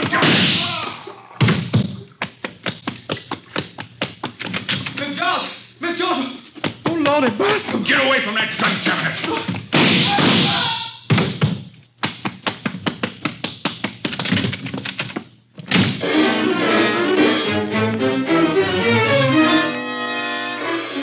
Sheriff Chris Olson discovered the bodies of his night deputy and the courthouse janitor when he came into his office at 8 o'clock. He immediately telephoned the Texas Rangers, and a short time later, Ranger Jace Pearson arrived. Jace Pearson, am I glad to see you? Quite a while, Sheriff. Jace, this is a bad thing. Anything involving Bascom is. You got any line on him yet? No, apparently he slipped out of town afoot. We don't even know what direction he took. Probably east up Rocky Valley. That's the quickest way into open country. Ranger Harris was ordered out on this assignment with me. Oh, where is he? I dropped him with a walkie-talkie at 2 Mile Bridge on the way in. He's riding through the brush now, cutting for a trail. We ought to find out pretty soon if Bascom's still afoot. And if he isn't? Well, the highway patrol's already closed the main roads into this area. As soon as we get a localization, mounted units will move in and attempt to close the gaps. We'll get him, Sheriff. Well, I sure hope so. Oh, excuse me. Sheriff's office, Olson speaking. Sheriff, this is Bob McDougal out on Route 7. A man just stole my truck out of the field where I was working. You got a description? I didn't get a very good look at him. He was clear across the field. A medium-sized fellow wearing a pair of white coveralls, headed toward Prado. What kind of truck? A red half-ton pickup, 46 model. Anything else to identify it? It's kind of beat up. The grill's broken out in front. I think that's enough for us, McDougal. You know who it was? I think so. But you better get in as soon as you can and file a theft report, just the same. Farmer's truck was stolen about 8 miles out of Route 7. It's Bascom, all right, Jace. White coveralls. Yeah, those jail suits sure show up.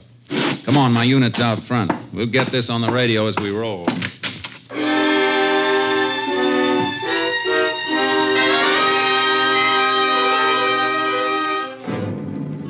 Racing out of town on Route 7 with my double horse trailer still coupled, I radioed all units to be on the lookout for the truck. Then I contacted Ranger Harris through his walkie-talkie and asked him to meet us at 2 Mile Bridge. He was there when we arrived. Nice timing, Ed. What's up, Jace? Got a line on Bascom. Let's get your horse loaded in with charcoal. Okay, Bascom still afoot? No. He grabbed himself a truck about 8 miles down the road. Yeah, he would. This side's clear, Jace.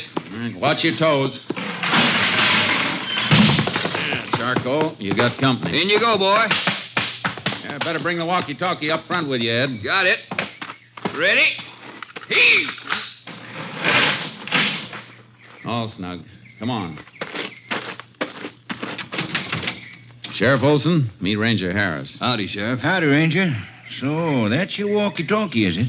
Well, not much to it. Yeah, pretty compact, all right. Hangs right on the saddle. You can keep in touch with your headquarters with it? At Austin? No. Practical range about 5 miles. Closer the better. Strictly a field outfit. Oh, I see. All set? Maybe we can drive Mr. Bascom right into the roadblock at Dry Creek Crossroads.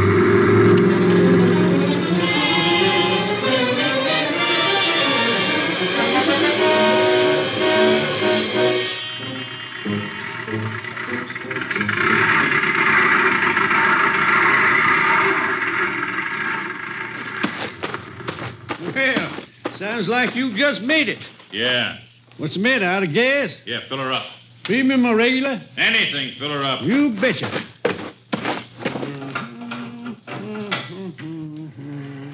Say, isn't this old Bob McDougal's truck? Yeah, I'm taking it into Prado. Thought he got all his repair work done at Live Oak. Not this time. Hurry it up, will you? He's trying to bubble over on me. Filler pipe must be bent. Old Mac sure beats up a truck, don't he? Yeah. Best farmer in the county, but awful careless about machinery. Seems Come like on, wind it up. That's enough gas. Okay, Mr. Okay. You must be in a hurry. I am. You're going to lose some time at Dry Creek. Yeah? Why? The law's got a roadblock at the crossroads for some reason or another, combing everybody through down to the seams of their drawers. 5 2/10. That's 131. Charge it. Hey! All right, you smart mechanic. Let's see how far that gas gets you.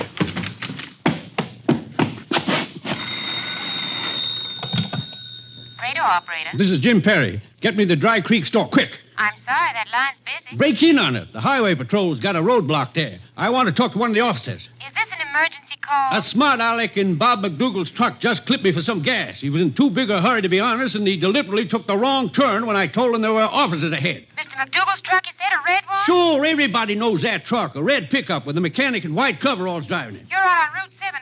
What turn did the truck take? The crazy fool took off down the old Big Wash Road. Tell the patrol they can box him in there. The road ends at the wash. Keep a watch on that road, Mr. Perry. That's the man they're looking for. What? It's Jack Bascom. He broke jail and killed 2 men at the county seat this morning. Jack Bascom? I can ring Dry Creek now.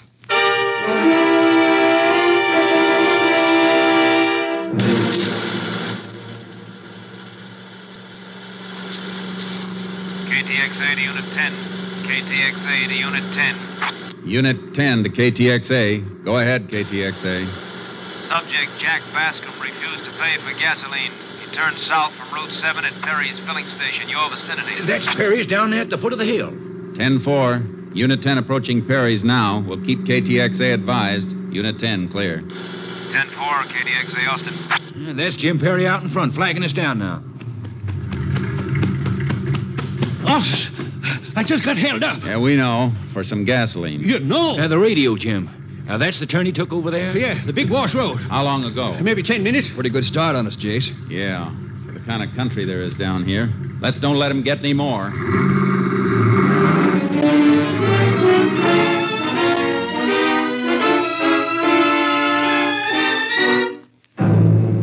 We found the red pickup abandoned in the sandy bed of Big Wash 4 miles from the highway and radioed the surrounding units.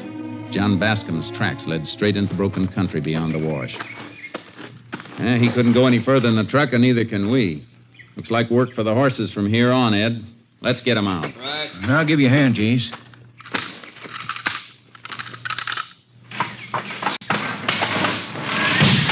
Easy, boy, easy. Come on, Charco.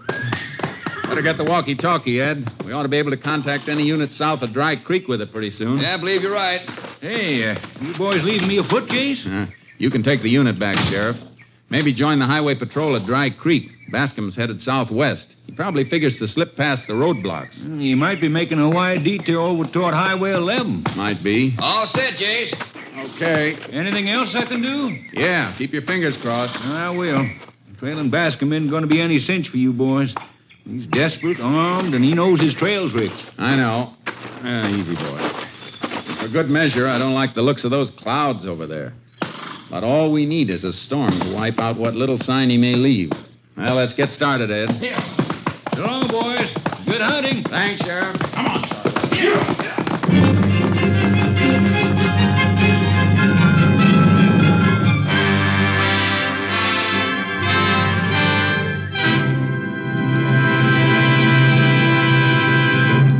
You are listening to Tales of the Texas Rangers, starring Joel McRae as Ranger Jace Pearson.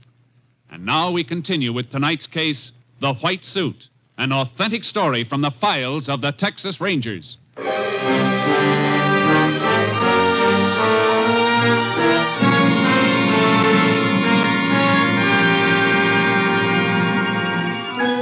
4 o'clock, Ed Harris and I were deep into the rough country south of Big Wash.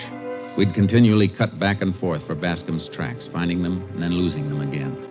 It was slow work, covering 5 miles to his 1, while he steadily built up his lead on us. He was infernally clever. Take it easy going down here, Jace.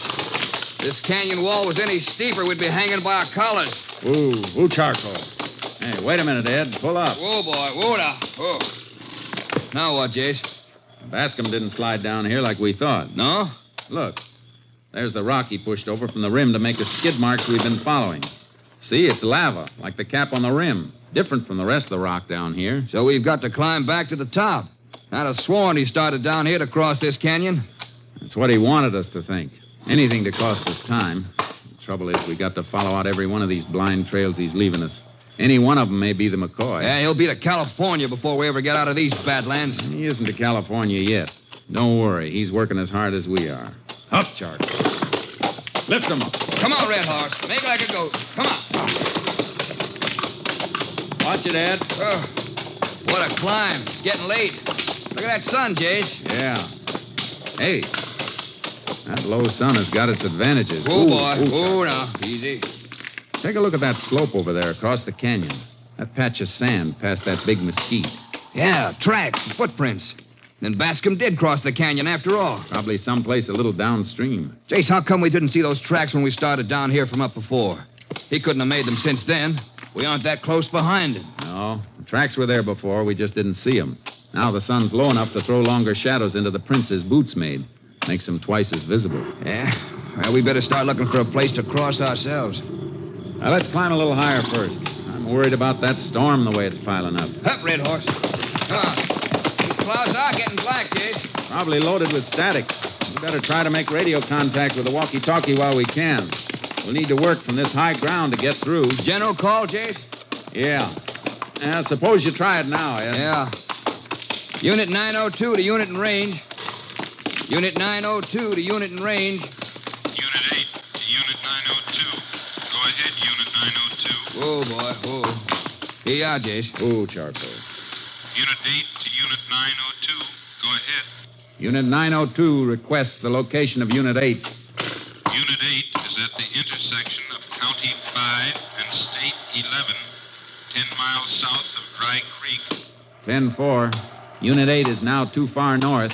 Fugitive still bearing toward Highway 11, approximately 12 miles south and east of Dry Creek.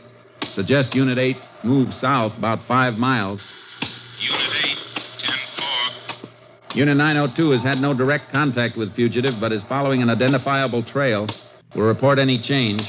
Please relay to other units. Unit 902, clear. Unit 8, 10-4. Say, look, Jace. Bascom may stay on the other side of the canyon, or he may double back to this side. Why don't we save ourselves a lot of riding and split up for a bit? Might not be a bad idea. I'll take the canyon floor. It's sandy. Tracks will be easy to spot there. And you can work along this rim. All right, but watch yourself, Ed. You'll be in the open down there. Yeah, just let Bascom show himself once. That's all I want. Come on, Red Horse. We're going down. Easy now. Easy. Give me a chance to get to the bottom before you start, Jace. Okay.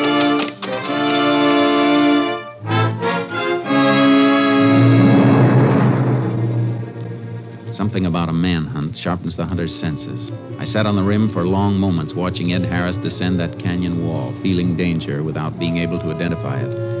Suddenly, smoke blossomed behind a rock on the opposite rim. I saw Harris sag in his saddle before the horse carried him out of sight. Dim by distance came the lagging sound of the shot. Go, Charcoal. Go, boy. Harris! Harris, you all right?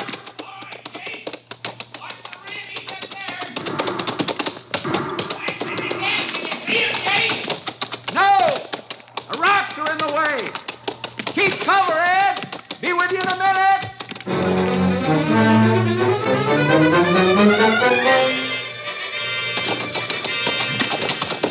Over here, Jace. He was right up there, but he beat it.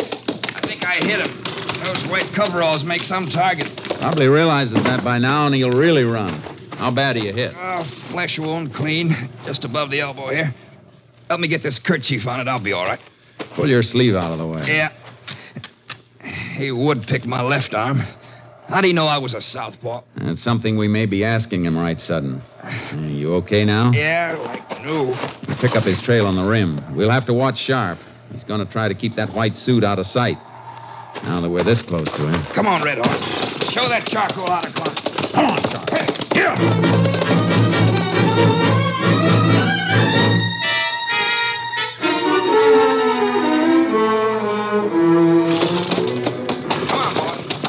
Easy now. Just a little more. Almost to the top. Come on now. Oh.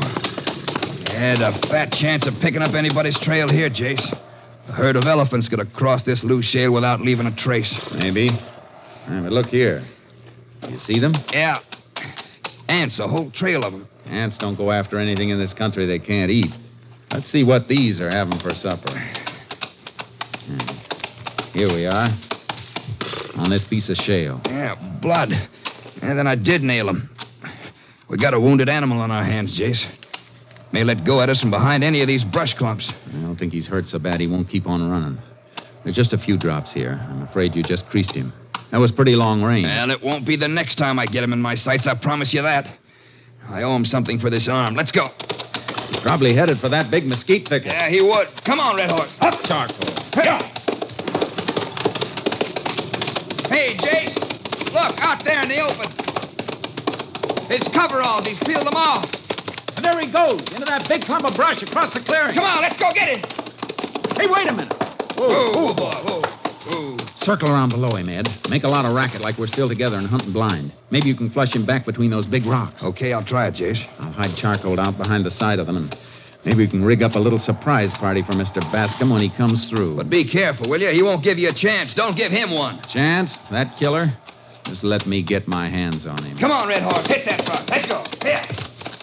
Easy, Charcoal. Easy. We go this way.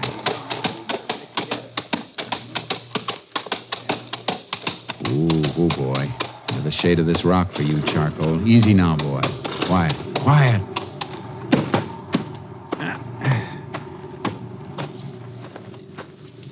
Head down, boy. Shh. Shut up, Charcoal. Freeze! Senor, what do you want? We're Texas Rangers. Oh, Ranger? Yeah, I got him. But he's the wrong man. What's he doing here? Ask him. Senores, I am scared. Padre mia, in this place is nobody. I am a lonesome man, mind my sheep. Then I hear the gun 2-3 times. When? No, a few minutes ago. I think maybe it's my friend Diego come from next valley with gun to kill coyote. We have much trouble with coyote here, senor. We aren't looking for coyotes. Where'd you close? I go to see if it's my friend when this malo hombre, this very bad man, is jump from the bush. His gun is very big. He took my clothes. He tell me not to move and he run. I stand still till he's gone. Then I run too. Which way'd he go? How do I know, senor? Me, Pedro, I am scared to death. Sorry, Pedro. Forget about your clothes. You're a lucky man to be alive. See, I know, senora. See. You better get some more clothes before that storm hits. You aren't exactly dressed for bad weather. Oh, steady, Charcoal. Looks like our surprise didn't come off, Ed. Let's get moving before Bascom builds up a lead on us again. Yeah, let's go, Red Horse. Yeah, you, Charcoal.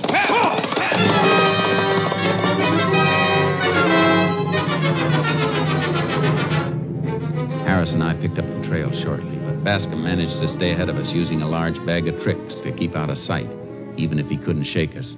When the sun set behind towering thunderclouds, we were working our way down a wide, arid valley, keeping some distance apart. Hey, Jace, here's the tracks again. Pick 'em up, Charcoal. Yeah.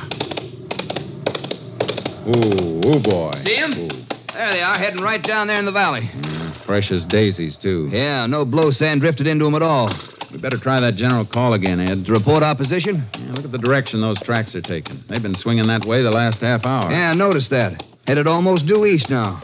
Bascom's pulling another big red herring on us. He made for Highway 11 long enough for us to report it and set up interception for him there. And then he swings straight east for Highway 13. Sort of catches us with our units down, don't it? Bascom's gambling that it does. Yeah, I'll try the call. Unit 902 to unit in range. 902 to unit in range. 902 to unit in range. It's no use, Jace. You can't raise anybody. We're too far out now. The weather isn't helping any either on this lower ground. Looks like we're in for a real soaking before night. Yeah. Well, Bascom can't possibly be much ahead of us. Maybe we can tree him before he gets through to the highway. Handle him on our own from here on. You can't risk it, Ed. If he slips us and gets through to make a ride with somebody or steal another car, he'll be gone. Well, I guess here's where we separate then. I'm kind of out of the running with this here bum arm. Give me the walkie-talkie and I'll double back till I'm in range of the units on Highway 11 again. That's good. It'll ride all right like that. Anything special for the boys? Ask them to request coverage on Highway 13 all the way to Prado. And keep trying till you get through. I'll stick on his trail. I'll have a relay into KDXA in half an hour. As soon as you do, you better head out toward Dry Creek and get that arm looked after. I'll wait till we've got Bascom. Good luck, Jace. Same to you, Ed. Come on, Charcoal. Yeah.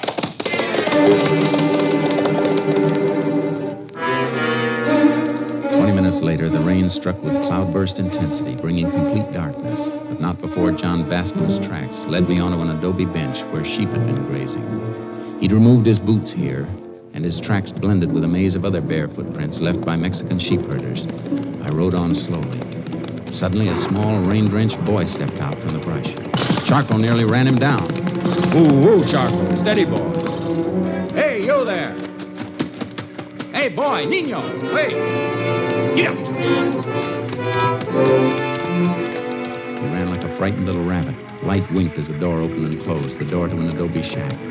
As I approached, I saw the blinds were tightly drawn, almost as though to prevent the leakage of any telltale light from the candle burning dimly inside. Oh, Charcoal. Oh, boy.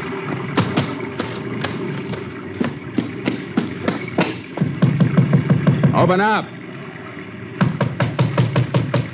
Open up. ¿Quién es? Who are you? Texas Ranger. Let me in out of this rain. I want to ask you some questions. Oh, no, senor. I cannot let you in. My husband, he's sick. He's very sick. That your boy that just ran in here? Si, senor, my Juanito. He was going to look for the mama goat. The storm, she's bad. You frightened him, senor. You gave me a turn for a minute, too. Look, I need a little help. Me, I would do anything for the Texas Ranger. I'm trailing a man, a very dangerous man. He must have passed close to here about the time the rain began. Where is he now? We have seen nothing, Juanito. And me, nobody, senor. Maybe your husband did then. Anyway, I want out of this rain. Senor, no, you must not. My husband. This woman was deathly afraid, but her eyes told me she wasn't afraid of me. Of the storm, perhaps, of the sickness in her house, or of the blanket-wrapped man lying on a bunk in a corner of the room with his bare feet protruding toward me. The door was thick. I pushed it inward as far as it'd go and stepped quickly behind it. Senor, please. Slide your gun out from under that blanket and drop it, Bascom. The gun, Bascom. Drop it or I'll break your other arm. Drop it.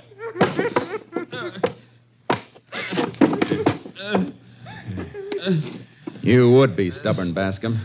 Now you really got something to be sick about. Do something. I'm bleeding to death. You won't get off that easy. We're saving you for the electric chair. You got something I can use for bandages, Senora? Oh, my arm. Un momento. Here, senor. Gracias. This'll do fine. How did you know? He was holding a gun on you and the boy, making you do what he said? See, how could you know? Your real husband's a sheep man, isn't he?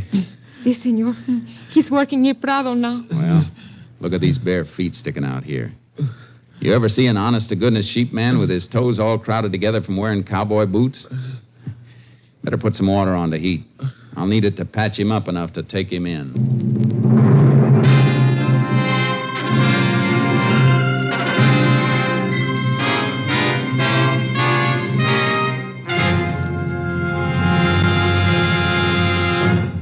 John Bascom was tried in Live Oak County and found guilty of the murder of 2 men. On the 2nd day of December 1947 at Huntsville Prison, his sentence was carried out. Death in the electric chair.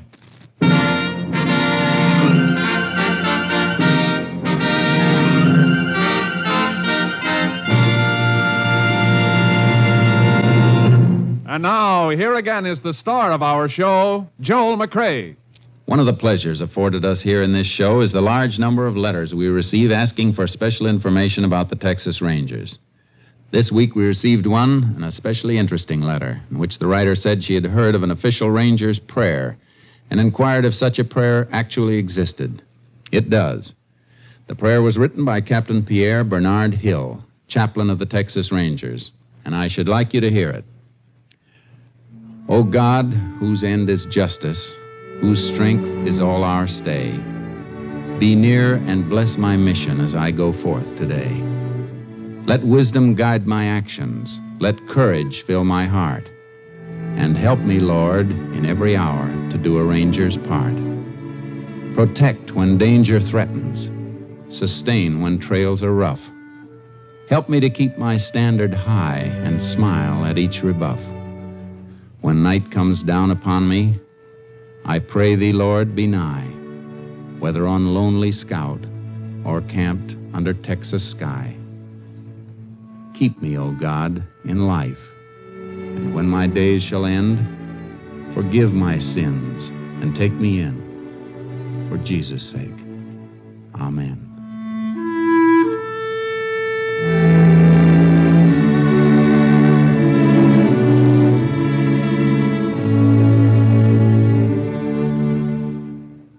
Good night, folks. Good night.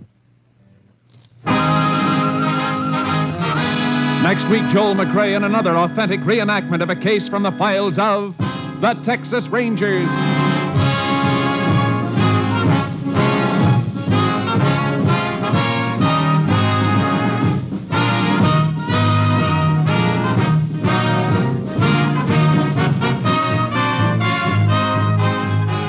Joel McCrea will soon be seen in the Universal International Technicolor production, Frenchie. Tonight's cast included Tony Barrett, Herb Butterfield, Barney Phillips, Bill Johnstone, Herb Ellis, and Lillian Byatt. This story was transcribed and adapted by Tom W. Blackburn. And the program was produced and directed by Stacy Keach. This is Hal Gibney speaking.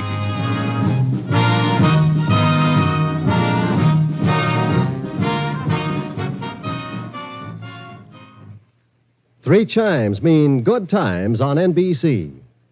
Tonight, Theater Guild on the Air presents Judy Garland in the prize-winning novel Alice Adams, co-starring Thomas Mitchell. Another Sunday evening favorite is the $64 Question, starring Jack Parr. Tomorrow on the station of the Chimes, you'll hear Gordon MacRae as your singing master of ceremonies on one of his wonderful musical journeys aboard the show train. The Chimes are your invitation to the best in radio entertainment. Be sure to hear Judy Garland next in Theater Guild on NBC.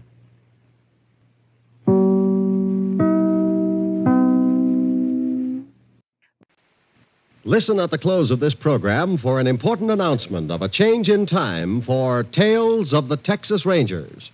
The National Broadcasting Company presents Joel McCrae in Tales of the Texas Rangers. Tonight, transcribed from Hollywood, another authentic reenactment of a case from the files of the Texas Rangers.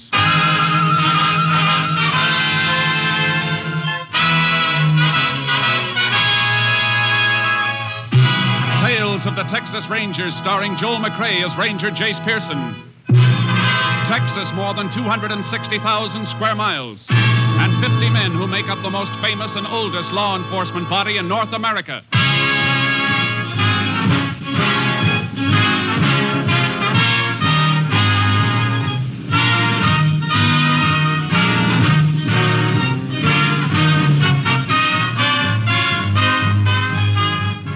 From the files of the Texas Rangers come these stories based on fact.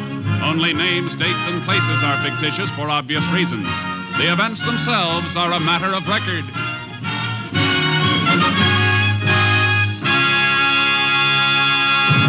Case for tonight, blood relative.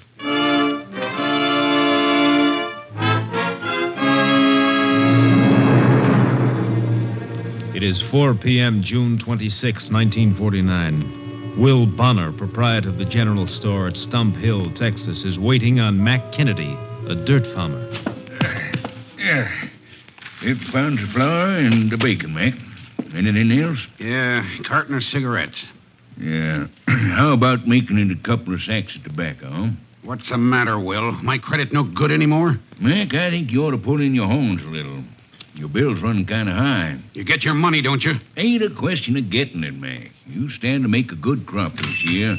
Unless you have to pay out, better chance you'll have to get on your feet permanent, without no credit. Let me worry about... go ahead. Wait on him. Yeah. That's all right. I got time. No, I'll take care of you, stranger. What'll you have? Stranger? Time ain't helping your sight any, is it, Uncle Will? Huh? Ben!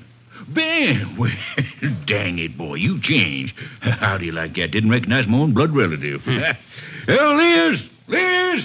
Come see who's here. Well, Willie Ann sees you. What is it, Will? Hey, don't say nothing now. Fella wants to know if you want to buy some perfume. Perfume? Why, land, no, Will. You could have told him that. What would I do with... Why... It's your brother's boy, Ben. It sure is. Stop cackling, Will. You know about your pa. I know he's dead. Oh, being glad to see you, Ben. I almost forgot. It happened last winter. The pneumonia. Yeah, we tried to locate you, boy, but nobody knew where you was. Nobody would have wanted to know. I was in the pen at Huntsville. Huh? That's where I've been for 4 years. In the prison? Your pa never said... Well, nobody's business but mine. Well, Ben, I guess we can talk that over later. You want to stay? There's a place here. I ain't asking you for nothing except what's coming to me. I just want you to buy out my pa's share of the store and pay me off. Well, Ben, your pa never did have a share in the store. You only worked for me. What you trying to get away with, Uncle Will? He told me he was going in with you when he moved out here. But, Ben, you knew your pa. He always talked big, but he never did have a dime of his own. You telling me about my own pa? No, we ain't running him down, boy. He never harmed nobody, but talking big was just his way. Look, I come to get what's mine. Do I get it or don't I? Ben, there's a bed and a job waiting for you if you want 'em. You're kinfolk, and that makes you welcome. But outside of that, there ain't nothing here that's yours. You gonna pay me out? You just hold on, young. Let me go. Hey, turn him loose, Mac. Reckon I can still take care of myself. Maybe you can, maybe you can't, Uncle Will. I'm staying around town to give you a chance to change your mind. Now, I'm warning you. I'm gonna get what's mine if I have to kill you for it.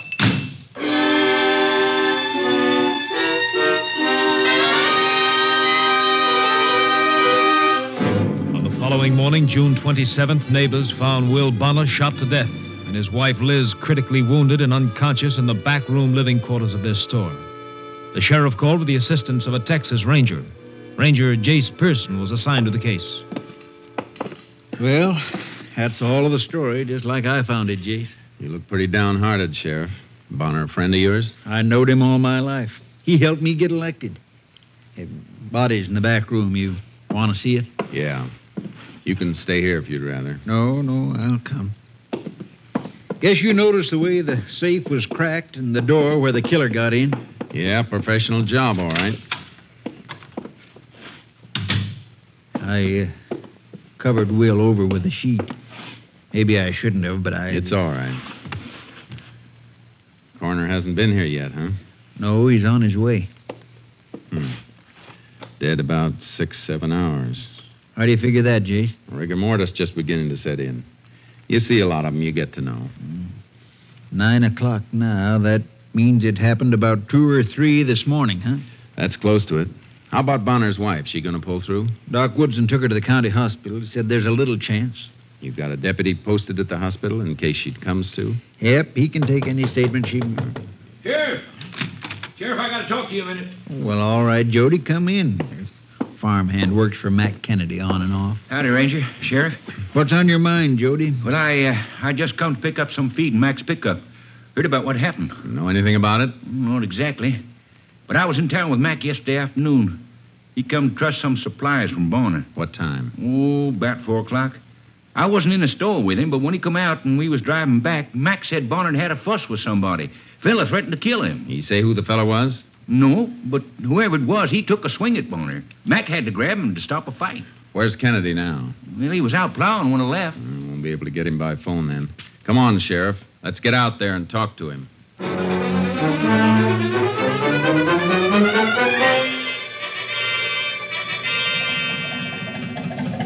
Dead? Will Bonner dead? Yeah, and Liz is mighty close to joining him, Mac. Better cut the motor on your tractor. Yeah. Sheriff, Will should have told you about that fella. I should have called and told you myself after what he threatened to do to him. Too late for what anybody should have done. You know the man? Never saw him before, but I know who he is. Bonner's nephew. Fresh out of Huntsville. I heard him say so. An ex-con, and you didn't say anything about it? Well, Sheriff, how could I know he'd do it? A blood relative. Wasn't my affair, was it? You know the man if you saw him again? I'd know him any place. You better come into town with us. Talk while we ride. Okay. Did Bonner mention his nephew's name? Well, he called him Ben. Hey, Will Bonner had a brother died last year. Must have been his boy. We'll find out.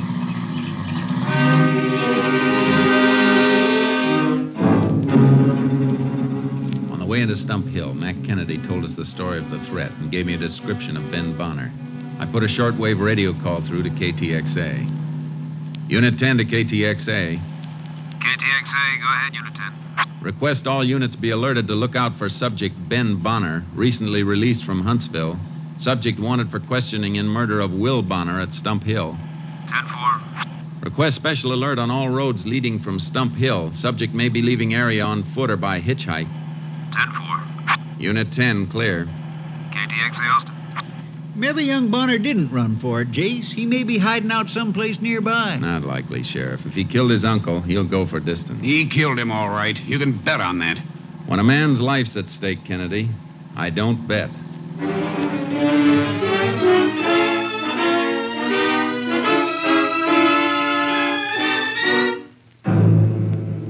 Ben Bonner wasn't around Stump Hill. He'd pulled stakes and made a run for it, all right.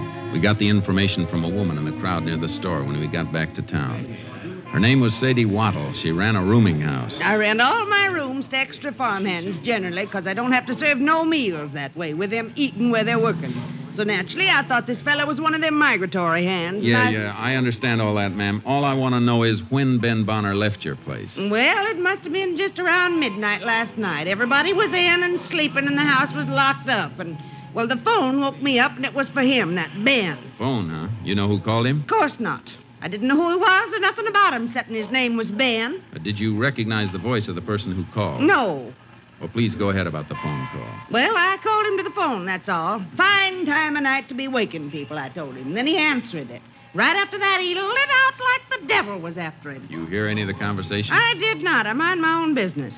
Besides, all he said was hello. After that, all the talking must have been done by whoever called him, because he never said another word, just listened a minute, then hung up and lit out. Phone ringing in the store, Jace. I better get it. Go ahead, Sheriff. Well, thanks for your help, Mrs. Waddle. I'm glad I'm alive to give it. Whew. I might have been murdered in my own sleep with an ex-convict under my roof. Ought to be some way we could tell him from other folks. A man who served his time can't be expected to carry a brand, ma'am. Besides, how did you know Ben Bonner's an ex-convict? How did I know? Huh. It's all over town, ain't it? Jace, the call is for you. Right there, Sheriff. Thanks, ma'am. Excuse me. Who's calling? Your headquarters, Captain Stinson. Hello, Captain. Got some good news for you, Jace. The Highway Patrol has picked up Ben Bonner. Fine. Where'd they get him? Almost to El Paso. Patrol car was stopped at a railroad crossing waiting for a freight to get through. They spotted him riding an empty flat. Freight, huh? It's a good thing they saw him. If he'd made El Paso, he'd been across the border into Juarez in no time. Well, he didn't make it. They're bringing him back to Stump Hill now. You'll have him there in a few hours. You getting a case against him? I seem to be getting plenty. Well, you don't sound too sure, Jace. I don't know. You look up his record? What was on his last ticket to Huntsville? Burglary, Jace. And that fits. Except for the killing this time. Yeah, it fits all right. Like the executioner's glove.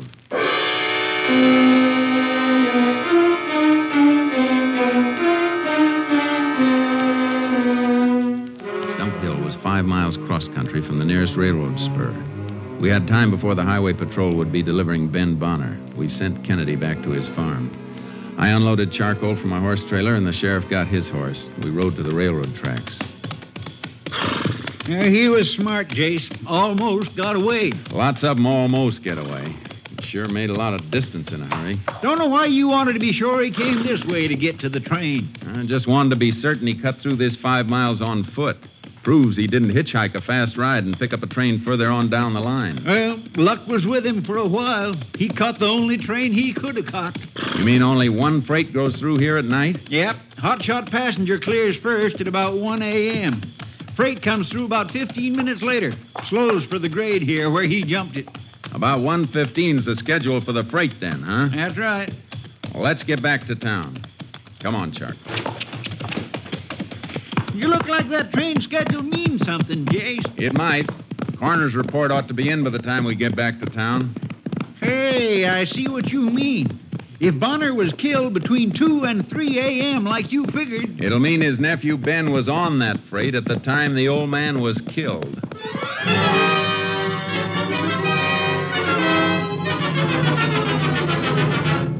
The coroner's report had been completed. It was waiting at the sheriff's office when we got back.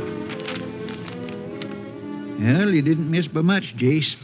Here's the report on the time of death. What is it? Between 1 and 2 a.m. Then Ben Bonner didn't kill his uncle. Even if he ran the 5 miles across country, his tracks showed us he walked, he couldn't have made it in time to catch that freight. Doesn't look that way. Bullets from Bonner's body have been sent through to Austin. We may get a lead from ballistics. I'm going to do some more checking around town on the...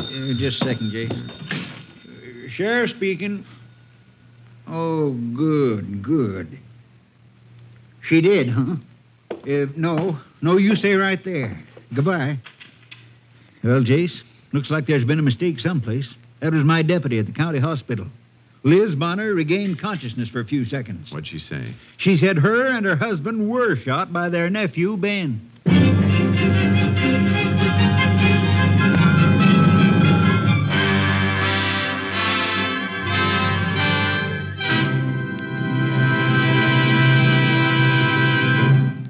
are listening to Tales of the Texas Rangers, starring Joel McCrea as Ranger Jace Pearson. We continue with tonight's case, Blood Relative, an authentic story from the files of the Texas Rangers. The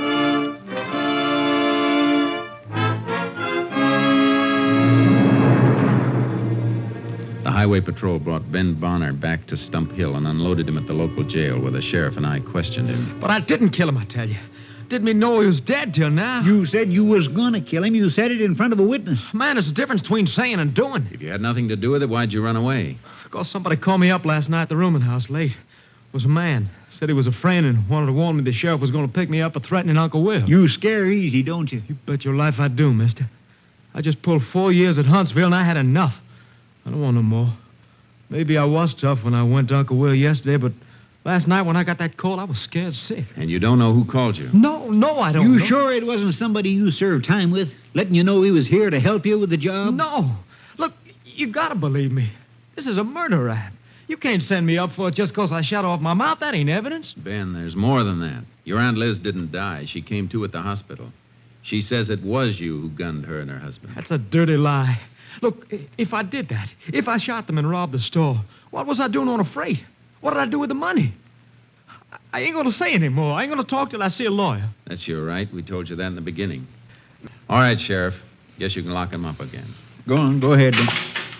Ranger, please, I didn't do it. Maybe the fellow who told you I threatened Uncle Will didn't tell you everything. Maybe you ought to ask him why there was arguing when I come into the store. All right, Ben, all right. Well, what do you think, Jace? I don't know. Let's get outside. If he did have an accomplice, the other fella might be carting the loot and the gun. Might be. I'll see you later, Sheriff. I'm driving over to the hospital at the county seat. I want to talk to his aunt, Liz Bonner.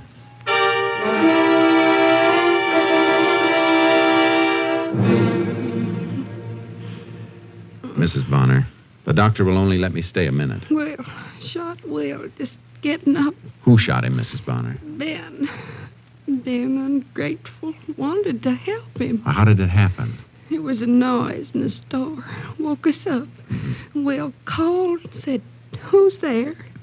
Then he got up, went to put on the lights, but Ben shot him. Did he get the lights on? Did you ever see your nephew? No, but it was him. He said he'd do it. It was him. If you didn't see him, did he say anything? Did you hear his voice and recognize it? No, he just shot Will.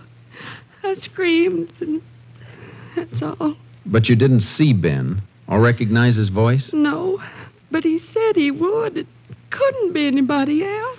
I think you're wrong, ma'am. I think it could be. I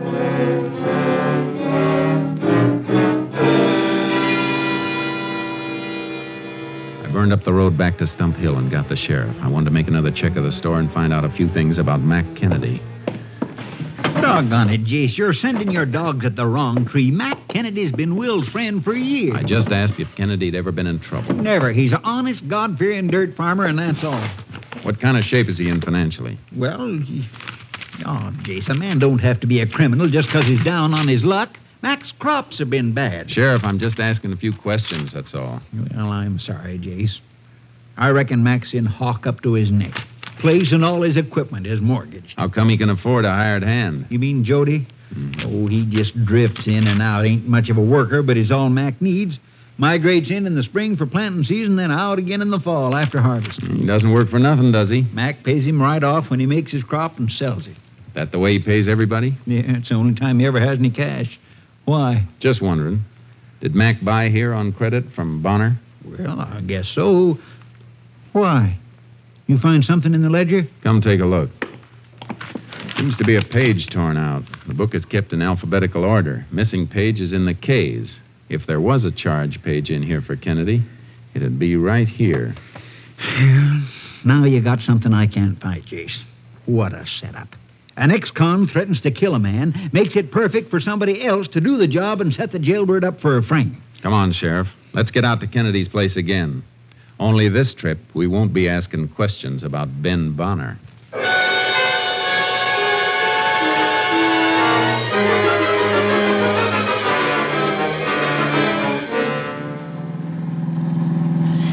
there's one thing still bothering me, Jace. Mac Kennedy's never been in trouble. So how come we both spotted the marks of a professional knob-knocker on the burglary? It's been bothering me, too. And the more I think of it, the more I wonder why he tore that charge page out of the ledger. Why do something that would point right at him when he had somebody else all set up to take the fall? Just beating the bill wouldn't make the chance worthwhile. Not with murder, it wouldn't. KTXA to Unit 10. Oh, this may be the ballistics report, Jace. Yeah. Unit 10, go ahead, KTXA. Lab report completed on bullets used in slaying of Will Bonner. 38 caliber, probably Smith & Wesson Police Special. 10-4, Unit 10, clear. KTXA Austin. A minute, KTXA. Stand by, please. KTXA standing by. What's the matter, Jace?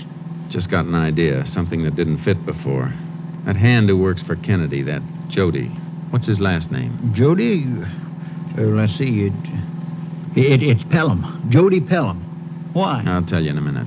You there, KTXA? Standing by, Unit 10. This unit requests quick check on subject Jody Pelham. Repeat, Jody Pelham. Urgent. 10-4. Get back to you with information soon as possible. Unit 10, clear. KTXA Austin. Jace, you figuring Jody helped Mac Kennedy to pull this job? Maybe. Or maybe Jody did it on his own. I want to know if he's got a record. What switched your thinking to him? He was waiting outside Bonner's store for Kennedy when Ben walked in yesterday and made his threats. Well, sure, he admitted that. Kennedy told him about Ben when he come out, and they drove on back to the farm. Yeah, but when Jody came into town the next morning and came to tell us about the threats, he pretended he didn't know too much. Just knew that old Will Bonner had been threatened. Couldn't say who made the threats. Well, I don't get what you're driving at, Joe. If Kennedy told him, he must have told him the whole story about the threats coming from Bonner's nephew. A nephew just gotten out of prison. That'd be the logical way to tell it. And that's the way Kennedy did tell it. But Jody was anxious not to seem to know too much. Hey, sure, I see what you mean. Kennedy wasn't in town this morning till we went out and brought him in. Yeah, but when we got back, everybody in town knew that the man we were looking for was Bonner's nephew and that he was an ex-con. Sadie Waddles told us that. Only one it could have come from was Jody. He spread it around while we were out getting Kennedy. When we get to the farm, draw him out. Don't pounce on him until I get an answer on him from Austin. I hope it's the right answer. It may save Mac Kennedy's life.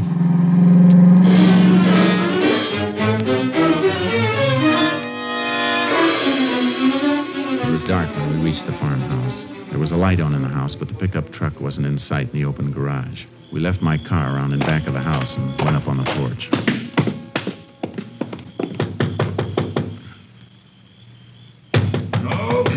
Okay, hold your horses. Oh, Sheriff, Ranger, huh? I thought it was Jody coming back with the pickup. Where'd he go? He drove up north to Edgeville this afternoon. Said he wanted to get something. He ought to be back soon. Well, aren't you going to ask us in, Mac? Oh, sure thing. Make yourself at home. Understand you got Bonner's nephew today. Heard a couple of women chewing about it on the party line. Yeah, we got him temporarily. What do you mean, temporarily? He didn't kill anybody, Mac. You had an argument with Bonner yesterday. What about? I reckon that's my business. Yours and Bonner's. But he's dead now, so that makes it my business. Better talk up, Mac. Well, I've been running up a big bill. Will was cutting me down a little. You admit you owed him money. Why wouldn't I admit it? I pay my bills. Any man says otherwise is a liar. Nobody is saying otherwise, Mac. You keep a gun around here anyplace? Yeah. What kind? Smith & Wesson 38. It's right there on the mantel over the fireplace. I'll get it, Jason. Oh, don't wipe off any prints. Stick a pencil in the muzzle and lift it that way. Okay. Pencil won't go in, Jace. Something jamming it. And let me see. Don't have to worry about prints on that. Outside's been wiped clean with an oil rag. Looks like paper jammed in there. We'll soon find out. I'll take these shells out and poke the pencil through. There. Why, it's Mac's charge page from the ledger. What's that? What are you trying to pull? Take it easy, Mac. We're not after you. Smell this gun and look at it, Sheriff. It was used, then reloaded, but never cleaned. Well, that gun hasn't been touched in years. Mac, this gun killed Will Bonner and almost killed his wife last night. Jody Pelham did it after you told him about Bonner's nephew. But why would he tear out that page and plant it here? So he could use Mac here to give himself a double cover-up. He made the call to the rooming house and got Ben Bonner to run. But he knew if Ben was caught any place and could set up an alibi, there'd be a second search. That's why he tore out the page and planted it here on Mac. I'm sure glad you know it wasn't me. If it was you, you'd have burned the page. That dirty little... Hey, here he comes now. That's the pickup. You want to help us nail him? I'd like to blow his brains out. There's a better way. Let him feel safe. Here, let me put these cuffs on you quick. Put that gun back in the mantel, Sheriff. Yeah, but are you sure that you... Like he says, Mac. Boy, I didn't know anybody was here. Mac, what's the matter? What are you doing with those things on? What's your guess, Jody? Or what's in that bag you're carrying? Well, I just picked me up a bottle, a package store in Edgefield. Yeah, what'd you use for money? You don't get credit on liquor. Well, Mac, he paid me some wages this morning. What, you dirty little liar. Oh, I get it. I kind of wondered where he got the money. Now you know, huh? Well, when I got up last night and found he was gone, I sort of got to wondering this morning. You shut up, Mac. All right, Sheriff. I guess we can take him in. You better come along to make a statement, Jody. Sure. I hate to do a thing like this to a friend, but I guess he deserves it. Doing old Bannon like he did. Yeah. I thought you'd feel that way. Let's go. You might as well admit you fired the gun, Mac. A diphenylman test will prove you did. What kind of test is that? A man fires a gun, the nitrate from the powder gets into the pores of his hand. Chemical application shows it up. Well, he's washed his hands since last night, I reckon. Oh, washing won't get it out. It stays for a couple of days. You fired a gun recently, Jody? No. Well, then we make the same test on your hand. It'll show you the difference. Well, you don't have to do that. I don't understand that kind of stuff anyway. That's too bad. I thought you might like to see how we work. Get in. Watch him, Sheriff. All right. Well, Austin ought to have that information I requested before, Sheriff. Yeah? This might bore you, Jody. Unit 10 to KTXA. Go ahead, Unit 10. This unit back in service. Been waiting for you. Have information you requested on subject Jody Pelham. What's that? 2 years Huntsville burglary. 3 years Louisiana State Penitentiary burglary and safecracking. 10-4. Unit 10 clear. KTXA Austin. Stop this car. Let me get out of here. Watch him, Sheriff. Don't make me use this gun, Judy. You rotten. Never mind that, Mac. Here, take these keys and put the cuffs on the right man, Sheriff. We might as well have him there. He'll be wearing them a lot until he reaches the death cell at Huntsville.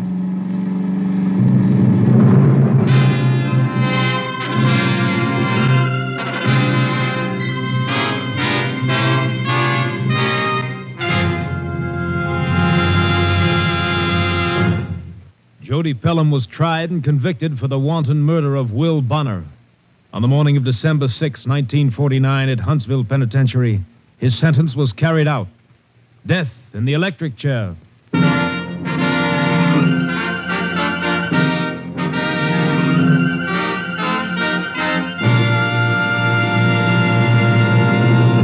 And now, here again is the star of our show, Joel McCrea. Folks, Tales of the Texas Rangers is moving to a new time. You won't hear us next Sunday, but the week after that, we'll be back just an hour and a half later than usual on NBC, right after Theater Guild. So we'll see you in 2 weeks, on Sunday, November 26th. And I hope you'll be listening. Good night. Good night, Joel. See you 1 week from this coming Sunday. Remember, friends, as Joel told you, Tales of the Texas Rangers will come to you an hour and a half later, immediately following Theater Guild. Beginning next Sunday at this time, you'll hear Hedda Hopper's fine program. The week after next, November 26th, Joel McCrea as Ranger Jace Pearson will be with you again. A week from Sunday, Joel McCrea in another authentic reenactment of a case from the files of the Texas Rangers.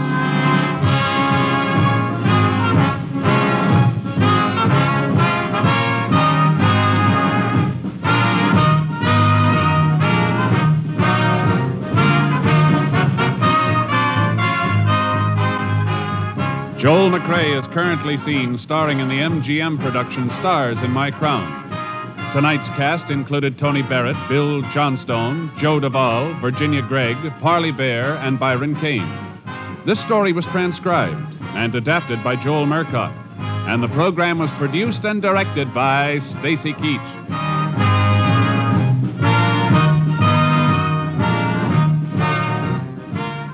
1 week from next Sunday, Tales of the Texas Rangers will be back with you immediately following Theater Guild. Consult your local radio schedule for time. This is Hal Gibney speaking.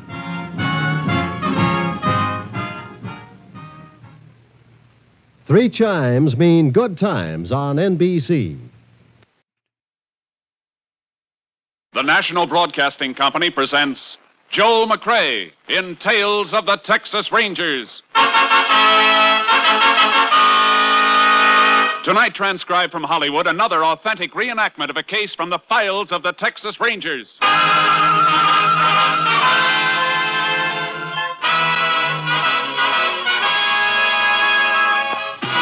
Tales of the Texas Rangers, starring Joel McCrea as Ranger Jace Pearson. Texas, more than 260,000 square miles, and 50 men who make up the most famous and oldest law enforcement body in North America.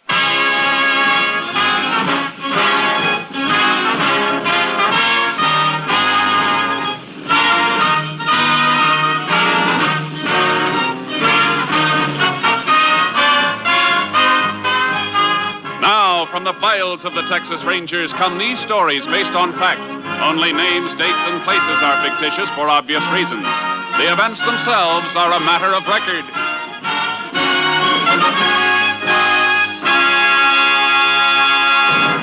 Case for tonight, hanging by a thread.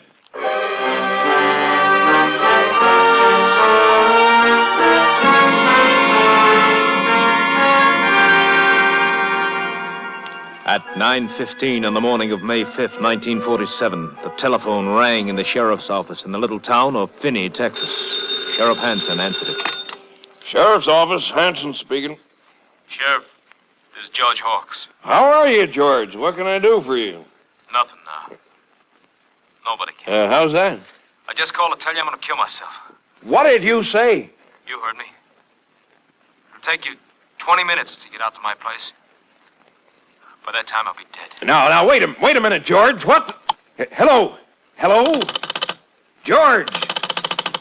Operator! Yes, sir? Oh, this is the sheriff. That caller just came in here. Where was it from? One moment, Sheriff. If this is someone's idea of a practical Hello, joke... Sheriff. Yes? That call was placed from 317 out on Gum Creek Road, the residence of Mr. George Hawks.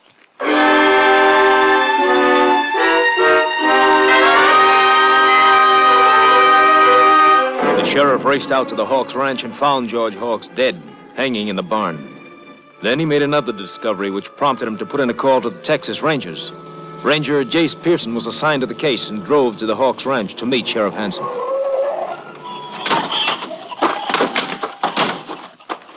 Jace, am I glad to see you. Howdy, Sheriff. It's been a long time. Yeah, a month of Sundays. Now, I hope I didn't call you down here for nothing, Jace, but this looks mighty fishy to me. So I want you to take a look at the body. Hasn't been taken down yet? No, I put in a call to the coroner, but he was out somewhere. I left a message for him to come out here as soon as they could locate him. How'd you find out about the body, Sheriff? I got a phone call, Jace, about 9:15. Said it was George Hawks and he was going to kill himself. I thought maybe it was some jokers, so I traced the call. And? It came from here, all right. So I drove out fast as I could, but George was dead. Hanging by the neck in the barn. No pulse. Body still warm. Sheriff, I know you didn't call me down here to investigate a routine suicide. What's the catch? Well, I'm getting to that. Come in the barn. This is just the way he was when I found him. You notice that's a wire he's hanging from, not a rope. Yeah. Cut off the clothesline, probably. Yeah. How'd you know? Guessed. I saw the clothesline had been cut, part of it dragging on the ground in the yard. You Rangers don't miss much, do you? Not if we can help it, Sheriff.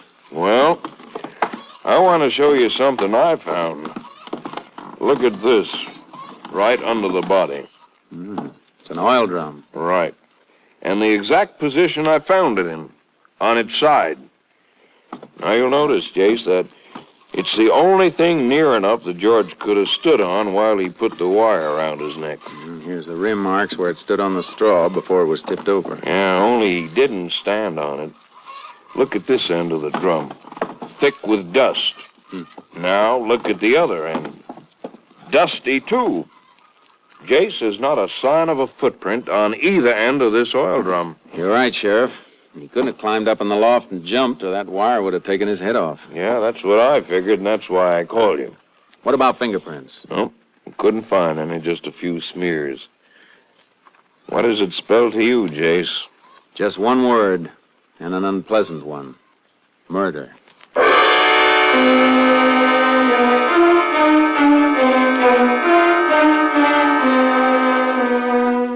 I got my camera out of the car and took pictures of the body. And we took down the broken clothesline and nosed around for more evidence. The sheriff went up to look over the house while I combed the barn. How'd you make out up at the house, Sheriff? Nothing, Jace. Absolutely nothing. No note from George. Everything tidy. No sign of a struggle. Funny nobody's around. Who would be ordinarily? His wife, Millie. One of the hands. He had 2 men working for him last I heard. How you coming, Jace? I found a couple of things, but not the thing I want. What's that? The tool that was used to cut the wire he's hanging on. All I found in the barn here was this pair of rusty pliers. Well, couldn't they have been used to cut it? No, Sheriff, they wouldn't cut butter. Besides, the cut's too clean. How about footprints? No luck yet. But I think I've found what the killer stood on to string the body up. What? The stepladder. I found it under the tool bench. Been used lately. Marks in the dust where it'd been dragged out and then pushed back. Well, what are you fixing to do, Jace? Going up the ladder and take a look at the beam where the wire's looped over. Here, I'd better hold it for you. It's pretty rickety. Thanks. Find something? I think so. What is it, Jace? Look at this. Stuck on a splinter where the wire went over the beam. It's a piece of black thread. Yeah. Black wool thread. Well, are you a string saver, Jace? In a case like this, yes. Let's take a look outside. What about a motive, Sheriff? For suicide or murder? Either. Can't think of a one offhand. George was a pretty normal guy. Happily married. Didn't have any enemies that I know of. How about those 2 hands you mentioned? Well, this new one, Brad Johnson, been working for George about 6 months. Only met him a couple of times. Seemed to be all right. In a quiet sort of way. And the other? Old Tom. Oh, he's okay. Drinks a lot. George used to fire him regular and then take him back when he sobered up. There's no good footprints in the yard here. Nope. Ground's packed pretty hard. Oh, Sheriff. Car coming up the house. Is that the coroner? That? Well, no, that looks like... Well, sure, that's George Hawk's car. That's Millie driving it. Mrs. Hawk's. Come on. We'll have to tell her, Sheriff. This is the only part of the job I really hate. Yeah, I know, Jace. Sheriff, what are you doing out this way? And... Morning, Mrs. Hawks. This is Ranger Pearson. Howdy, ma'am. Ranger? What's happened? What's the matter? I'm sorry to have to tell you, Millie, but George... Something happened to George? Yes. He's dead. Oh, no. Come on, Mrs. Hawks. We'll take you to the house.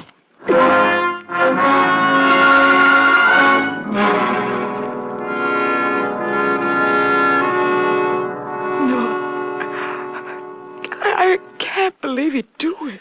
Mrs. Hawks, when did you last see your husband? Just a few hours ago at breakfast. How did he appear at breakfast? I mean, was anything wrong? Was he upset about anything? Well, yes, there was a big fight at breakfast. I never seen George get so mad. A fight? Between you and your husband? Well, all 4 of us went on it. Old Tom and Brad was there, too. They're the hired hands. How did it start? I cooked breakfast for the 4 of us, like I always do. Old Tom was late, so we'd started to eat. When we were about through, old Tom came staggering in. He was half drunk. Again, huh? Yes, Sheriff, again. Then he and George had this big row, and George fired him for being drunk. Go on. Old Tom was fighting mad. He gets mean when he's been drinking. Started making all kinds of wild accusations. What kind of accusations, Mrs. Hawks? Lies, Ranger. All of them lies. He said he wouldn't have been drunk if Brad hadn't bought liquor for him. Brad? Well, that's what he claimed. Said Brad got him drunk on purpose so he... Oh, it was awful. So he could what? Well, it's a lie, Ranger. What did he say, Mrs. Hawks? Well, old Tom said to Brad, I wouldn't be drunk if you didn't buy me the stuff. You're always trying to get me out of the way so I won't see you. So I won't see you playing up to the boss's wife.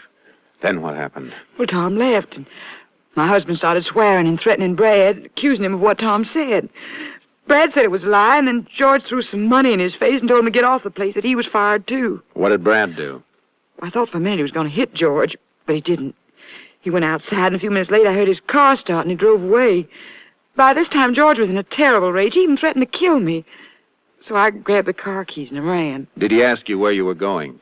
Yes, he did, Ranger. And I told him I was going in town to see Mr. Harris, the lawyer, see about getting a divorce. What time did you leave? About 8:30. Ranger, you said you found him hanging in the barn. Well, if it was suicide, why are you asking me all these questions? Because I don't think it was suicide, Mrs. Hawks. I think it was murder.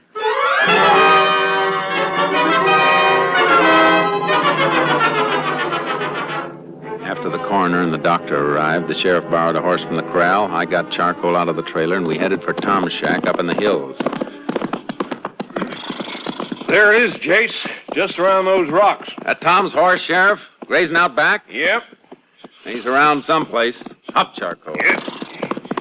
I just can't see old Tom as a killer, Jace. He ain't the type. Huntsville's full of them, Sheriff. Killers who aren't the type. Oh, charcoal. Oh, boy. Let's try the front door. Okay. All right, Tom. Open up. He's not here, Jace. I can see through the windows. Shack's empty. What the? Somebody's shooting close by. Maybe Tom. That shot came from back up in that draw. Come on, Sheriff. There he is. Back by that clump of trees. Is that Tom? Sure is. Hey, he's running toward the trees. Hold it, Tom. Stay where you are. I'll put one over his head. Yeah, he's starving. See what he's wearing, Jace? Yeah. Black sweater. What's all the commotion? All right, Tom. Throw down that rifle. Sure, Ranger. But, what for? Why didn't you stop when I told you to? Well, to tell the truth, Ranger, I didn't hear you. I'm kind of deaf.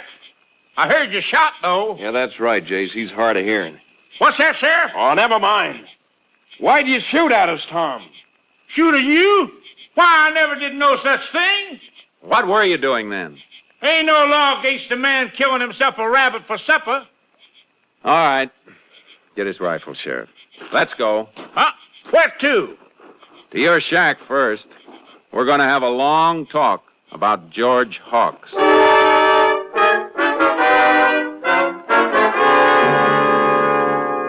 I'll tell you, Ranger, I didn't know George was dead until you told me a minute ago. What call would I have to kill him? If he was killed, he was my friend. You don't seem very clear about what happened this morning, Tom. Well, I was a bit foggy. I had me a couple of nips. But I do remember George getting mad and firing me. What happened after that? Well, I took a few more out of the bottle in my saddlebag. I don't remember much after that. I must have rode up here and fell asleep. Woke up a while ago. I was hungry, and I went out to get me a rabbit. Tell me, Tom, do you often draw a blank when you've been drinking? Do I what, Ranger? Have a blank space. Do things you don't remember anything about later. Oh, I suppose I have once or twice. Hey, wait a minute. I didn't do it. I couldn't have killed George. He was my friend. These your wire cutters on the table, Tom? Oh, yeah, they are. I'll take them. And I think you'd better come along to town with us.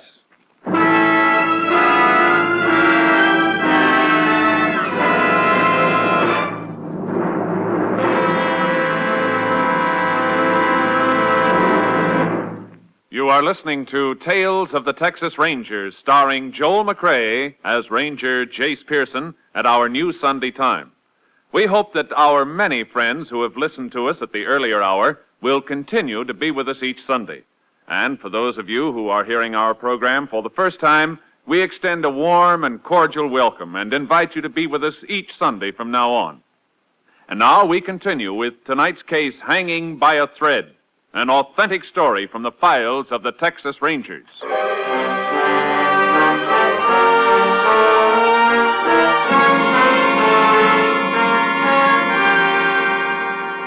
The finger was pointing straight at Tom. When we got back to the Hawks Ranch, there was a man in the back lot feeding the hogs. It was Brad Johnson, the third witness at the breakfast fight. While the sheriff took Tom into town, I got Brad's version of what happened. And then he threw the money in my face, Ranger. $30. Told me I was fired. I wanted to hit him, but I didn't. Then what, Brad? Then I got my duffel bag, threw it in my car, and drove off. Where'd you go? To Finney. Drove around town for a few minutes, and then I went to the White Spot Cafe and had a cup of coffee. What time was this? When I was in the cafe? Oh, about 9:30, I guess. Why'd you come back here? Well, somebody in town said that George had killed himself and that the coroner was on his way out here. So? Well, I figured if it was true, there wouldn't be anybody to do the chores. He fired old Tom, too. And Mrs. Hawks always treated me so friendly. Well, so I come out to do what I could. Yeah, that's very nice of you. Tell me, Brad, is there anything between you and Mrs. Hawks? No, sir. That's a lie, Ranger. Never even spoke to each other except at meal times or say good morning. What are you planning to do now? Well, I don't know. Help Mrs. Hawks till she can get somebody, I reckon. I see. Well, I gotta be moseying along. Oh, don't leave town without letting me know. Oh, I won't, Ranger. I'll be around.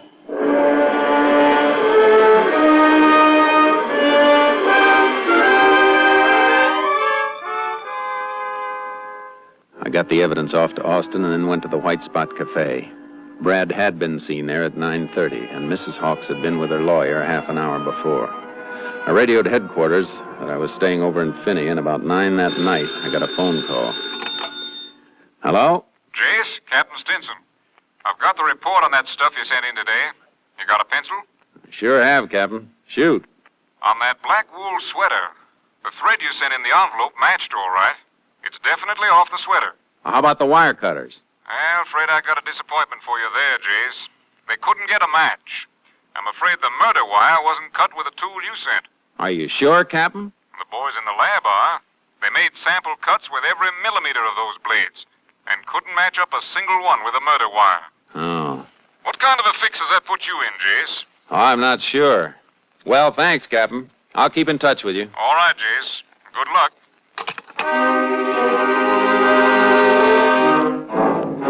I was going to need more than luck. Things were really getting tangled up. It was about 4 a.m. when I finally dozed off trying to dope it out. Then at 8:30, I met the sheriff in his office. Well, you look like you've been through the ringer, Jace. Hotel bed's too hard for you? No, but I didn't get much sleep trying to figure this Hawks thing out. Looks like we'll have to let old Tom go, Sheriff. Why? What's up? The lab says Tom's cutters didn't cut that wire. They didn't? No. Of course, old Tom could have used other cutters, but in his stupor, I doubt if he'd be that clever. Well, I hate to complicate things more than they are, Jace. What do you mean? Coroner called a little while ago. He's sending his report over with one of my deputies. Should have been here by now. His verdict is suicide. Suicide? Oh, that doesn't make sense. Well, apparently does to him. We'll know when the report gets here. Yeah. George Hawks, deceased. Climbed up a stepladder, put a wire around his neck, and then placed the ladder neatly under a workbench 12 feet away. My dusty oil drum snoring things up, Jason. Considerable. Morning, Sheriff. Howdy, Ranger. Hi. Morning, Joe. Did you get it? Yep. I had to wait while the coroner signed it. Here it is. Yeah, thanks, Joe. Anything more I can do, Sheriff? No, not right now. Well, I'll go get me some breakfast then. Let's see. No marks of violence on the victim's body. Autopsy disclosed no brain injury. Death probably caused by strangulation. Coroner's conclusion, suicide. Signed G. Parker, coroner. There it is, Jace. Couldn't be. No, here's something from the doctor. I examined the body at 11:30 a.m. It is my opinion the death occurred approximately 3 hours previously. Hey, wait a minute, Sheriff. What is it? That'd make it about 8:30 when George died. What time did you say he called you? At 9:15. Great suffering. Sheriff, are you sure it was George who called? Well, now that you mention it, I'm not sure. Said he was George. Or could it have been somebody else? Yeah, I suppose so. It's beginning to piece together, Sheriff. Whoever it was could have killed George, then called you and tried to sound like him. To establish an alibi. Exactly. And then pop up someplace else a few minutes later. Like the White Spot Cafe. I'll call you later. Where are you going, Chase? Back to the Hawks Ranch.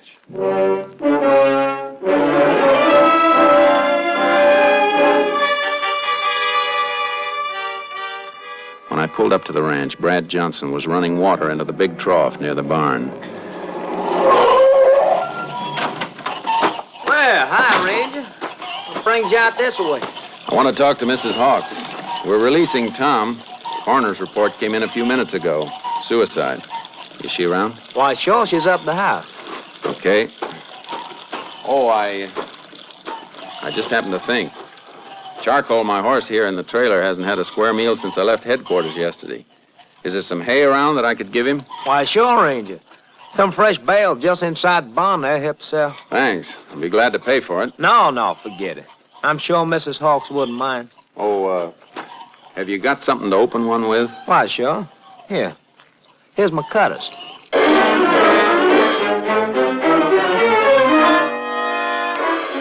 I took the cutters into the barn and made some cuts on a wire sample. After I gave the cutters back to Brad and fed charcoal, I spoke briefly with Mrs. Hawks, and then I tore out for the lab in Austin. By 1 o'clock, I got the results. Here it is, Jace. Take a look. The wires match, Johnny? See for yourself. That dual microscope never lied to me yet. The left one's the murder wire. The one on the right is one of the samples you brought in. That's it. Well, look at those striations. It's a perfect match. Thanks, Johnny. Take care of this stuff. Got to get back to Finney pronto. Oh, will you do me a favor? Sure, Jace. Call the sheriff at Finney. Tell him I'm on my way and I got something hot. I'll be there in 2 hours.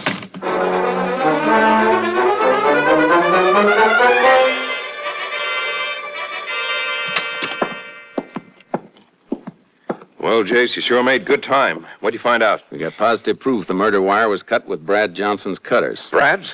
You going to pick him up? Not right yet, Sheriff. Why not? We only know that Brad's cutters were used. We don't know he used them. We got to be sure. What are your plans, Jace? I've been thinking. Those stories that Mrs. Hawks and Brad told me, they were alike, all right. Too much alike. What do you mean?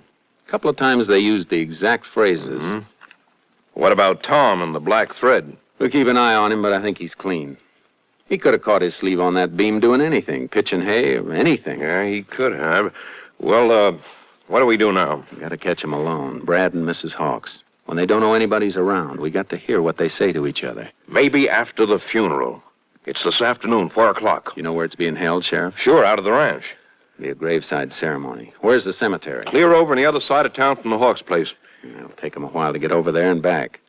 Sheriff, while they're at the cemetery, you and I are going to the ranch and fix up a little surprise.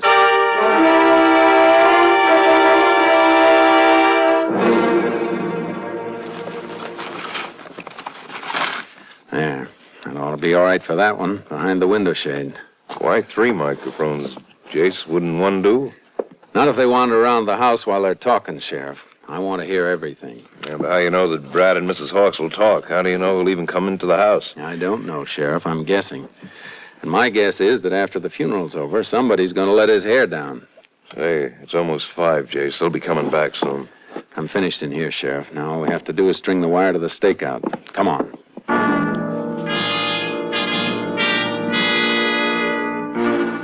We'd hidden my car in a lane down the road and set up our equipment at a clump of trees close to the house. 3 neighbors' cars drove up, then Brad's. We watched him as he fed the stock. About sundown, the last of the guests left the house.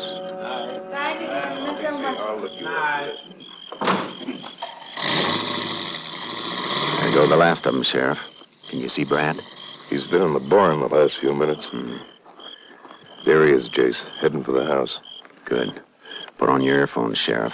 I want you to hear this, too. There he goes, up on the porch. Yeah. Brad. Oh, Brad. Now, come here, baby. Oh, Brad, I'm so tired and scared. Ain't nothing to be scared about, baby. Everything worked out fine. Oh, take me away with you, Brad, now, tonight. Millie, I can't do that. You know it. Why not? Why can't you? Well, the plan, baby. We gotta follow the plan. Now, look, if we went away together now, they'd nab us no time. We gotta let it cool off. Brad, I can't spend another night in this house, not alone. I can keep seeing his face. You holding him. That look of his when I put the pillow over his face, I can't stand it. I can't stand it. I told you to shut up. Look, I put a lot of hard work on us.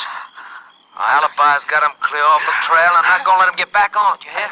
All right, Sheriff. I've heard enough. Let's take them. You cover the back, Sheriff. I'll take the front. Okay, Jace.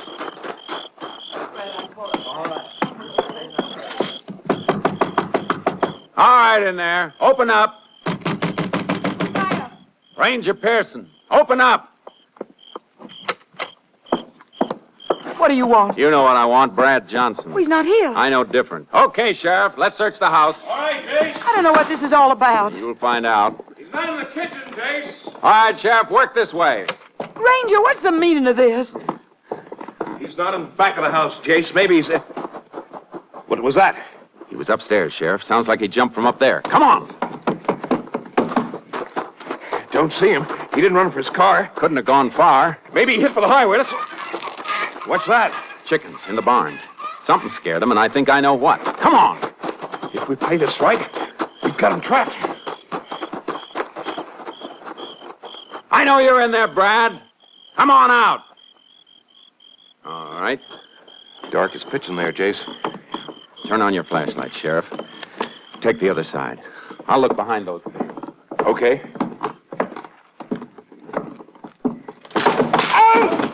What is it, Sheriff? Pitchfork! Threw it from the loft. He hit me. You hurt bad? Don't think so.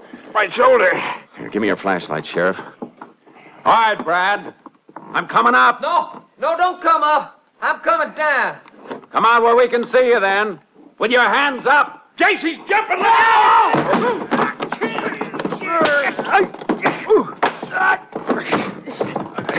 Jace, you all right? Yeah, he fell on his back, hit his head when I hit him. Is he dead? No. No, Sheriff, he's not dead. But I can't say he won't be, though, when the state gets through with him.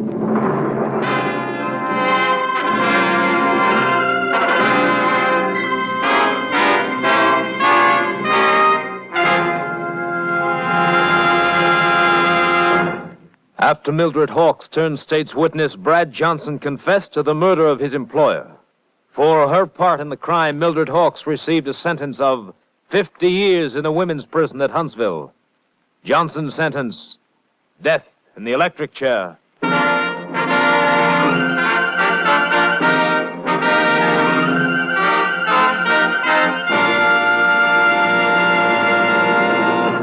And now, here again is the star of our show, Joel McCrea. While most of the mail that comes to us here at Tales of the Texas Rangers is written by grown-ups, the youngsters have their questions, too. Tonight, I'd like to read you a postcard from a boy in Newark, New Jersey. It says, Dear Mr. McCrea, I am 9 years old. Me and my friend Tony was talking about being Texas Rangers when we grow up. How do you go about getting that job? Your friend, Tommy Cook. Well, Tommy, a lot of people have asked us that same question recently, and I guess maybe it's high time for us to tell them. First, a ranger has to serve at least 10 years as an outstanding police officer. Then he may compete with others for the job. If he's selected, he works under the wing of a ranger captain for at least 6 months, and then he's put out in the field with other seasoned rangers for a year and a half. By this time, he is, or he isn't, a true Texas Ranger. And Tommy, your card's being sent to Colonel Homer Garrison, Jr., Chief of the Texas Rangers. Good luck. Good night. Next week, Joel McCrea in another authentic reenactment of a case from the files of the Texas Rangers.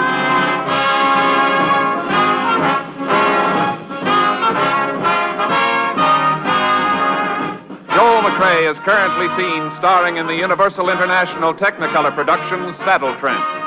Tonight's cast included Tony Barrett, Byron Kane, Betty Lou Gerson, Jeff Corey, and Wally Mayer. This story was transcribed and adapted by Andrew McBroom, and the program was produced and directed by Stacy Keach. This is Hal Gibney speaking.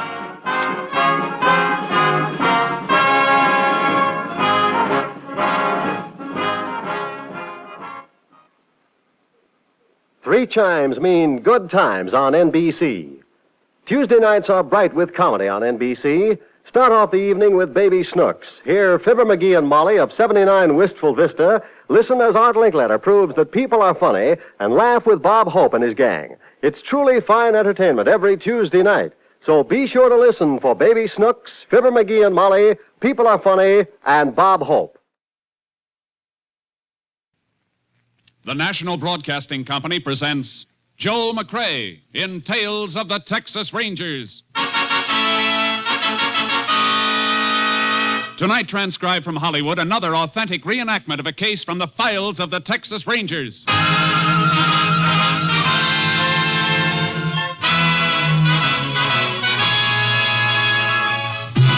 Tales of the Texas Rangers, starring Joel McCrea as Ranger Jace Pearson. Texas, more than 260,000 square miles, and 50 men who make up the most famous and oldest law enforcement body in North America.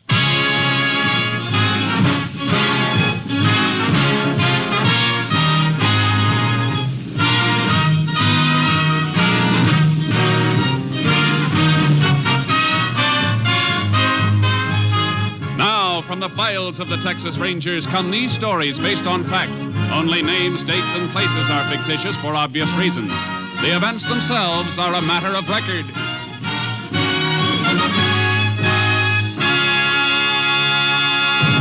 Case for tonight, room 114.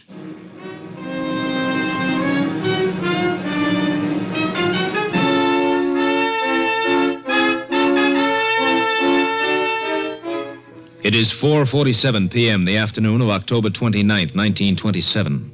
Liz Ferris, a chambermaid at the Hotel Alamo in the town of Limpia, Texas, approaches Sam Bixby, the desk clerk. Mr. Bixby. Oh, Liz, thought you went home. Can't see as I'll ever get home till I get the rooms finished. And I still ain't been in room 114. 114? That's Mr. Boland's room. Oh, he went out a couple hours ago. Well, he left one of them do not disturb cards on his door just the same. His key ain't in the box there. I looked before while you were sorting out the mail. Well, he probably just forgot to leave his key. You got your pass key. You can get in. Well, how'd you know he didn't come back again without you seeing him? Suppose he's in there taking a bath. All right, Liz, all right. Come on. I'll come back with you. Give me the keys.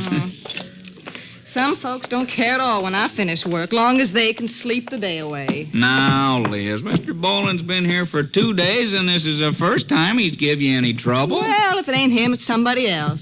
There's that do not disturb card on the door, like I said. Did you try knocking? That on the door? Of course I didn't. I got some consideration for other folks, even if they ain't got none for me.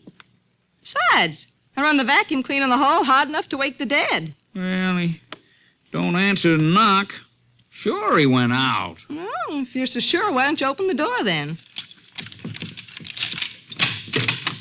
You in, Mr. Boland? Mr. Boland? He's out, all right. Go ahead, Liz. All right, I'll make the bed first, then get the vacuum. Hey, what's the matter? A man's leg sticking out from under the bed, and there's blood on the rug. Let me out of here. No, be quiet, Liz. Don't let the other guests hear you. I better call the sheriff right away.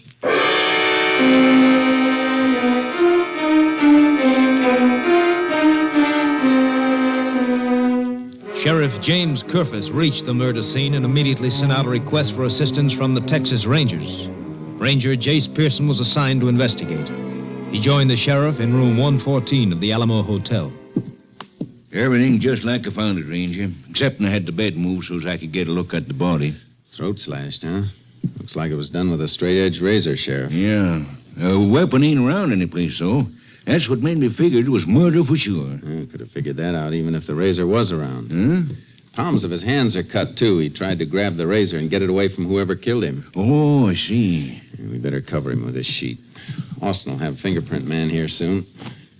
You know who he is? The name on the register is Henry Boland. Been here 2 days. Come up from Lone Star to sell some cattle at the auction barn. All the way up here from Lone Star to auction cattle? That's pretty far. Yeah, now that you mention it, it is. Yeah, plenty far. Who discovered the body? A desk clerk and cleaning woman. You must have passed him out in the hall. I told him to wait right outside. Yeah, I saw him. We better talk to him. Right. Just trying to clean the Bixby. Huh? Liz, Ranger wants to talk to you. Oh, sure thing. I already told you all I know, Sheriff. Anybody come in to visit in this room today? Well, that's hard to say, Ranger. A lot of cattlemen in town when the auction's running. Well, nobody stopped by the desk, but you know how it is. Men know each other, visit around. Sure. If he'd been out tending his business like a man ought to be, he mightn't be dead. That's what I say. Now, Liz, I told you he was out. I saw him go. When was this? Noon, a little later maybe. But I didn't see him come in again. Are you sure it was Boland you saw? Might have been somebody dressed like him, wearing his clothes, maybe. Oh, no, I saw him good enough to know for sure. Stopped just a few feet from the desk to wipe his eyeglasses with a handkerchief. Eyeglasses? Is something wrong with that, Jace? I'll tell you in a minute. He wear glasses all the time? Every time I see him, sure he did. I see.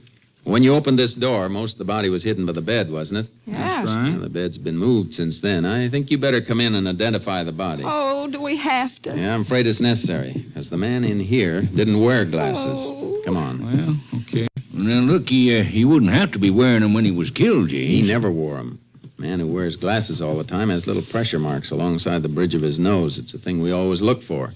Helps with identification. Yeah, I'll move the sheet. All right. What? Well, that ain't Mr. Boland. No, it ain't. Well, then who is this fella? Sheriff, I don't know. I never saw him before. He's a lot different. Mr. Boland not only wore glasses, he had a mustache. And this feller don't. This couldn't be him clean-shaven? No, sir, could not. Looks like Boland isn't our victim, Sheriff. Looks like he's the killer.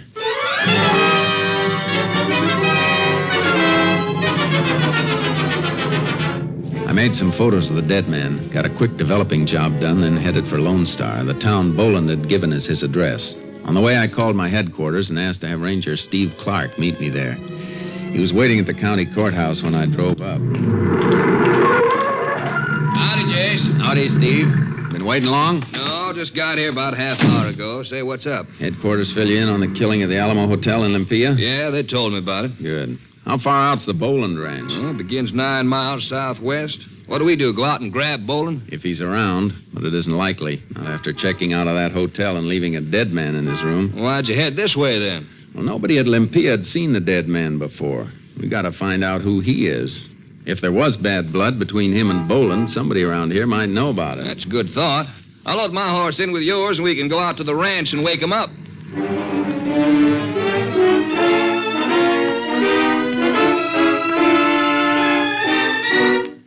The Boland Ranch was plenty big, spreading and sprawling out south of the main highway. But the ranch house was deserted except for a Mexican woman. She was frightened and wouldn't unlatch the screen door. We just want to talk to you, ma'am, that's all. Go away. You come back again when Mr. Boland is here. We're Texas Rangers. We just want some information from you. I know nothing. Please, you go away. If Mr. Boland is in there, we'd like to talk to him. No one is here, senor. No one but me. It won't do you any good to hide him, ma'am. If he's not there, why can't we come in and look around? No. We should have gotten the search warrant, Chase. Yeah, she's just frightened because she's alone. There ought to be somebody else around a ranch this size. Boland must have hands. Yeah. Where are the men, senora? The vaqueros who work on the ranch. Round up, all out to work, they round up. All right, senora. You can go back to bed. We'll go talk to them. Your senora wasn't any too happy to see you, boy. I know. Well, let's get the horses out of the trailer. Yeah. You really want to look for those cowpokes tonight? Yeah, because we got plenty of other things to do in the morning. Come on, Charcoal. All right, boy. Come on. What's on your mind for the morning? Find out where Boland banks, watch his account so we can trace him if he cashes a check anyplace. Hey, it'll make it tougher for him to hide, all right. That's how I want to make it. Tough. Well, let's ride. Yeah. Get up, Charcoal. Get up. Get up. Ha.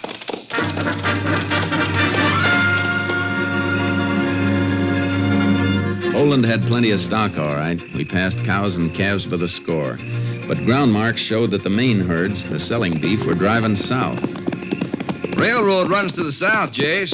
Guess they're moving them that way for shipping. Figures. That's why we had to ride so far. Yeah, must take them 3 or 4 days to cut out the steers and drive them to a main camp. We ought to be spotting some riders soon. Trail marks have been getting fresher. And if we don't, we're going to have to rest these ponies. We've been knocking on them steady now for about 3... It's all right. We're getting close. They can rest soon. Look. Where? Mace over there in the moonlight. Look down at the base. On the east end. Yeah, campfire. Come on, Charlie. Come on, boy. Get up. Can see the stock now, only part of the herd from the looks of it. Probably got a few folks working each section, driving into the railhead from different angles. They can drive them any way they want. All I want is somebody who can identify the photographs of a dead man.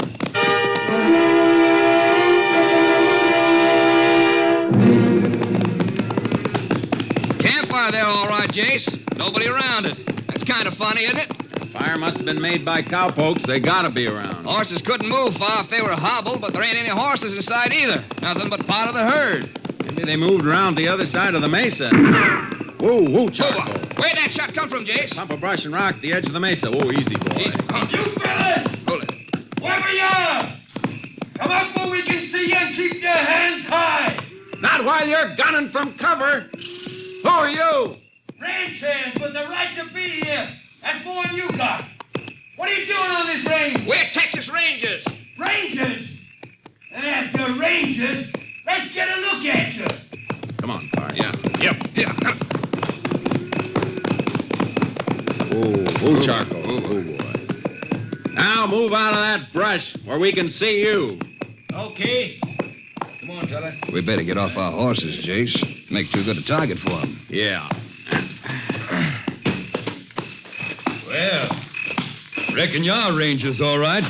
My name's Frank Tuller. This Charlie Small. Never mind the introductions, Tuller. You always throw lead at anybody riding this range? I fired over your head. Just a warning. A warning for what? That's orders, Ranger. Somebody's been making off with some stock, and Boland told us to be on the lookout for strange riders. Boland? He around? No. When'd you see him last? Just before we started out on Roundup. Tuller and I ain't seen anybody but each other for almost a week. And you don't have any idea where your boss might be? How would we know? Hey, you seem mighty anxious to find him. I am mighty anxious. Yeah, the boss in some kind of trouble? He's in plenty of trouble. We'll find it out sooner or later. Yeah. He's wanted for murdering a man in a hotel in Olympia. So if you know where he is or even where he might be, you better talk up. Well, if we knew, we'd tell you right off, but we don't. You know anybody Boland's been having trouble with? Nope. No, boss never had trouble with nobody. There's a dead man who'd disagree with that if he could. Get those photos out of your saddlebag, will you, Steve? Right. Maybe you can identify the man Boland killed. Here you are, James. Thanks. Here, Tuller, Yeah? you too, Small. Huh? Take a look. What, say? Ranger, Boland never killed this man. What makes you so sure of that? Because this is the boss. This is a picture of Boland himself.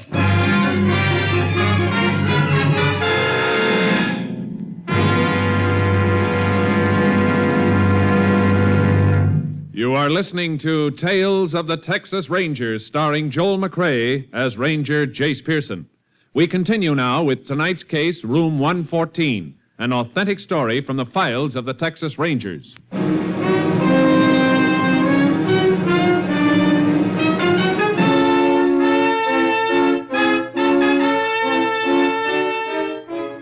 We had our killer cold, knew his name, his address, and he turned out to be the dead man. The case fell apart. It didn't make sense. You're sure this is a photo of Boland? We ought to know. We've been working for him for a year, ever since he come down from Wyoming and bought this spread. The desk clerk at the hotel in Olympia said he'd never seen this man before. I can't have that. But Boland was registered at that hotel for 2 days. The clerk said he wore eyeglasses and a mustache. Then the man he saw wasn't Henry Boland. There's something fishy about this whole thing, Jace. I can't figure why anybody... Wait a minute, Steve. Huh? You fellas said Boland thought somebody was running his stock off? Yeah, that's right. Is his brand registered? Well, sure it is. Box B brand. Thanks. If we want any more information, we'll be out to see you later. Come on, Steve. But, Jace, Come on. Get mounted. Get up, Charcoal. Get up. Come on. Hope you catch the man you're after. Thanks. What's on your mind, Jace? What'd you ask about the missing cattle and the brand registration? Boland thought some of his cattle were missing. With the registered brand, stolen cattle are hard to get rid of. It wouldn't be so hard if the thief took them to an out-of-the-way auction barn like the one in Olympia and then pretended to be Boland when he sold them. Hey, Jace, that makes sense. Sure it does. That's why somebody registered the Alamo under Boland's name. Then Boland must have found out about it, went up to Olympia for his showdown, and got himself killed. That's the picture. I'll buy it, Jace, but who killed him? That's something we're going to have to find out. But whoever it was somebody Boland knew, or he wouldn't have been able to follow him to that hotel room. And if the cattle were stolen from here by somebody Boland knew, and Boland hadn't been here very long, the thief might have been one of his own ranch hands. We'll play it that way, Steve. Let's stick around here and see if we can find a poke with a mustache and eyeglasses.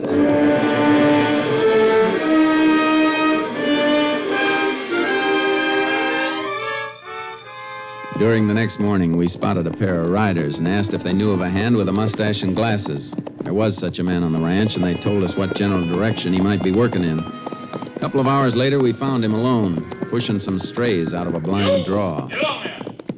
That's him, Jace. Just saw the sun reflect on his glasses.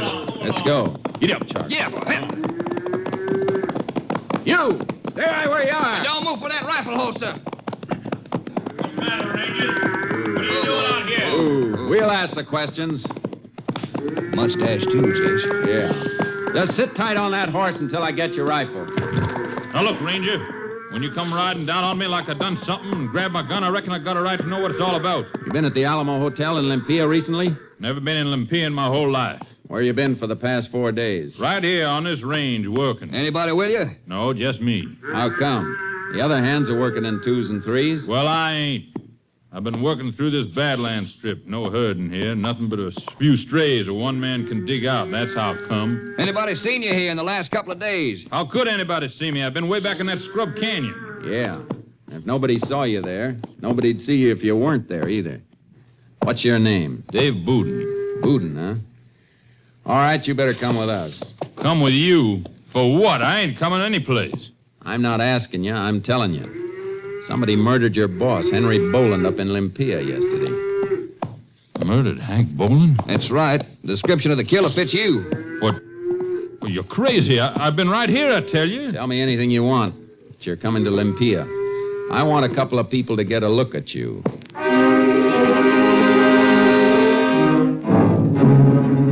We got back to the car and drove Dave Bouden to the sheriff's office in Olympia to see if he could be identified. Ranger, I'm telling you, I ain't never been near this town. If you haven't been here, you got nothing to worry about. Did you send for the chambermaid and the desk clerk, Sheriff? Yeah, they'll be here right off. Thanks. As a matter of fact, there they come now, up the outside steps. See them through the window? Yeah. Ranger, I'm telling you... You better not say anything just now, Bouden. Come in. Howdy. Howdy. Reckon you remember the ranger here? Ain't likely we'd forget him after seeing him only yesterday. Liz, Mr. Bixby, I want you to meet Mr. Bouden. Howdy. Howdy. Doesn't seem like you've ever met Mr. Bouden before. I thought maybe you had. No. Can't say I ever had the pleasure. Me neither. Although for a minute he did look like... Like who? Now listen, lady, you never... Quiet, Bouden. Lands, what's everybody getting excited about? I was just going to say he looked like Sarah Leamy's old beau, the one that run off when everybody expected they was going to get married. All right, Liz, all right. Thanks, Liz, Mr. Bixby. We just wanted to be sure that this man wasn't the one who was registered under the name of Henry Boland. Oh, I see. Oh, no, nothing like him. Except for the eyeglasses and the mustache. Yeah, I guess we might as well let these folks go back to the hotel, Jason. Yeah, looks like you were telling the truth, Bouden. I'm sorry. No harm done, Ranger. No way you could have known. Jace, I've been thinking. You suppose mustache and eyeglasses might have been a disguise to throw us off? That's a thought, Sheriff. It's been done before. Well, that ain't the way it was this time, Ranger. Why not, Bixby? Well, them glasses may have been fake, but not the mustache. The man you're after had a real mustache. I know, 'cause I seen him in the barber shop, and the barber trimmed it.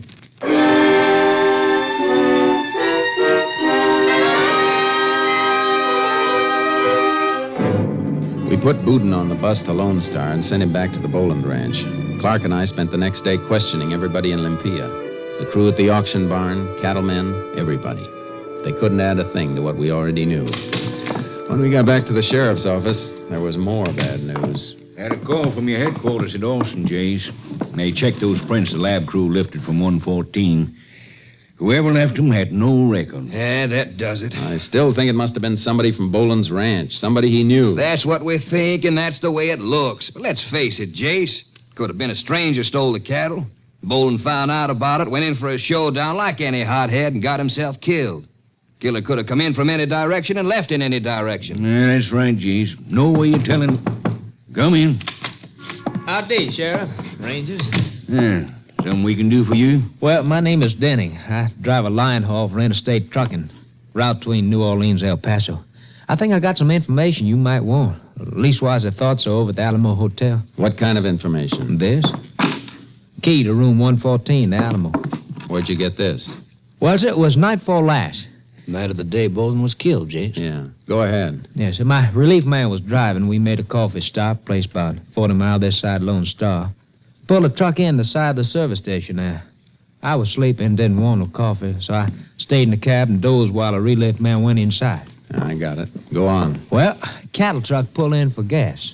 Well, empty. Empty cattle truck, huh? Headed which way? Southwest, toward Lone Star. You notice the license? Well, no, but there was a mark on the side, box with a B in the middle of it. Boland's Box B brand, Jace.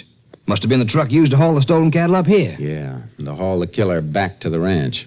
What about the key? I was coming to that. Fell in the cattle truck. He paid for the gas. I didn't see him too good. I was just sort of slumped in my cab, half groggy, not exactly watching him, but seeing. I know what you mean. Well, when he fished money out of his pocket, I saw him kind of look at something he dug out with it. Then he sort of looked around like he was looking for some place to throw it. Station man left him to go inside for change. Then the fellow walked right past my truck real quick. He didn't see me, of course, because the cab was dark, and I heard him throw something. Make kind of a clink. Then he went back to the cattle rig and drove off. Is this what he threw away, this hotel key here? That's it. I found it when my partner came out. We went back to check the top and the tailgate, and I sort of looked around and found the key with my flash. How come you didn't just drop it in a mailbox? Well, we had a lot of stops along the line, loading, unloading. And the route came right through here. Thought I'd stop in, just drop it off. Information help you any? It sure does. Thanks. My headquarters will see to it your boss hears about it, too. Sheriff, better take down his statement. Okay, Jeez. Come on, Steve. See you later. All right, Jeez. Heading back for Lone Star? As fast as the wheels will turn. Pile in. Yeah. How are we going to narrow it down, Jace? Boudin was the only hand with a mustache and the glasses, and he's clear. Glasses still could have been phony. Something the killer wore only while he was in Olympia. We know the mustache wasn't a phony. Boland's hands have been on roundup for a couple of weeks. A lot of them let their beards grow. Would have been a simple matter to shave the beard and leave a lip cover.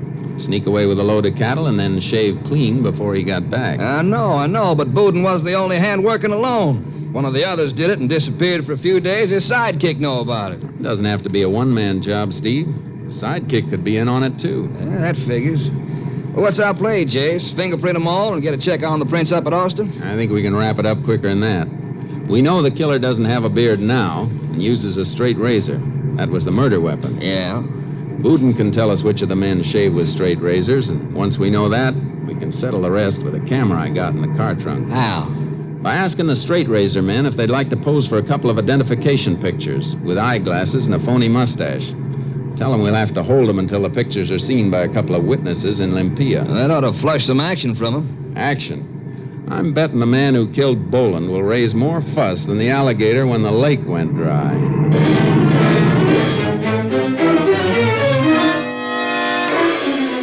We got back to Lone Star just in time.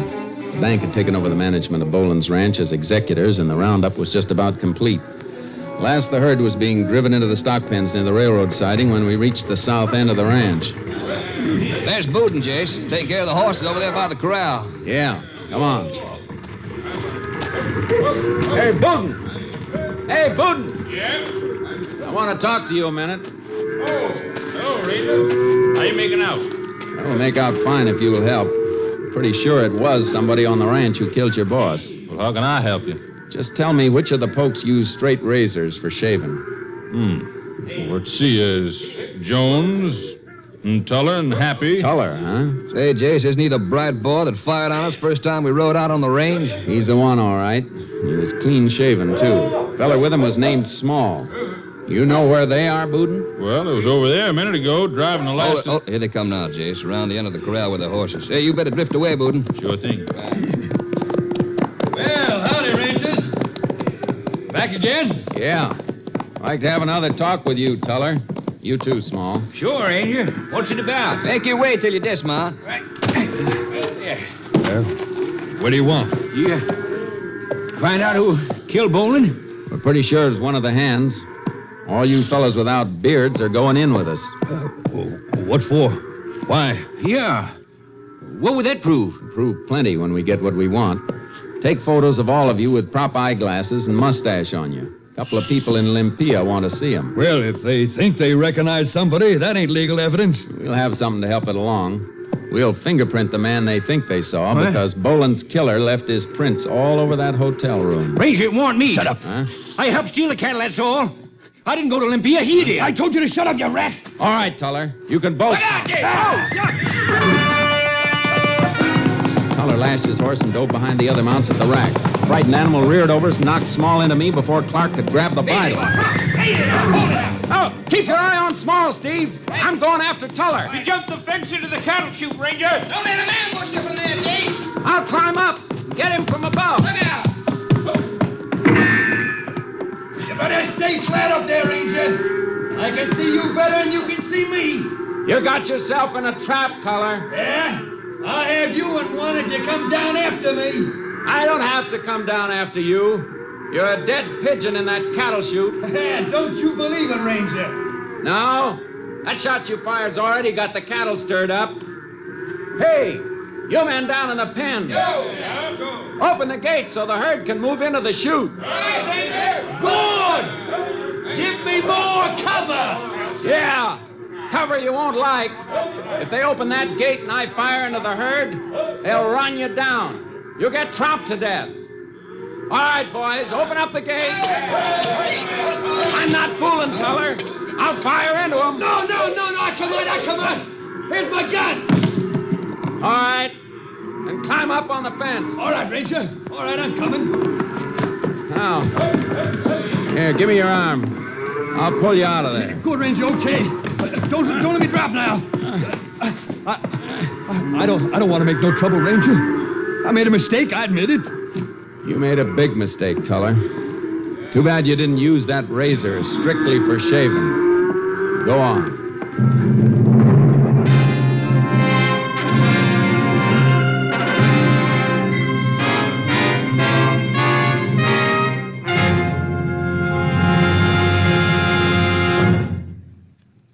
For his part in the crime, Charles Small received a sentence of 25 years. Frank Tuller was tried and convicted for the murder of rancher Henry Boland. Today, after 2 decades, he still serves his sentence. Life imprisonment.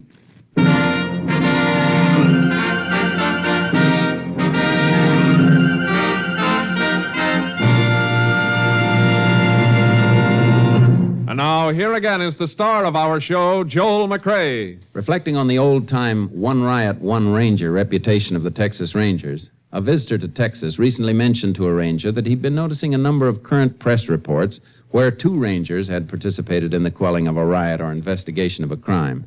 After citing this observance to the ranger, the man asked, "How come 2 men are being assigned to some of these cases now? Are the rangers less effective than they used to be?" The lanky ranger shook his head. "Oh, no," he said.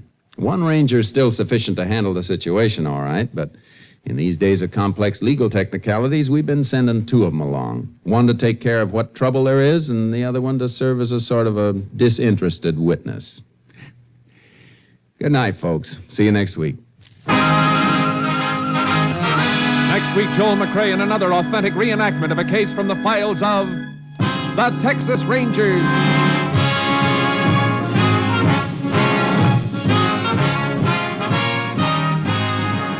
Joel McCrea is currently seen starring in the MGM production Stars in My Crown. Tonight's cast included Tony Barrett, Ann Diamond, Herb Vigran, Peggy Weber, Tom McKee, Bill Johnstone, Herb Ellis, and Barney Phillips. This story was transcribed and adapted by Joel Murcott, and the program was produced and directed by Stacy Keach. This is Hal Gibney speaking.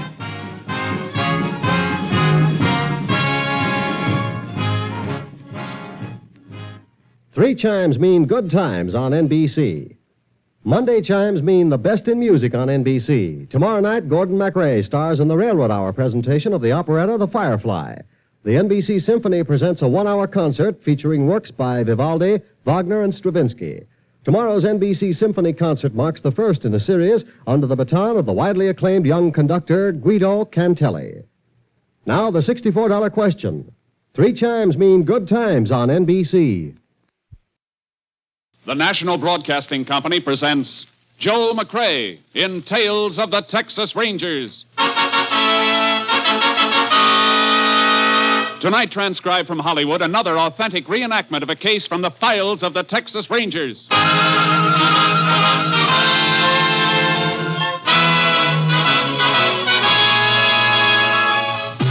Tales of the Texas Rangers, starring Joel McCrea as Ranger Jace Pearson. Texas, more than 260,000 square miles, and 50 men who make up the most famous and oldest law enforcement body in North America.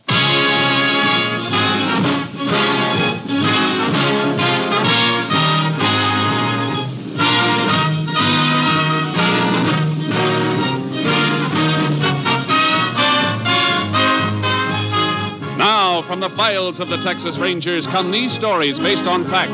Only names, dates, and places are fictitious for obvious reasons. The events themselves are a matter of record.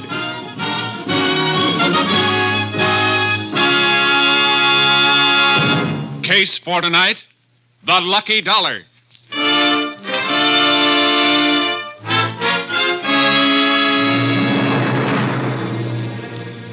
It is 7:30 of a simmering hot night, August 14th, 1945.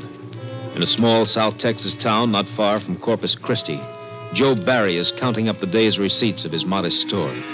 His wife, Clara, is locking up in back. 15's a dollar. 10, 20, 30, 40, 50. What the? Joseph, well, what's happened to the lights? I'm not through back here. Well, I didn't turn them off, Ma. One of the fuses must have blown. Hey, you think it could be the refrigerator again? No, I just put in a whole new unit, didn't I? Hey, you just stay where you are, Clara. I'll get my flashlight here and see what the trouble is. Be careful, Joseph. And don't worry, honey. I'll be careful. Let's see what we got here now. All these fuses look good. Joseph? Now, everything seems all right in here, Ma. Must be in the main switch box. I'll take a look outside.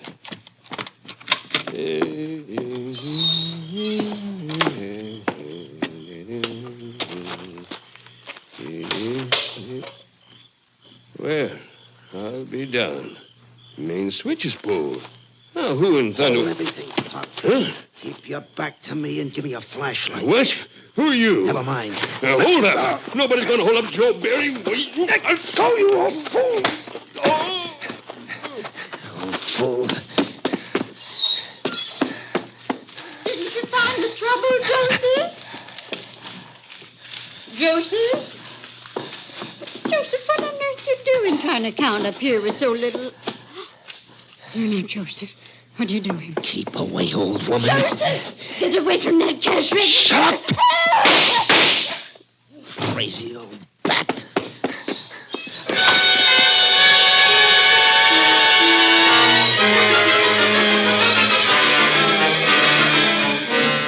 When Joseph Barry regained consciousness, he staggered to the phone and called Sheriff Jennings, who, in turn, requested help from the Texas Rangers. Ranger Jace Pearson was at the scene of the crime a short time later. It's just like Barry said, Sheriff. The thief pulled his master switch outside the store to draw out the storekeeper. And he must have thought Joe was alone in the store. Sure he did. Too bad he wasn't. Mrs. Barry'd be alive now. Well, let's go inside again, Sheriff. I'd like to ask Barry a few more questions. You know, Jace, this is mighty like another holdup we had in this area just a week ago. Yeah? Liquor store. No gunplay, but otherwise just the same. Main switch pulled. Owner went out to check the fuses. Was slugged. Nobody saw the thief? Nobody, but it could be the same guy. Could be. Mr. Barry. Yes, Ranger? Find anything more? Maybe. I know this is hard on you, but I'd like to ask a few more questions. Go right ahead, Ranger. Ask all you want. I'll do anything to catch the devil that murdered my wife. I know. You're sure you didn't get a good look at the burglar? Something you could remember as identification? No, sir. He came up on me out of nowhere. No sound, nothing, until he spoke. Then we fought. But that voice... I'd remember that whispering voice anywhere. He spoke. You didn't mention that before, Joe. Didn't I? It's kind of hard to think right now, Sheriff. With poor Clara. What'd the burglar say, Mr. Barry? Oh, not much, Ranger. But I'd know that voice. I'd know it all right. Well, go on. Try to remember it, word for word. He said, hold everything, Pop. Keep your back to me and hand over your flashlight. And then when I fought him, let go, you old fool. That's all. He hit me, and the next thing I knew, I saw Clara. It's all right, Mr. Barry. I won't ask you to talk much more now, but would you mind coming over to the cash register for a minute? Sure. I'll come with you.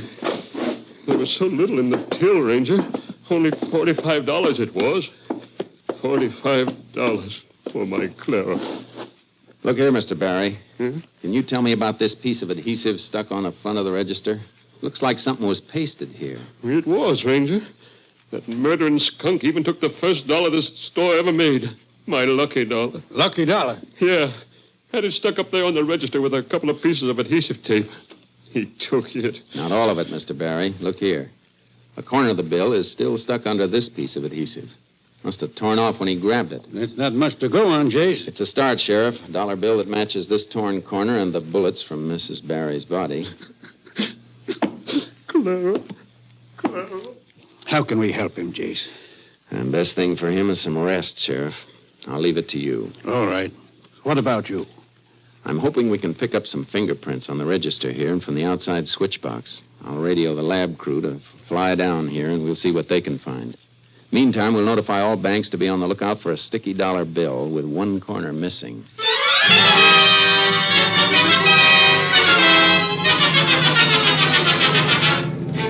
lab crew came in from Austin and gathered all evidence.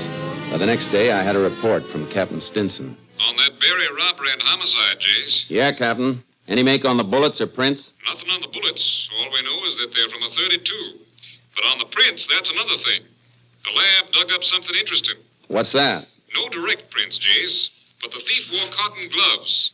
There's an imperfection in the weave of the left thumb. There's not a lot to go on, Captain. I know it, Jace. You got any more leads? Not exactly, but we don't think it was done by somebody just passing through. No, why not? Because Sheriff Jennings had a similar robbery in this area last week with the same M.O. Pulled the switch and worked in the dark. A lot of people down there with the cotton season in full swing, aren't there? Swarms of them. Reckon it could be a cotton worker? It's hard to say. Well, if it is, you've got a big territory to cover, Jace. Well, I got an old dollar bill working for me, too, Captain. Yes. And by the way, Jace, all the banks in your territory will have blow-ups of the torn corner of that bill by morning. Good. I guess all we can do now, Captain, is sweat it out and wait for that dollar bill to pay off.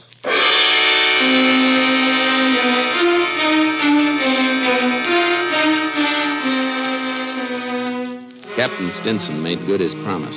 By next morning, every bank in the area had a description of the missing lucky dollar and photos of the torn corner. 3 days went by. Then, on the 19th of August, a man walked into State Bank. Yes, what can I do for you? Money. Here is money to pay for the loan on my house. Oh, we have a loan on your house? Si. Your name, please. Ramos. Juan Ramos. Oh, I'll get your records, Mr. Ramos. What is wrong, senor? This dollar bill you gave me, the corner's torn away. But it's good. The dollar is good, no? Oh, sure, but just a minute, please. Oh, okay. Hello, operator. Get me the sheriff's office. Sheriff's office, Jenny speaking. Hello, Sheriff. This is Jim Loftus over at the bank. Oh, yes, Jim. What can I do for you? Fella just came in the bank and handed me that dollar you're looking for. He did? Yeah. Fella by the name of Juan Ramos. He's here now. I see. Hold on a minute. What's up, Sheriff? Man by the name of Ramos just passed a dollar at the bank that answers the description of the lucky dollar we've been looking for. He's still there. Tell him to stall him. We'll be right over. Hello, Jim. Yeah, Sheriff. We're coming right over, and don't let that Ramos get away.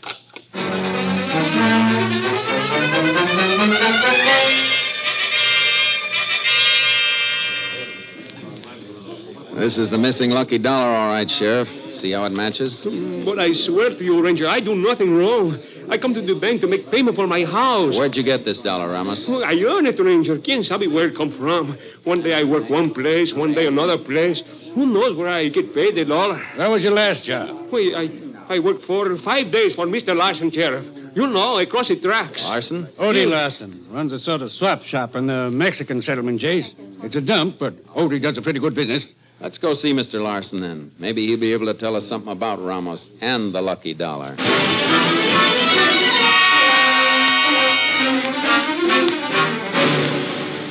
Tell him, Mr. Larson. Sure, Ramos worked for me, Ranger, but only for a few days. Mr. Larson, Look carefully at this dollar. What about it? Ever see it before? How do I know, Ranger? $1's a dollar, ain't it? Not always. Feel this one, for instance. Kind of sticky. And the edge is torn. Try to remember, Odie. It's very important. To you. To me? An old lady was shot down, killed, by someone who stole this particular dollar. An old lady? That dollar come from someone who... No. I didn't do it, Ranger. I earned the dollar here from Mr. Larson. Take it easy, Ramos. Say, maybe I do remember this dollar, Ranger. You do?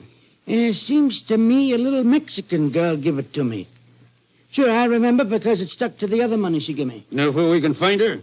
I think she works at one of the cotton farms near here, Sheriff. I don't know for sure, but she gave me this dollar and 2 more to pay down on a red silk dress. Yeah, I'll show you. It's in the back room. Never mind that, Mr. Larson. Just when did she pay you on the dress? Just last evening, Ranger. Yeah, I keep open at night for the workers, the cotton pickers. I paid off Ramos when we closed up. Must have given him that sticky buck along with the rest of his pay. I told you, Mr. Larson, give me that dollar. The girl say when she'd be back for a dress? Today. You've never seen the girl before, Mr. Larson? You don't know her name or where she lives? No. Didn't you give her some kind of receipt for her deposit? Oh, sure, but just for the $3. When she brings in the receipt and the rest of the money, she gets the dress. Don't need a name and address for that. What do you think, Chief? I think we'll wait for the lady, Sheriff. Meantime, Ramos. See you, Ranger. Stick around town. I may want to talk to you again. See you, Ranger. Gracias. Now, Mr. Larson, you mind if we wait for the girl in the back room? Of course not, Ranger. Just come this way.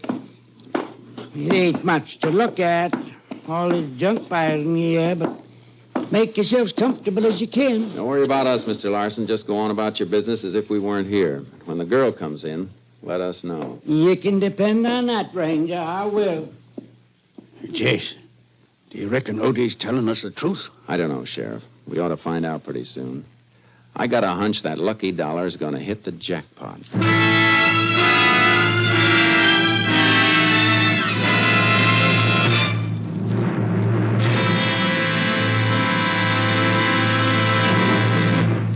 You are listening to Tales of the Texas Rangers, starring Joel McCrea as Ranger Jace Pearson.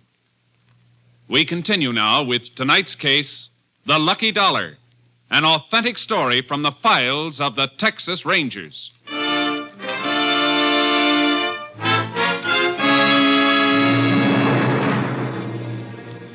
waited in the back room for some time. Larson had a good trade, plenty of customers, but nobody wanting a red silk dress. Then about an hour later, a Mexican girl walked into the store.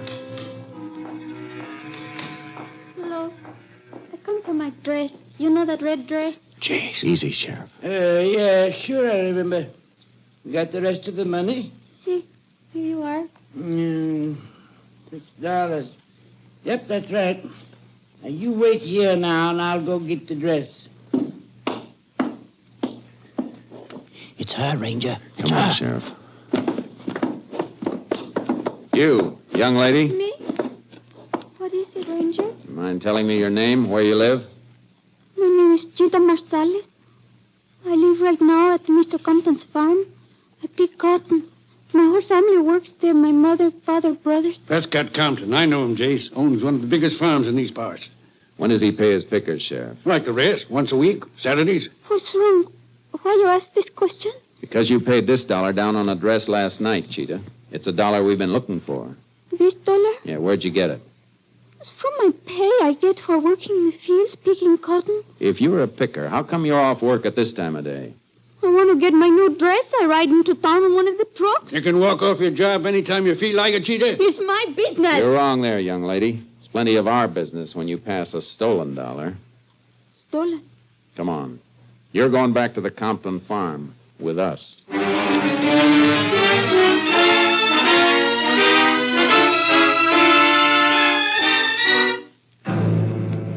Sheriff Jennings and I drove Cheetah Marsalis back to the Compton farm. The girl had her new red dress, but it didn't seem to make her happy. We found Prescott Compton at one of the trucks near the main house, weighing the cotton his pickers were bringing in. Now that's Compton right over there. Made it 2.5 pounds. Pedro. Okay, I'll credit that to your account. Dump off. Mr. Compton. Well, howdy, Sheriff. This is Ranger Pearson. We'd like to talk to you. Of course. Does this girl work for you, Mr. Compton? Cheetah? Well, sure she does, Ranger. The whole Marsalis family works for me. They're fine people. Hey, what are you doing away from the fields, Cheetah? You haven't gotten yourself in any trouble, have you? I do nothing, Mr. Compton. She passed this dollar bill that was stolen in a robbery and killing 4 days ago, Mr. Compton. Cheetah can't seem to remember where she got it unless it was from you. Not from me, she didn't. That robbery was 4 days ago. I pay off on Saturdays, Ranger. Where a whole family is hired, like the Marsalis, I pay the head of the family. In this case, the father. Let's see that dollar, Ranger. Here you are. No, sir. I didn't get this from me. I'd swear it. I've been paying my pickers off with new bills. New bills? Mm-hmm. Well, Cheetah? I didn't do anything wrong, Ranger. I don't know where that dollar came from. Well, we'll soon settle this, Ranger. Cheetah's brother's working right close here. Carlos. Carlos! Oh, no. Carlos! Please. No. Come over here a minute, boy. Sí, señor, sí. Un momentito, amigo. Sí, señor. What do you want? Cheetah, where you been? Papa look everywhere for you. Ranger here wants to ask some questions, Carlos, about some money your sister had. There's been a little trouble. Trouble? Trouble with Cheetah? What you done? Did your father give her any spending money, Carlos? Hey, Papa give us all a little. See, Ranger, see. 50, maybe 75 cents. Then he never give Cheetah as much as $8 or $9 at a time, huh? Oh, no, senor, never. Cheetah never had that much. Any idea where she might have gotten it? I can guess. From Dandy Shut Bird. up, Carlos. From who? Dandy Bird. Donald, Dandy Bird, has worked for me for over a year, Ranger. Trustworthy, so far as I know. Except he fancies himself sort of a ladies' man, I reckon. No, it's not so. Cheetah, What do you want? did Donald Bird give you this dollar? No, I tell you, I don't know where I get that dollar. Then you lie, Cheetah. Hey, take it easy, Marsalis. You should go get the money from no other place, senor. I mean, from this Dandy. And no sister of mine go to take money from a man like that. Where does Bird work, Mr. Compton? Well, Carlos can take you right to his truck, Ranger. See, you better show you the way, Ranger. And you, little sister, you pick your cotton here close to the house where I can keep an eye on you when we come back with your fine dandy. I hate you. I hate everybody. Come on, Sheriff. Carlos, let's get started for Bird's truck.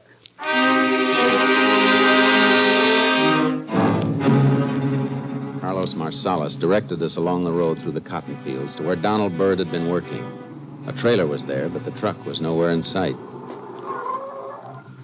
Hey, that's strange, senor. I know he was working here. Hey, Sam, come over here a minute, huh? Come right over, boy. Maybe move to another part of the field. No, I don't think so, Sheriff. What do you want, Carlos? Where's Dandy Bird? This ranger here want him. What, Dandy drove out of the fields 3 or 4 hours ago, Mr. Ranger. He had full load. He's in town? He sure is, boss, at the cotton gin. Does Dandy get himself some kind of trouble? I'm going to make him plenty trouble if he don't leave Cheetah alone. Your sister? Well, she drove into town with Dandy. She did. And she lied to us twice, Sheriff. Bird was at the gin when she came to the store for her dress. Sure he was. Thanks for the information, Sam. Oh, glad I can help, Mr. Ranger. Carlos. Si, senor. Can you give us a good description of Dandy Bird? Si.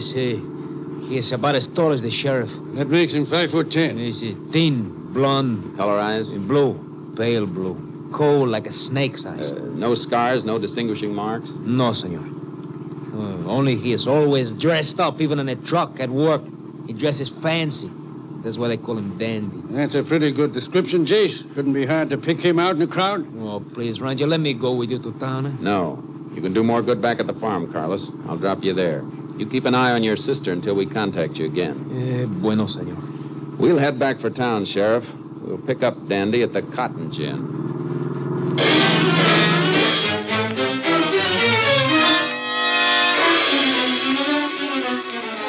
There was a big lineup of trucks at the cotton gin, but we didn't see any driver that answered Dandy's description. Sheriff Jennings and I went up to the loading platform and headed for the superintendent's office. Here we are, Jane. Yes, sir. What can I do for you? Ranger Pearson would like some information, Mr. Collins. Why, sure. Come on in my office so we can hear ourselves talk. Yeah. Have a chair, gentlemen. Now, how can I help you? You know most of the drivers by sight, don't you, Mr. Collins? I'd say so, Ranger. The regulars, anyway.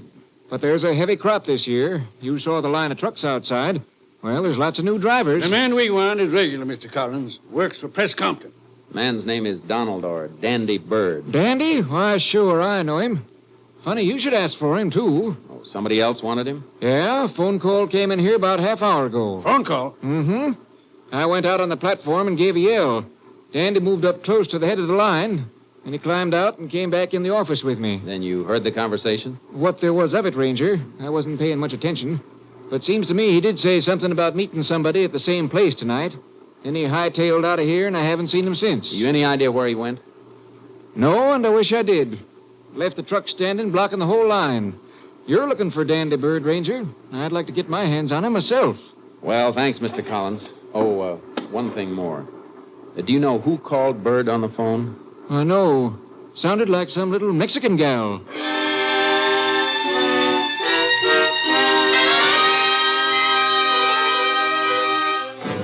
I left Sheriff Jennings scouring the town for Bird while I went back to the Compton farm to have a talk with Cheetah. We didn't have much time. It was getting dark. As I turned off the highway onto the Compton Road, I saw Carlos Marsalis running toward me. Ranger Pearson! Yeah, what is it, Carlos? Cheetah, senor. She's gone. What? I thought I told you to keep an eye on her. I did, senor. But she went into a shock and I wait. But when she don't come out, I go in, and Cheetah's gone. Her clothes, everything. And then I look out the window. I see her stopping the bus. I run after her, but it's no use. The bus was gone. A bus? Past me coming down here. Pile in, Carlos. We'll follow it.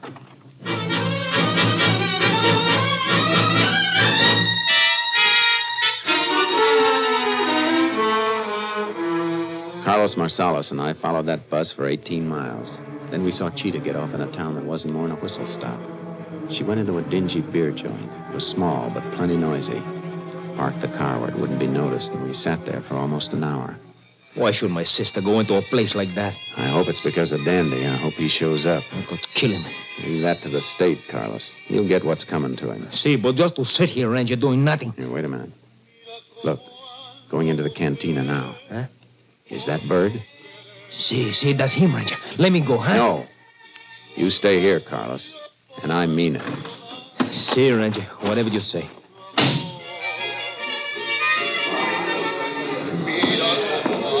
Can I buy a beer, baby? Dandy, oh, Dandy, darling. I was so afraid you wouldn't come. I told you I wouldn't on the phone, didn't I? You see, you did. But I was so frightened. First that ranger. Then I had a big fight with my family. Carlos even hit me. Poor kid. I leave them, Dandy. I leave my family because I love you. Yeah, sure nobody followed you here, kid. No one even saw me leave the farm. Good. I can do without them rangers snooping on my tail. Waiter, 2 beers. Si, senor. Dandy, what you do to make those rangers come for you? Do? What does anybody do to get the rangers after them? Those guys are always looking for trouble. Hey, what about them beers? Si, mister, right away. Dandy, you tell me the truth? Hmm? For you, I leave my family, Dandy. I love you. Yeah, I know, baby. The beers, senor. Ah, just in time. Boy, am I dry. Like I said, kid, Dandy Bird never makes trouble for nobody. I got plans for you. Dandy, what's wrong? That ranger coming in the door. He's heading this way. Put away that gun, Dandy. Come on, Cheetah, we're getting out of here. Stay where you are, Bird. So you did leave the rangers here. No, Dandy. You stay where you are, Ranger. Don't go for your guns. I got the girl in front of me. Dandy, let me go. No, baby, you're staying close to me. Dandy! Get the girl out of the way, Bird. And keep away from that door. Out of my life, Ranger. You try to gun me and you hit her first. You treat me like this. You don't love me. Hold still, you devil. Let me get this door open. Don't come any closer, Ranger. He has a gun, Ranger. Get away from him, Cheetah. Dandy, let me go. Stay here, you little... Cheetah! Hold it, Dandy. Oh, yeah? Don't shoot no more, Ranger. Don't shoot no more. I'm done. You sure are. Too bad you didn't stick to the cotton business. Come on, Dandy. On your feet.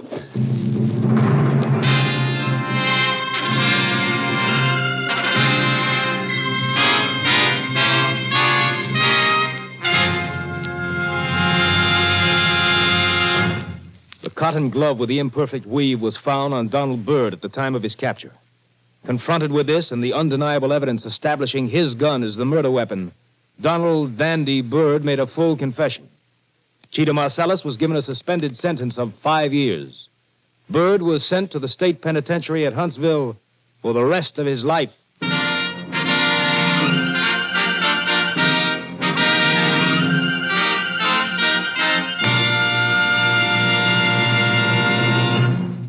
And now, here again is the star of our show, Joel McCrea, with another interesting anecdote about the Texas Rangers. In the early oil boom days of Texas, the Rangers were faced with a problem of rounding up lawbreakers and holding them in custody until they could get them to the nearest jail, which might be 50 miles away. Captain M.T. Lone Wolf Gonzalez, now commander of Company B, Texas Rangers, used a novel fresh air jail that became known as the Ranger Trot Line. It was simply a long chain strung up between two posts with 50 or 60 trace chains attached. When an arrest was made, he padlocked the free end of the trace chain to his prisoner and left him there to face the jibes and laughter of the local citizens. Though it's no longer used today, the Ranger Trot Line started quite a few would-be bad men on the straight and narrow path. And to this day, there are some characters who still can't stand the sight of a trace chain. Good night, folks. See you same time next week. Good night, Joel. Folks, there have been so many requests for the Texas Ranger prayer read by Joel McCrea a few weeks ago that there has been some delay in answering all of the mail. If your copy of the Texas Ranger prayer has not been received as yet, please be patient. You should receive your copy soon. Next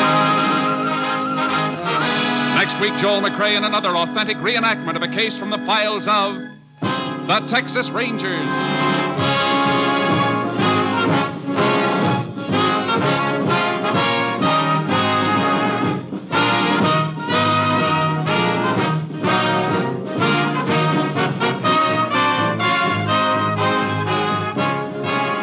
Joel McCrea is currently seen starring in the Universal International Technicolor production Saddle Tramp.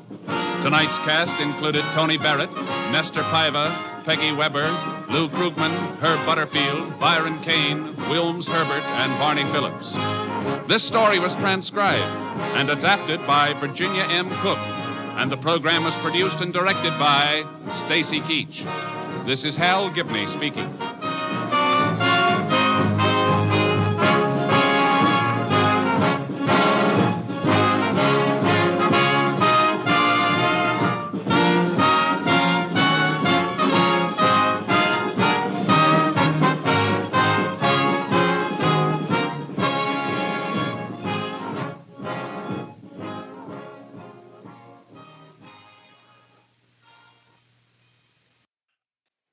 Three chimes mean good times on NBC.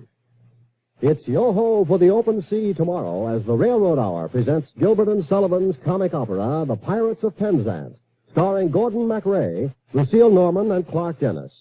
Gordon MacRae will star in the comedy character role of the Major General. This will be the third of Gilbert and Sullivan's musical whimsies offered on the Railroad Hour. For music in a more serious manner tomorrow, the NBC Symphony brings you another hour-long concert of some of the world's greatest music, under the baton of the brilliant young conductor, Guido Cantelli. Now the $64 question. Three chimes mean good times on NBC.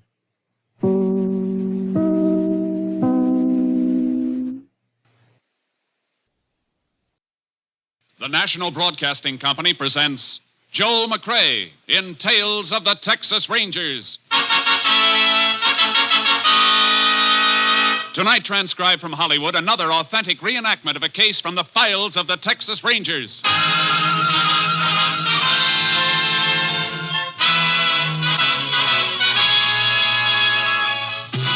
Tales of the Texas Rangers, starring Joel McCrea as Ranger Jace Pearson.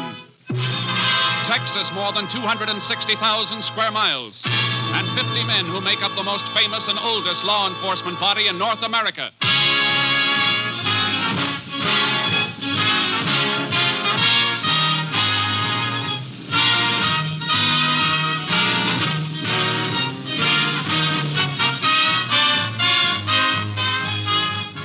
From the files of the Texas Rangers come these stories based on fact. Only names, dates, and places are fictitious for obvious reasons. The events themselves are a matter of record.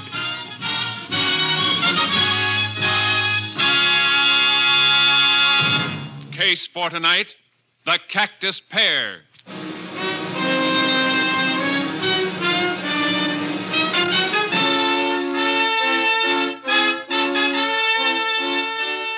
It is 4 p.m., the afternoon of March 28th, 1947.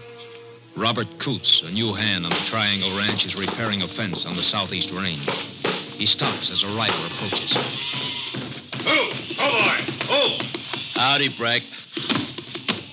Oh, howdy me, Coots. Well, I see you finally got my job. I got a job because there was one open.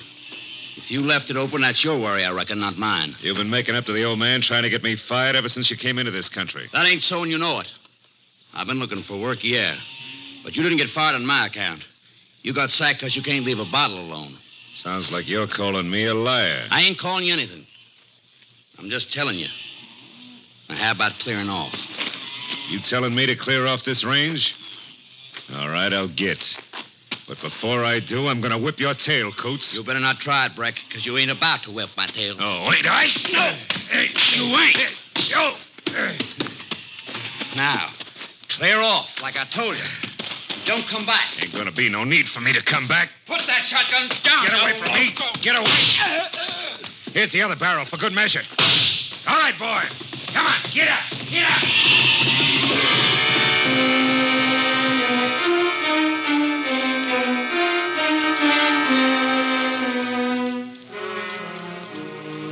The body of ranch hand Robert Coots was discovered by the owner of the ranch next day when he rode out to search for the missing rider. He summoned the sheriff, and the sheriff called for the assistance of a Texas ranger. Ranger Jace Pearson was assigned to the case. You say you spotted the buzzards this morning, Mr. Galt? Yeah. And I found Coots. From the look of him, he must have been shot sometime yesterday. Thought I heard a shotgun yesterday afternoon. Should have rode out then. Why didn't you? Sheriff, we've been having a time with the coyotes and mountain cats lately. I just figured one of my hands must have spotted one and cut loose. Coots was fixing a break in the fence, eh? Yeah, that's right. Might have known something was wrong when Coots didn't come back to the ranch last night. Spot's just up ahead where my deputy's standing. Yeah, I can see the body now. Anybody been stealing cattle around here lately, Sheriff? Oh, a few head now and then, Jace. Nothing big. Coots might have run into somebody doing it, though. Might have. Here we are. Hobo. Oh, Charcoal. Oh, boy. Howdy, Sheriff. Ranger. Hi there. Yeah. Tie the horses off at the fence here. I don't want them tramping around near the body. Good idea. Coots with you a long time, Mr. Galt? No, Reggie, no. Hired him on less than a week ago. He was new around here, Jace. Only been here about a month, all told. You ever say where he came from? Yep, over around Marfa. Hit with both barrels, Jace. Once through the stomach, once through the head. Yeah. He was on the ground when the second charge hit him, though. Look, some of the shot clipped the grass. Yeah. Killer's horse stopped here, too. Looks like. Coots must have had a fist fight with the man who killed him. How do you figure that, Jace? A little dried blood on the grass here, scuffle marks, and some of the blades pressed down as though somebody'd been lying here. Coots was shot, though. Might be his blood, No, with his wounds, he was killed instantly. He didn't move 15 feet and then back again after getting blasted like that. Come on. All right. Yeah, what you looking for? Horse moved off this way. Prints mixed right in with some of your herd. They were grazing around here and then took off mighty sudden. See here where they dug in to get started? Yeah, that could mean a cattle thief, all right. Chasing the stock, Jace. We'll find out. Let's get back to the horses and follow this trail.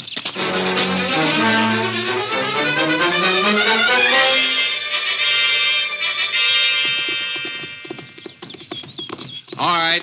This is far enough. Ooh, Charcoal. Hold up. Now, whoever it was, he wasn't trying to steal cattle. He was following the herd tracks so the trail of his horse wouldn't stand out clear. I don't see how you can tell that. Well, herd moved up range toward the mesa. Anybody stealing them would have been driving them to the south fence where the state road is. Have to get them to a truck to get them away. Yeah, but what made them run then, Jace? A shotgun must have stampeded them. If they'd been driven, someone would have left marks where they cut out to get away from the rider. And the rider would have left tracks cutting after him. I see what you mean. But shouldn't we keep on trailing them, though? Yeah, but not this way. He was headed for rocky ground near the mesa, trying to lose anybody who might follow him. He's smart. I don't get your plan. Well, he was careful leaving here after he killed a man. He mightn't have been so careful riding in before he killed. We'll backtrack the trail he took getting here. It might tell us where he came from. That makes sense, Jace. Let's go. Hey, Up, boy. Ranger, can I have the body picked up by the funeral house now? Yeah, and even an autopsy isn't going to tell us much. Oh? I thought you could tell a lot from the shot that killed somebody. That ballistic stuff, you know. Not so much with a shotgun. Barrels are smooth bore. Don't leave rifle marks, but... Hey, hold it. What'd you find, Ranger? These. Empty 16-gauge shotgun shells. Killer might have ejected him here to reload his shotgun in case he ran into trouble. Huh? Well, can you tell anything with those? If we find the gun they came from, we might be able to match the way the hammer hits the shell. Yeah, if we find the shotgun. Every rancher and cowpoke in the county must have one.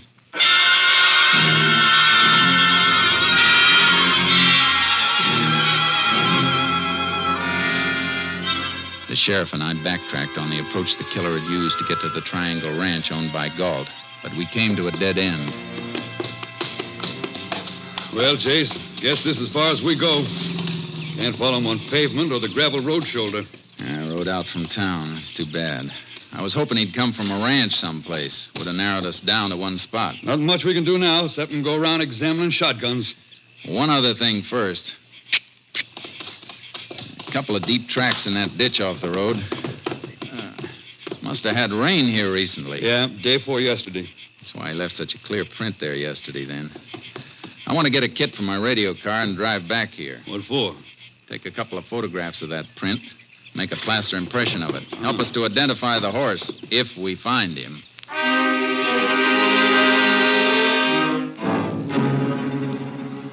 We took the cast and headed for town. To check every horse in the territory would have been impossible, so I had to gamble on a shortcut.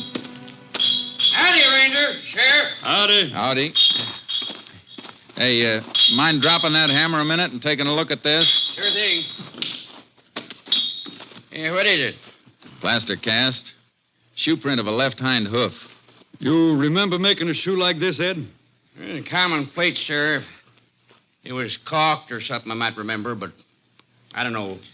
I know it's a tough one, but all shoes are a little different. Wear in different places. Hoofs have to be fitted for slightly different shapes. That's true, all right. If I come across that shoe now, after seeing the cast, I might recognize it. Good. I'm going to leave this cast here. If anybody brings in a horse to be shod, and the left hind hoof looks like the cast, don't touch it until you call us. Be right glad to help. Keep my eyes open. Any other blacksmiths around here, Sheriff? Oh, not for over 50 miles. We going looking for that gun now? You start on it. I'm going to pay another visit to the Triangle Ranch. I want to talk with Mr. Galt again.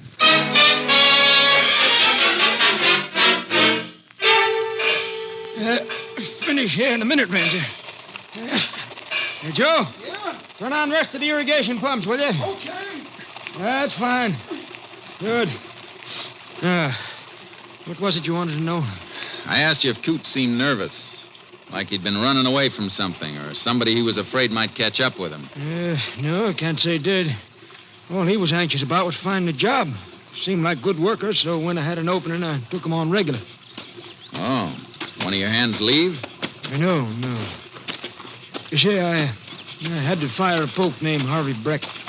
Fired him, huh? Why? Drinking, making trouble in the bunkhouse, not doing his work. Did this Breck know Coots? Yeah, just been seeing him around.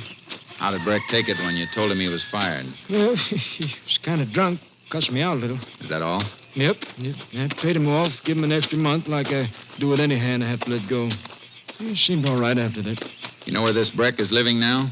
Here he's bunked up in one of them deserted adobe huts by the old Quicksilver mine.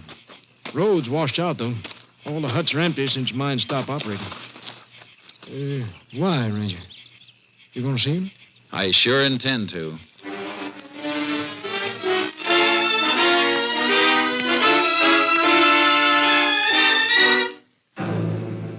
I went back through town and picked up the sheriff, and we rode our horses out to the abandoned mine. I've checked 100 guns today, Jace. Every tough and near tough I could think of. No good, though, huh? No hammer marks like the one we're looking for. You fire the guns to get a test shell for comparison? Sure. But I'd swear none of them was the gun we want. I kept the most likely ones and labeled them for you, though. Good. We can add one more when we test Breck's gun. And here are the shacks now. Oh, boy. Ooh, charcoal. Ooh. Must be that one. Little smoke's coming up the chimney.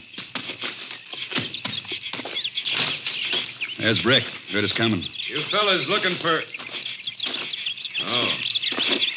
Howdy, Sheriff. Howdy, Breck. Ranger wants a few words with you.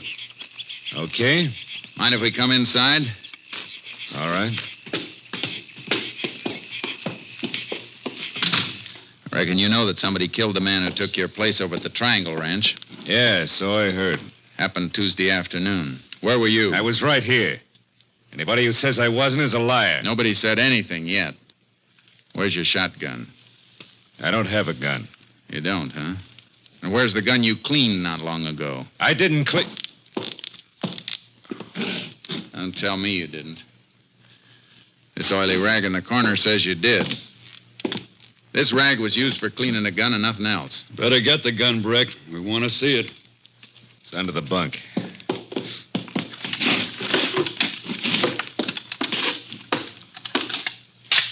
.16 gauge double barrel. Yeah, loaded too. Hey, let me have it a minute.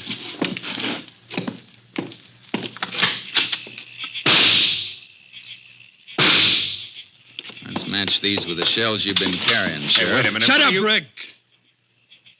Twins, all right, Sheriff. No doubt about these matching.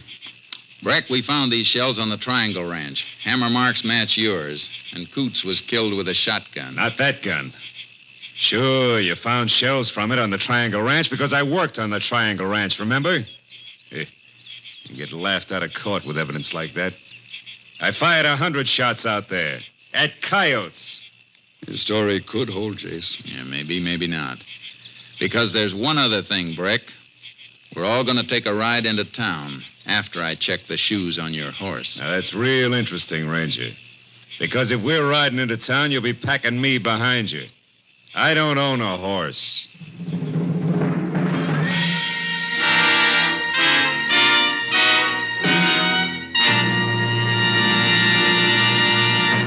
You are listening to Tales of the Texas Rangers, starring Joel McCrea as Ranger Jace Pearson.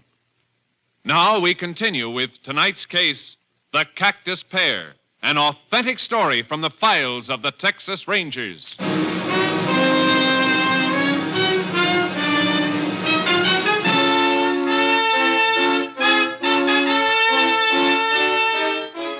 Breck had us stopped, and he knew it. His story about the coyotes and the empty shotgun shells covered him, and we didn't even have enough to take him in. We left him and headed back for town. If he is the one, Chase, we're going to have a time proving it. Gunn would have made a strong case against anybody who hadn't worked on the ranch, but he can alibi that. Yeah. You got something on your mind, Chase. What is it? He swore he hadn't been on the Triangle Ranch in a week, since Galt fired him. Yeah. We can't prove otherwise. I don't know. If he did shoot at a coyote, it must have been before Galt fired him. That means those empty shells would have been lying out in the ground when it rained 2 days ago. Cardboard portion of the shells don't look like they'd been wet. The sun could have dried them out after the rain, Chase. Yeah, there's some metal on the shell, too. I'm going to send those shells through to the lab at Austin. You think they'll be able to tell if they've been out in the rain or not? Metal gets wet. There's got to be some oxidation. Lab will know whether there is or not. If there isn't, it'll mean the shells were fired in the past 2 days. Yeah, but he'd still stick to his story, Chase. You know how a jury is with scientific evidence.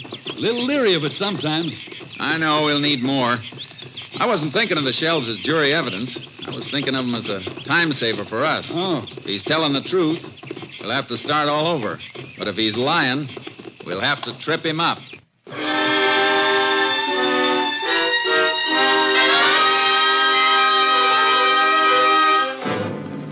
I sent the shells through to Austin, and while I waited for a report, I drove to Coote's old home at Marfa. He'd been well liked there. No reason for anybody to follow him and kill him. It was a routine check, and on the way back, I got my report from Austin. KTXA to Unit 10. Unit 10 to KTXA. Go ahead. Have report from Austin Lab on exhibits submitted by Unit 10 for examination. Ready for it. Lab reports slight oxidation, probably caused by brief exposure to normal night moisture. No evidence that shells were thoroughly soaked, though. No indication of such exposure in lab report. 10-4, Unit 10, clear. KDXA Austin.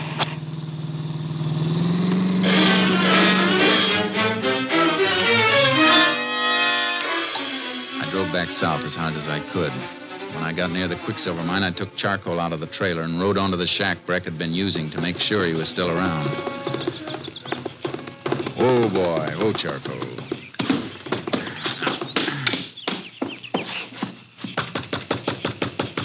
Breck, open up. I want to talk to you. All right, what do you want this time? I just want to make sure you're still around, that's all. Well, you see me, don't you? Yeah. I see something else, too. Looks like you've been packing a few things in there. That's my business, not yours. I'll make it my business if you try to leave this county. Now, look, Ranger, you got nothing on me, or you'd have taken me in before. If I want to move out of here, I reckon I can move. You try it. You'll hit the county jail so fast it won't even give your spurs time to rattle. Yeah, you're talking big, but you ain't got a charge to hold me on. There ain't no law against shooting coyotes. No, but there's a law against moving into a shack without the owner's permission. The mining company give you the right to live here? Yeah. It isn't going to be hard to check on. All right, then, Ranger, go back to town and check. Because until you do and get a warrant, you got no right in here. Have you? Okay, Breck. I'll be back. And you better be here. I got back to town as fast as I could. I had to have a minor charge to hold him on. But as I pulled up to the sheriff's office, I found out I wasn't going to need it. Stay in the car, Jace. Why? What's up? You got here just in time. We're just heading for my car. Let's move. Which way? Straight ahead, blacksmith shop. He found the horse we've been looking for.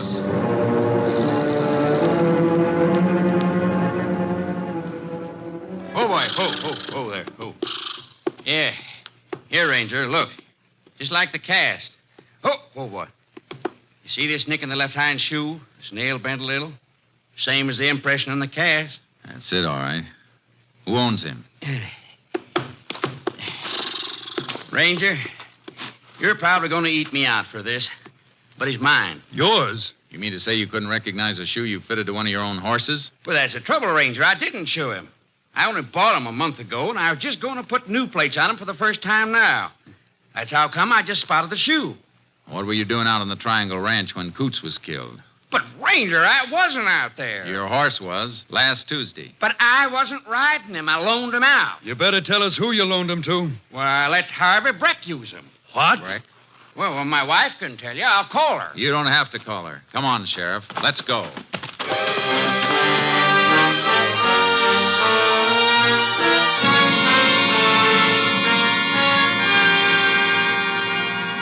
We stopped for the sheriff's horse, loaded him in the double trailer with charcoal, and then headed for the mine. We left the car at the washout, unloaded the horses, and rode to the adobe shack Breck was using. We got enough to take him in now, Jace. If he's still here, he was packing to leave. Look, he hasn't left yet. There's the hut he was using. Crack a light under the door. We're on time, then. Not much to spare. It's a cinch he figures to move out tonight. He won't move now. Stop here. Move, charcoal. He isn't going to come easy, Sheriff. Watch out for that shotgun. He wants gunplay. He can have it. We'll know when he answers the door. All right, Breck. Open up. We know you're in there, Breck. Now, come on.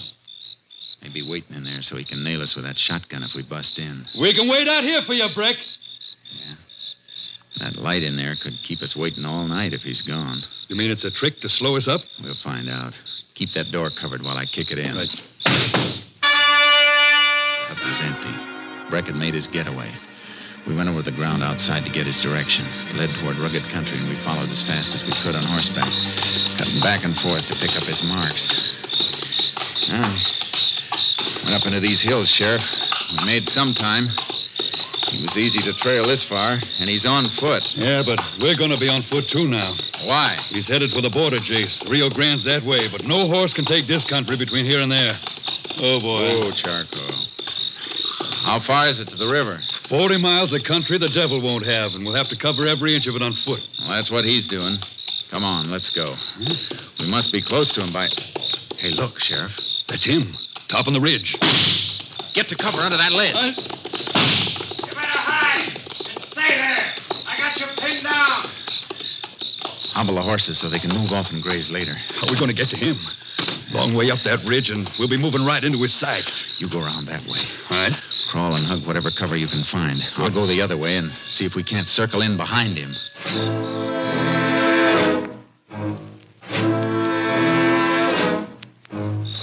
We moved slowly, inches at a time, up the side of the treacherous slope. Took almost an hour, and it was just what Breck wanted. All right, don't move. That you, Jace? Yeah, Sheriff. Jace, he isn't here. Of course he isn't. I should have figured his play. Only reason he fired from up here was to trick us into giving him time. Sure it was. He's ahead of us with the night to cover him. We don't have horses to give us an edge anymore. Let's see if we can pick up his trail. But Jace, if we're going into this, we're going to need water. No time to go back for it now. We'll have to get it as we find it. If we find it. He's headed this way. Come on. We'll have to keep trail cutting. And it's going to be plenty rough.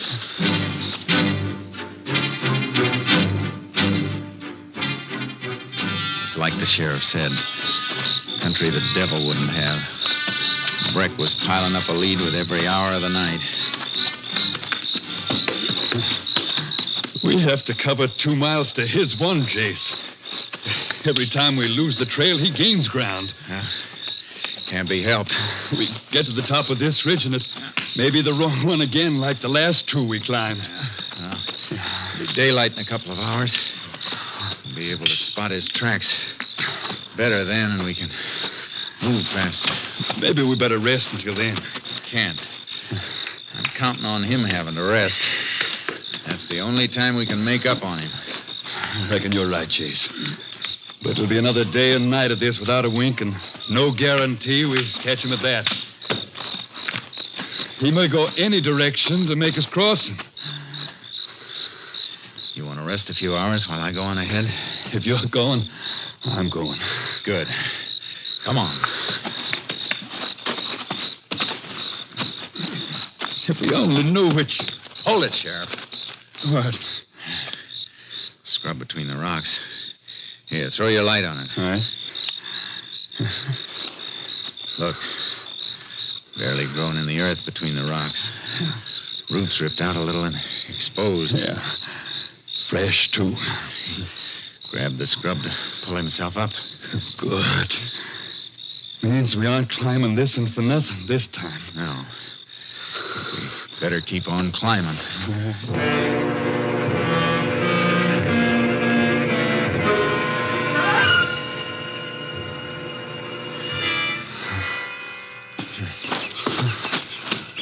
Almost 24 hours. Getting dark again, Jace. Yeah. And more mountains ahead. Here, wait. Lose him? No. No, cut over this way. Something on the ground by that cactus patch. Yeah. Dug for water again and hit it, too. Still wet. Yeah. Dig a little. Get a drink for yourself. Knows the country all right. Never misses. Seems to know just where to dig if there's even a mouthful of water. What you doing over there? He ate here. Rested, too. Cactus pear's been cut and skinned. Sun hasn't dried the skins out yet. He's only an hour or so ahead now. His tracks show he's slowing down. Still going fast enough to make that river sometime tonight, though. We'll be there, too, then. Little water running up in this hole now, Chase. You better take a mouthful. You first. Thanks. Then let's move.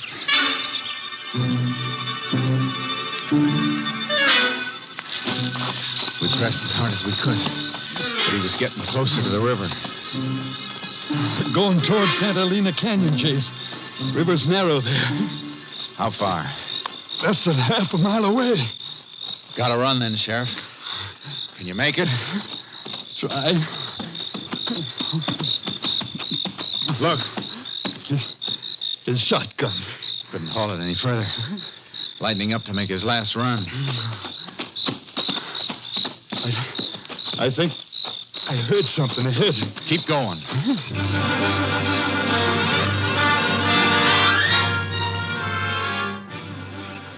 We heard him in front of us. And we broke through the brush at the river. He was just wading in. Stop, Brack! I'll get him. Don't make me put a bullet in you, Brack. You ain't taking me. Oh, yes, I am. Let go. Let go. I'm over the border. Not while you're still in the river. Let go, I said. You get him. Yeah. But you're going to have to help me. Drag him to shore. Few more feet, he'd have made it. He needed just a few more seconds. Just about as long as it took to eat a cactus pear.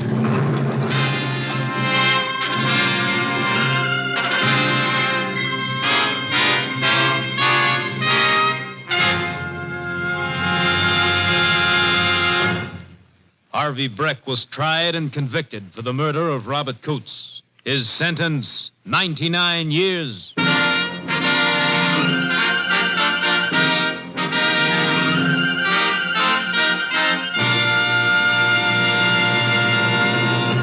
And now, here again is the star of our show, Joel McCrea. When the Allies invaded Normandy in World War II, they got an idea as to how far the fame of the Texas Rangers had spread. Both surrendering Nazis and liberated Free French said they knew the war was as good as over because the Texas Rangers had landed. Of course, it was the heroic American Ranger troops who made the landings, but nothing could convince the Nazi war prisoners that these were not the terrible Texans they'd heard about in many American legends. Good night, folks. See you same time next week. Next week, Joel McCrea in another authentic reenactment of a case from the files of the Texas Rangers.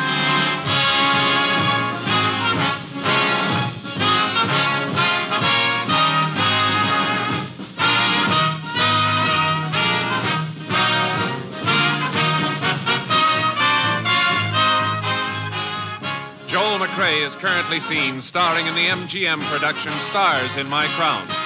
Tonight's cast included Tony Barrett, Wilms Herbert, Tom McKee, and Gerald Moore. This story was transcribed and adapted by Joel Murcott, and the program was produced and directed by Stacy Keach. This is Hal Gibney speaking.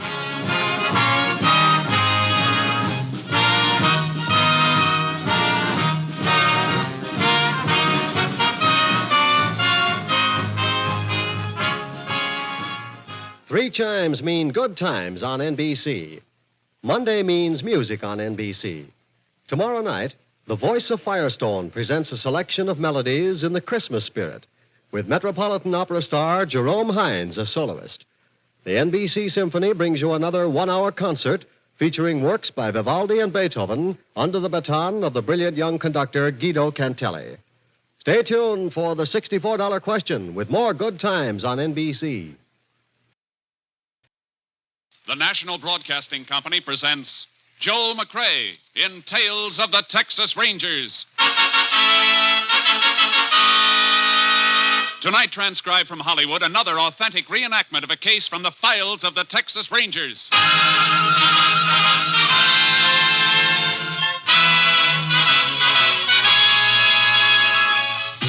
Tales of the Texas Rangers, starring Joel McCrea as Ranger Jace Pearson. Texas, more than 260,000 square miles, and 50 men who make up the most famous and oldest law enforcement body in North America.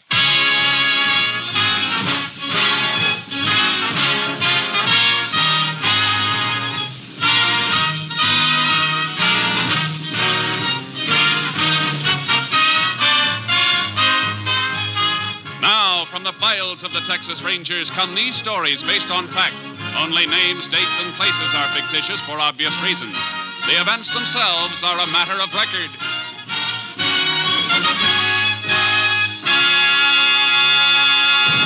Case for tonight, Christmas present.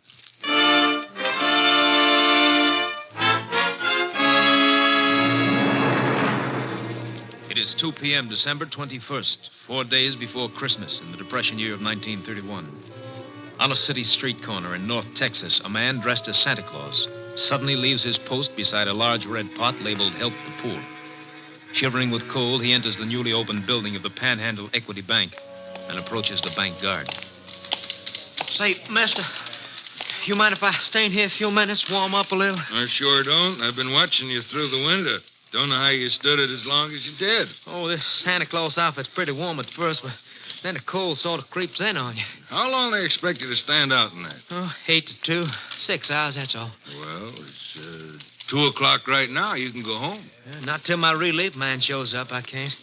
Can't leave till he gets here. Some money in the pot out there. Oh. Well, why don't you wait right in here till you see him? Well, I was hoping you'd say that, because I'm sure... Oh, there he is now. Just drove up in a car. Oh, he can't leave a car parked there in front of the bank. There's a time limit on parking. Well, I think he's just wondering why I'm not there. I better go out and... Oh, he sees me. He's coming in. Howdy. Howdy. Was wondering when you get here. God let me come in and warm up. I hope your Santa Claus suit is warmer than his. We'll be closed up by the time you need warming. I don't think I'll get very cold. I got a Colt 45 in my pocket, pointed right for your belly. Now, don't move. Don't move, he said. Keep your hand away from your gun. You guys are pulling the stick up. No kidding. You figured that all out by yourself, stupid? Let's make it a nice, quiet stick up, huh? Just walk to the rear of the bank with us, take us through the door to the money in the vault. Now, go on. You'll never get away with this. You just trying to attract any attention. You'll never live to know whether we're doing or not. All right. Open that door. The girl by the desk has to open it. It's button control. Well, tell her you won't in. Miss Keene. Oh, I'm sorry, Mr. Lovett. Your Santa Claus friend's coming in with you? Yeah. We're so busy, I didn't even notice it. Something wrong, Mr. Lovett? You look kind of sick. You'd be more than sick if you let out one yell. They got guns in their pockets, Miss Keene. Watch your mouth, sister. Nobody else can see us now. Take his gun. I've got it. Now, sister, whether he lives or not is up to you, understand? What do you want me to do? Open the cases of those money trays. Get to it. All right. You got the sack. Tell her what to put in it. Stuff it into your jacket when you're through. Right. And remember, sis, one yap and this jerk gets it. All right. Go on. Come on, now, stuff it in the sack. What are you going to do when you leave? Come on, faster. What do you mean? We'll give you a chance to get away. I mean, we won't yell or anything until you're gone. Honest. Oh, yeah, that's real nice of you. Maybe you ought to be wearing the Santa Claus suit instead of me. You think I'm going to fall for a... Hurry up, will you? One of the bank executives is heading back here. All right. I'm almost through. As soon as I get it in my... Hey, what are you doing back here, Lovett? Why aren't you out front?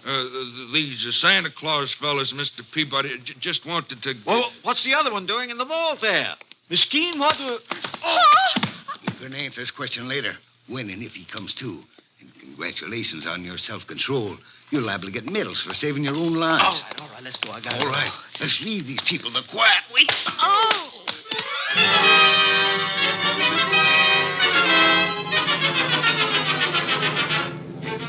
A statewide alarm was put out to all law enforcement agencies in a matter of minutes, but the perpetrators of the Santa Claus stick-up had vanished. Texas Ranger Jace Pearson, closest unit to the scene of the crime, was requested to investigate. The chief of police gave me the general details. I'd like to get your story firsthand. Well, I saw the guard take them through there, Ranger, and I went back to see why he was leaving his post on the bank floor, and that's when I got hit. You have any idea how big they were? No, I don't. I was too excited. I see. What's your name? Leon Peabody. I'm second vice president. Now, how about the girl, Miss Keene, and the guard, Lovett? Both of them were knocked out, too. Miss Keene finally came to, and we sent her home, but they took Lovett to the hospital. He wasn't in good shape. Skull fracture? They don't know. How come you stayed around? That's a nasty bump you've got. I feel it, too. Plenty. Ooh. But I knew the police would need whatever information there is, so I stayed. Yeah, you better sit down. Oh, thanks. You think you could recognize either of the hold-up men? Dressed the way they were? I'm afraid not. It's a cinch they chucked those Santa Claus suits right after they left here. I hope they left a few fingerprints. Both of them were wearing gloves.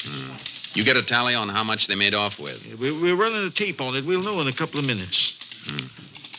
Men who pulled this job worked pretty smoothly. They seem to know the setup behind the partitions there. Have any of your employees ever been in any trouble? Those men weren't employees of the bank. No. I know they weren't. But somebody inside could have supplied them with your new layout. helped them plan the job? Well, sir, all of our employees have been with us for at least a year, and we haven't taken on any new ones since we moved over here 2 months ago. Mr. Peabody. Oh, yes, Donnelly. Is that the rundown? Yes, sir. 63,800. And we've got serial numbers on some of the larger bills. Good. That'll help if they try to pass any. I'll take a copy of that list. Police can alert the other banks and merchants. We'll get numbers out on the statewide and interstate. We may run down some more serial numbers when we cross-check deposits. That'll be fine.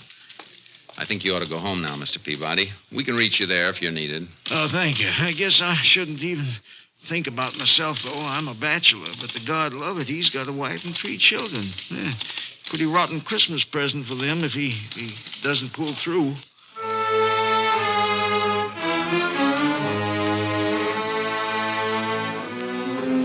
I paid a call on Miss Keene, the girl who'd been slugged, but she was in a state of shock and hysteria. By nightfall, all possible angles had been checked, and we still didn't have a lead. My boss, Ranger Captain Stinson, flew in, and I met him at the airport and drove him to town. You talked to all the welfare agencies that have Santa Clauses stationed on the streets? Yeah, and every man they have checked out clean. It was a phony setup, Captain. Even though one of the bandits spent the whole day right out in the corner outside the bank. Well, that was smart. Got the bank guard used to seeing him. Yeah. City police are checking to see if they can find out where the suits came from and who got them. Good idea. How's the bank guard doing? Love it? I checked the hospital. He's still out. No fracture, but they can't bring him around. He may have... KTXA to Unit 10. That's yours, Jace. Yeah. Unit 10. Go ahead, KTXA. City police report stolen car found in alley off Crockett Street between Maple and Lolly. Maybe car used in Panhandle equity bank robbery. Police chief requests your assistance. 10-4. Proceeding there immediately. 10-4. Unit 10, clear. KTXA Austin. We better get there fast. This may be the break we need.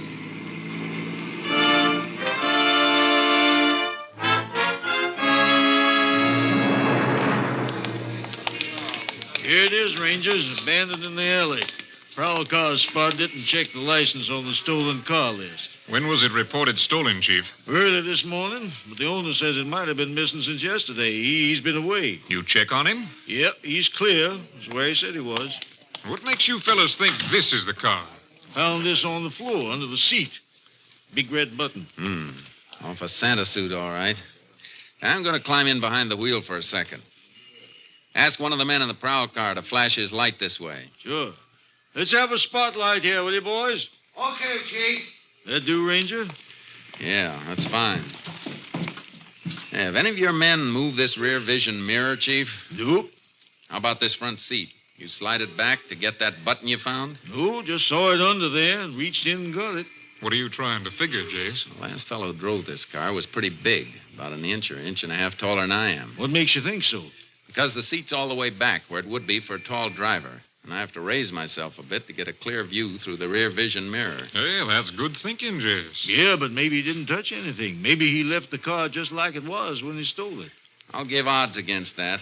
A man who's getting away from a bank stick-up wants to know what's coming behind him.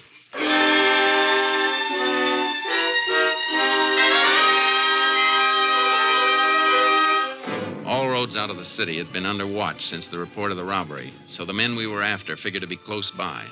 But all we knew was that one of them was about 6'3". In the morning, we made a routine check with police headquarters. Morning, Rangers. Morning, Chief. Morning, Chief. Your men come across anything? I was just going to check through this report. Tells us the location of just about every Santa Claus suit in town. All of them belong to organizations, use them for their Christmas parties. Was once in a while they let some private individual borrow them for a kid party or something, as if they put up deposit money. You got a list of the places that have loaned suits out and who got them? That top paper. I was just starting to check it. You can look if you like. Thanks. Looks like we might be adding a murder charge to the armed robbery, Captain. The bank guard dead? Not yet, but it looks bad. They're operating for a blood clot on the brain. He's, Wait a minute. What is it, Jace? I think we've got a boy to talk to. Look at this list. 2 suits borrowed from 2 different organizations, but both borrowed by the same man, Anthony Ross, 124 Petagrosa Street. Say, that's worth looking into, Jace. Come on. Let's pick him up.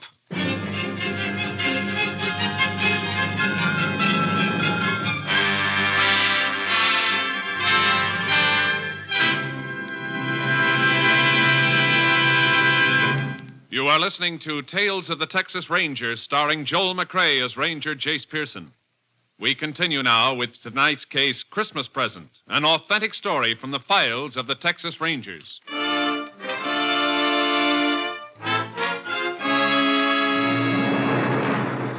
The home of Anthony Ross at 124 Petagrosa Street turned out to be a rundown shack on the outskirts of town. A small boy and girl, not dressed well enough against the cold, stopped playing with a mongrel dog as we drove up. They stared at us while we went up the rickety porch, the dog barking at our heels. It's all right, boy. It's all right. Take it easy. Good pup. There's a good... Yeah, what? Oh, Texas Rangers. You Anthony Ross? Yeah? We'd like to come in. Oh, sure. Annie, you and Jim take the dog in the back of the house and play there. Look at those suit boxes, Jace. Yeah, I see them. What do you want to see me about? We can start with those boxes on the table. What's in them? I don't know. Just a couple of packages. That's all. They ain't mine. You better open them up, Jace. Yeah. No. Wait a minute. I tell you, they ain't mine. You got no right to... This search warrant says we have. Search warrant? Now, look. Those things ain't stolen. They were rented. Yeah. A couple of Santa suits, all right, Captain. And look, a button missing from the jacket of this one. I don't know what this is all about. Why are you coming Maybe we in can here? refresh your memory. The guard you slugged at the Panhandle Equity Bank isn't expected to live. What? Who was wearing the other suit, Ross? Who was your partner? What are you guys doing to me? I don't know what you're talking about. We're talking about the $63,000 stick-up you and somebody else pulled yesterday. And since you're about 5'10", I can tell you that your partner's about 6'3". Rangers, you're making a mistake. I don't even know anything about a holdup. The button missing from this suit was found in your getaway car, the one your partner drove. It wasn't me. I tell you, I didn't even know what kind of costumes were in them boxes. They ain't mine. Then where'd you get them? I picked them up at a couple of places yesterday morning. You say you picked them up, and you're trying to tell us you don't know what's in the boxes. I picked them up for somebody else. They were rented out in your name. The woman ordered them in my name. What woman? The one who hired me to pick them up. That's a pretty phony story, Ross. Who was this woman you're talking about? What's her name? I don't know. I don't even know. You better come with us, Ross. No. You got to listen to me. Please listen. You got to believe me. I was in town early yesterday morning. She come right up to me on the street. I was pulling my kid's old wagon along, trying to find some junk I might sell. You sure you don't want to think this story over before you go any further? She asked me if I wanted to earn $1 running a couple of errands. I said, sure. A buck could give my kids a meal for a change. She asked me my name and address, and I told her, and then she told me to wait while she went into a booth and made some phone calls. When she come out, she sent me to 2 different clubs, told me there'd be costumes and packages. She had them left in my name to avoid confusion, she said. You didn't think that was funny? Mister, all I could think about was earning that $1. She gave me money, deposit money for the costumes, and told me to come back and meet her with the stuff on that same corner. Where were you at 2 o'clock yesterday afternoon? I was looking around for a junk again for a couple hours after I delivered the packages, and then I guess at 2 o'clock I was walking back home from town. It's a long walk to here in this weather. Cost of a bus ride will buy a loaf of bread for the kids you saw outside. Is that a crime? What's it to you if I walk my feet off to feed my kids? All right, Ross. That was a nice act. But there's a big hole in it. You say you delivered the Santa Claus suits to a woman you didn't know. But you've still got them. Yeah, I got them. They're going to mean a good Christmas. Yeah, but you're not going to believe what I tell you. The woman came here last night, drove up in a car, woke me up. She said she was leaving town in a hurry. She didn't have time to take the costumes back herself, and if I'd take them back, I could keep the deposits. $15 each. Yeah, but you're not going to believe that, are you? You better get your coat. Will you give me a chance to ask one of the neighbors to watch out for my kids? I'm afraid you'll be gone too long for that. I'm sorry, but we'll have to take him into the juvenile home. Oh. I guess they'll get better care there than I've been able to give. I get my coat. Ross, you been doing any painting around here? Painting? This place looked like it ever saw paint. What made you ask that, Jace? I just noticed this inside the leg of this Santa Claus suit. Paint blob. Looks fresh. Well, how come it's inside the leg, not outside? I don't know. That's something we'll have to figure. This is the large size suit. Must have been worn by the big boy we're looking for.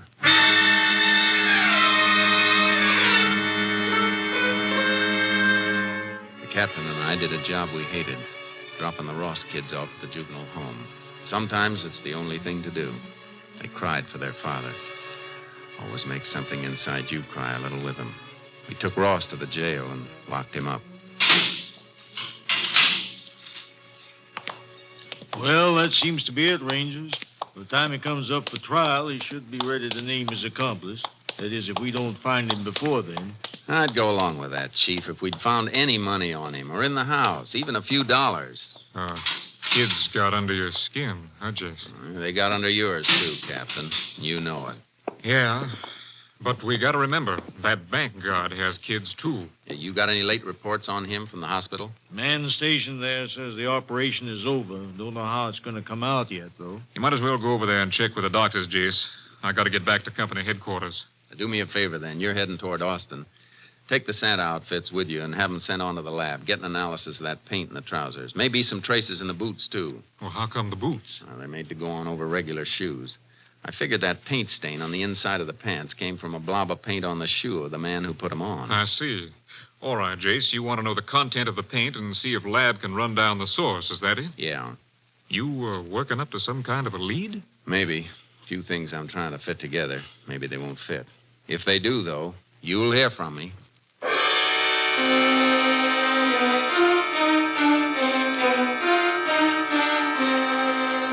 I went over to the hospital and checked with the doctors, but the outcome was still in doubt. The guard's wife was there, face twisted with worry and fear. There was nothing I could do to help, so I got some sleep. Then in the morning, I went back to see the police chief. Oh, Ranger, I'm glad you dropped in. I just had a long-distance call from your lab headquarters at Austin. Report on that paint. Mm-hmm. Here, I wrote it all down.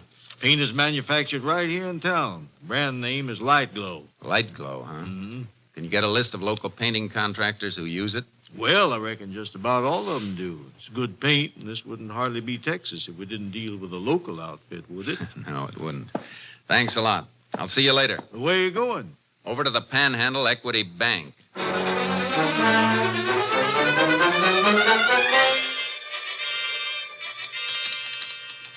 Mr. Peabody, do you know who painted this bank before you opened? Well, there was a contract for the building, included the painting. I guess that was done on a subcontract. Can you find out from the contractor? Sure, but do you mind my asking why? I told you the day of the robbery. Everything was too well planned. Like the men who did it knew the inside of the bank. Yes, I remember you saying that. You think the painters may have? That's what I think. But why not some of the construction men? I've got a reason for being interested in painters. Check it for me, will you?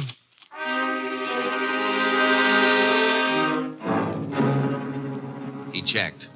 Contractor gave the name of the painters. 2 men, Eddie West and Martin Poggin. They'd been working the day of the robbery, he said, at a house on the north side of town. I went out to the house to see the owner. Why, yes, Ranger. They worked here all day that day. I remember we heard the report of the robbery on the radio. They were both here all day? Yes. Didn't even go out to eat? Had their lunches with them. Kind of smelly when the house gets painted. Most women usually get out of the way. I wanted to watch them, so I was here every minute to see they didn't get sloppy. I like things neat. I see. Well, thanks, ma'am. I'm sorry I bothered you. Why are you asking about them, Ranger? Nothing important. Not as long as you say they were here. Goodbye, ma'am. Merry Christmas to you. Yeah, the same to you, Ranger. Merry Christmas. She was the alibi for Eddie West and Martin Poggin. But she was too nervous about answering a few simple questions. Nervous enough to make me wonder. I went back to the jail, got Anthony Ross out in my custody, and drove him to the north side of town. All right, get out, Ross. We're going in here for a minute. Why? What are you trying to frame now? I just want you to meet somebody.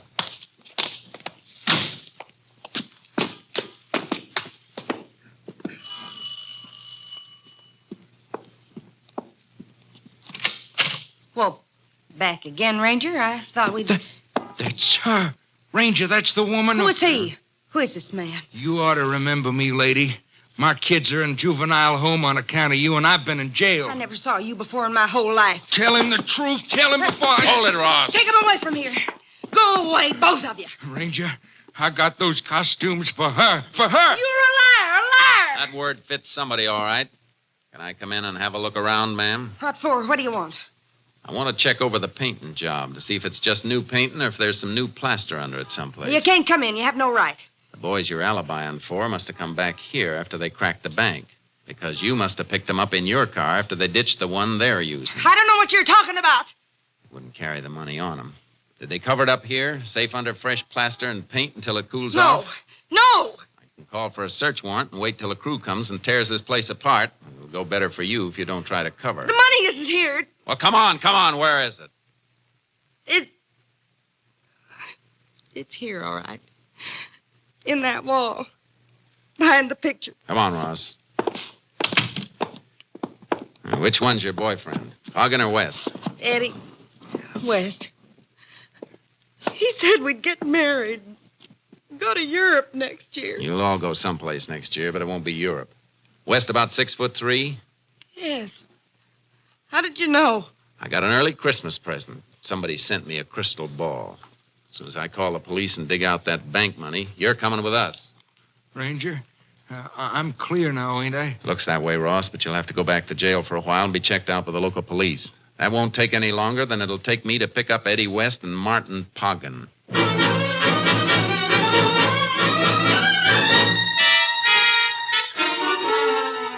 I made my call, then took West's girlfriend and Anthony Ross back to jail. Poggin and West were playing it smart, working right up to Christmas Eve like a couple of house painters would be doing. I found out where they were working, a loft of a warehouse. Local police covered the building while I went in.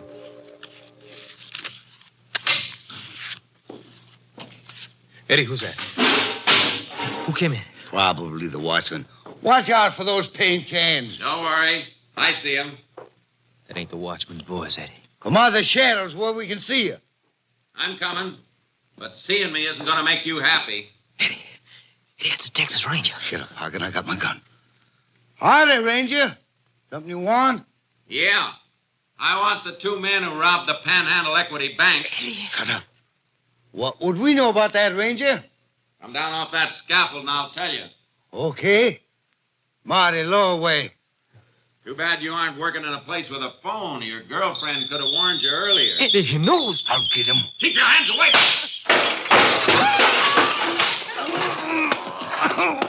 I'm hurt. I'm bleeding. I just nicked you when you tried to dig for that gun in your pocket. You're not hurt. We didn't do nothing, Ranger. Somebody should have told you that the real Santa Claus gives. He doesn't take. Get up and try this present I've got for you. A pair of handcuffs.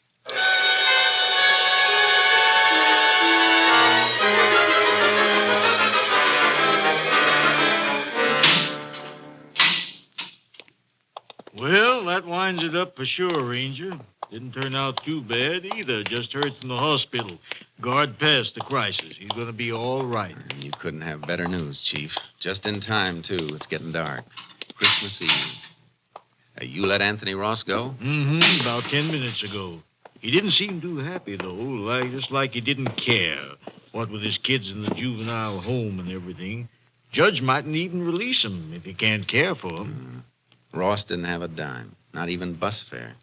It'd take him a couple hours to walk home. Oh, why didn't I think? Well, maybe it's just as well that way. Let me call the judge. And Mr. Peabody, the bank vice president. Mm-hmm. Stores will be open late, won't they? Sure. Why? It'll take Ross a long time to get to his house. Maybe we can get some of your boys to help us and change his mind about Christmas.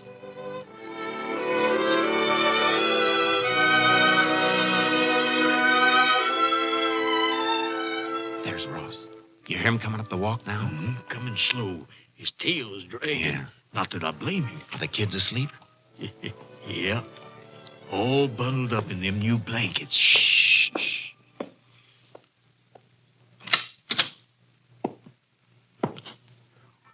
What? Ranger. And the chief. The lights. Lights. They're on. The power company turned them off. Yeah. They sent a man out to turn them on again. What? What's all this stuff? Ornaments. Christmas tree. All those toys and things. Tomorrow's Christmas, Ross. For you and your kids. They're in the bedroom asleep. My kids. You brought my kids back to me. Yes, and there's plenty of grub in the kitchen. And you've got a job. Starting next week at the Panhandle Equity Bank. Just go in and see Mr. Peabody after the holiday. Meanwhile, he sent you a little cash in this envelope. Sort of a Christmas bonus, just like the rest of the employees get.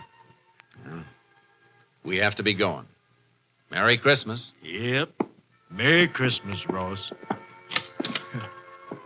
Merry Christmas, fellas. Merry Christmas. And God bless you. Thanks. God bless you.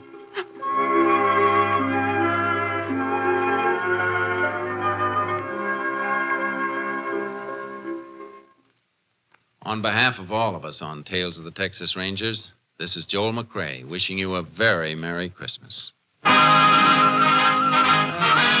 Next week, Joel McCrae in another authentic reenactment of a case from the files of the Texas Rangers.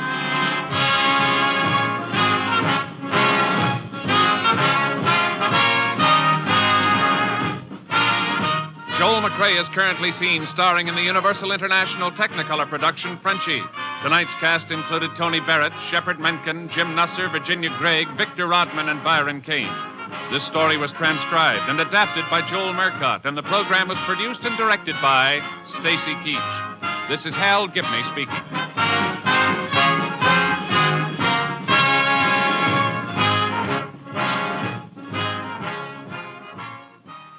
Three chimes mean good times on NBC. Monday means music on NBC, and for your Christmas night listening pleasure tomorrow, the Voice of Firestone presents soprano Eleanor Stieber in a thrilling selection of Christmas melodies. Next, Jack Parr calls a Marine veteran in Japan on NBC.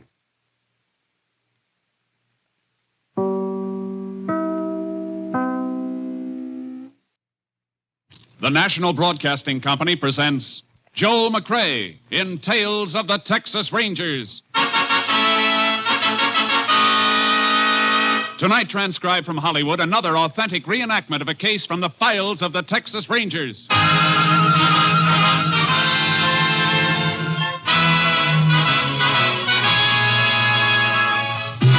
Tales of the Texas Rangers, starring Joel McCrae as Ranger Jace Pearson. Texas, more than 260,000 square miles, and 50 men who make up the most famous and oldest law enforcement body in North America.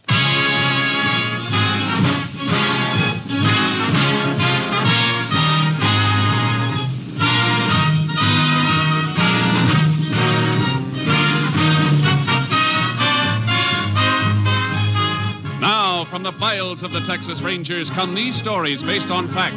Only names, dates, and places are fictitious for obvious reasons. The events themselves are a matter of record.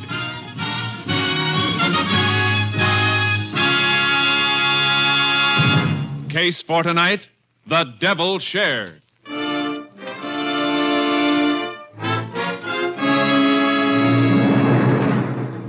It is 6:45 p.m., October 26, 1939. Frank Whalen, a dirt farmer, is sitting down to his simple evening meal when the door to the kitchen opens and his brother, Jeff Whalen, comes in. Well, howdy, Jeff. Thought you was going to spend a couple of weeks up at Big D. So I changed my mind to come back. Any law against that? Didn't say there was. Yeah, just fixing to eat. I'll get your plate. Stop playing big brother. If I want to eat, I can rustle my own grub. You can call that fatback and beans grub. What's the matter with you anyhow, Jeff? Nothing. Just leave me alone. You've been acting like this for quite a spell. Thought taking a trip would do you some good. Jeff, why'd you come back? I met Luther Riggs up in Big D. He told me you and Ma Jan was fixing to get married. Oh. So that's it. Why didn't you tell me? Because of the way you've been acting. I was going to tell you when you come back. You should have had a talk with me, Frank. Ma Jan used to be my girl, remember? Used to be, ain't now, Jeff. Maybe you should ask me a few things about Ma Jan. Maybe there's a couple of things you ought to know. Anything I want to know about Ma Jan, she'll tell me herself. As far as you're concerned, ain't nothing to tell. No, huh? You ought to learn a little about women, Frank. You might learn a lot if you didn't spend so many days looking at the rear end of a mule, so many nights poking your nose into that Bible of yours. If it's hurt me any, I reckon I'll find out when judgment comes. Meantime, I ain't taking your word for it. Meantime, you ain't bringing Ma Jan here either. Or maybe you're forgetting it. I'm half owner of this farm. You'll never prove it by anything you grew here. The law says I'm half owner with or without growing anything. You want to bring a wife here, you better buy me out. You can have my share for $2,000 and good riddance. Jeff, you got yourself a deal. I'll give you $800 cash in the morning and notes for the rest. You give me $2,000 cash in the morning. I ain't got that kind of money, and you know it. Who do you think you're kidding? You had a good crop? You got that much in the bank right now? Yeah, I got it. And almost half of it belongs to old Uncle Joe for working on shares. Work you wouldn't raise a hand to do. I don't care about you or Uncle Joe. Let him wait, not me. Jeff, get this. And get it straight. Uncle Joe is going to get every nickel that's coming to him whenever and however he wants it. He's worked for it. Okay, Frank. I just guess you and me and Ma Jan gonna live here like one big happy family. Maybe Ma Jan like that more than you think. You... Jeff, if you wasn't my brother... I'll get your money for you, somehow. I'll get it and you can clear out. I wouldn't have Ma Jan around dirt like you for $1 million. Oh, she used to be mighty fond of dirt like me. Jeff, shut up, I tell you! Don't say nothing else, Jeff. Don't open your mouth. It's only remembering when we was kids together and the memory of Ma and Pa that's keeping me from beating you. That's just too bad, Frank. Because I ain't like you. Memories don't bother me at all. You ain't gonna do anything to me, Frank. And I'm gonna get what I want, and I'm gonna get it all now, including Ma Jan. Jeff! Put that bread knife back on the table. I took a knife to you once before, Frank. Pa stopped me that time. But Pa ain't around anymore. Give me that knife, Jeff! George! Take it!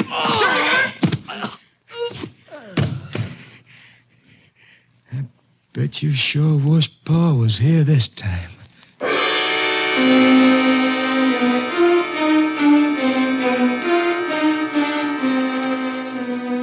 Jeff Whalen waited until next morning before reporting the death of his brother Frank to the local sheriff. The sheriff asked for the assistance of a Texas Ranger. Ranger Jace Pearson was assigned to the case. Well, Jace, I went all over the place earlier this morning when I was called here, and now you've been all over it. If you see anything, I must have missed it. Doesn't seem to be much to see except the body. Want to talk to the brother now? He's still waiting in the parlor. Yeah, I know. I'll see him in a minute. Look at the table where Frank Whalen was eating. I was cutting his bread from this whole loaf. Crumbs show that. And it was a sharp, clean cut. This eating knife's the only one on the table, though. That's not sharp enough to slice the bread that way. He might have cut the bread, then put the knife away. It's possible, but it doesn't figure. No, it doesn't. Fella sits down to his food, he don't put nothing away until he's through. And Whalen wasn't through. From the looks of it, he just started to eat. What you looking in the drawers for? Murder weapon, maybe? Something like this bread knife? Could be, I guess, but that knife's clean. Yeah, too clean. Look at the blade and the handle. Well, what about them? Well, the other knives in this drawer don't shine like this one. This one's got special treatment. Hey, I see what you're driving at. You figured it was rubbed with a scouring pad to remove blood, maybe, huh? That's something we'll have to find out, but it's worth a bet. It's been cleaned up too well to help us any, though. We might as well put it back in the drawer. Seems like that knife's the only thing we got to go on, Jace. And we're not even sure of that. I know. We better have a talk with Whalen's brother right now. Sure, but Jeff won't be able to help much. Why not? He just got back from Dallas early this morning. Called me as soon as he found the body. Oh, I didn't know that. Well, we might as well see him anyhow. Marjan Galt's in the parlor with him, Jace. Who's she? And Marjan and Frank Whalen was fixing to get married. Folks tried to keep her away when the news got out, but she came anyhow. Yeah, it's just as well. She might know something. She's broke up pretty bad. Parlor's here. Sliding door, I'll open it. Jeff, the ranger'd like to talk to you and Marjan now. When can I see Frank? I want to see him now. I think it'd be better if you didn't, ma'am. For your own good, Marjan. Last night. Only last night I was home, but I was sewing pillowcases. No, come on, please, Marjan. Look, do you have to talk to her now? I can tell you anything you want to know. All right. But I think you'd better come into the next room then. Okay. Ma'am, why don't you just stretch out on that sofa and rest? All right, Jeff. When did you find your brother's body? Well, like I told the sheriff, by 5 o'clock this morning when I come home. He was killed last night around dinner time. Where were you then? On the road, I reckon. I've been up to Big D for the last 5-6 days. You drive back? Didn't have nothing to drive back in. I hitch rides. Come back, same way I went. And got here at 5 a.m.? When'd you leave Dallas? Well, yesterday afternoon, I guess, about 2 o'clock. Why? Why are you asking me this? You're supposed to be finding out who killed Frank. Now, don't get steaming, Jeff. Ranger's got a reason for asking. You didn't touch anything in the house when you got in? Ranger, first thing I saw was my brother laying there on the kitchen floor. Then I hightailed back to the highway and called the sheriff. Waited right there till he come pick me up. Okay. Your brother been having trouble with anybody? You know of any reason why anybody might want to kill him? Oh, no. Nothing I can think of. Except... Go ahead, Jeff. Well, just something come to my mind, Sheriff, but no, couldn't be him. Couldn't be who? Come on, Jeff. Your brother's laying dead in there. We got to know every little thing, no matter how small. Well, all right. Just before I left, Frank did have a little argument with Uncle Joe. Uncle Joe? Who's he? Old sharecropper. Been working a good piece of this farm for Frank. What was the argument between him and Frank? Well, old Joe claimed that Frank owed him some money from the crop. Frank said it didn't. They's both pretty hot about it. Well, that don't sound like your brother Frank. Or Uncle Joe. Well, I know it don't. It was probably just a misunderstanding. They straightened out. That's why I told you it wasn't worth mentioning. When it comes to murder, anything is worth mentioning. And this sounds like it might be plenty important. Sheriff, we better ask Uncle Joe to account for his movements last night. We haven't seen him around, but his granddaughter, Belle, might be able to tell us something. She's been standing around outside the house ever since we got here. Look, I'd like to go back to Marjan. She needs somebody with her. All right, go ahead. And tell Belle to come in here, will you? All right. I'll send her right in. Oh, just a second, Jeff. Yeah? You must be pretty tired. You have much trouble catching rides last night? Well, I got one long ride in a truck. Oh, you know who owned the truck or anything about the driver? Well, no. No, I didn't talk to the driver much. I slept most of the time. I think it was out of state truck. Well, truckers usually don't like sleeping rider beside them on a night haul. Well, this fellow let me sleep on a shelf up in back of the cab. Oh, I see. All right. Send Belle in. Okay.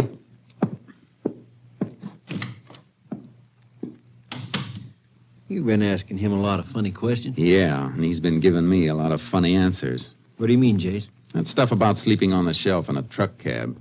He never slept in that suit he's wearing. It's too well pressed. So he changed clothes when he got home this morning. He said he ran to call you the minute he saw his brother. You want to see me, Mr. Ranger? Yes, Belle. Come in. Belle, you and your grandfather, Uncle Joe, you live on this farm? Yes, sir. That little house down there near the meadow. You can see it. Just the two of you? Yes, sir. Where was your grandfather last night? He was home, sir. He don't never go no place. Was he home all night? Where was he at dinner time? Home, sir, honest. Only time he left was for a few minutes to bring... He didn't leave the house at all. Not at no time. He didn't leave the house at all. Belle, you're lying. No, Sheriff, no, I'm not. Look, Belle, you started to say something, then you backed away No, from sir, it. I didn't. Belle, if you want to help us and your grandfather, you better talk up. I told you everything, honest, I did. With all this going on, why Grandpa around? Why'd he run off? He didn't run off. He went to the church to pray for Mr. Frank. He loved Mr. Frank. He would never hurt him. Mr. Frank was good to us. Where's their church, Sheriff? Left fork of the road this side of town, but he probably ran off someplace. We'll find out about that later if he isn't at the church. Let's go.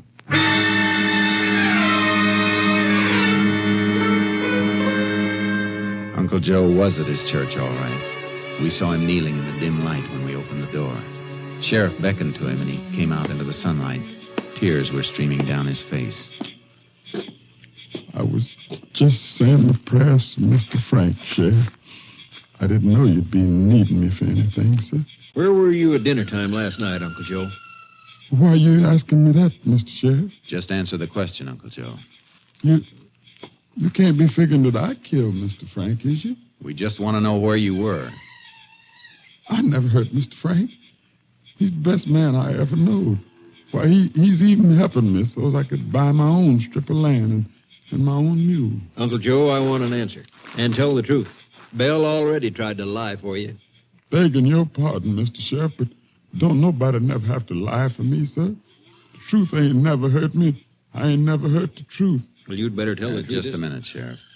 Uncle Joe, did you leave your house at supper time yesterday? Yes, sir, Mr. Ranger. I did. Where'd you go?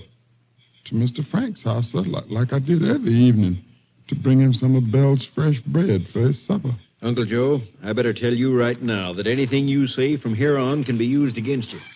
Used against me for what, sir? Ain't nothing I'm ashamed to tell. How long did you stay there? Mr. Frank was cooking him some food. I just stayed long enough to leave the bread and to fix up with him to meet him Friday at the bank so as he could give me the money. What money? What was mine from working on shares. Are you saying Frank Whalen was holding money of yours? You had an argument about whether or not he owed you that money, didn't you? Mr. Frank and me ain't never had no argument, sir. He was my good friend. Hey, Jace, here comes one of my deputies, Ben Sloan. I thought he and the other boys were beating around the farm. You know, they might have found something. Howdy, Ben. Howdy, Sheriff. What's that you got wrapped in that newspaper? This. Well, a bloody knife. Where'd you get it? Reckon old Uncle Joe here could tell you as well as I can. We found it in the weeds, out behind his shack on Whalen's farm.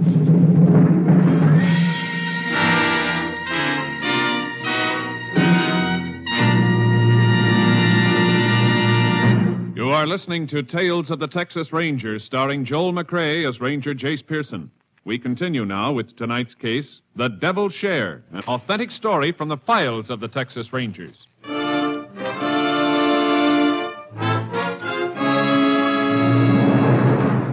Uncle Joe stared at the blood-stained knife the deputy had found behind his house.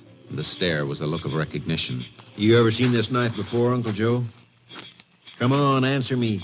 You know we've seen it before, Sheriff. Can tell just by looking at him. How about it, Uncle Joe? Yes, sir, Mr. Ranger. It's mine. It's just an old whittling knife. But I never used that or nothing else on Mr. Frank. Uncle Joe, you're under arrest for the murder of Frank Whalen. Mr. Sheriff, I'm telling you here, outside of God's own house, I never done it. Think maybe you better deputize a few more men, Sheriff. We might need 'em. Why? What for? People around here thought mighty high of Frank Whalen, Jace. They aren't going to cotton to the idea of him being killed by somebody he took in and helped. And you can't blame him for that. I can blame anybody for anything that doesn't follow the law. You're not going to have any problem with Uncle Joe, Sheriff. I'm going to take him off your hands. Now, hold on, Jace. He's my prisoner, and I'll guarantee his safety. I know you'd protect him. That isn't why I'm taking him. I'll give you a receipt for him and bring him back here later. Where are you taking him? On a radio for Unit 88, the Ranger plane to pick us up and fly us to Austin. And you'd better hand over that knife, Ben. That goes with me.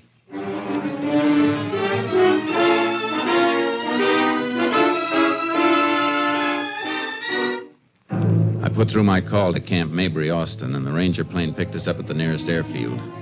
Uncle Joe tightened up as we took off, and his lips moved like he was praying. After that, he relaxed. Where you taking me to, sir? Ranger camp and lab at Austin, Uncle Joe. You know what a lie detector is?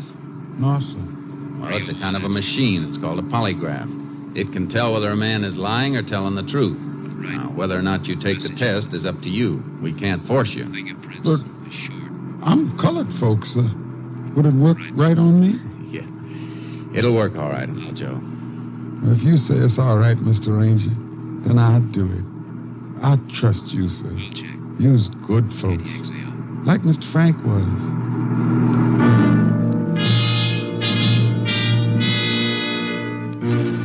We landed at Camp Maybury. I dropped the blood-stained knife at the lab and then took Uncle Joe upstairs to the polygraph room. He wavered a little when we seated him in the chair and fixed the bands to measure his blood pressure, pulse, and respiration. Sir, this chair... This ain't no electric chair, is it? Now, don't worry. It won't hurt you, Uncle Joe. We're ready to go, Jace. Okay. I'll be waiting in the next office. Now, no matter what I ask you, Uncle Joe, I want you to answer yes or no. That's all, understand? Yes, sir. Is your name Uncle Joe? Yes, sir. Is Belle your granddaughter? Yes, sir. Do you go to church? Yes, sir.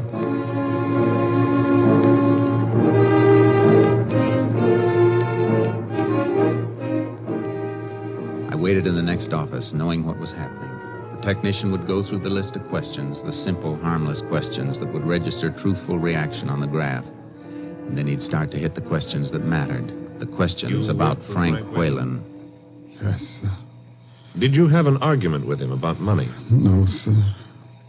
Did you use a knife on him? No, sir. Did you kill Frank Whalen? No, sir. Was the knife with the blood on it yours? Yes, sir.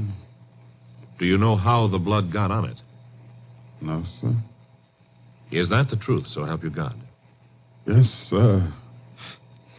Well, that's all, I guess. Now, you just stay put, Uncle Joe. I'll take those things off you in a minute. Yes. We're all finished, Jace. Good. What was the reaction? Looks like he's telling the truth, Jace, all the way down the line. Even about not having an argument with Frank Whalen over money? According to the graph, no argument. He wasn't lying. Good, because that means somebody else was lying. I'm going to take him back to... Just a second, Jace. Kenny speaking. Yeah. I'll tell him. He'll be right down. That was the lab on that knife you brought in. Yeah, they typed the blood? It isn't human blood, Jace. It's chicken blood.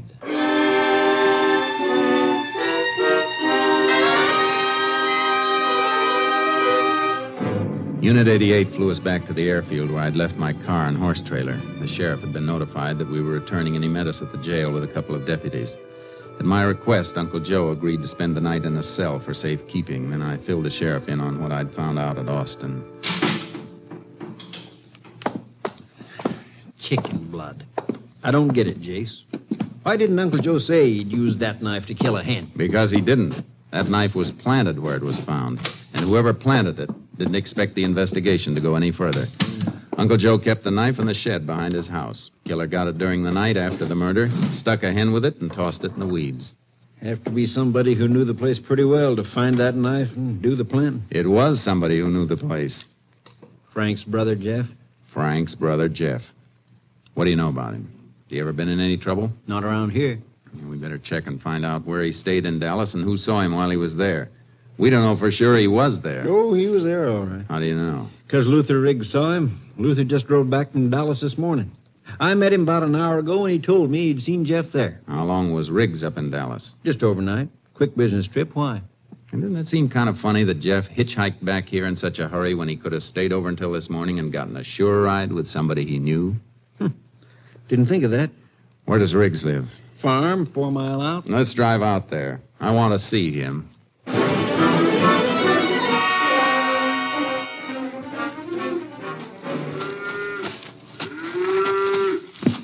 howdy, Sheriff. Come out to give me a hand with my milking? No, thanks. Let go of that cow for a minute, Luther. I want you to meet Ranger Pearson. Well, sure thing. Howdy. Howdy. The sheriff tells me you met Jeff Whalen up in Dallas yesterday. Yeah, that's right. When? I reckon it was just about 9 o'clock a.m. I'd been driving most of the night to get there. Stopped for a red light, and there was Jeff just fixing to cross the street. You talked to him at all? Sure. Told him to hop in, and I'd take him wherever he was going. He said he was just drifting around, so we went and had some breakfast together. Did he tell you he was heading back for home? Not right off, he didn't. Sounded first like he was planning to spend quite a while in Big D. Didn't say nothing about coming home until... Well, until after I told him that Marjan's folks had told me that Marjan and Frank was getting ready to set the date. You mean he didn't know his brother was going to get married? Didn't seem to. Matter of fact, now that you mention it, he looked right upset when I brought it up. Maybe it was because of Frank not telling him. Or maybe it was because... Maybe it was what? Go ahead. I think I can answer that one, Jace. Marjan and Jeff used to walk out together about a year ago. Then Marjan sort of broke off with him. Took up with Frank later. That's right, Ranger. But Jeff never looked like it bothered him none. The way a man looks doesn't have anything to do with what goes on inside of him. Thanks for your help, Riggs. Come on, Sheriff. You're welcome. Yeah, looks like we dug up a motive, Jace. Yeah, but we need evidence to go with it. Jeff left Dallas a lot earlier than he told us he did. Not much chance of digging up anybody who gave him a lift, I guess. I'd say no chance at all. There's something else we can look for, though. What's that? Remember my saying that his clothes didn't look like he'd slept in them or driven a long way in them? Yeah, I do. The only reason he'd have changed clothes would be because the things he'd been wearing might have gotten blood on them. Well, I'm not saying you're wrong, Jace, but we combed that house. There wasn't nothing there. No. But they'll be on the farm someplace. What makes you think so? Jeff couldn't risk being seen around any place last night. Any move he'd make would have to be on foot. He had no other way. So it's a good bet he stuck close by the farm until he called you this morning. I got my horse in the trailer. We'll pick up one for you and take another look around.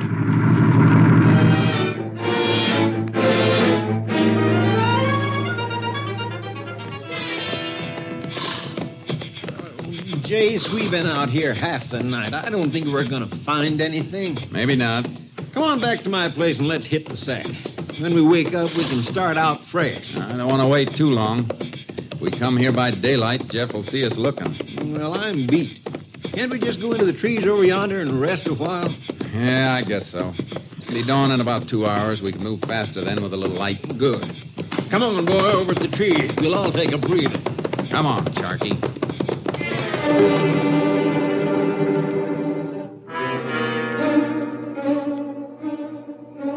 We moved into the trees, dismounted, and hobbled the horses.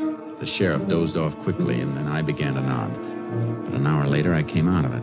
There was a bright glow across the fields, beyond some corn stalks, and it wasn't the morning sun. I put my hand over the sheriff's mouth and shook him. Shh. Hey, look over there. Looks like a fire. Yeah, just beyond the corn. Come on, quick and quiet. What do you think it is? Jeff Whalen, burning those clothes we've been looking for. We ran for the cornfield, and when we got into it, the light rustle of the morning wind in the stalks covered our approach. Came to the edge of the field and saw him, Jeff Whalen, dumping kerosene on a pile of smoldering cloth. Look, Jace. Those boards in that hole.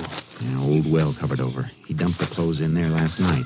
Now he's come back to burn them. Must have been some water in the well.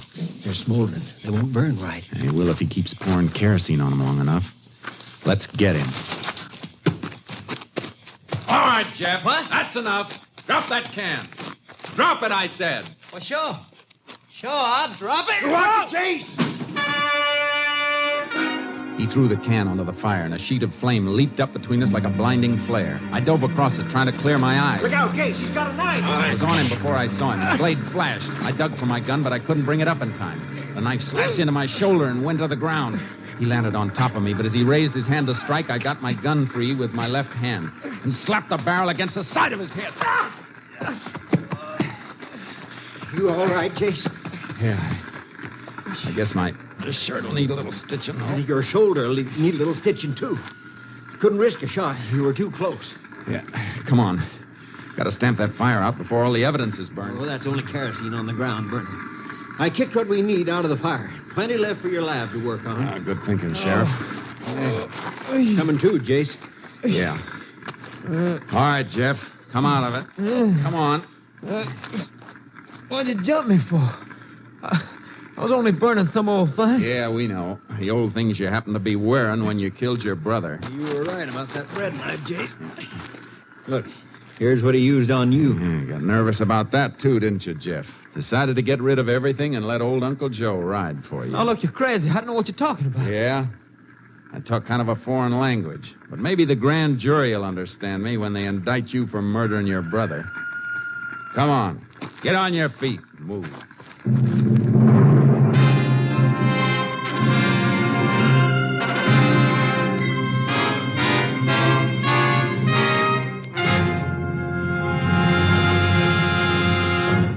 Jeff Whalen was tried and convicted for the brutal knife murder of his brother Frank. On August 2nd, 1940, at Huntsville Penitentiary, he died in the electric chair.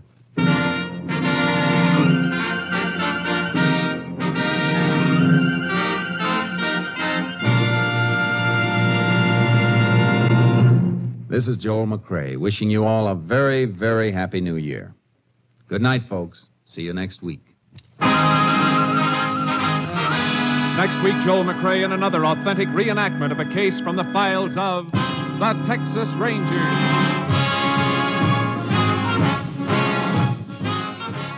Joel McCrae is currently seen starring in the Universal International Technicolor production Saddle Tramp. Tonight's cast included Tony Barrett, Tom McKee, Parley Bear, Peggy Weber, Roy Glenn, Wilms Herbert, and Rye Billsbury. This story was transcribed and adapted by Joel Murcott, and the program was produced and directed by Stacy Keach. Hal Gibney speaking.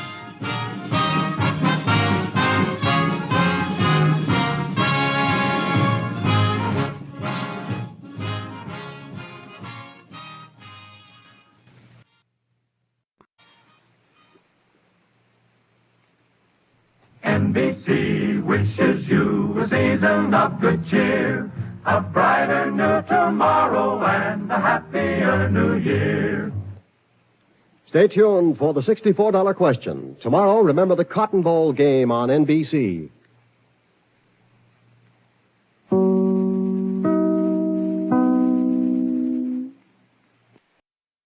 The National Broadcasting Company presents Joel McCrae in Tales of the Texas Rangers.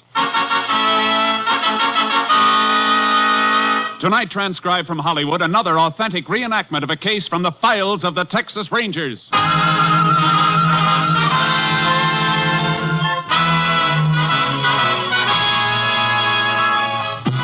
Tales of the Texas Rangers, starring Joel McCrae as Ranger Jace Pearson.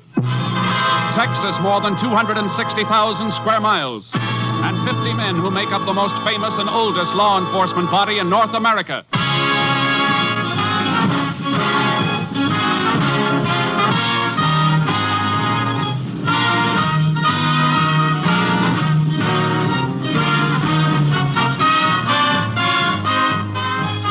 Now, from the files of the Texas Rangers come these stories based on fact. Only names, dates, and places are fictitious for obvious reasons. The events themselves are a matter of record.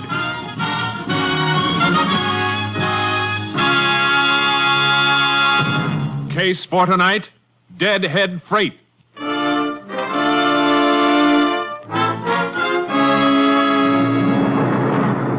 It is shortly before midnight, August 27th, 1938, at the Santa Fe Freight Yards in Lubbock, Texas. A deadhead freight hauling empties back to the West Coast from Galveston has just pulled into the yard.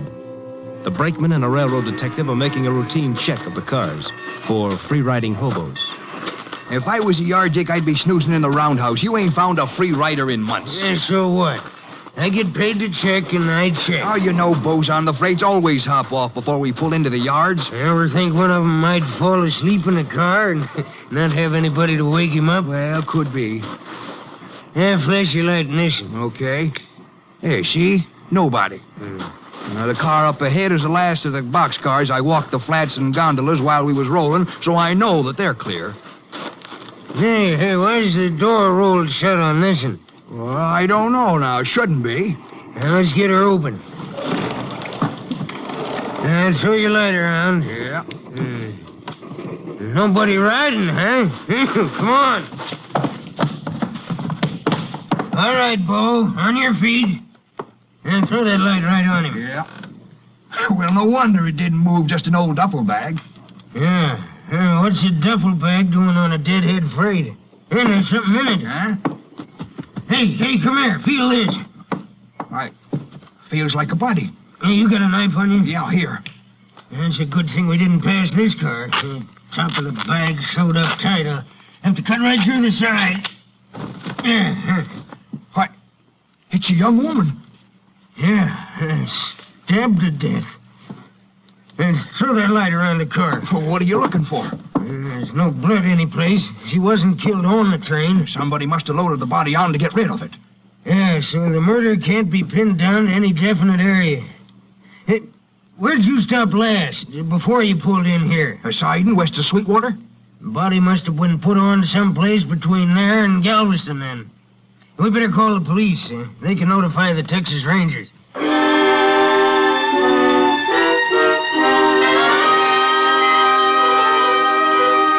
After a brief but penetrating study of the situation, Ranger Captain Stinson had the body removed to a Lubbock funeral parlor. He then requested Texas Ranger Jace Pearson to take over the case. Well, there it is, Jace. Pretty brutal job of stabbing. You figure it happened a good piece from here, huh? Couple of reasons for that. Here's a map. Shows the route the freight train took. Spot circled in red shows where it made stops. And at what time. I see. No stops after it left the siding outside Sweetwater, huh? Right. And most of the stops were made much further east. Well, according to the time of these stops, body must have been loaded on the train between Presby here and Turner City here. Well, how do you arrive at that? Train made all its night stops between these points. Isn't likely the killer loaded the body on by daylight. Too much chance of being spotted by the train crew. Well, that's good reasoning, Jace. You may be right. You said the body was sewed up in a duffel bag. Yeah. You better look at it before I send it on to the lab. I have the undertaker lock it in this cabinet and give me the key. Yeah, here it is. Regular opening at the top of the bag is sewed up tight. The draw cord is missing. See? Uh-huh. Good thing the man who found the body cut into the bag instead of ripping out those new stitches. Yeah, I see what you mean. Kind of funny stitching. It may have been made by somebody with a special trade where that kind of stitching's used. Lab gets a look at it, may be able to tell us what trade. Well, I hope so. The bag itself won't help much, I'm afraid. Probably picked up in war surplus. Could belong to anybody. Hey, look at this. The bottom of the bag. It's kind of soiled. Whoever carted it around with a body in it must have set it on the ground to rest. He sure did. On reddish-brown earth. Blood seepage made some of it stick. Let's have a look at that train map again. I think that earth stain kind of narrows down our search, Captain. Oh? How come? I know the country that train passed at night. I've been over it plenty. Only place I've seen earth that color is right around this area and a few stream beds. Cotton belt runs parallel to the railroad for about 40 miles through there. Well, I've seen all I want to see, unless you have something else. Nope. Let's go. I'll get this bag off to Austin. Body going to be held here for identification? Yeah. If she isn't identified, we'll see if we can run down something by her clothes. Any laundry marks or anything on them? Afraid not, Jace. Homemade and home laundered. No dental work to help us either. And her fingerprints aren't on the file. Might have a man check on the shoes she was wearing. They weren't homemade. Yeah, we'll try it. You got any ideas about what you're going to do? If it's all right with you, I'd like to take a crack at that cotton belt area. Tow charcoal down on the horse trailer and then ride parallel to the railroad tracks and see what I can find. Well, that's a lot of territory. How about Steve Clark riding with you? Good deal. We get anything from the lab, I'll let you know. I'll radio Clark and assign him. Then you can pick him up on the way. Good luck, Jace. Thanks, Captain. You'll hear from me.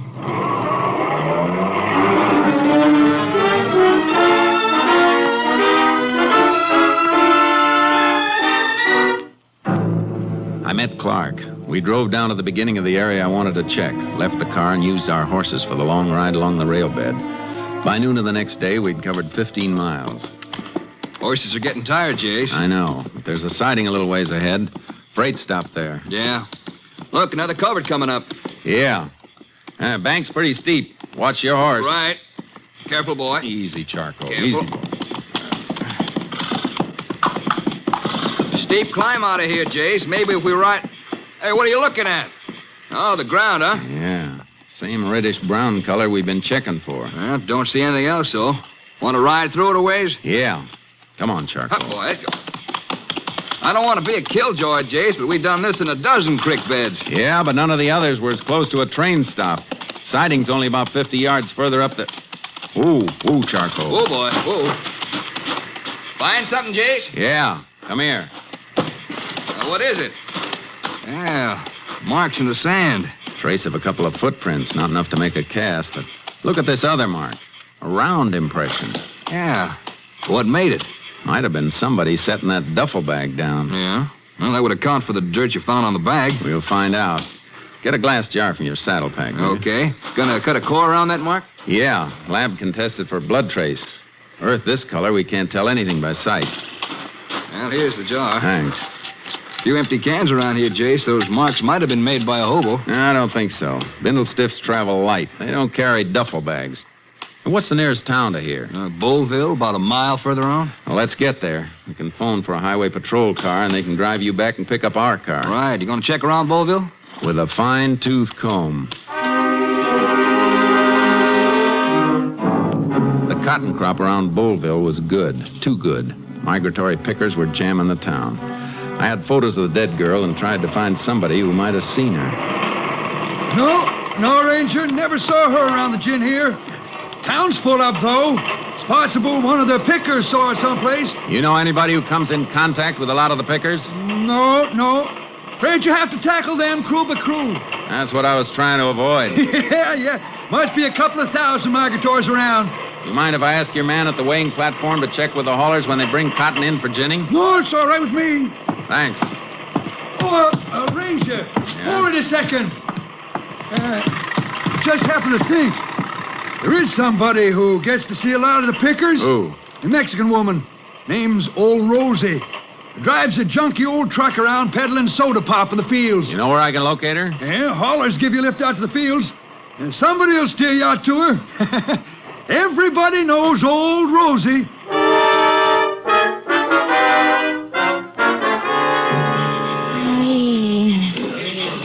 Somebody killed that poor girl, huh? That's right, Rosie. You ever see her? You find who killed her, you're going to put him in a jail? That's my job. How about it? You ever seen her around here? See, one time. Where? At the bus station in the town. She was with a man. You know who the man was? No, senor. And why'd you hesitate? Is that the truth? Why should I tell a lie, senor? I don't know who the man was, but he looked like he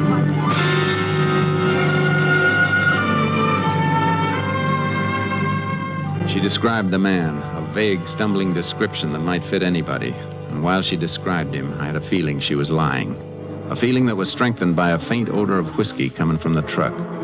Whatever business Rosie was in, it wasn't limited to the sale of soft drinks. I pretended to swallow her story, then I got a lift back to town where Steve Clark was waiting with our car.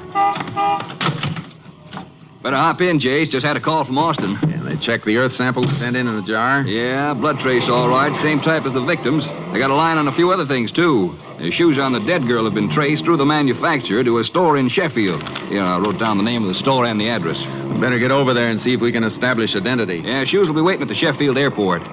Isn't likely that a shoe clerk is going to remember who he sold them to, though. I saw the shoes. They've been repaired recently. Whoever fixed them might remember. Well, that's a chance. Any information on that duffel bag? Yeah. Lab ties it in with a seaman. How? Well, stitches used to sew up the bag are the kind seaman used to mend a torn sail. Chase, you look like that throws you. It does, a little. I was beginning to have a sneaking suspicion about an old Mexican woman. But she's no seaman. What made you suspect her? She said she saw the dead girl with a man. She gave me kind of a phony description. Not only that, but she's supposed to be selling soft drinks to the field hands from an old truck. It reeked of liquor. Oh, bootlegging, huh? Hey, that could mean something. What? Well, a report from Austin mentioned liquor stains on that duffel bag. Naturally, they just figured that a bottle had been broken in the bag at one time or another, but... Yeah, but it could be something else, too. Yeah? That bag might have been used for hauling moonshine. Stop the car. Hey, Jace, what's the matter? Slide out. I'm going to Sheffield alone. You stay here. Okay, Jace. What do you want me to work on? Tail old Rosie, the Mexican woman, while I'm gone. Check on any special contacts she makes. Whoever she sees, find out who they are. See if you can run down any who've worked as seamen.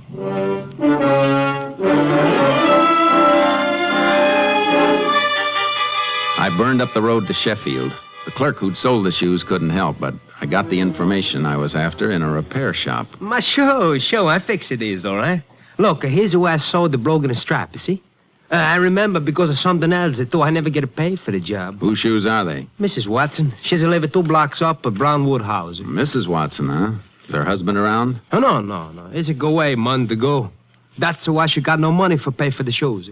I know you bother her. She lived with her mother and her little baby. He's a 1-year-old. Any idea where her husband went? Oh, no. Sometimes she says he go away for work or someplace with the cotton, or sometimes to Galveston to work for the boats. Oh, he's been a sailor, huh? Sailor, everything. Whatever he is, he's no send the money. Last week she come in. She says she's going to meet him and she's going to pay me when she's come back. But she's not come back. Hey, just a minute. Why you asking me all these things, eh? And how come you got the shows? Because Mrs. Watson doesn't need him anymore. She's dead.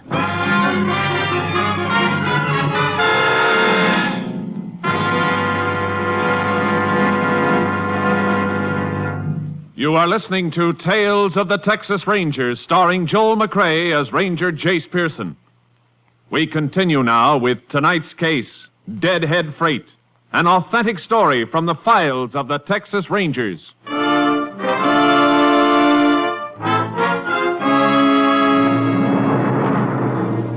It wasn't the kind of news you enjoy breaking to a dead girl's mother, and the girl's baby crying in the next room didn't help it any. You see, they'd split up about a month ago. And then last week, her husband wrote to her from Bowlville. He said he was sorry and he wanted my daughter Helen to come to me. I thought she was there with him. Looks like she was for a while. Oh, he promised Helen everything in the letter. Said he had a lot of money for her and their baby. He was never any good. And now the baby's left to me and I'm just too old. I'm sorry, ma'am. Can you give me your son-in-law's full name and his description? Herbert Watson is his name. They call him Bud. Herbert Bud Watson. About how tall would you say he was? Yeah, you better pull yourself together, ma'am. Somebody's at the door.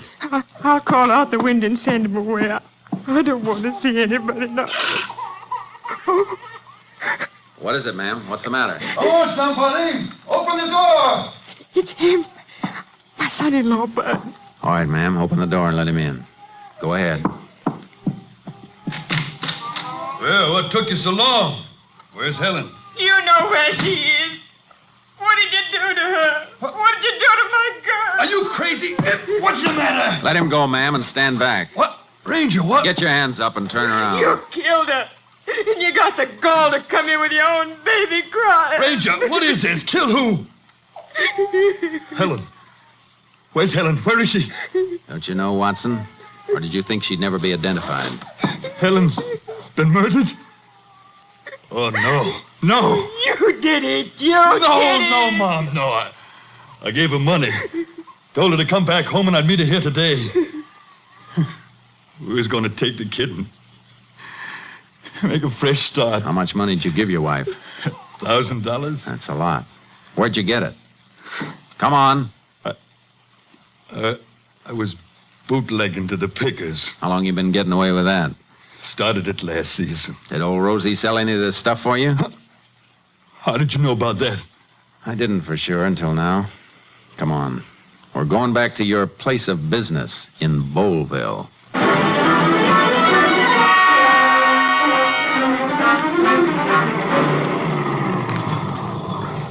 Hi, Jace. Steve? Yeah, I got your message to meet you here. Rosie's over there. Want to get her off the truck? Yeah, she can talk from there. Come on. You too, Watson. Okay. Bud Watson, murdered girl's husband. Been bootlegging here. Rosie's been moving some of the stuff for him. Oh? Why you keep me from my work, senor? Your work isn't as legal as it could be, Rosie, so sit tight. Yeah, you ever seen this man before? You know she's seen me before. They didn't ask you. How about it, Rosie? See. All right, Rosie.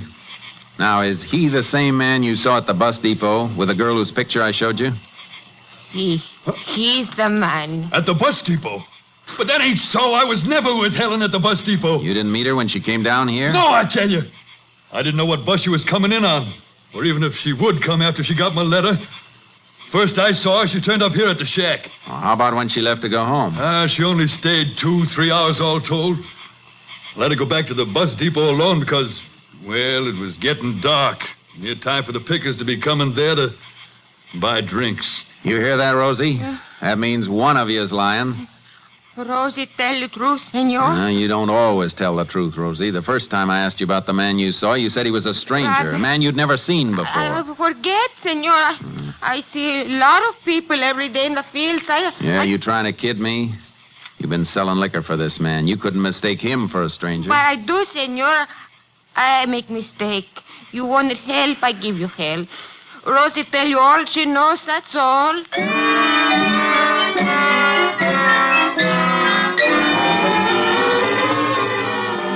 Now it was obvious that Rosie was lying, just as I'd suspected her of lying the first time. There had to be a reason for it. We took Bud Watson into Boleville jail and then went back to search his shack. I can't figure something, Jace. Why won't Watson admit it if he was at the bus station with his wife? That wouldn't hurt him. No, it wouldn't. That's why I think he's telling the truth. Then Rosie must be covering up for something. Covering up for somebody's a better guess. She might have done it herself. No, I don't think so. She's too old to cart a body across the country to the railroad. Well, then you figure she really did see Mrs. Watson at the bus depot with a man, huh? Yeah.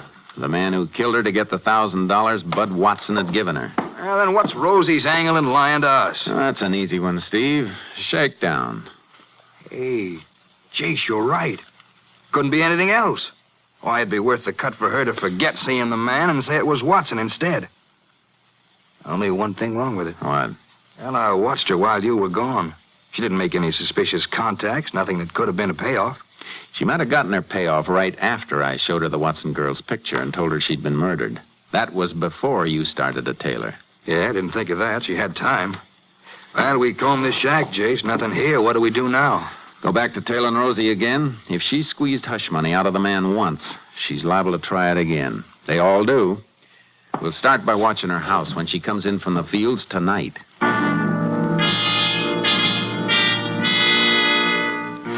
We staked out near Rosie's adobe hut, but it got dark and she didn't come in from the fields.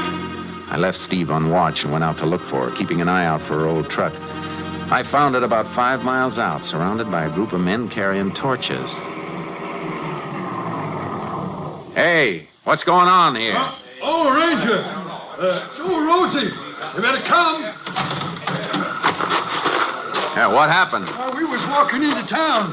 We saw the truck here by the side of the road, thought maybe it broke down, so we started to call for old Rosie. Then one of the boys spotted the blood on the ground. What blood? I'll show you over here. Must be old Rosie's, I reckon, because we found her over here in the cotton row. She's dead, Ranger. Somebody cut her throat from ear to ear.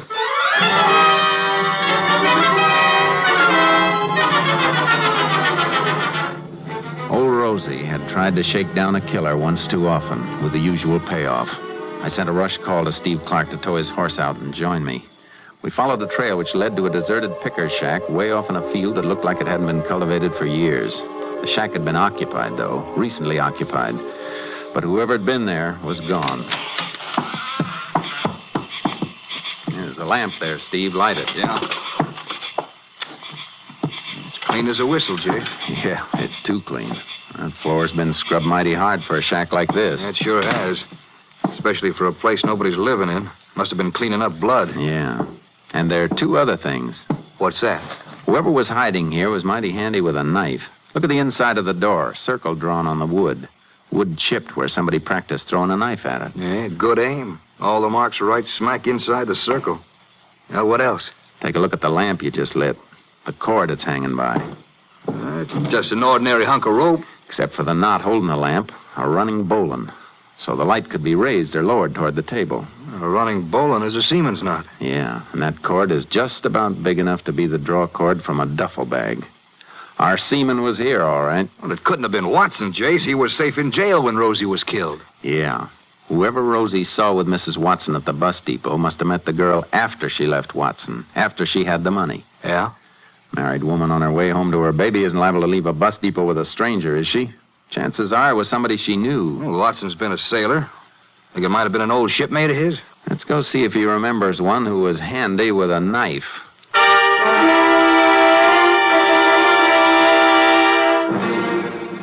You say somebody killed old Rosie? Yeah. The same man who killed your wife.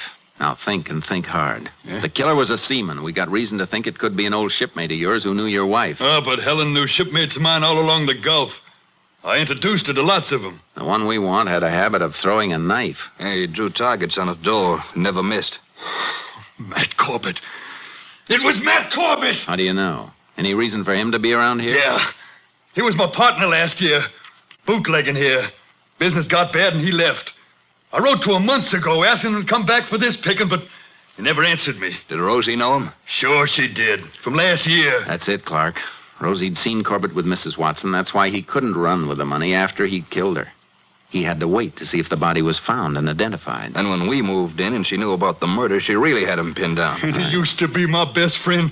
A sneaking... Never mind that now. Where would he run to? I don't know. He was always roaming, like me. Hey, you wrote to him someplace, you said. You must have an address. Yeah. Yeah, it was general delivery at Port O'Connor.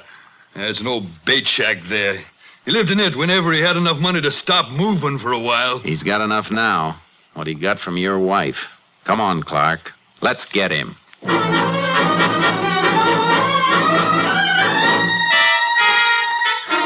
headed for Port O'Connor, made it by morning, and found the abandoned bait shack. Nobody inside, Jace. Can see through the window. He isn't here. Yeah, he's probably traveling by freight to avoid being spotted. He couldn't have beaten us here. We rolled too fast. Gonna stake it out and wait? Yeah, our car's out of sight where we left it. He won't spot it coming along the wharf. Come on, let's go inside.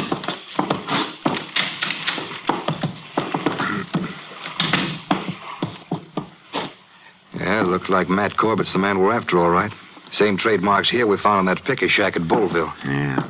Knife marks in a circle on the door. Same running bull and holding the lamp. Draw that burlap sack across the window. That'll make it pretty dark in here, Jace. You want it dark when you're throwing a surprise party.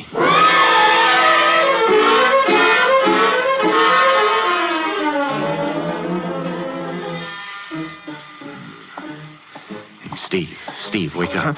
What? Shh. Somebody coming along the wharf. It's dark. What time is it? A little after midnight. Steps are coming closer. Yeah, it must be Corbett.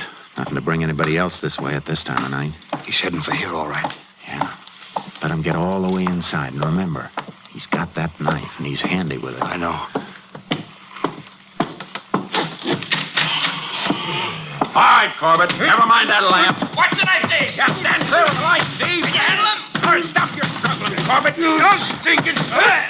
My arm. You broke my arm. All right, just wrench your shoulder, Corbett.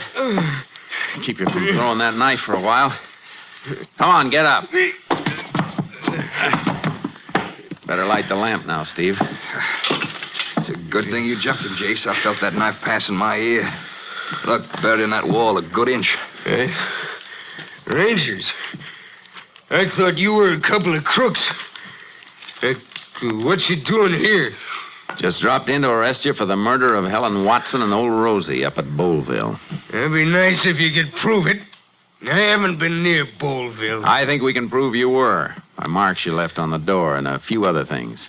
How'd you come back, freight? Are you kidding? No, I'm serious. You should have rode Pullman. Get your shoes shined on a Pullman. Would have taken that reddish-brown earth off your shoes. Our lab can match that with Bullville. Watch out for that shoulder. Yeah, that's better, Corbett. Want to cuff him, Jace? No, I think you'll come quiet. All right, Corbett. Let's move.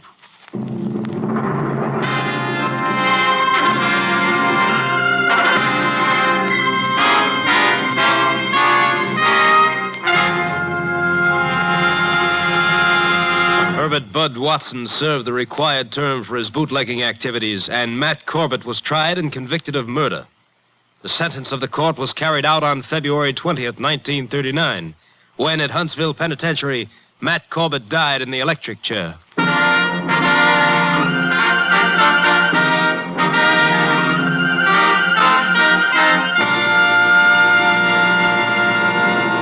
And now, here again is the star of our show, Joel McCrea, with another interesting story about the Texas Rangers. In the early days of Texas, major disturbances were not infrequent. It was a lusty, brawling, growing territory, and as happens in such a territory, there were days when the streets were not safe for the good citizens.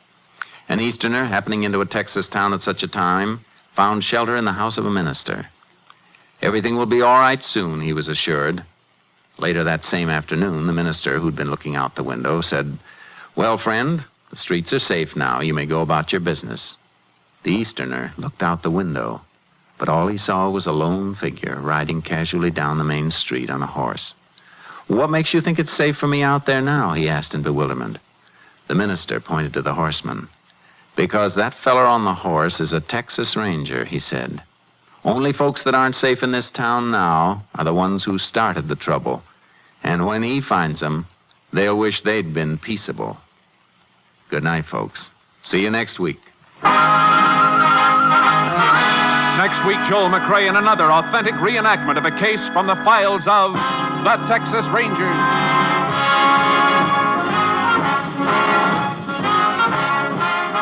Joel McCrea is currently seen starring in the MGM production Stars in My Crown. Tonight's cast included Tony Barrett, Herb Ellis, Tom Holland, Byron Kane, Tom McKee, and Lillian Bayer. This story was transcribed and adapted by Joel Murcott, and the program was produced and directed by Stacy Keats. Hal Gibney speaking.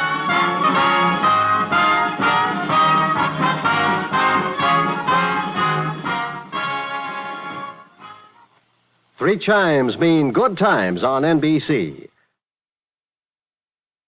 The National Broadcasting Company presents Joel McCrea in Tales of the Texas Rangers. Tonight, transcribed from Hollywood, another authentic reenactment of a case from the files of the Texas Rangers.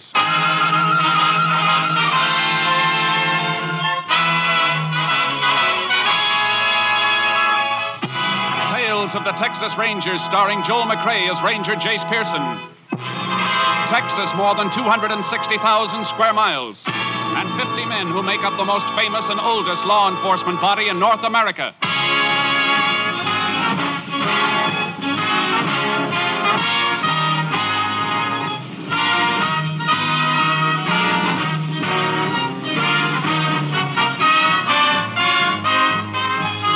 Now, from the files of the Texas Rangers come these stories based on fact. Only names, dates, and places are fictitious for obvious reasons. The events themselves are a matter of record.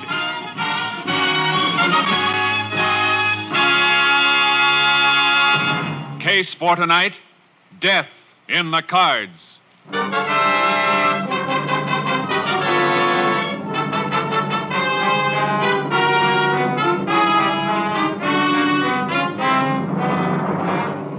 It is 11:30 p.m. on the night of January 26, 1947, at the ranch house of Chester Gentry in Reeves County, Texas.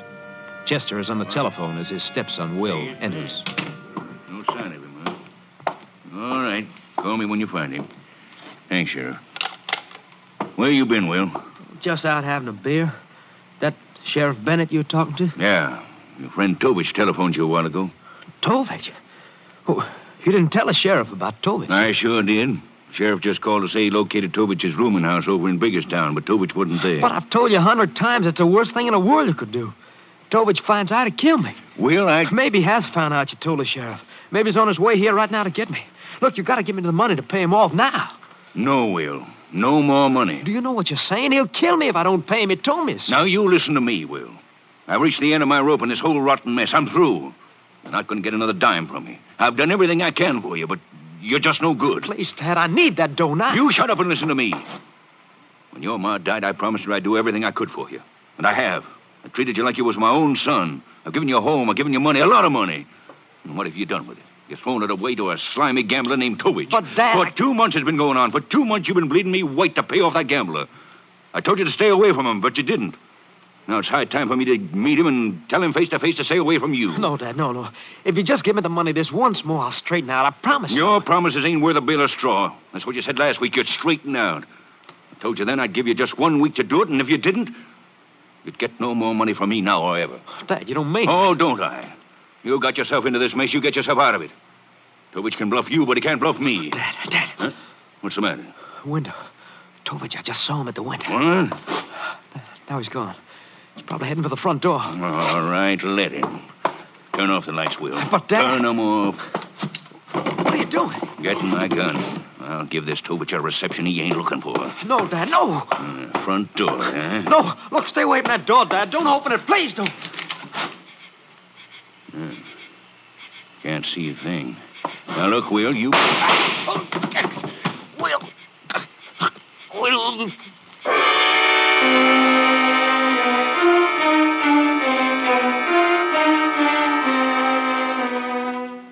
Chester Gentry lay dead at his own front door.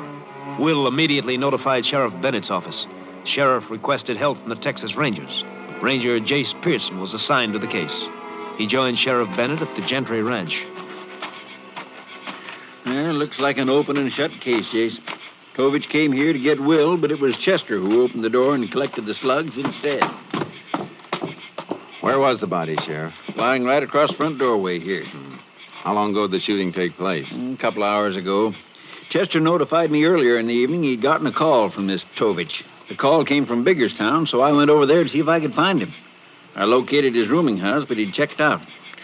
Looks like while I was there, he was here. You say Tovich had been bleeding Will and Chester for some time, huh? Yeah, about 2 months, according to what Chester told me on the phone. Well, let's talk to Will.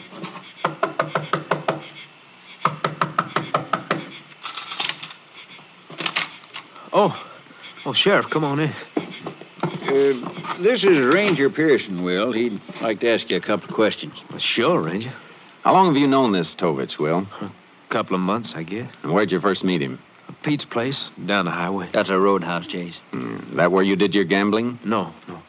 Tovich would call me from time to time, tell me he had a game lined up. So I'd meet him at his rooming house in Biggerstown. Who else was in the games? A couple other fellas, different ones each time. I didn't know any of them. Didn't even know their names. You kept losing to Tovich, didn't you? Yeah, I did. But you kept on playing cards with him. Well, I kept thinking my luck would change. Your luck never changes when you're up against a professional gambler. Guess I know that now. It's too bad you didn't know it 2 months ago. Your stepfather might still be alive. Ranger, there just isn't a thing you can say to me that I haven't already said to myself. I've been sitting here for 2 hours thinking about it. Knowing if I had the guts to straighten out, this wouldn't happen. There's only one thing I hope right now. I hope somehow Dad knows how I feel. All right, Will. What does Tovich look like? Well, pretty ordinary-looking fella. Kind you never notice in a crowd. About my height, I'd say. Black hair, regular features, nothing to really set him apart. That's pretty general. I guess it is, but it's the best I can do. Okay, better get some sleep. You find any tracks outside, Sheriff? Nope, my deputies scoured the yard, but it's too gravelly to hold any kind of tracks, car or foot. Will, do you remember hearing a car pull away from here after the shooting? Why, no, Ranger. Now, come think of it, I didn't even hear one come up. Okay. When it gets light, we'll ride around a little in the back of the ranch, Sheriff, and see if we can pick up any footprints. All right. In the meantime, let's take a run over to Biggerstown and talk to Tovich's landlady. Maybe she can give us a better line on him.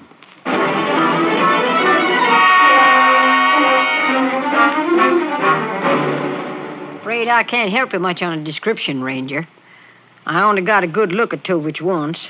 That was when I rented this room to him 2 months ago. It's pretty strange that'd be the only time you saw him, Mrs. Packer. Well, he came and went by night.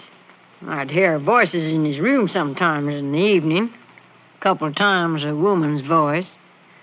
But as far as seeing him around, I didn't. You said he checked out earlier tonight. Didn't you see him then? No. He just left an envelope under my door with his key and the money he owed on the room. You think you'd recognize him if you saw him again, Mrs. Packer? Well, I might. I don't know. But to sit down and describe him to you, I'm afraid I can't be much help there. I don't like it, Sheriff.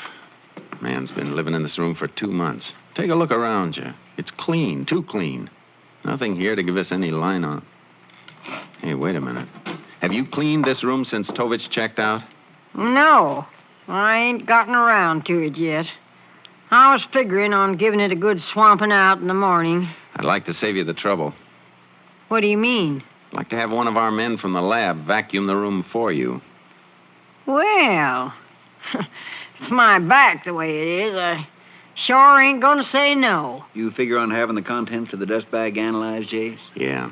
Tovich has covered his tracks pretty well so far, but Maybe he doesn't know you can sometimes pick up a lot besides dust with a vacuum cleaner.